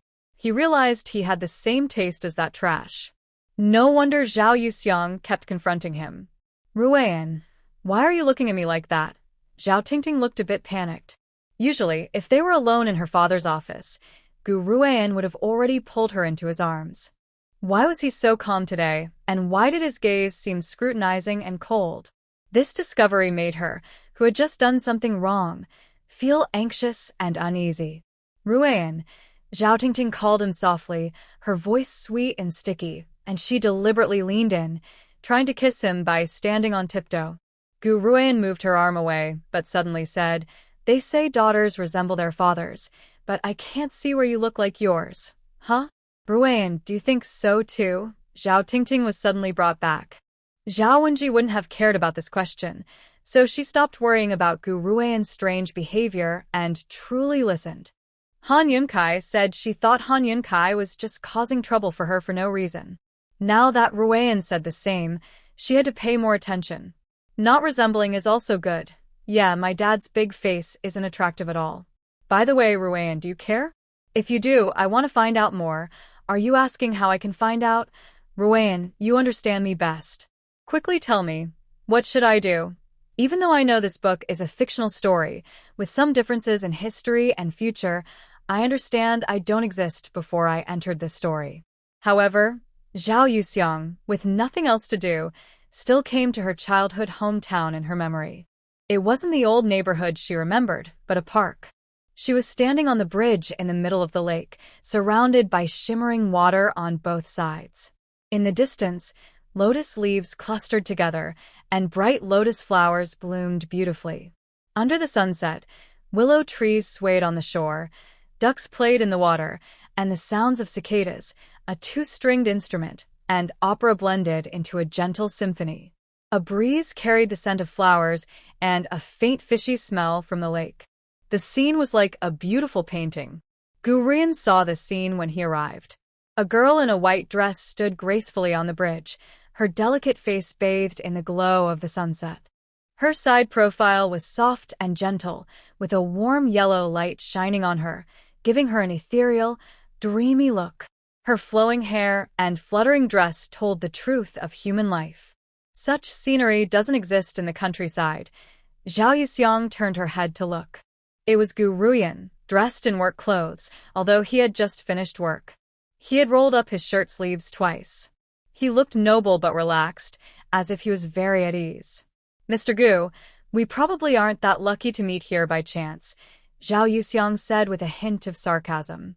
Gu Ruan didn't get angry, of course, I came specifically to find you.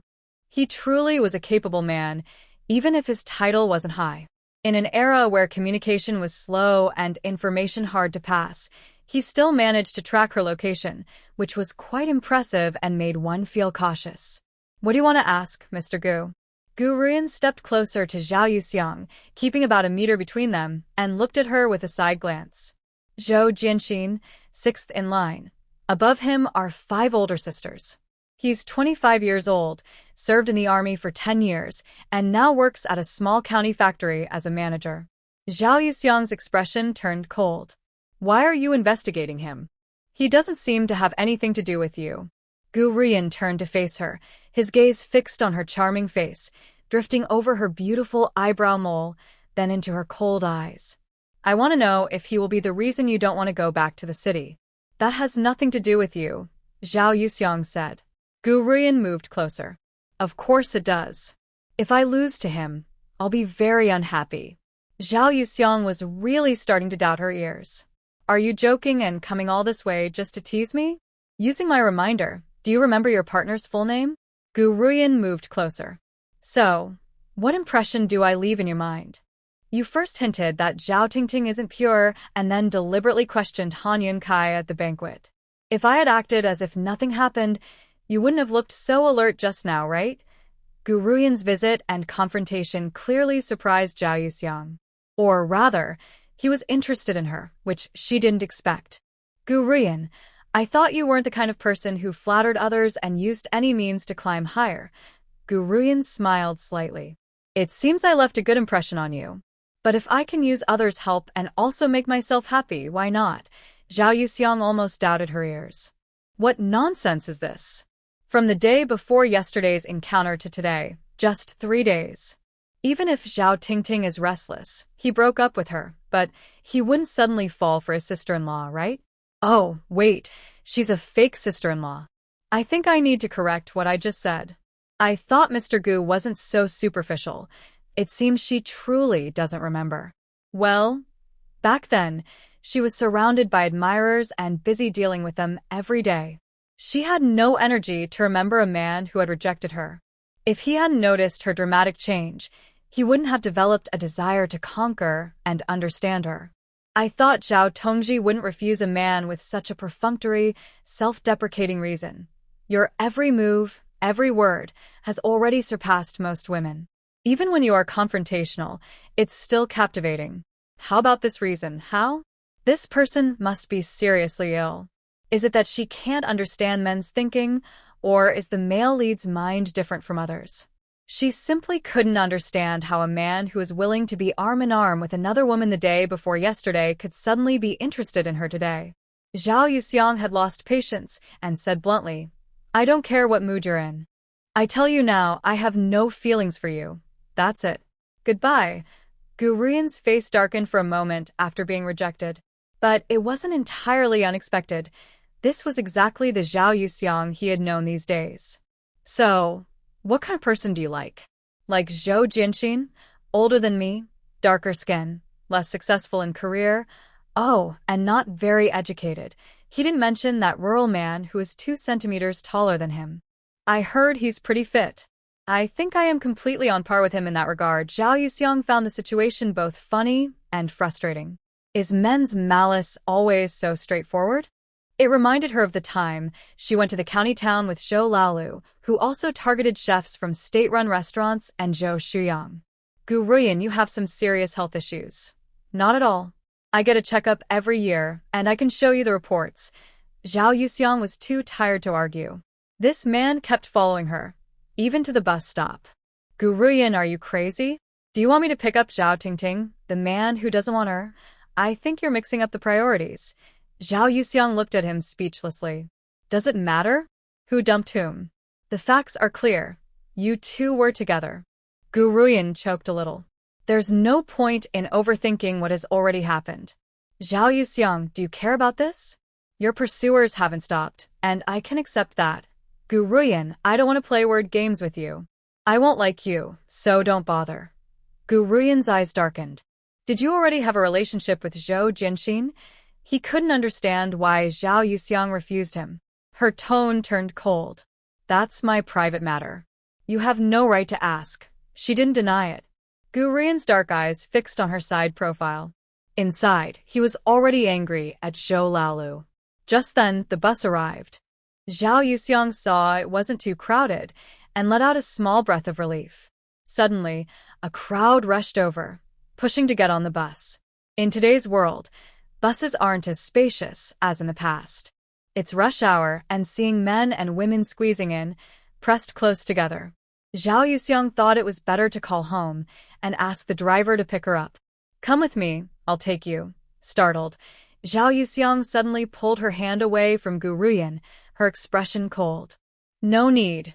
Do you know where the phone booth is? It was a coincidence. She had deliberately gone out earlier to look around and paid special attention to the public phone booths. In such a dangerous time, staying indoors isn't realistic, so she had to think everything through carefully. Zhao Yuxiang no longer wanted to talk to Gu Ruyan. Whether he thought too highly of himself or was hiding some scheme, she simply refused. Seeing her turn to walk ahead, a faint smile crossed Gu Ruyan's face. Even the smartest person will stumble if they don't understand the bigger environment. An hour later, comrade, if you can't get through, don't keep trying. It's hardest to call now because there's no signal. Instead of wasting time on the phone, you should take the bus. Later, even the buses stopped running. Listen to me, old man. Within 5 kilometers, this is the only phone booth. If you can't get through in half an hour, there's no hope. Zhao Yuxiang, having a heart attack, put down the phone. She had thought of everything, except that communication signals in this era are unreliable. Just the day before yesterday, calling Zhou Laolu was so easy. Now, calling home is so difficult. Thank you, sir. Sorry to delay your work after hours. I'll buy you an ice lolly. Here, take it. It's on me. Hurry back home. It's not safe for a girl to walk home alone at night. Grandpa, you're such a good person. I'm sure you'll live a long life. You're a sweet-talking girl. Go back quickly. Go back now. The old man turned to pack newspapers. Zhao Yuxiang threw a coin into the newsstand and hurried away. She waited nearby, leaning against a power pole, watching her smile bloom like a flower and her tossing money into the stand. Then she caught up with her. You're quite kind-hearted. I'm always friendly to good people. Gu Ruyan chuckled softly. I didn't do much to you, right? Why am I not a good person then? Stop talking to me. Let me save some energy. That's all I need to say. Thank you. Gu Ruyan glanced at the big iron gate in the distance. Is it really so hard to let you ride in my car? Do you have to beg so humbly? Zhao Yuxiang didn't want to speak. Her body was too weak. After running just 100 meters, she was already panting. Stop running. Gu Ruyan ran ahead to block her, but Zhao Yuxiang slipped past him from the side. This woman is truly stubborn but adorable. It's so late, the factory has already closed. Do you think if you pay enough, they'll risk a reprimand and let you use the director's office to make a call?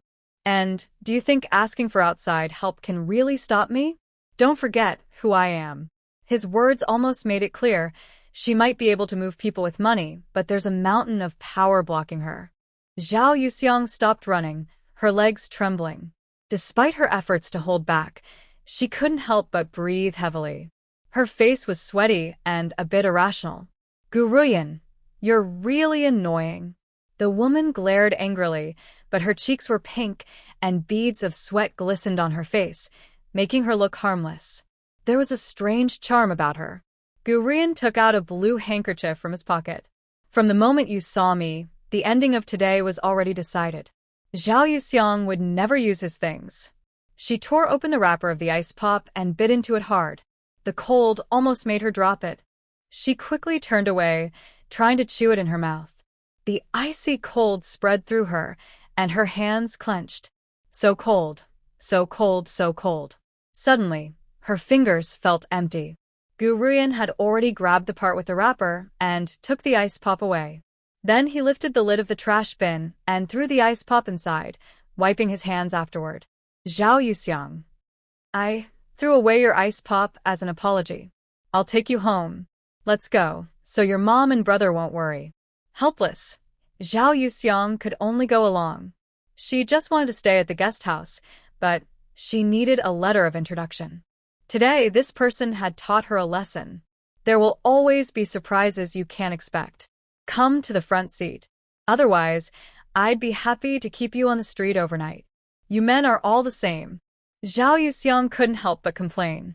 Maybe she wasn't a proper adult. When faced with difficult problems, she could lose her temper and become emotional. Gu Ruyan looked at her deeply, understanding naturally who he was talking about when he said all the same. For women like her, threats are always the worst option, but also the most effective. On the way back, it was surprisingly quiet. It wasn't that Gu Ruyan didn't want to talk. On the contrary, he had many questions, but they were too shameful. He also felt it was necessary to get to know the countryman, Zhou Jianxin, again. Maybe there was a side of him she hadn't guessed. Otherwise, why would she be willing to stay with him? But when they reached the villa entrance, as Zhao Yuxiang got out of the car, Gu Ruyan said, "I will give you an answer about whether Zhao Wenji can have children." "Thank you, Mr. Gu, for your concern. Farewell, travel expenses, thanks, and Zhao Wenji, goodbye." Zhao Yuxiang placed 5 large notes on the passenger seat through the window, then quickly turned around. "Sister, you're finally back. Where did you go? I was so worried. You didn't even call, and I didn't know where to pick you up." Watching the siblings' distant figures, Gu Ruyan's gaze shifted to the money on the seat, and a slight smile appeared on his lips. Today, Zhao Yeqing brought Yang Fengyi, Zhao Yulong, and Zhao Tiantian to visit some people. Because Zhao Yuxiang's looks were too striking and she was of marriage age, Zhao Yeqing didn't bring her along. Seeing her safe return, his father's worried heart finally eased. "It's good that you're back. Let's eat." When the man of the house spoke, Yang Fengyi and her son stopped, each taking turns to scold Zhao Yuxiang for not understanding the danger. After everyone went to sleep at dinner, Zhao Yuxiang called Zhou Laolu again, as usual. "Xiang, when will you come back?" As soon as the call connected, Zhou Laolu eagerly asked because he had already learned from Dong Go about her new father. No, her biological father. So now he felt a strong sense of crisis, knowing that if she stayed one more day, another man might try to steal her away. "Maybe the day after tomorrow. I'll try to come back then." At this moment, Zhao Yuxiang couldn't say for sure. She had just experienced an accident today, and who knew what tomorrow would bring. "Okay, my mom went to Sister Five's place. She picked a big apple and said it's for you, very sweet. Please thank your aunt for me." "Aunt?" Zhou Laolu interrupted, surprised. "Aren't you calling her Wang Dama? It's only been a few days and you..." Xiang, is it true that all the buildings in Beijing are tall? Are all the men in Beijing wearing leather shoes? Are they all highly educated and speak nicely? Are they better than me?" Her tone was full of sadness, and it seemed as if her disappointed little expression could be seen through the phone.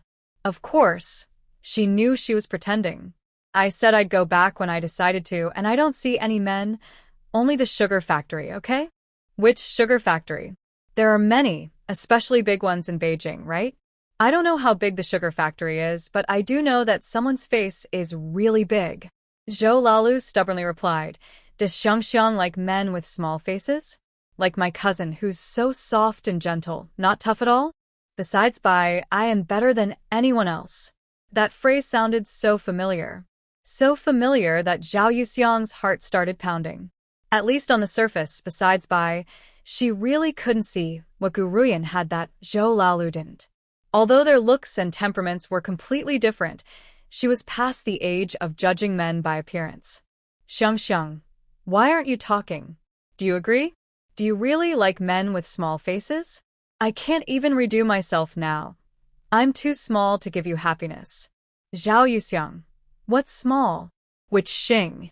You know, my biggest trait isn't my face, but my disdain for others' masculinity. I can go to Beijing and compare myself with those men, making them feel inferior and giving up the idea of showing off in front of you. I knew 3 sentences and already lost my sense of propriety. No need to compete anymore. When it comes to shamelessness, you are unbeatable. No man can compare to you." Old Zhou chuckled. "As long as Xiang likes it, I dare say I am the best, and no one dares to be second. Unless that person wants to leave early. Then you should work hard to stay the only one. Good night, shameless sir." Zhao Yuxiang hung up the phone, mainly because she wanted to calm someone's mind. She didn't want to listen to his shameless performance. On the way upstairs, she met Zhao Tiantian waiting at the staircase, who seemed to have something to say. "Come to my room." Zhao Tiantian glanced downstairs and then quickly followed Zhao Yuxiang into her room. She noticed that Zhao Yuxiang's room was the same as before, except for an army green school bag. "Is there something you want to tell me?" Zhao Yuxiang signaled for Zhao Tiantian to sit down. It was late at night, so she didn't bother with politeness and poured water. Zhao Tiantian looked at Zhao Yuxiang, meeting her gentle gaze, but felt a bit afraid to look directly. She lowered her eyes slightly. Grandpa Shen introduced me to Uncle Qingyan a few times, but all the women he was interested in had one thing in common. They looked like Uncle Qingyan's late fiancée. Zhao Yuxiang suddenly understood. So, Uncle Qingyan is a very good person but also very deep in feelings. We all hope Uncle Qingyan can move past his grief. If you are destined to be with Uncle Qingyan, you will be happy. Seeing Zhao Yuxiang smiling kindly at her, Zhao Tiantian remembered what Manager Yang said, that Zhao Yuxiang was very cunning and unpredictable, and she shouldn't fall into her trap easily. She hesitated and left a sentence, just as a way to thank you for your clothes. Zhao Yuxiang watched Zhao Tiantian's back, thinking that the girl was still quite innocent and kind. She closed the door, lay down, closed her eyes, and went to sleep, leaving tomorrow's matters for tomorrow.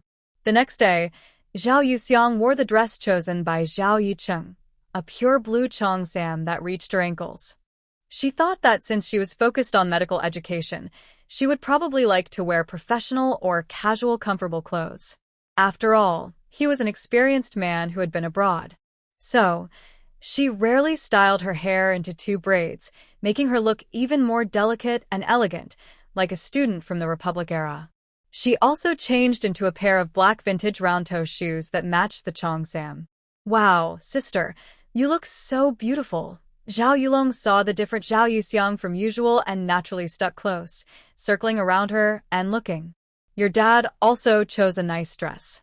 Your hair is styled very well too. Did you call me? Zhao Yicheng came out of his room and saw Yang Fengyi and her son standing beside Zhao Yuxiang, who was wearing the outfit he picked. Dignified and upright Zhang Feng stood there like a blooming lotus flower, catching everyone's eye. I was praising your good taste in choosing. Although my taste isn't bad, our Yuxiang still looks the best. She looks good in anything she wears. Walking up to Yang Fengyi, he whispered, most importantly, you look like you. You look good. You're teasing me again. Yang Fengyi's face warmed, but her smile grew brighter. Today, both of you stay at home to read. No running around. I arranged for someone to bring lunch. Got it. Zhao Yulong and Zhao Tiantian stayed at home. After eating, Zhao Yicheng and his wife took Zhao Yuxiang and left. The Shen family is a noble family, so their main house is far from the busy city. It took 2 hours to arrive. From afar, they saw Zhao's car. The large iron gate was pushed open by servants, and the car drove straight into the yard. It went around a small circle in the yard before stopping. Mr. Zhao, Mrs. Zhao, Miss Zhao, our old master is waiting in the main hall.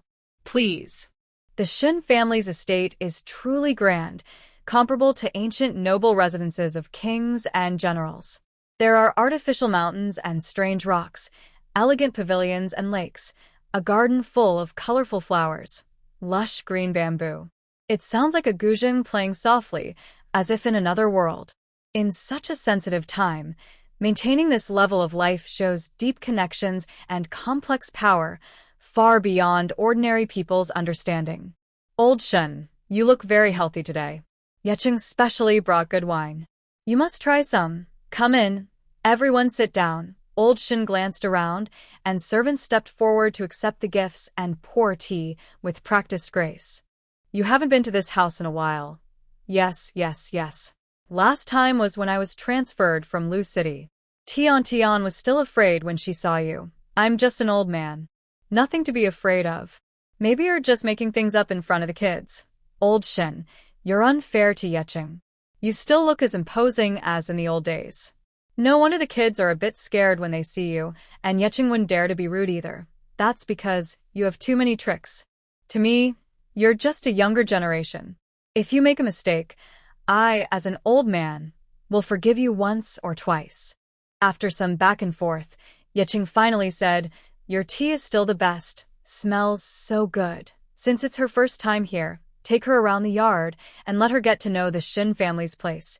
Yuxiang gave a junior bow, then followed the servant out of the main hall, where they were talking in a relaxed way. But this walk around was definitely not just a simple tour. Although the servant was respectful and courteous, he moved slowly and steadily along a path, until she was led to a small pavilion in the middle of the lake. He silently stepped back. Zhao Yuxiang did not wander or look around.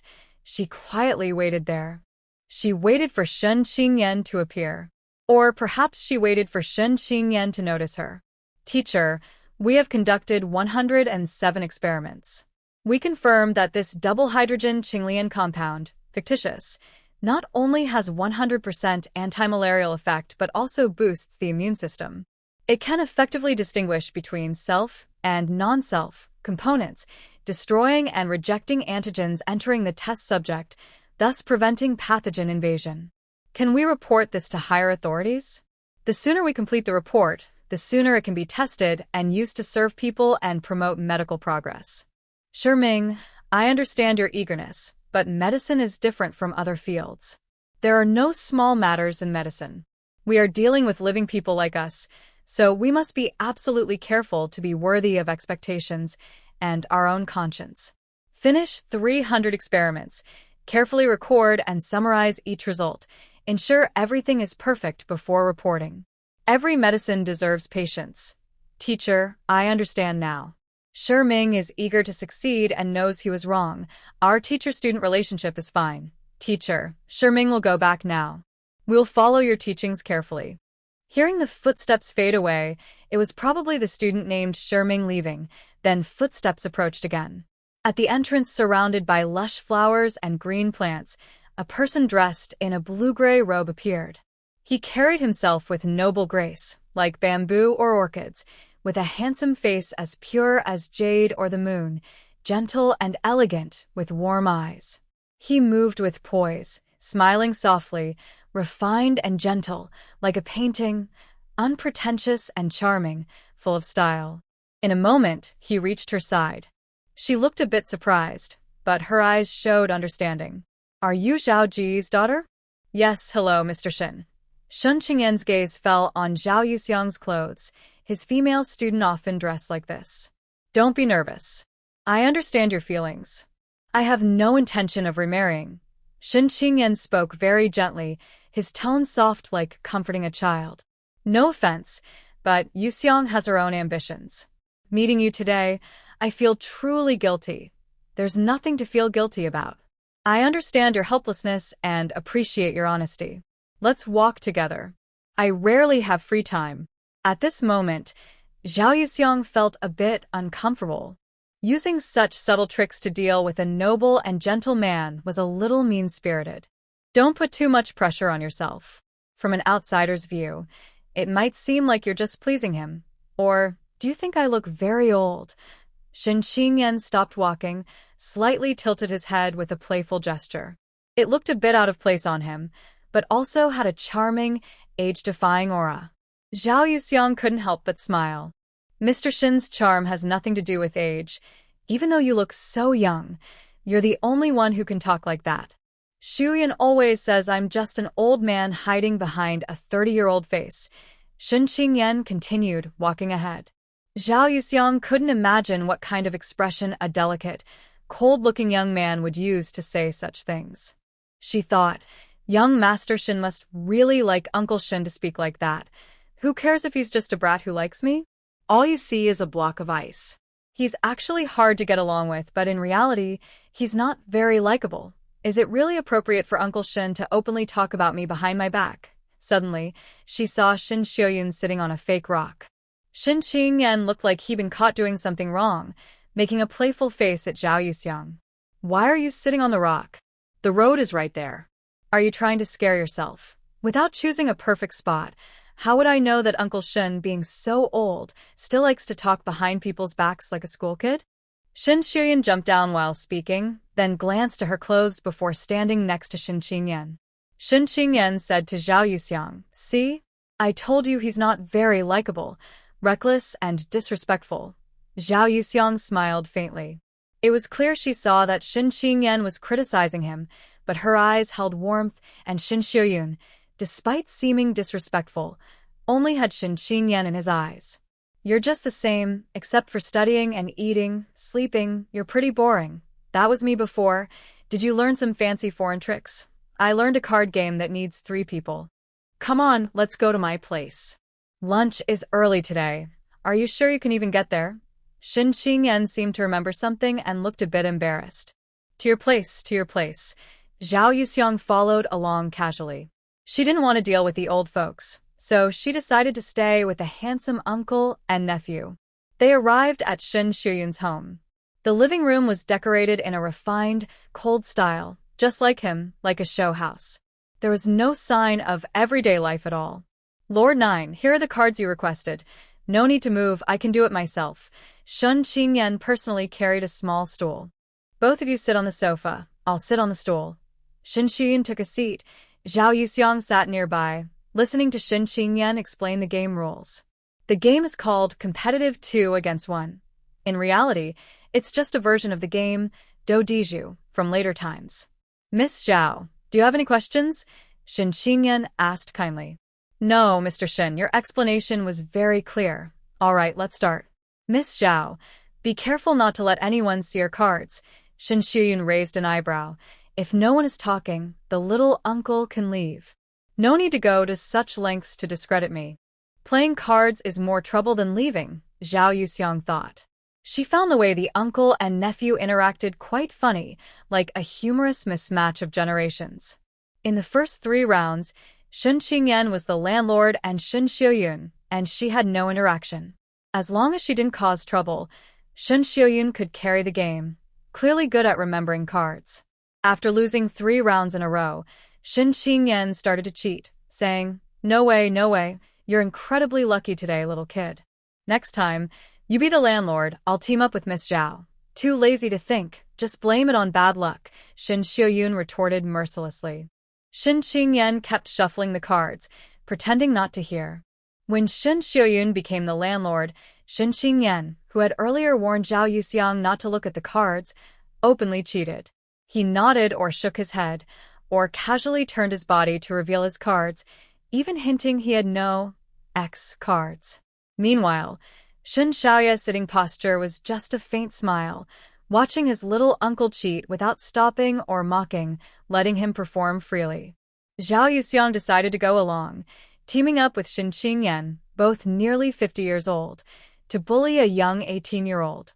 Who says cheating isn't fun? In the end, Shin Qingyan, who had won 10 rounds in a row against Shin Shuyun, looked proud and triumphant. Miss Zhao, working with you has been very enjoyable.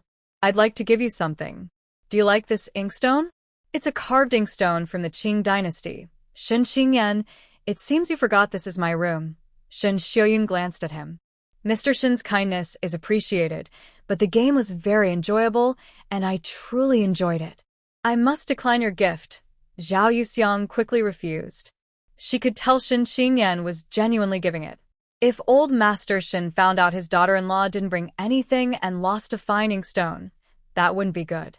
Lord 9, young master, Miss Zhao, the old master has ordered us to the dining room for a meal. You two go ahead first. I need to change my clothes. The old man can't stand my outfit. I'll wait for you. Shin Shuyun spoke, so Zhao Yuxiang had no choice but to follow and arrive outside Shin Qingyan's residence. Missing my brother-in-law is your loss. Zhao Yuxiang glanced, but didn't look at Shin Shuyun, which wasn't surprising. Mr. Shin has pride and wisdom. He's worth sincere and unexpected encounters. There's no need to force it. This is just something you tell yourself. Aren't you deliberately dressing like this? Zhao Yuxiang choked a bit and unexpectedly felt like agreeing with Shin Qingyan. That mischievous kid is really straightforward and scary. Still, I believe that true love falls from the sky and isn't something humans can control. Everyone's life is full of farewells. Zhao Yuxiang still set out to return home. At the train station square, Yang Fengye's mother and son hugged Zhao Yuxiang from both sides, tears streaming down continuously.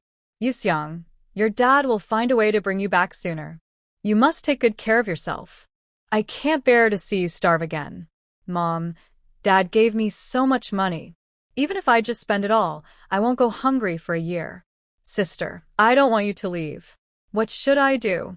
Can't you stay here forever? Keep taking leave. Is it impossible not to go back? Yulong, you should start school soon. I can't always be with you here. You're a big boy now. You need to get used to short separations. Yulong tightly hugged Yuxiang, sniffling and saying he wasn't used to it. He didn't want to get used to it. His sister was like a second mother to him, always pampering and protecting him since he was little. He didn't want her to leave. He wanted to be with her every day. All right, Xiao Yi Yulong Yuxiang, it's time to go in for ticket checks. Don't delay. Yuxiang, just follow Xiaodong's instructions and go straight to the VIP lounge. His friend is waiting there for you. Zhao Yecheng forcibly pulled apart Yang Fengyi and Yulong. Yuxiang picked up her suitcase. Mom, Dad, Yulong, I'm leaving now. See you during the new year. Yulong pouted, with tears and red eyes, still unable to hold back a loud shout as Yuxiang was about to enter the ticket hall. Sister, I will miss you. Yuxiang turned back and waved to the three of them. After checking her ticket, Yuxiang headed straight for the VIP lounge. Gu Xiaodong only mentioned someone traveling with her. She had seen him before. As Yuxiang entered the lounge, she wondered whether to introduce herself. Then she saw a familiar face. It was the handsome and smiling Gu Ruyan. Zhao Yuxiang felt her scalp tingle with nervousness. She was on a night train and worried about sharing a carriage with Gu Ruyan. Don't think about it. This train, especially the VIP carriage, is full. The regular carriages are also crowded, she said. Zhao Yuxiang didn't want to think too highly of herself, believing that Gu Ruyan was traveling with her just because of her. I'm going to Anshan on a business trip for 3 months. There's plenty of time for someone to get to know me. She held her suitcase and sat opposite him. The distance is too far, and driving back and forth would waste fuel. Mr. Gu, you should think carefully. Gu Ruyan poured a glass of water and handed it to Zhao Yuxiang. Short-term hardship leads to long-term happiness. Isn't that worth it? Anywhere in the world, there are many beautiful things. You don't have to fixate on just one, she said. There's no need for you to feel wronged. I like challenging difficult things, he replied. Zhao Yuxiang looked into Gu Ruyan's eyes, one cold and confused, the other dark and deep. After a few seconds, Zhao Yuxiang gave up and stood up to find her phone. She planned to tell Zhou Laolu something. When she dialed, Zhou Laolu immediately asked, Have you arrived at the train station? Did you meet Dong Ji's friend? I heard she's a tall woman, haha. A woman comrade? Gu Xiaodong really was tricking even his good friends. Yes, I saw her. She is indeed very tall. Is there food in the waiting room? Eat something before you get on the train. It's bumpy enough without eating on the way. I just finished dinner before leaving. Remember to eat too. I'll be there tomorrow. Zhou Laolu was about to say he would arrive early in Anshan to pick her up when he heard a man's voice from the other side. Yuxiang, help me watch the luggage. I need to go to the restroom. It was clearly a young man's voice. Zhao Yuxiang's heart pounded. She glared at Gu Ruyan, who was deliberately making noise, and he smiled. Xiang, who just called you? Zhao Yuxiang. A woman comrade. Zhou Laolu. Damn. Good grief, Gu Xiaodong. Even his own mother is traveling with a man. Hearing the curse from the other side, Zhao Yuxiang touched her nose. Trust me. Trust Dongge. I trust that bastard. Thinking I can't handle him just because I'm in Jing City? Watch me. Damn, he was so angry, he could explode. So, what do you want to do? Let that bastard answer the phone. Zhao Yuxiang held up her phone towards Gu Ruyan, who indeed came over. But he preempted her and said, I'm different from you. I use my mind. Goodbye. After hanging up, Zhao Yuxiang already imagined the terrible scene waiting on the other end of the line. 3 minutes later, the phone rang again. Zhao Yuxiang answered. Tomorrow, when you come back, let's go buy some furniture. I feel uncomfortable sleeping on this bed, and this wardrobe is too small. The flashlight is useless, and this quilt, what is it? It falls apart at the slightest touch. Zhao Yuxiang barely held back her laughter, unable to imagine such a big person tearing things apart. Do you know there's a dog called a husky? You like dogs?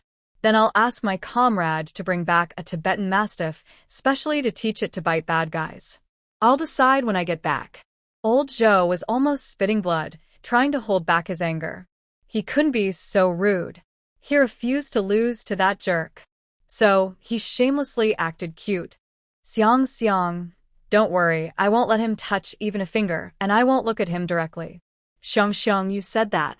I knew you cared about me. The first time The call was disconnected. Old Zhou looked at the messy room and, still annoyed, stomped a few more times.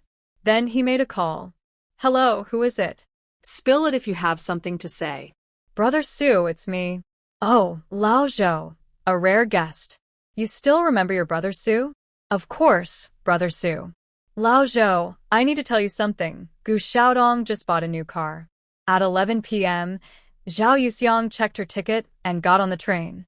When she entered the carriage, she saw it was a two-person seat. Her eyebrows furrowed so tightly they could kill a fly. Gu Ruyan looked at her. Why not switch to another carriage? Zhao Yuxiang stood in the corridor, looked around. Everyone was tall or short, fat or thin, mostly middle-aged men. She was the only woman in the entire carriage. Some of the men smiled at her, intentionally or not, and even checked their watches or repeatedly fished out money to put into their wallets. It was really strange. Zhao Yuxiang shivered with goosebumps, but still went into the carriage. She lay down feeling hopeless, covered herself with a quilt, and turned her back to Gu Ruyan. Gu Ruyan put his luggage down, placed Zhao Yuxiang's bag in the aisle next to his, and was about to close the carriage door. Don't close it. Leave it open. Zhao Yuxiang suddenly sat up. Being in a semi-enclosed space with Gu Ruyan made her very uncomfortable. If it was fully enclosed, she wouldn't sleep at all tonight. Since it was late, the train's lights were off. Under the moonlight, Gu Ruyan couldn't see Zhao Yuxiang's expression clearly, but chose to listen to her. If she couldn't sleep, he wouldn't sleep peacefully either. Gu Ruyan sat back on his berth, took off his shoes, removed his watch, and lay down to sleep. After a while, Zhao Yuxiang felt that Gu Ruyan should have fallen asleep, so she quickly moved the blanket away, feeling hot and sweaty, exhausted. If I had bad intentions, do you think that blanket could give you a sense of safety? Zhao Yuxiang was startled. Are you trying to scare me to death? Can't you pretend not to know? No, because you're always on guard against me. Isn't it normal for her to be cautious around him? Forget it. She was too tired to bother with him. Zhao Yuxiang was feeling sleepy. She closed her eyes and drifted off until she was deeply asleep. Only then did Gu Ruyan get up to close the train carriage door. Suddenly, a figure burst in. Quick, close the door. September 29th, 2022 message. The upcoming Gu Su couple is an independent side couple. It does not interfere with the main Lu Xiang couple or main plot. This story has no magical powers. None. Under the moonlight, it seemed like long hair was flying in the wind, followed by a pleasant fragrance, so it was clear it was a woman. Gu Ruyan hadn't reacted yet when the woman entered the carriage and closed the door behind her before he could. You.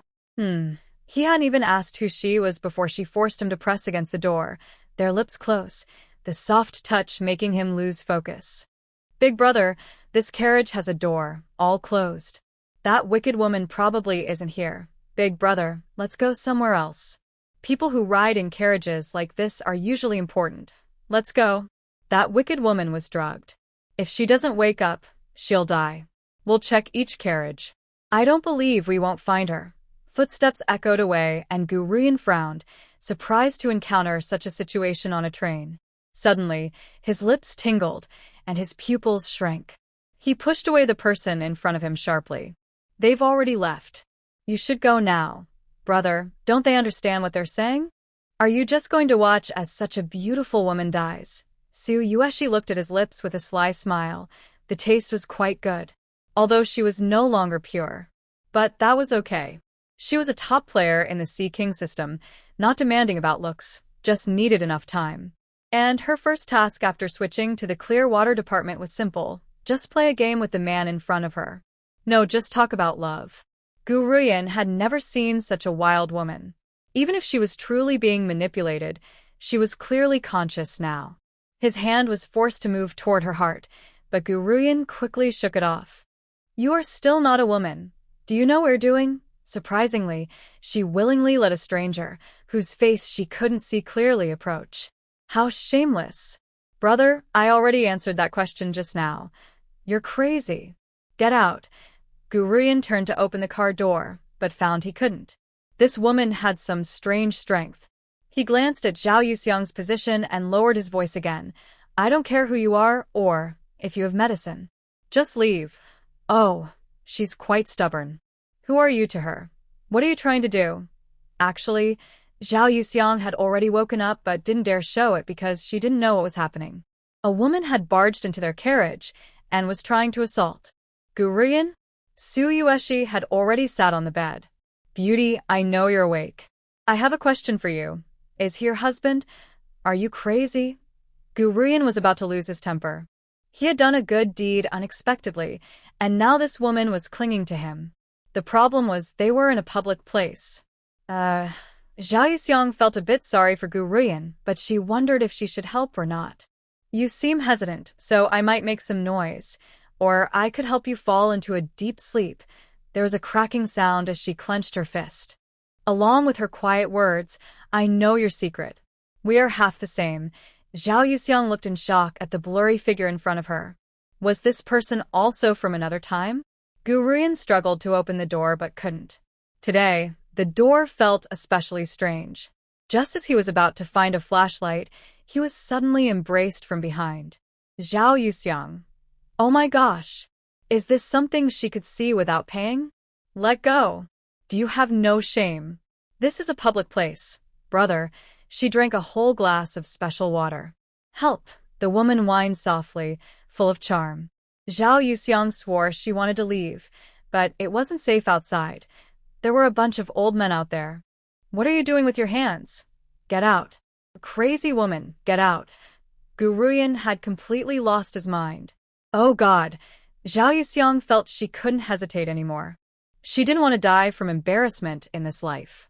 Quick, let me faint, beautiful. Before she finished speaking, Zhao Yuxiang was struck on the back of her neck with a hand knife and fainted. Yuxiang, what did you do to her? She'll wake up tomorrow morning. Now, you don't need to feel embarrassed, brother. She won't know anything. In the blink of an eye, his wrists were tied. Go away. I won't touch you. Give up already. Brother, it's too late to say that now. You're already in my hands. Shameless. Go away. Brother, you're so cute.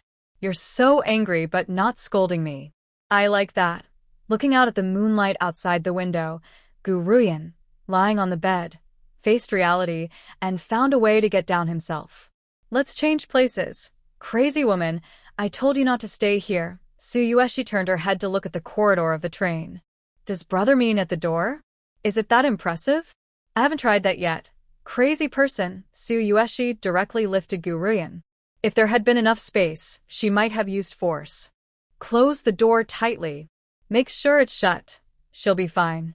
I promise with my happiness. The next morning, Zhao Yuxiang woke up when it was already bright outside. She felt okay, but had a sore neck. After a moment, she remembered what happened last night, but she saw Gu Ruyan's bed was empty. And it was very neat, not at all like after a big fight. Could it have been a dream? Good morning, beauty.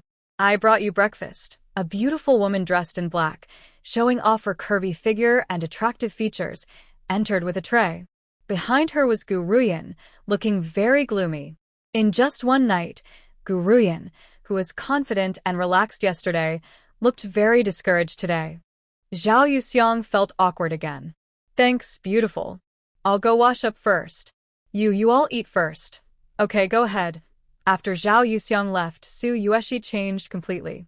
She sat on Zhao Yuxiang's bed. She casually crossed her legs, resting her foot on the man across from her who was busy eating, and received a cold stare. Baby, why are you so cold? You were so enthusiastic yesterday.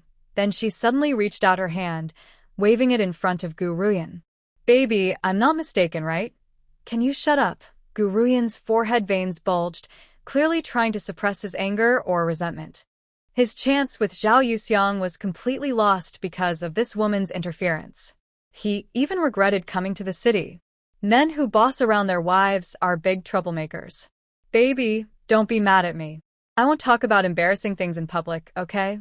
Cough, I'm back. Does Zhao Yuxiang think she shouldn't have come back? Beautiful girl, nice to meet you. My name is Su Yueshi. I am 20 years old. How about you? I've finished eating. Come sit here. Gu Ruyan took his plastic container and left the carriage, his handsome face unusually tense. I know you came from a book world. Originally, you were only 30 and already the CEO of a top investment company. You share the same name and appearance as this body, and I also know you've already slept with the male supporting character. Zhao Yuxiang was surprised and embarrassed. So, she's just transparent? Could there really be a magical being? I'm not a magical being. I'm just an ordinary person, traveling through countless small worlds, doing whatever it takes to complete my tasks, just a tool. Zhao Yuxiang, what are you talking about? I understand every word, but when I put it together, I can't understand anything. Do you have some special mind-reading ability? How does he know what she's thinking? That's really scary. Now, Su Yueshi, who is used to playing the piano for the wrong audience, feels awkward. Haha. Do you know about systems? Network system? Surveillance system? Management system? Alarm system? Or maybe the human body system? Sujuexi, oh no. Poor workplace robot probably only cares about trends, policies, markets, and audience psychology. Looks like you really don't read novels. Zhao Yuxiang sensed what the other meant. We are definitely not on the same wavelength. Ahem, I never read novels. I accidentally came here and just found out this is a fictional story world. But because of your arrival, this world has already been messed up. Zhao Yuxiang felt a bit panicked. Messed up? Won't it be destroyed? Will I disappear? Our generation gap is even deeper than my career line. Zhao Yuxiang's gaze involuntarily moved downward. With such fullness, the scenery inside should be quite exciting, right? Are you interested in me, sister? Su Yueshi suddenly leaned closer, licking her lips. Sister, I can be bisexual. This scared Zhao Yuxiang, who moved back and leaned against the carriage wall. Su Yueshi giggled several times before saying, What a pity, sister. You are very beautiful. Let's get to the point. You know Gu Ruyan, right? He was originally the chosen one in this fictional world. But because of your arrival, the entire world's magnetic field has changed, the original plot has collapsed, and now the chosen one has been replaced by her family's person. Her family's person? She's talking about Zhou Jinxin, right? Our logistics team has discovered that Gu Ruyan's feelings have shifted to you, and his darkening tendency is as high as 90%. He is very likely to cause serious destruction to this world, so my job is to prevent that from happening. I want you and your lucky partner to focus on your careers, help this small world society grow faster, and bring benefits to the people here. Zhao Yuxiang felt she couldn't understand anymore. It was completely beyond her understanding. What was this young girl even talking about? But she understood one thing. You know Gu Ruyan. And you don't mind? Su Yueshi shrugged casually. We're different. My experience is one-to-one, but hers is many-to-many. Just a friendly reminder. I mean N equals men, N equals times. Zhao Yuxiang. Okay, experienced. So, was she being looked down upon? No, I don't look down on you. We just have different hobbies. You focus on your career and I focus on men. Cough. Cough, cough. She really felt like she was out of touch with young people. Are all younger siblings this direct now? Are you okay, sister? Su Yueshi sat next to Zhao Yuxiang and attentively patted her hand.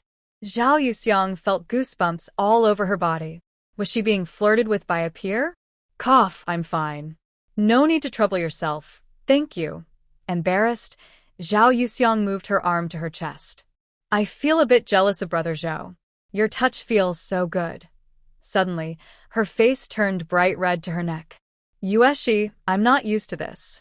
I like you very much, but please understand about older people. Having to call herself an older person, Zhao Yuxiang, she chuckled like silver bells.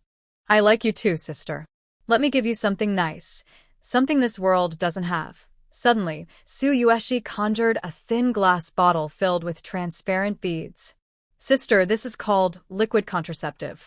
Be careful when using it because each dose lasts a whole year. Zhao Yuxiang. She felt she was being treated like an outsider, receiving such an intimate gift upon first meeting. Sister, here you go. I know you and your partner are busy with. I'll take it. Thank you, Yueshi. I only have money right now. Do you want it? Su Yueshi leaned in and kissed Zhao Yuxiang on the cheek. What are you all doing? Here is the translated and improved version. It was clear that Gu Ruyan had been talking for a long time, building his confidence. But in just a moment, his mood collapsed again. He saw something shocking. The crazy woman was sitting close to Zhao Yuxiang, their legs touching. The crazy woman was also wrapping her arms around Zhao Yuxiang's waist, pressing against her. Most importantly, the crazy woman had just kissed Zhao Yuxiang. Gu Ruyan thought he must have returned in the wrong way. Husband, you're back. I missed you so much. Su Yueshi suddenly threw herself into Gu Ruyan's arms, even wrapping her legs around his waist. Huh. Zhao Yuxiang couldn't help but laugh. She was just glad she brought a tissue. I didn't see anything. Gu Ruyan froze in place for a long time. Then, with a blush and anger in his ears, he scolded. Do you still have any shame? Get down. Oh, my husband is so shy now. His ears are so red. I want to kiss them. Su Yueshi was very active. She hugged Gu Ruyan and bit his ear. Gu Ruyan didn't know if he was angry or embarrassed. His whole body was trembling slightly. Get down now. Don't make me scold you. Hurry up. Gu Ruyan clenched his fists tightly. His mind was a mess, buzzing loudly. Zhao Yuxiang. I can't hear or see anything. Su Yueshi burst out laughing. Husband, I want to have your baby. You're so cute. If we get together, we'll definitely have a super adorable and beautiful little one. Cough. Cough, cough. Zhao Yuxiang. Sorry, she couldn't hold back. I'm going to throw out the trash. Zhao Yuxiang quickly carried a tray and ran off to the food cart, passing 3 carriages, probably enough for the 2 of them to be cozy. Unbeknownst to her, with no third person present, Gu Ruyan's tense and overwhelmed emotions finally eased a little. He pulled off the stuffed koala from his body.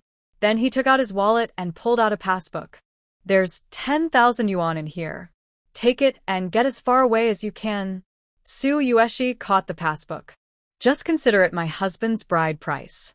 Let's get off the train and register our marriage. Gu Ruyan was shocked by Su Yueshi's boldness and shouted angrily, Dream on. Always worried about being poached, Zhou Laolu couldn't help but imagine things every time he closed his eyes. He hadn't slept all night. In the middle of the night, he drove to the train station.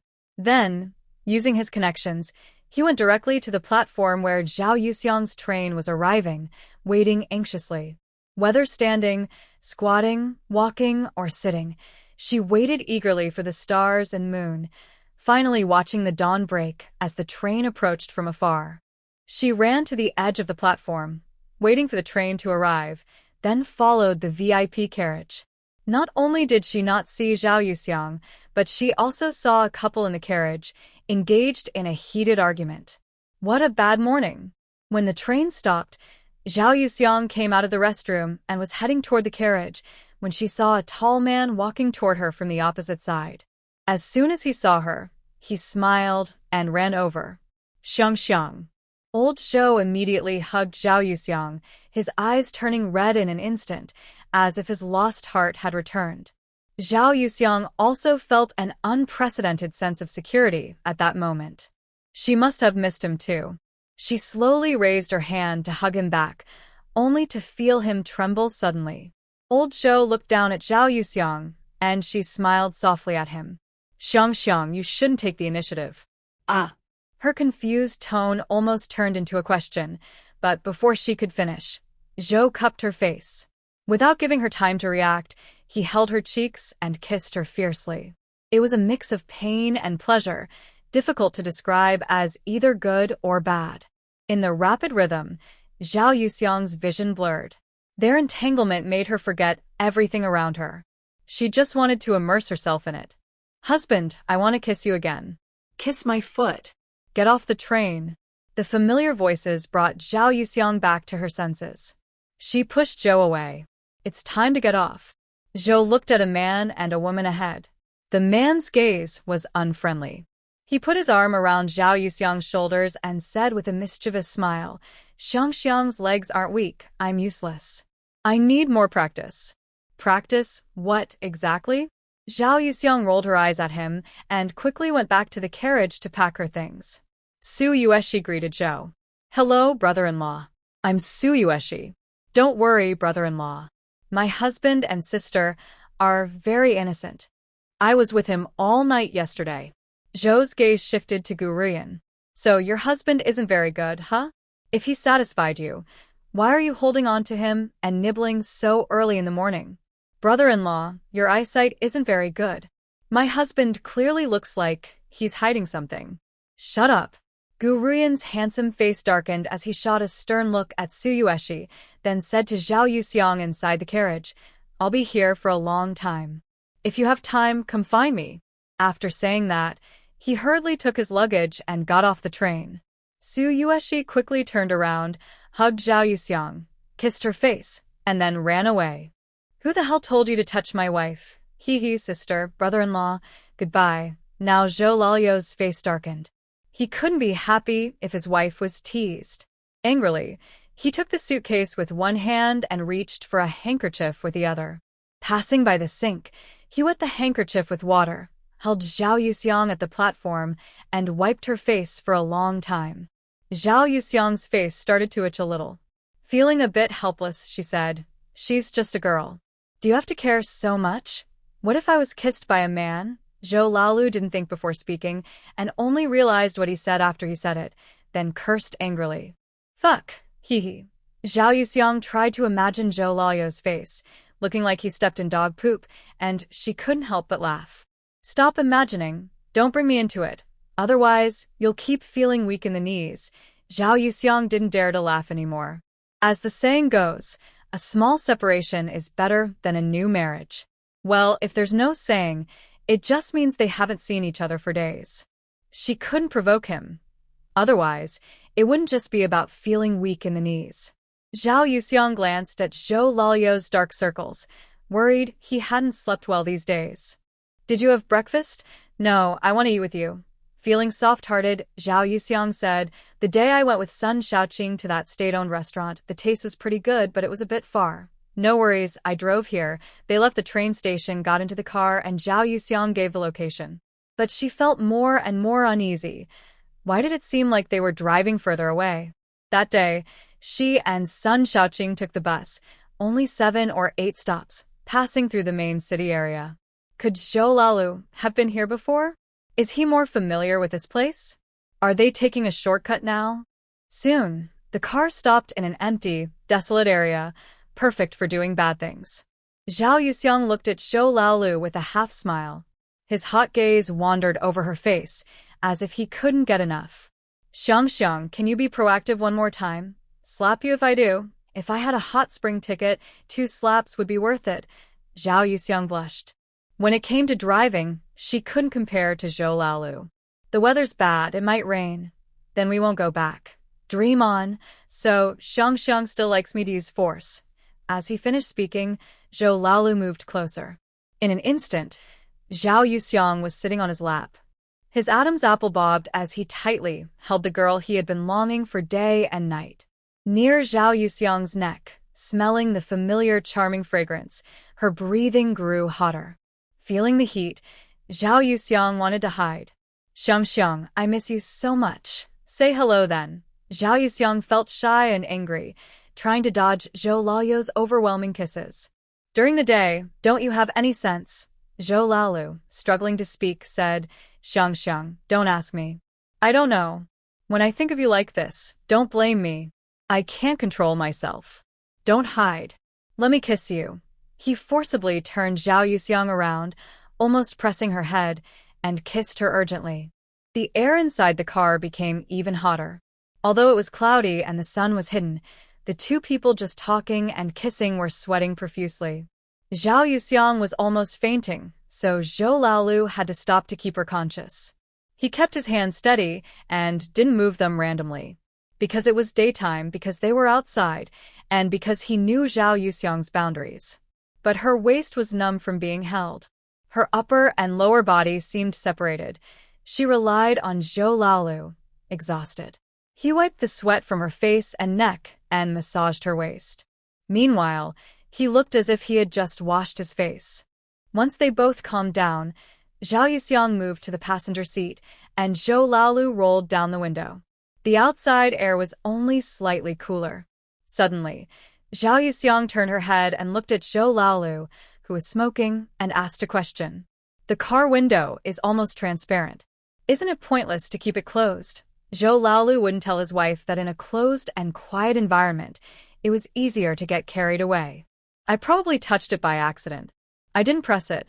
Look, I'm even hotter than you. He then tried to lift his black tank top, as if he was about to tear it off. Zhao Yuxiang reached out and pulled it down. Are you done? We're outside. Who do you want others to see? Or are you comparing yourself to someone with 6 or 7 abdominal muscles? I just want you to see if I look cooler and more attractive without a shirt in the car. Thanks for the invitation, I've already vomited. Zhou Laolu chuckled softly and flicked the cigarette butt out the window. Zhao Yuxiang wanted to say not to litter, but seeing the wild weeds outside, could she really pick it up again? After drinking some broth and smoking, Zhou Laolu finally remembered breakfast. He drove seriously to the state-owned restaurant designated by Zhao Yuxiang. On the other side, Su Yueshi and Gu Ruyan had just returned to Gu Ruyan's place, but Gu Ruyan wouldn't let her in. The scoundrel directly told the security guard at the door, I don't know her, don't let her in. The guard was a simple, single guy. Seeing Su Yueshi's hot figure and beautiful face, his eyes lit up with admiration. Mr. Gu, you really don't know this comrade? Then I'll pursue her. I'm still single. Gu Ruyan saw the guard's expression, like a silly, infatuated pig, and his eyebrows furrowed tightly. But he noticed that Su Yueshi not only didn't dislike it, but also flirted openly with another man right in front of him. She was shameless. Whatever you want, Gu Ruyan snapped angrily and turned to leave. Behind him, he heard a coquettish voice. Little brother, you seem like a good person. I have nowhere to go. Can I stay at your place tonight? Really want to go to my house. Little brother, you don't trust me? I can leave with you right now. I haven't had breakfast yet. I'll treat you to breakfast, she said. Wow, little brother, you're so handsome and kind. I like you so much. Marry me and be my wife. Gu Ruyan couldn't take it anymore and turned around. Su Yueshi, get inside now. Damn, is this woman blind? The security guard was less than 1.65 meters tall, dark, thin, covered in pimples, with small, flirtatious eyes. His teeth were yellow and black, and he looked far from handsome. Little brother, my husband is calling me. I'll talk to you another day, she said, running over and jumping onto Gu Ruyan's back, wrapping her legs around him. Su Yueshi, get down. Husband, are you suggesting I get a different husband? I suggest you get your eyes checked. Having a husband to sleep with is good enough. Who needs a bicycle? Watching the two walk away affectionately, the little security guard was stunned, tears of jealousy welling up in his eyes. Gu Ruyan was too mean to honest people. He said they didn't know each other. Back at Gu Ruyan's place, Su Yueshi was more casual than when she returned to her own home. She took off her shoes and clothes immediately. Gu Ruyan hesitated for 2 seconds, but she didn't treat him like a stranger anymore. She was only wearing a small pair of underwear. His ears turned bright red instantly. He wanted to avoid her, but then he realized this was his house. Su Yueshi, put your clothes on, or I'll throw you out. Su Yueshi poured herself a glass of water, drank it, and then sat down on the sofa, her porcelain white figure looking especially slender and beautiful. Husband, I don't even charge you. Why do you still act so distant? Gu Ruyan's forehead veins bulged, fists clenched. Do you have no shame at all? Husband, I was almost ruined yesterday. Is it really appropriate to ask that? Gu Ruyan's fair, handsome face was tinged with a faint blush. Helpless, he walked into the room. He found a white shirt of his, then looked up and walked over to the sofa. Should I help you put it on, or do you want to do it yourself? I'm really angry now, and I might not control my strength. Su Yueshi looked at the man's cold yet shy, embarrassed, and almost desperate twisted face. It made her feel like destroying something. She pulled at the white shirt but slowly knelt up. It seems that husband didn't have enough fun yesterday. Actually, I feel the same. In the blink of an eye, the white shirt wrapped around Gu Ruyan's arm. Su Yueshi, what kind of habits are these? Let go of me. Gu Ruyan struggled wildly. The fabric, which was just ordinary cloth, somehow felt like chains he couldn't break free from. Husband, let's go. We can wash and play together. Su Yueshi. Let me go. Get out of my house. No. I want to be with my husband. Even as a ghost, I'll stay with him. Stop fooling around. I'll take you home. Why, husband? I'll be dedicated today. I promise that after today, I won't look at any other little fairy. Bang. The bathroom door was shut. All the discordant shouts were drowned out by the sound of running water and passionate kisses. Having breakfast, Zhou Laolu and Zhao Yuxiang had been at the restaurant for an hour without leaving. Zhou Laolu kept glancing at the sky now and then, while Zhao Yuxiang knew what he was hoping for. But sometimes, no matter what you think, things just don't go your way. The originally gloomy weather gradually saw dark clouds blending into white clouds, and faint sunlight appeared. Are you planning to have lunch? We should leave now. Zhou Laolu reluctantly stood up, looking unhappy and muttering curses in his mind. Damn it. I already got the invitation letter ready. And yet, you stubborn sky just won't let me eat meat. Huh. If I could reach you, I'd beat you until you cry. Although driving is much faster than taking the bus, it's still several hundred kilometers. Without a place to stay, Zhou Laolu didn't dare delay any longer. He packed steamed buns, dumplings, and sesame cakes, along with a pot of mung bean soup, then started driving back. Are you tired? Would you like to sleep a little more? Zhao Yuxiang shook her head. I've fine. I slept on the train. Otherwise, I can drive. Zhou Laolu looked at her in surprise. You learned to drive after just a few days back. Cough, I was bored and had nothing to do. I actually wanted to go out for a walk. Zhou Laolu interrupted. Why go out? Everyone's so hot they're almost dazed. Staying at home is better and you can learn some skills. He thought, haha, my wife is so beautiful. I can't even look at her. Why should I go out and show her to others? He wished he could hide his wife away in a golden house. It's better if he just looks at her and eats alone. Drive a bit after you leave the city. I think you haven't slept well for several days. Hearing Zhou Laolu speak naturally, Zhao Yuxiang felt a little shy, but also happy and a bit worried for him. Unknowingly, this man had left a mark on her heart. By the way, Xiang, what's that little handsome guy on the train called? If someone dares to covet his wife, he won't find some fun? He wouldn't be Zhou Laolu otherwise. Zhao Yuxiang wanted to brush it off, but she remembered what Su Yueshi said, that Guruyan was originally the luckiest person in this world and might turn dark. So, she decided Zhou Laolu should be cautious. People's hearts are hard to read. Who knows when Guruyan might snap and seek revenge on society? His name is Guruyan. Oh, so his surname is Gu. Wait, what's his first name? I didn't catch it. Say it again. Zhou Laolu even cupped his ear. Guruyan. Gu. Rui. N? Yes. Zhou Laolu slowed the car until it stopped. He turned to look at Zhao Yuxiang. Guruyan? That's right. Whoa, Zhou Laolu didn't know what expression to make. That little handsome guy was actually Guruyan. Isn't he your brother-in-law? Why is he with another woman now? Are men from Jing City so flirtatious? He didn't even want to mention it, but that shameless guy dared to covet his wife. Damn, what a scoundrel. Zhao Yuxiang knew how troublesome Zhou Laolu could be. She was determined not to show that she had met Guruyan in private. I don't know much. Maybe they broke up. But Yueshi is a good girl. She was the only one who knew her secret. Well, the beautiful woman who even gave her liquid contraceptive pills. A good girl wouldn't kiss someone else's wife. When Zhou Laolu heard this, he got angry. He was so upset inside. However, with a woman clinging to the young man, he finally felt a bit more at ease. After all, he hadn't sorted out his wife yet. Any interference would delay his pursuit of her. We've already kissed. What more do you want? I want to cry. What else could he do? Zhao Yuxiang chuckled softly, feeling it was unnecessary. That Munxi, do you know him? How long have they been together? Are they serious? Not very well. We just met yesterday. Munxi is aiming for marriage. Old Lu Zhou sensed there was something hidden. Since his wife couldn't say more, he wouldn't press further. He already had an idea. He decided to help his little white-faced son-in-law so they could become a couple soon and stop bothering his wife. The car left Anshan City, and Gu Ruyan and Su Yueshi finished their game. Su Yueshi's face was slightly flushed, her captivating fox-like eyes showing satisfaction. Her slightly brown, curly hair draped around her neck, her red lips parted slightly in a gentle breath, like a mermaid leaning against Gu Ruyan.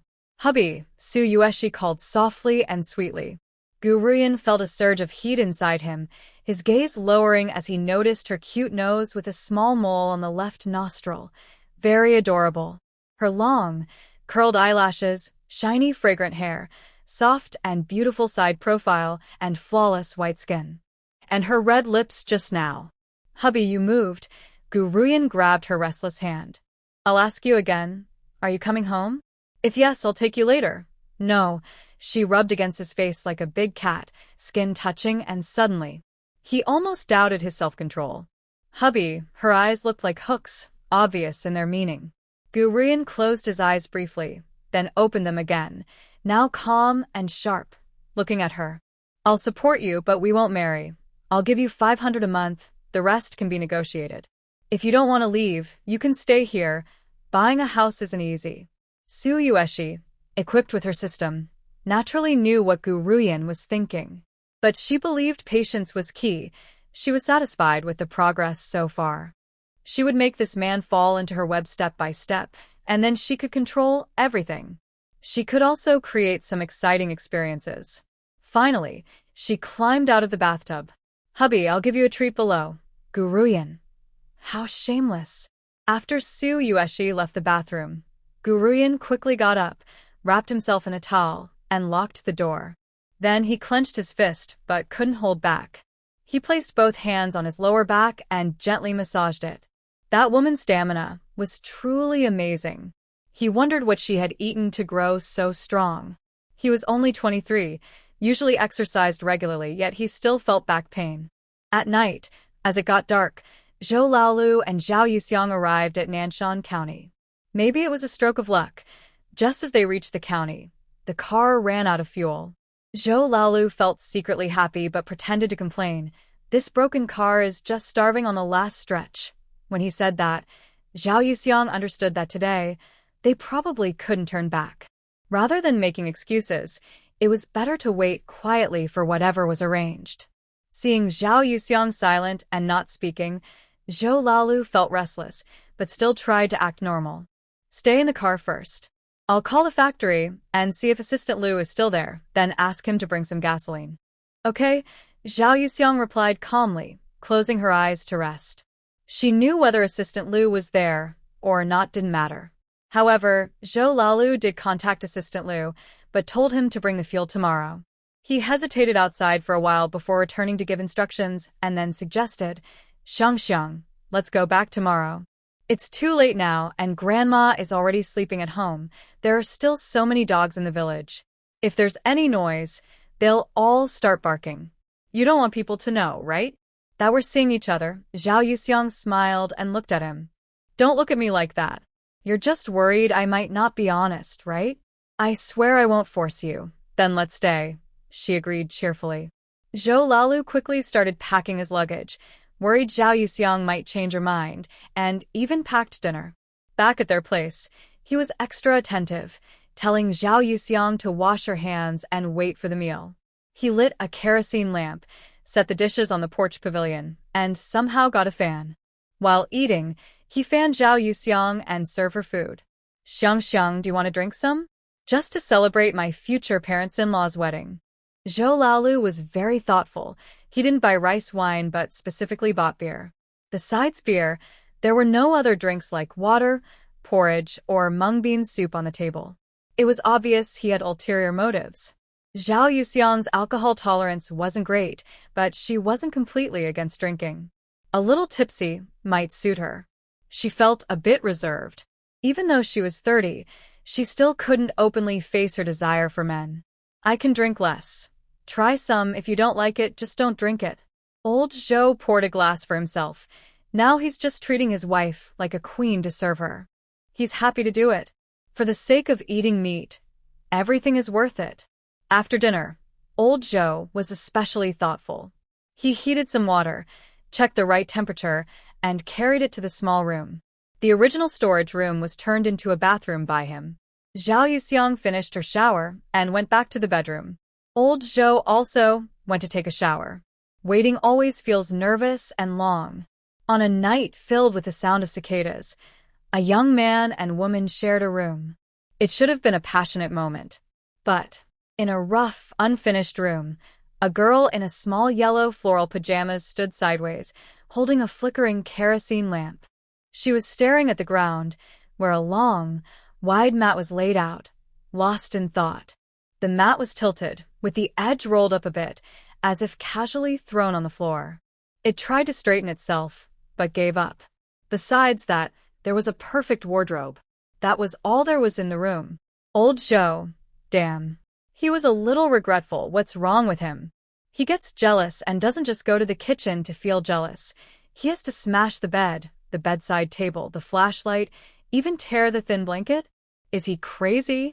Zhao Yuxiang turned to look at old Zhou. Should I praise you for leaving a mat? Her shy experience couldn't be separated from the embrace of the earth, right? Then she can't go lower. It's really uncomfortable. Old Zhou rubbed the back of his head, hesitating for a moment. If he went out now, his wife might refuse with "I'm tired."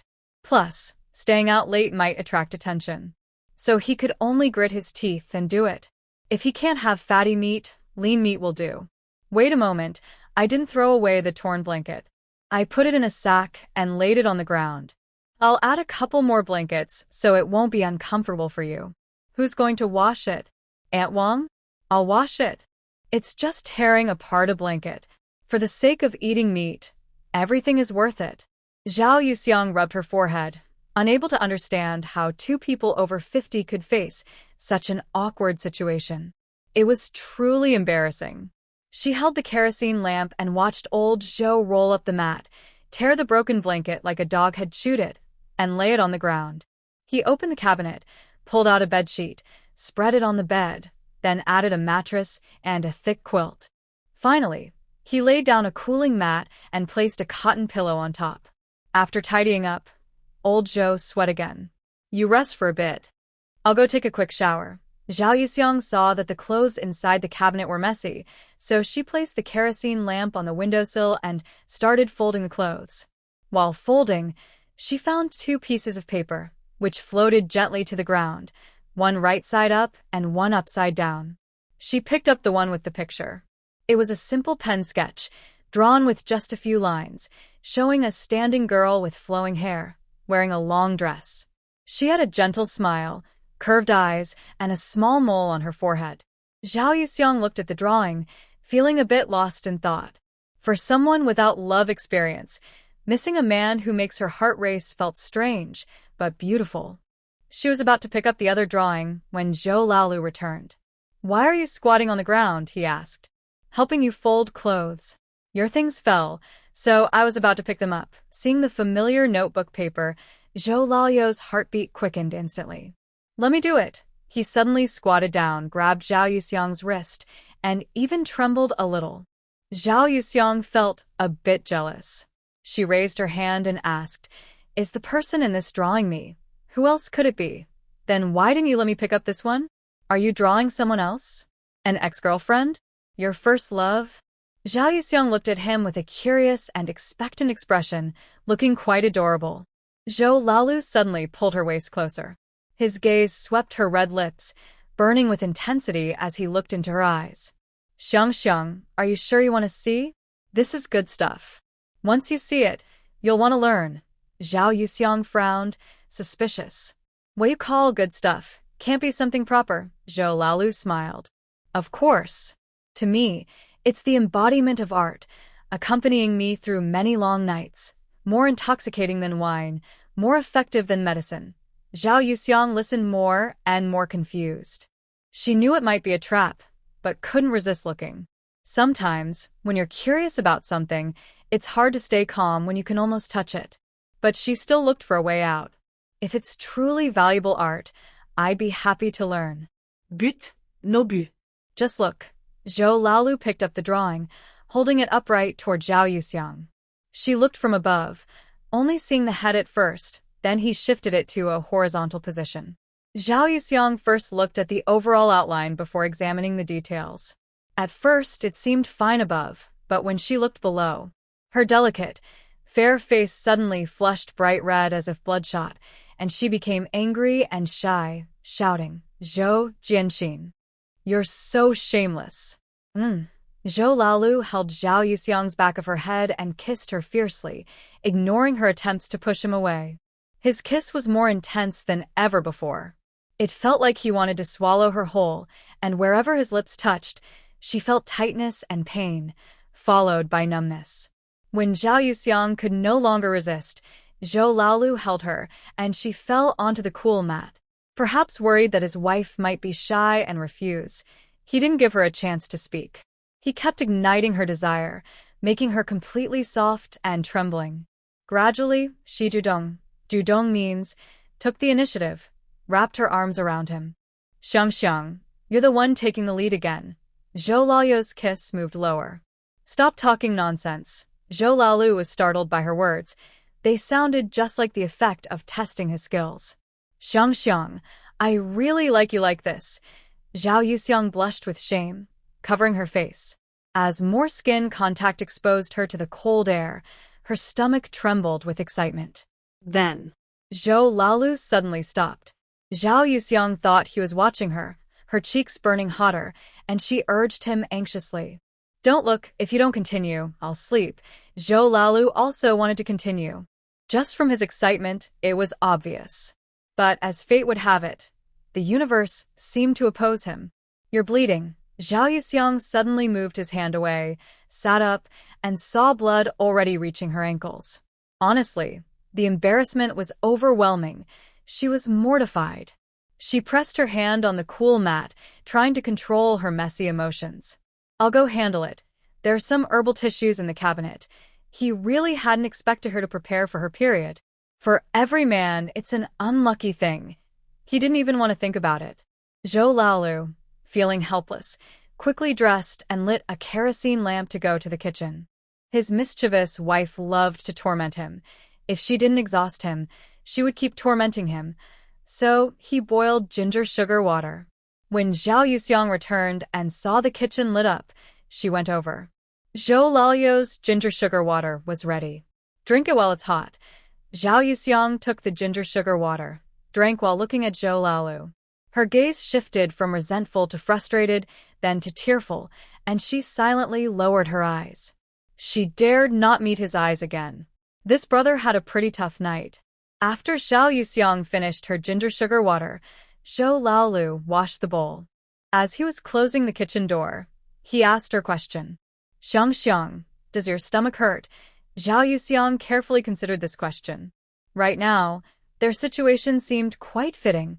On a dark, windy night, perfect for romantic or mischievous things, but she wanted to avoid falling into any traps. To avoid doing something harmful to herself, she decided it was better to act pitiful and straightforward. Yes, it hurts a little, but I can bear it, Zhou Laolu inwardly lamented. There was no lean meat or even broth, and she couldn't smell any meat flavor at all. He was very considerate, pretending to be gentle and warm, each sleeping separately. His big hand was just massaging her stomach to ease her period discomfort. He kept reminding himself to stay calm and not make any unnecessary moves. This act of being a gentleman might earn her more trust and sympathy, making it easier to relax in the future. Zhao Yuxiang was indeed sleepy. Since Zhou Laolu was not causing trouble, she felt at ease and quickly fell asleep. Some people might be uncomfortable and unwilling, but he didn't have a body of steel. He said he hadn't slept well for days, so he fell asleep quickly too. But who knew if he was truly following the rules? Anyway, he hadn't opened his eyes, and if something really happened, it wasn't him. He couldn't admit it. The next morning, Zhao Yuxiang woke up to find new menstrual pads placed by her bed. After changing, Zhou Laolu had prepared breakfast, porridge, steamed eggs, bot buns, and some radish pickles. The sugar factory is almost ready, and everyone has been recruited.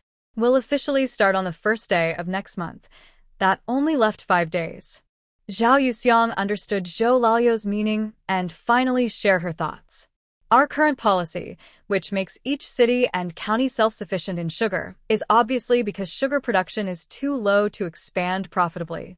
Since we've built the sugar factory, we should develop it bigger and better, not just focus on the small piece of land we have now. We need to solve the core problem. The low output isn't due to a lack of workers, but mainly because the sugar beets are of poor quality and don't meet standards. That's the real issue. Zhou Laolu put down his chopsticks. He knew his wife wasn't an ordinary woman and might not want to do boring frontline work, but he hadn't expected her to hit the development pain points right away.